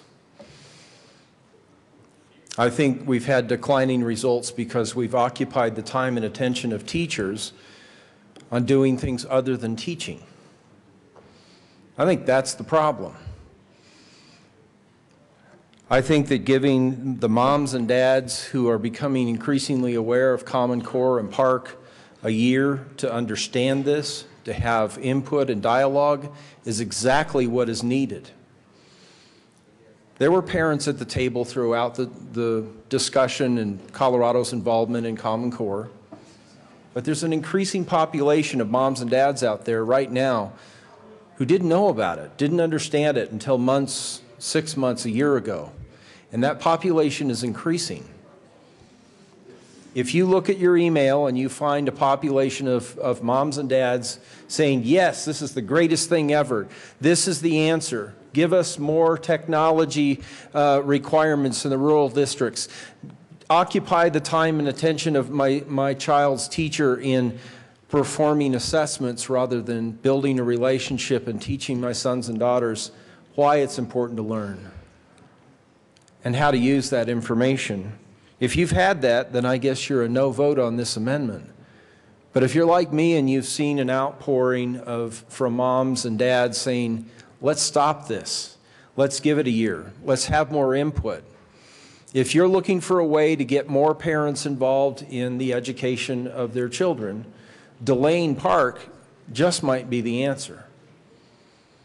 And I disagree. I don't consider this drastic.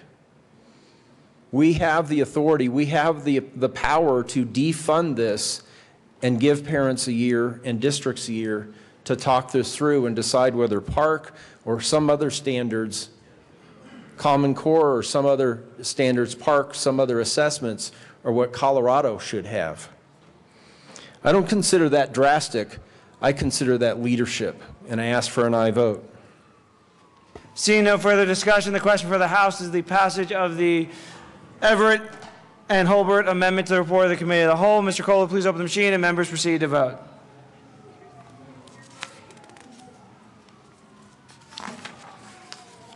Representative McNulty. McNulty.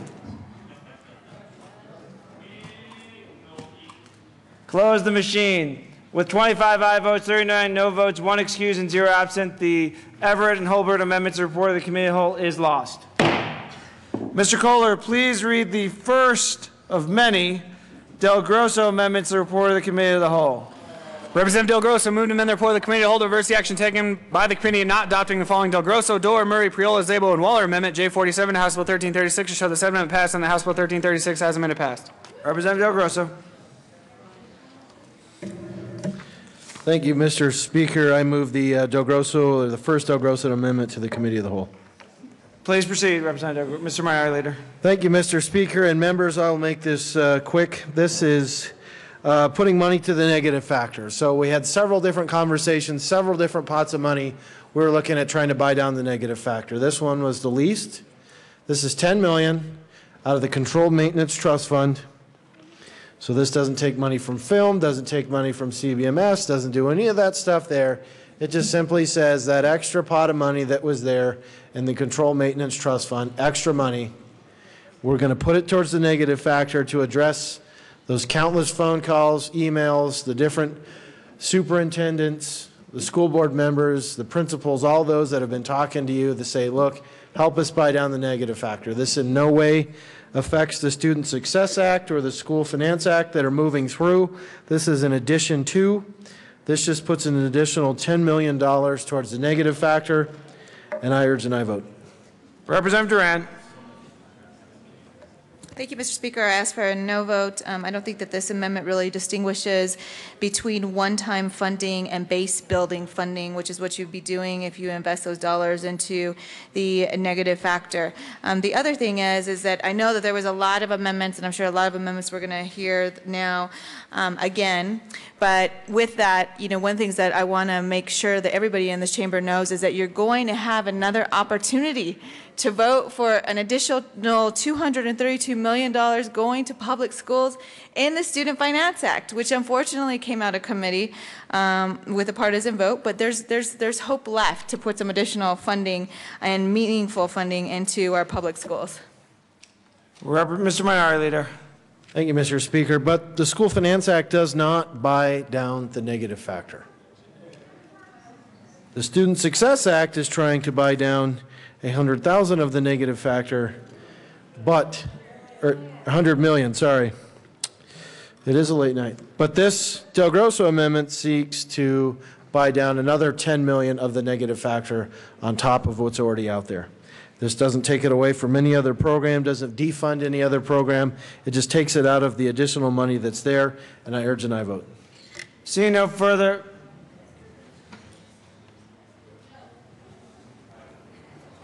Representative May. Thank you, Mr. Speaker.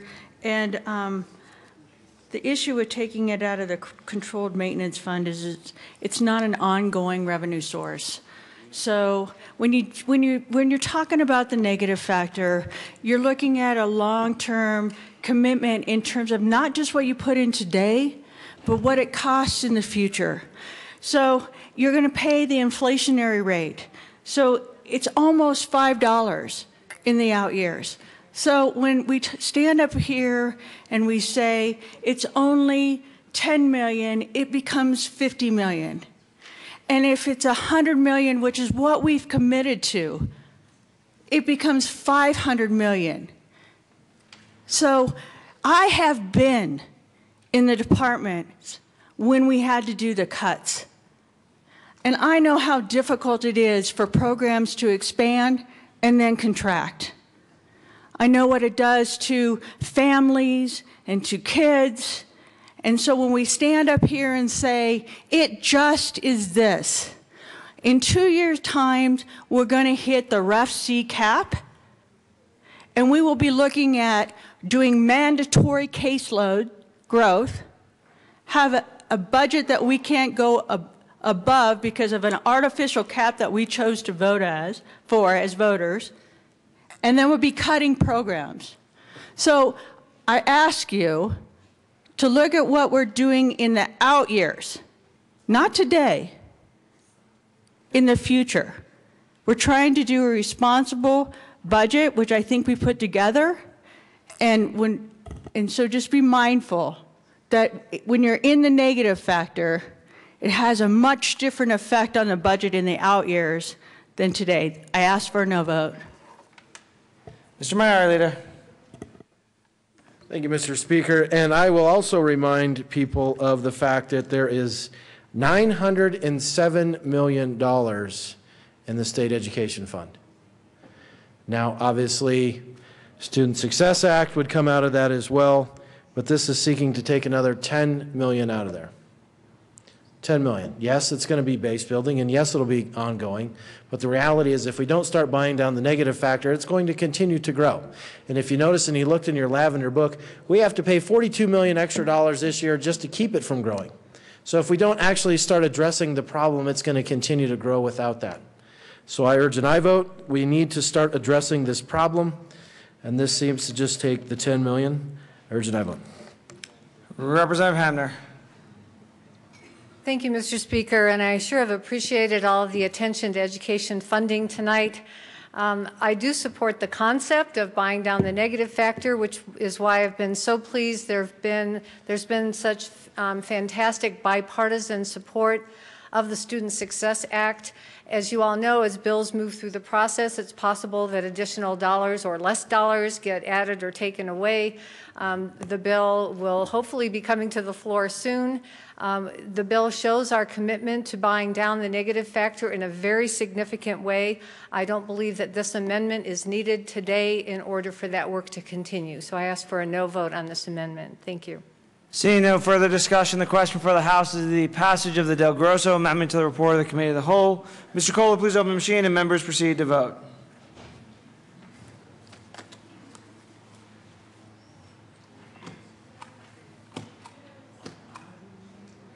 Representative McNulty.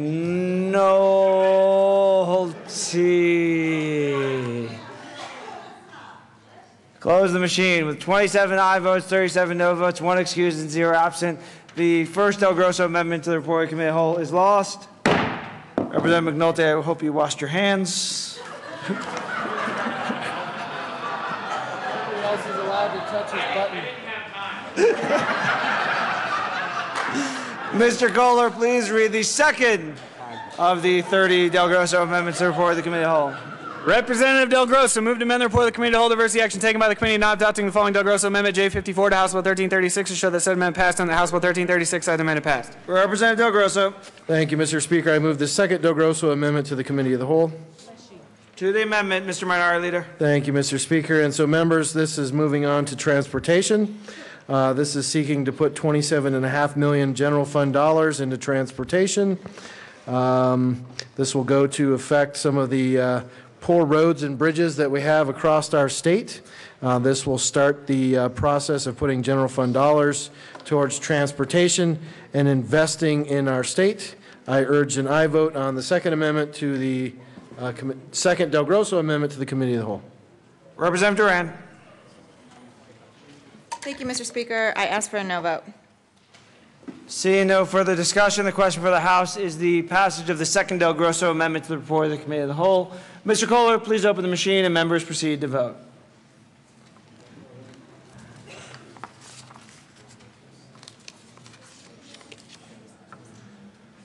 Representative Young.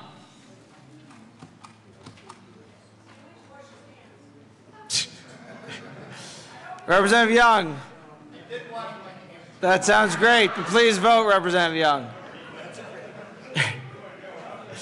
Close the machine with 27 aye votes, 37 no votes, 1 excused, and 0 absent. The second Del Grosso amendment to the report of the Committee of the Whole is lost.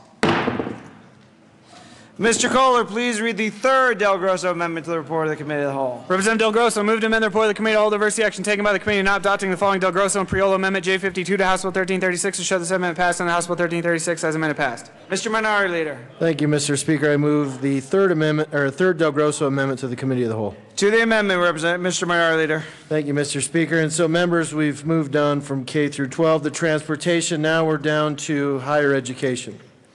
Again, we've heard time and time again how our higher education system is getting harder and harder for our young kids to be able to access the higher education system. And so this is seeking to take money out of the Controlled Maintenance Trust Fund and put that $20 million into COF, which, as you know, is a dollar-for-dollar buy-down, which is basically goes to help those kids offset their out-of-pocket expense to pay for their tuition. This is a great way that we can, and this is in no way circumvents other legislation that's moving through the process that's either seeking to redo how we fund schools or to put an additional money in. This would also be in addition to that. This is a way that we can invest in our youth, and I urge an aye vote on the third Del Grosso amendment to the Committee of the Whole. Representative Duran. Thank you, Mr. Speaker, I am just impressed at how many amendments the Minority Leader came up with. But I do want to encourage you to vote no. We have a historical increase in higher ed this year, and so with that, we simply can't do everything. So ask you for a no vote. Representative Dorr. I'm sorry. I'm reading. Sorry. Mr. Minority Leader. Thank you, Mr. Speaker, and I believe the children are our future. Treat them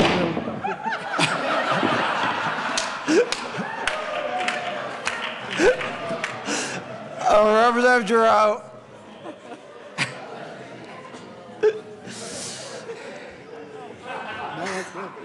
Thank you, Mr. Speaker. Members, the only thing you need to know is the historical funding that we're giving higher ed this year is the lack thereof. We aren't funding higher ed like we should be. We're not even close to where we should be. Seeing no further discussion or singing from the Minority Leader, and I will never do that, so don't worry, unless it's Hummers, which I did a couple of years ago. But the question for the House is the passage of the third Del Grosso amendment to the report of the Committee of the Whole. Mr. Kohler, please open the machine, and members proceed to vote.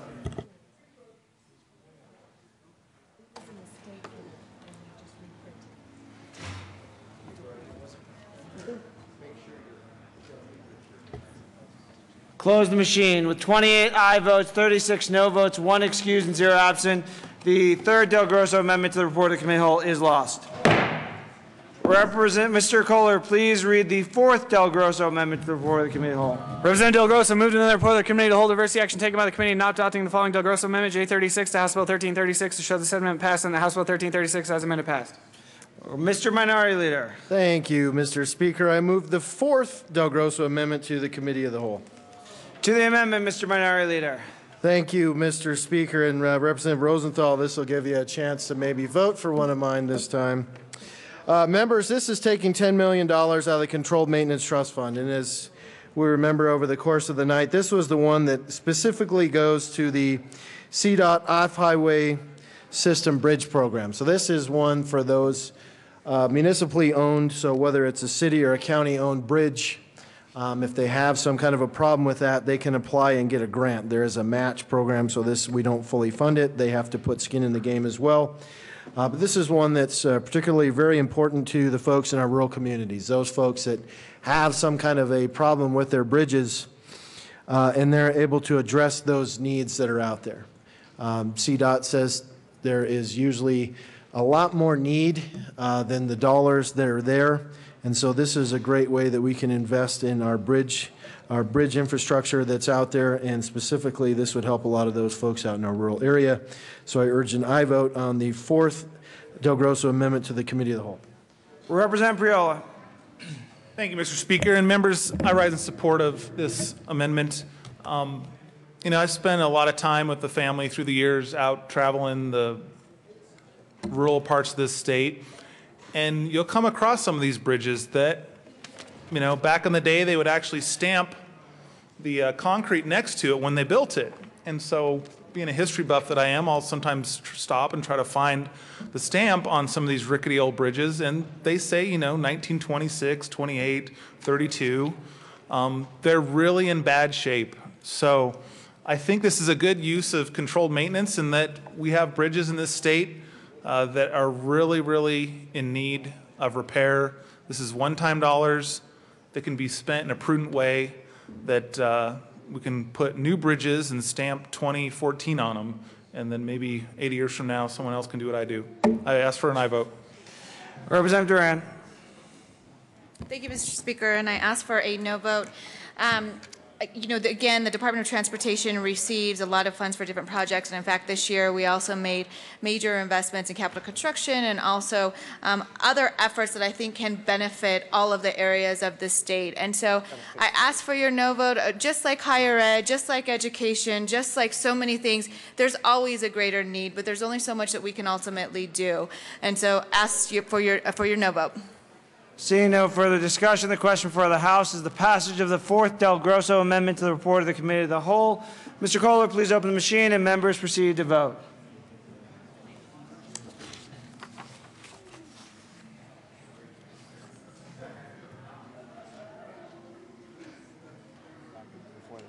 Representatives Gardner and Rosenthal. Close the machine. With 27 aye votes, 37 no votes, 1 excused, and 0 absent, the fourth Del Grosso amendment of the committee of the whole is lost. Mr. Kohler, please read the Dorr amendment to the report of the committee of the whole. Representative Dorr moved to amend the report of the committee to hold diversity action taken by the committee in adopting the following Salazar Amendment J15 to House Bill 1336 to show that said amendment lost and that House Bill 1336 as amended passed. Representative Dorr.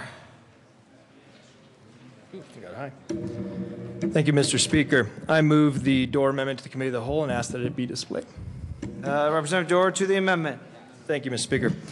Members, this amendment, we had a fairly lengthy debate on it and a good debate on it. While its merits are good, everybody wants to address the homeless issue, especially those that are children. The funding of it is problematic, and we have a responsibility down here to make sure that the funding is done in a way that can be used for its intent. And in the funding mechanism that was proposed, the money to be taken from the privates is not money that can actually be taken by the DOC, because the private beds that are not used are not funded. And so while this money is here on paper, it's not here in reality. And so it is not, while the intent of the amendment is good, the process for the money to spend for the purpose of the amendment is not the right way to do it, and I ask for a yes vote on the amendment to the report for the committee of the whole. Representative Salazar. Thank you, Mr. Speaker. We did have a good debate on this. And it saddens me that that it's being challenged. I read that list off to you. The list of 23,680 high school students, or not high school, but K through 12 students who are homeless in Colorado. And we're asking for $500,000. $500,000 to help out these families. And let me tell you what the department does with the money. The funds are distributed statewide. The funds are distributed annually through a competitive process to nonprofit organizations serving the most vulnerable citizens throughout the state. Some of that's happening in Representative Rankin's area in such a good way. The purpose of the program is to assist youth. Did I just say youths from my cousin Vinny? To help some youths. The purpose of the program is to assist youth, families, and other persons who would become homeless if they were not to receive some kind of assistance. It serves households below 50% of area median income. The services include linked services to housing, eviction and utility shutoff prevention, housing search assistance and housing stability, mediation and outreach to landlords, education and employment, healthcare, childcare, financial management, credit repair management, benefits coordination and acquisition, monthly follow-up and referrals to other services. $500,000. That's all I was asking for.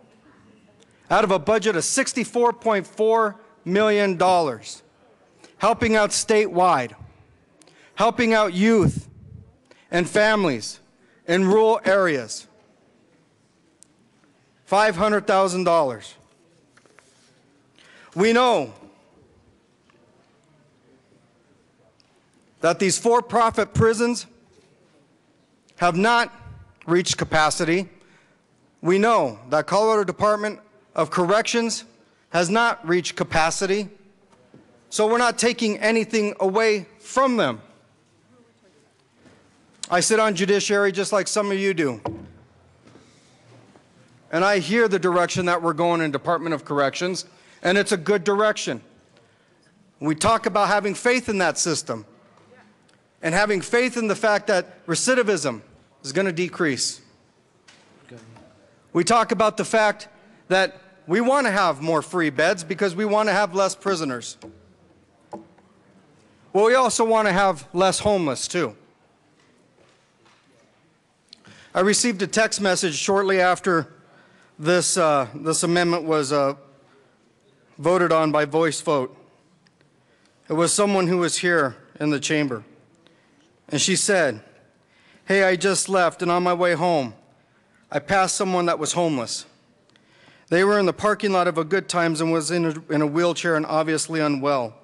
Someone was sitting there with them, and they had called an ambulance.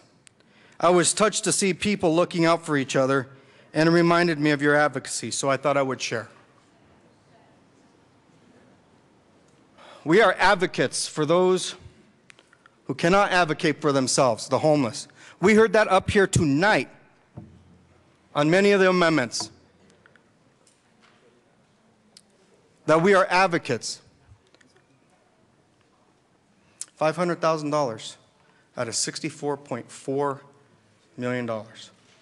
It's not too much to ask to help out for the neediest of our Colorado residents. I ask for a no vote on this amendment. Representative Waller.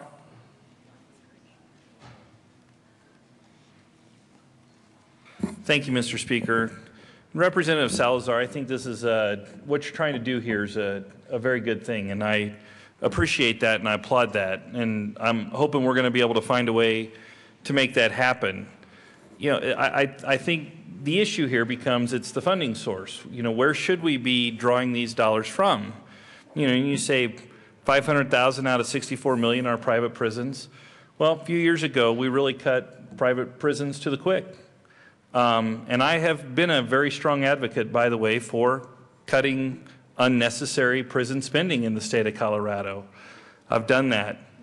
We've had the number of prisoners in the state over the last several years decrease. It's starting to climb back up just a little bit right now. But we've seen within the Department of Corrections significant increases in spending. So perhaps, Representative Salazar, if you were trying to take this 500,000 out of the 740 million that we spend on the Department of Corrections every year, 500,000 out of over 700 million is a lot less than 500,000 out of 64 million, or less of an impact. It's the same amount of money, but less of an impact. I think we could be there. And we could do that. It just seems that in this circumstance, the funding source is the wrong funding source.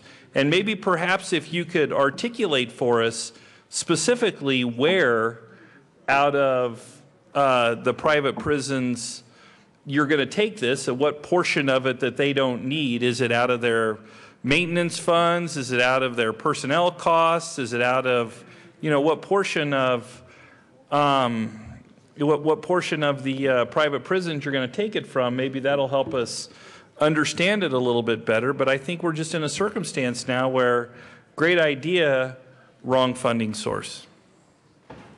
Representative Coram. Thank you, Mr. Speaker. And Representative Salazar, I do appreciate what you're trying to do here, but I think this is the wrong vehicle.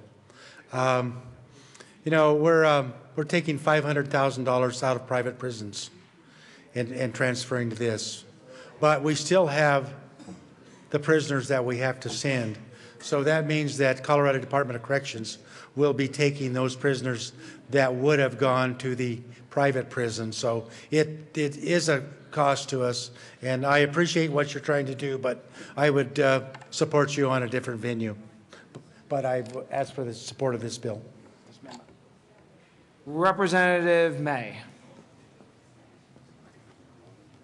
Thank you, Mr. Speaker. And I appreciate what you're trying to do here, Representative Salazar. We've been debating the budget for 9 hours, and this is the first time I get to come to the mic and say, vote yes on an amendment. So I just want you to write that down. Vote yes on this amendment. And I understand about the homeless issue.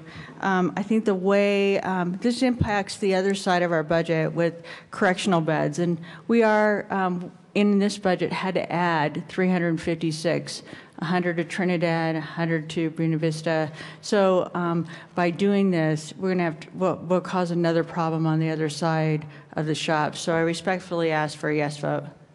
Representative Moreno. Thank you, Mr. Speaker. And members, I rise in opposition to the Dorr Amendment to the Committee of the Whole and ask for a no vote. When Representative Salazar approached me about this amendment, he didn't even have to explain it for 10 seconds before I said yes, absolutely. Because homelessness is a real problem in Colorado. And Representative Becker told a great story and demonstrated that these issues between corrections and homelessness are inextricably linked. Because when our correction system, when our jails and prisons become default housing for the homeless or the mentally ill, there's something wrong with that picture. There's something there that needs to be fixed. And I'm not saying that Representative Salazar's amendment is the end-all, be-all answer, but it starts to get us there. It starts to let us have a real conversation about homelessness in Colorado and the fact that our prisons are serving as homes when those people have no other home to go to. I ask for a no vote on the Dorr Amendment. Madam Speaker Pro Tem. Thank you, Mr. Speaker. And I'm urging you to vote no on this amendment. And the reason is simple. Far too many people are homeless. And we're seeing an increased number of people being homeless. 1 in 4 of those folks that are homeless are children. I see them. They're sleeping in cars. Some of them are sleeping in abandoned buildings. Representative Salazar, a solution is a good one, because what we're asking in this amendment that he has proposed is shifting some dollars. I don't like the trend that I'm seeing with the increased funding that we're putting in our prisons. I think we do what we have to do, but I don't like to see the trend that we're taking. I'd like to see it what it was when I first joined this body, when we were seeing less incarceration. And we are seeing a spike. I don't like it. I don't think anyone here likes to see that trend. This is a good solution, because the kids who are sleeping in those cars, they deserve to live and grow up in a safe environment. And you can't be safe if you're homeless. And sometimes when you're homeless, you start doing desperate things. And when you do desperate things, when you don't have a home, it may cause you to get arrested. Members, this is a good solution. Vote no. Representative Giroux. Thank you, Mr. Speaker. And Representative Salazar, your passion and commitment is an honor to us all, and I do appreciate your intent. But when you look at the broader picture, a lot of the people that are homeless and a lot of the people that are incarcerated have substance abuse issues and mental health issues. Fort Lyon, which was funded last year, is dealing with both of those issues. And granted, it does have a limited capacity. And as Representative Salazar said, we do have funding right now that is going to the local communities to work on the homeless issue. And I think all of that is wonderful. Right now in the state of Colorado, we are just at the cusp of hitting 1 million people in the Medicaid population. And when you get to that point, you get to what Representative Fields was talking about. In that Medicaid population, when you hit that 1 million mark, we are also, right now, 1 out of every 3 babies that are born in the state of Colorado are Medicaid babies. We are going to hit 1 out of every 2 in the next 2 years.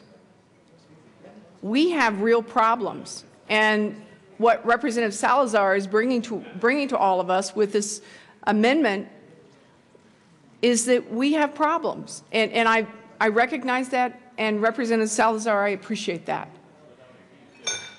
I join with other members that are standing in opposition to his original amendment and in favor of this amendment to the report of the Committee of the Whole. I have a concern about the funding source, what this funding source will do, because private prisons, we don't pay for beds that are empty in a private prison. And the wonderful thing about that is because the correction system in the state of Colorado needs to move prisoners around because of a lot of different issues, and they have to be free to move prisoners around because they need to protect the safety of those prisoners. They also need to protect the safety of those that take care of our prisoners, the guards, the mental health, the physical health, all the people that take care of our prisoners, the individuals that teach GED, all the wonderful people that work in the prison system that help our inmates leave prison and start a better life. What Representative Salazar's amendment does is it's not going to impact private prisons, it'll impact the Department of Corrections. It'll impact the prison guards, the health providers, the instructors, all the people in the state of Colorado that work for the Department of Corrections that are state employees. That's where it's going to hit. I commend Representative Salazar. I appreciate the fact that you're doing what you're doing. You're doing a very good thing. But unfortunately, the good thing is coming from the wrong funding source.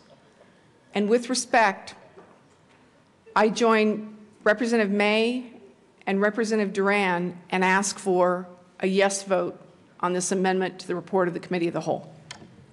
Seeing no further discussion, the question for the House is the adoption of the Dorr Amendment to the report of the Committee of the Whole.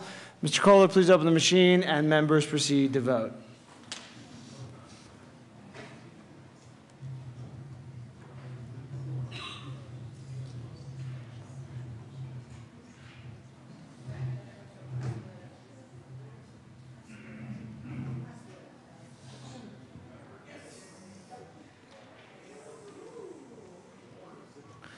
Representative McNulty.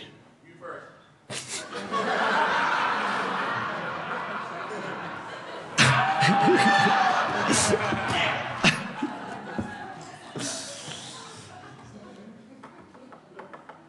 I still got to vote. Close the machine. With 35 aye votes, 29 no votes, 1 excused, and 0 absent, the Dorr Amendment to the report of the Committee of the Whole is adopted. You thought you were done, but Mr. Kohler, please read the 5th Del Grosso Amendment to the report of the Committee of the Whole. Representative Del Grosso moved to amend the report of the Committee of the Whole to reverse the action taken by the committee in not adopting the following Del Grosso Amendment J45 to House Bill 1336 and show the said amendment passed and the House Bill 1336 as amended passed. Representative Mr. Minority Leader. Thank you, Mr. Speaker. I move the 5th Del Grosso Amendment to the Committee of the Whole. Mr. Minority Leader, please continue. Thank you, Mr. Speaker. And members, before I talk about this amendment, which is actually my final one, I do want to take a couple seconds to thank all 3 of the Joint Budget Committee members here today in the chamber. Although I might not have agreed with several of the discussions that happened, and you might not have agreed with most of my amendments, I do respect the fact of the work of Representative May, Representative Duran, Representative Giroux. Again, I said this earlier today in our caucus, and I'll say it here. Quite frankly, the amount of work that you guys do over there on the Joint Budget Committee is definitely commendable. When the rest of us are back in our districts doing a lot of stuff, you guys are down here putting in the long hours. You guys are doing the tours. You guys are coming in early doing meetings. You're staying late when all the rest of us are doing a lot of other things. And so the 3 of you here definitely, I commend the hard work that you guys did to put together this budget, whether I agree with it or not. You guys definitely did an extremely hard work, and so I would personally like to thank you and all of your hard work. I'll clap for you. How about that? Now with that amendment, the 5th amendment, 5th Del Grosso Amendment to the Committee of the Whole. I was trying to butter you up to maybe change your, no. Members, this is going back to provider rates. Now, this is across the board, so this isn't picking and choosing those that are inside HCPF, those that are outside of HCPF. This is basically across the board. Now, these are folks that take care of Colorado's most vulnerable citizens, those that do work in the mental health community, those that do work to help those with intellectual or developmental disabilities, the doctors, the nurses, all of the folks that provide Medicaid services that for year after year after year have to do so much more with less, that have been cut several times. And the reality that, last year they finally got a little bit of an increase, but nothing close to what they had been cut and all of the stuff they had to go through. And so the reality is we're not even coming anywhere close to even keeping up with the cost of inflation with what we're giving these folks. And so we're continuing to ask them to do so much more with less. They are continuing to take care of our vulnerable populations. And this is a way that we can help those that help our most vulnerable citizens. So I urge an aye vote on the fifth and final Del Grosso amendment to the committee of the whole. Representative Priola. Thank you, Mr. Speaker. And being that I picked 10:45 as the time we'd be leaving, Section 20 appropriations notwithstanding. Representative Priola. I know I still can gavel him, even if it's in order. To Representative May, who was just praised, to ask for a no vote. Actually, gosh, who moved this up so high? So thank you for those kind words. Appreciate that. And I also appreciate working with my other fellow members of the JBC. I asked for a no vote. Thank you.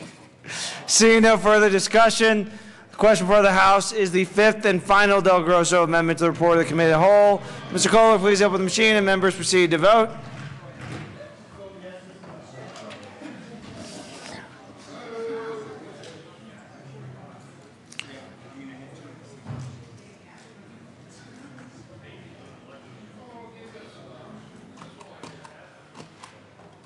Representatives May and Pedersen.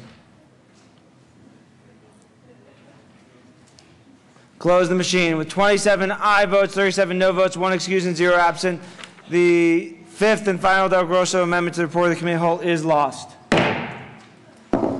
There are no further amendments at the desk. Members, great work tonight and all day on the budget. Before we vote, can you join me in thanking all of our staff for all the work and late night?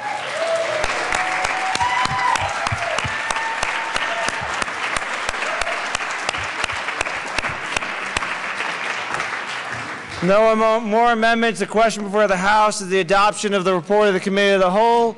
Mr. Kohler, please open the machine and members proceed to vote.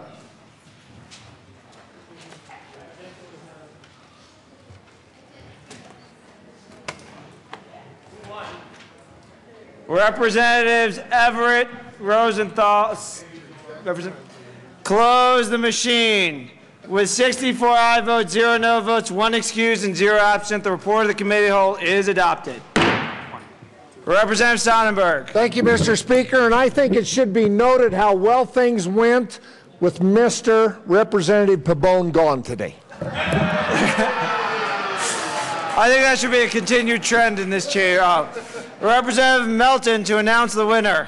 Thank you, Mr. Speaker, and thank you, members, for all of your hard work and fun today and trying to lift the spirit of passing the long bill. So, in the over-under on the long bill, I am happy to announce that the winner, who came within 2 minutes of the gavel dropping, was Representative Tim Dorr. With the gavel dropping at 10:20, Tim Dorr picked 10:22. Madam Majority Leader, for an important announcement, members, I think you'll want to pay attention to this announcement. Thank you, Mr. Speaker. Thank you all for your attention today and your great work. And for that reason, and because it's this late hour, we will not at this moment adjourn until tomorrow at 10 o'clock. So we will see you all tomorrow at 10. Yes. Probably Madam Majority Leader. And one other thing that Representative Giroux was nice enough to remind me about, if you would please leave your brown file folders off of your file cabinet so that the clerks don't have to remain to file them tonight. They'll do them tomorrow. You can put them up tomorrow. Thanks very much. Members, you are free to go. We have a few things to read across the desk. Great work today. Signing of bills, resolutions, and memorials. The Speaker has signed House Bills. Remainder of the report to be printed in the Journal. Delivery of bills to the Governor. Chief Clerk of the House of Remainder of the report to be printed in the Journal. Message from the body that doesn't really work anymore. Mr. Speaker, the body doesn't really work anymore. It's passed on third reading. The message from the body doesn't work anymore will be printed in the Journal when they maybe get to work tomorrow, if they get to work. Message from the reviser. We hear a transmit without comment. Message from the reviser will be printed in the Journal. Message from the Honorable Governor John Hickenlooper. Ladies and gentlemen, I have the honor and the message from the Governor will be printed in the Journal. Introduction of resolutions. Senate Joint Resolution 21 by Senator Todd, also Representative Labuda, concerning the recognition of National Women's History Month in connection with designating March as Colorado Women's History Month. SJR 21 will lay over one day under the rules.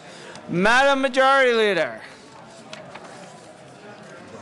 Thank you, Mr. Speaker. I move that the House stand in adjournment until tomorrow at 10 a.m. That's February 28th. I know it's late, but we would like to lay over the balance of the calendar first. I would.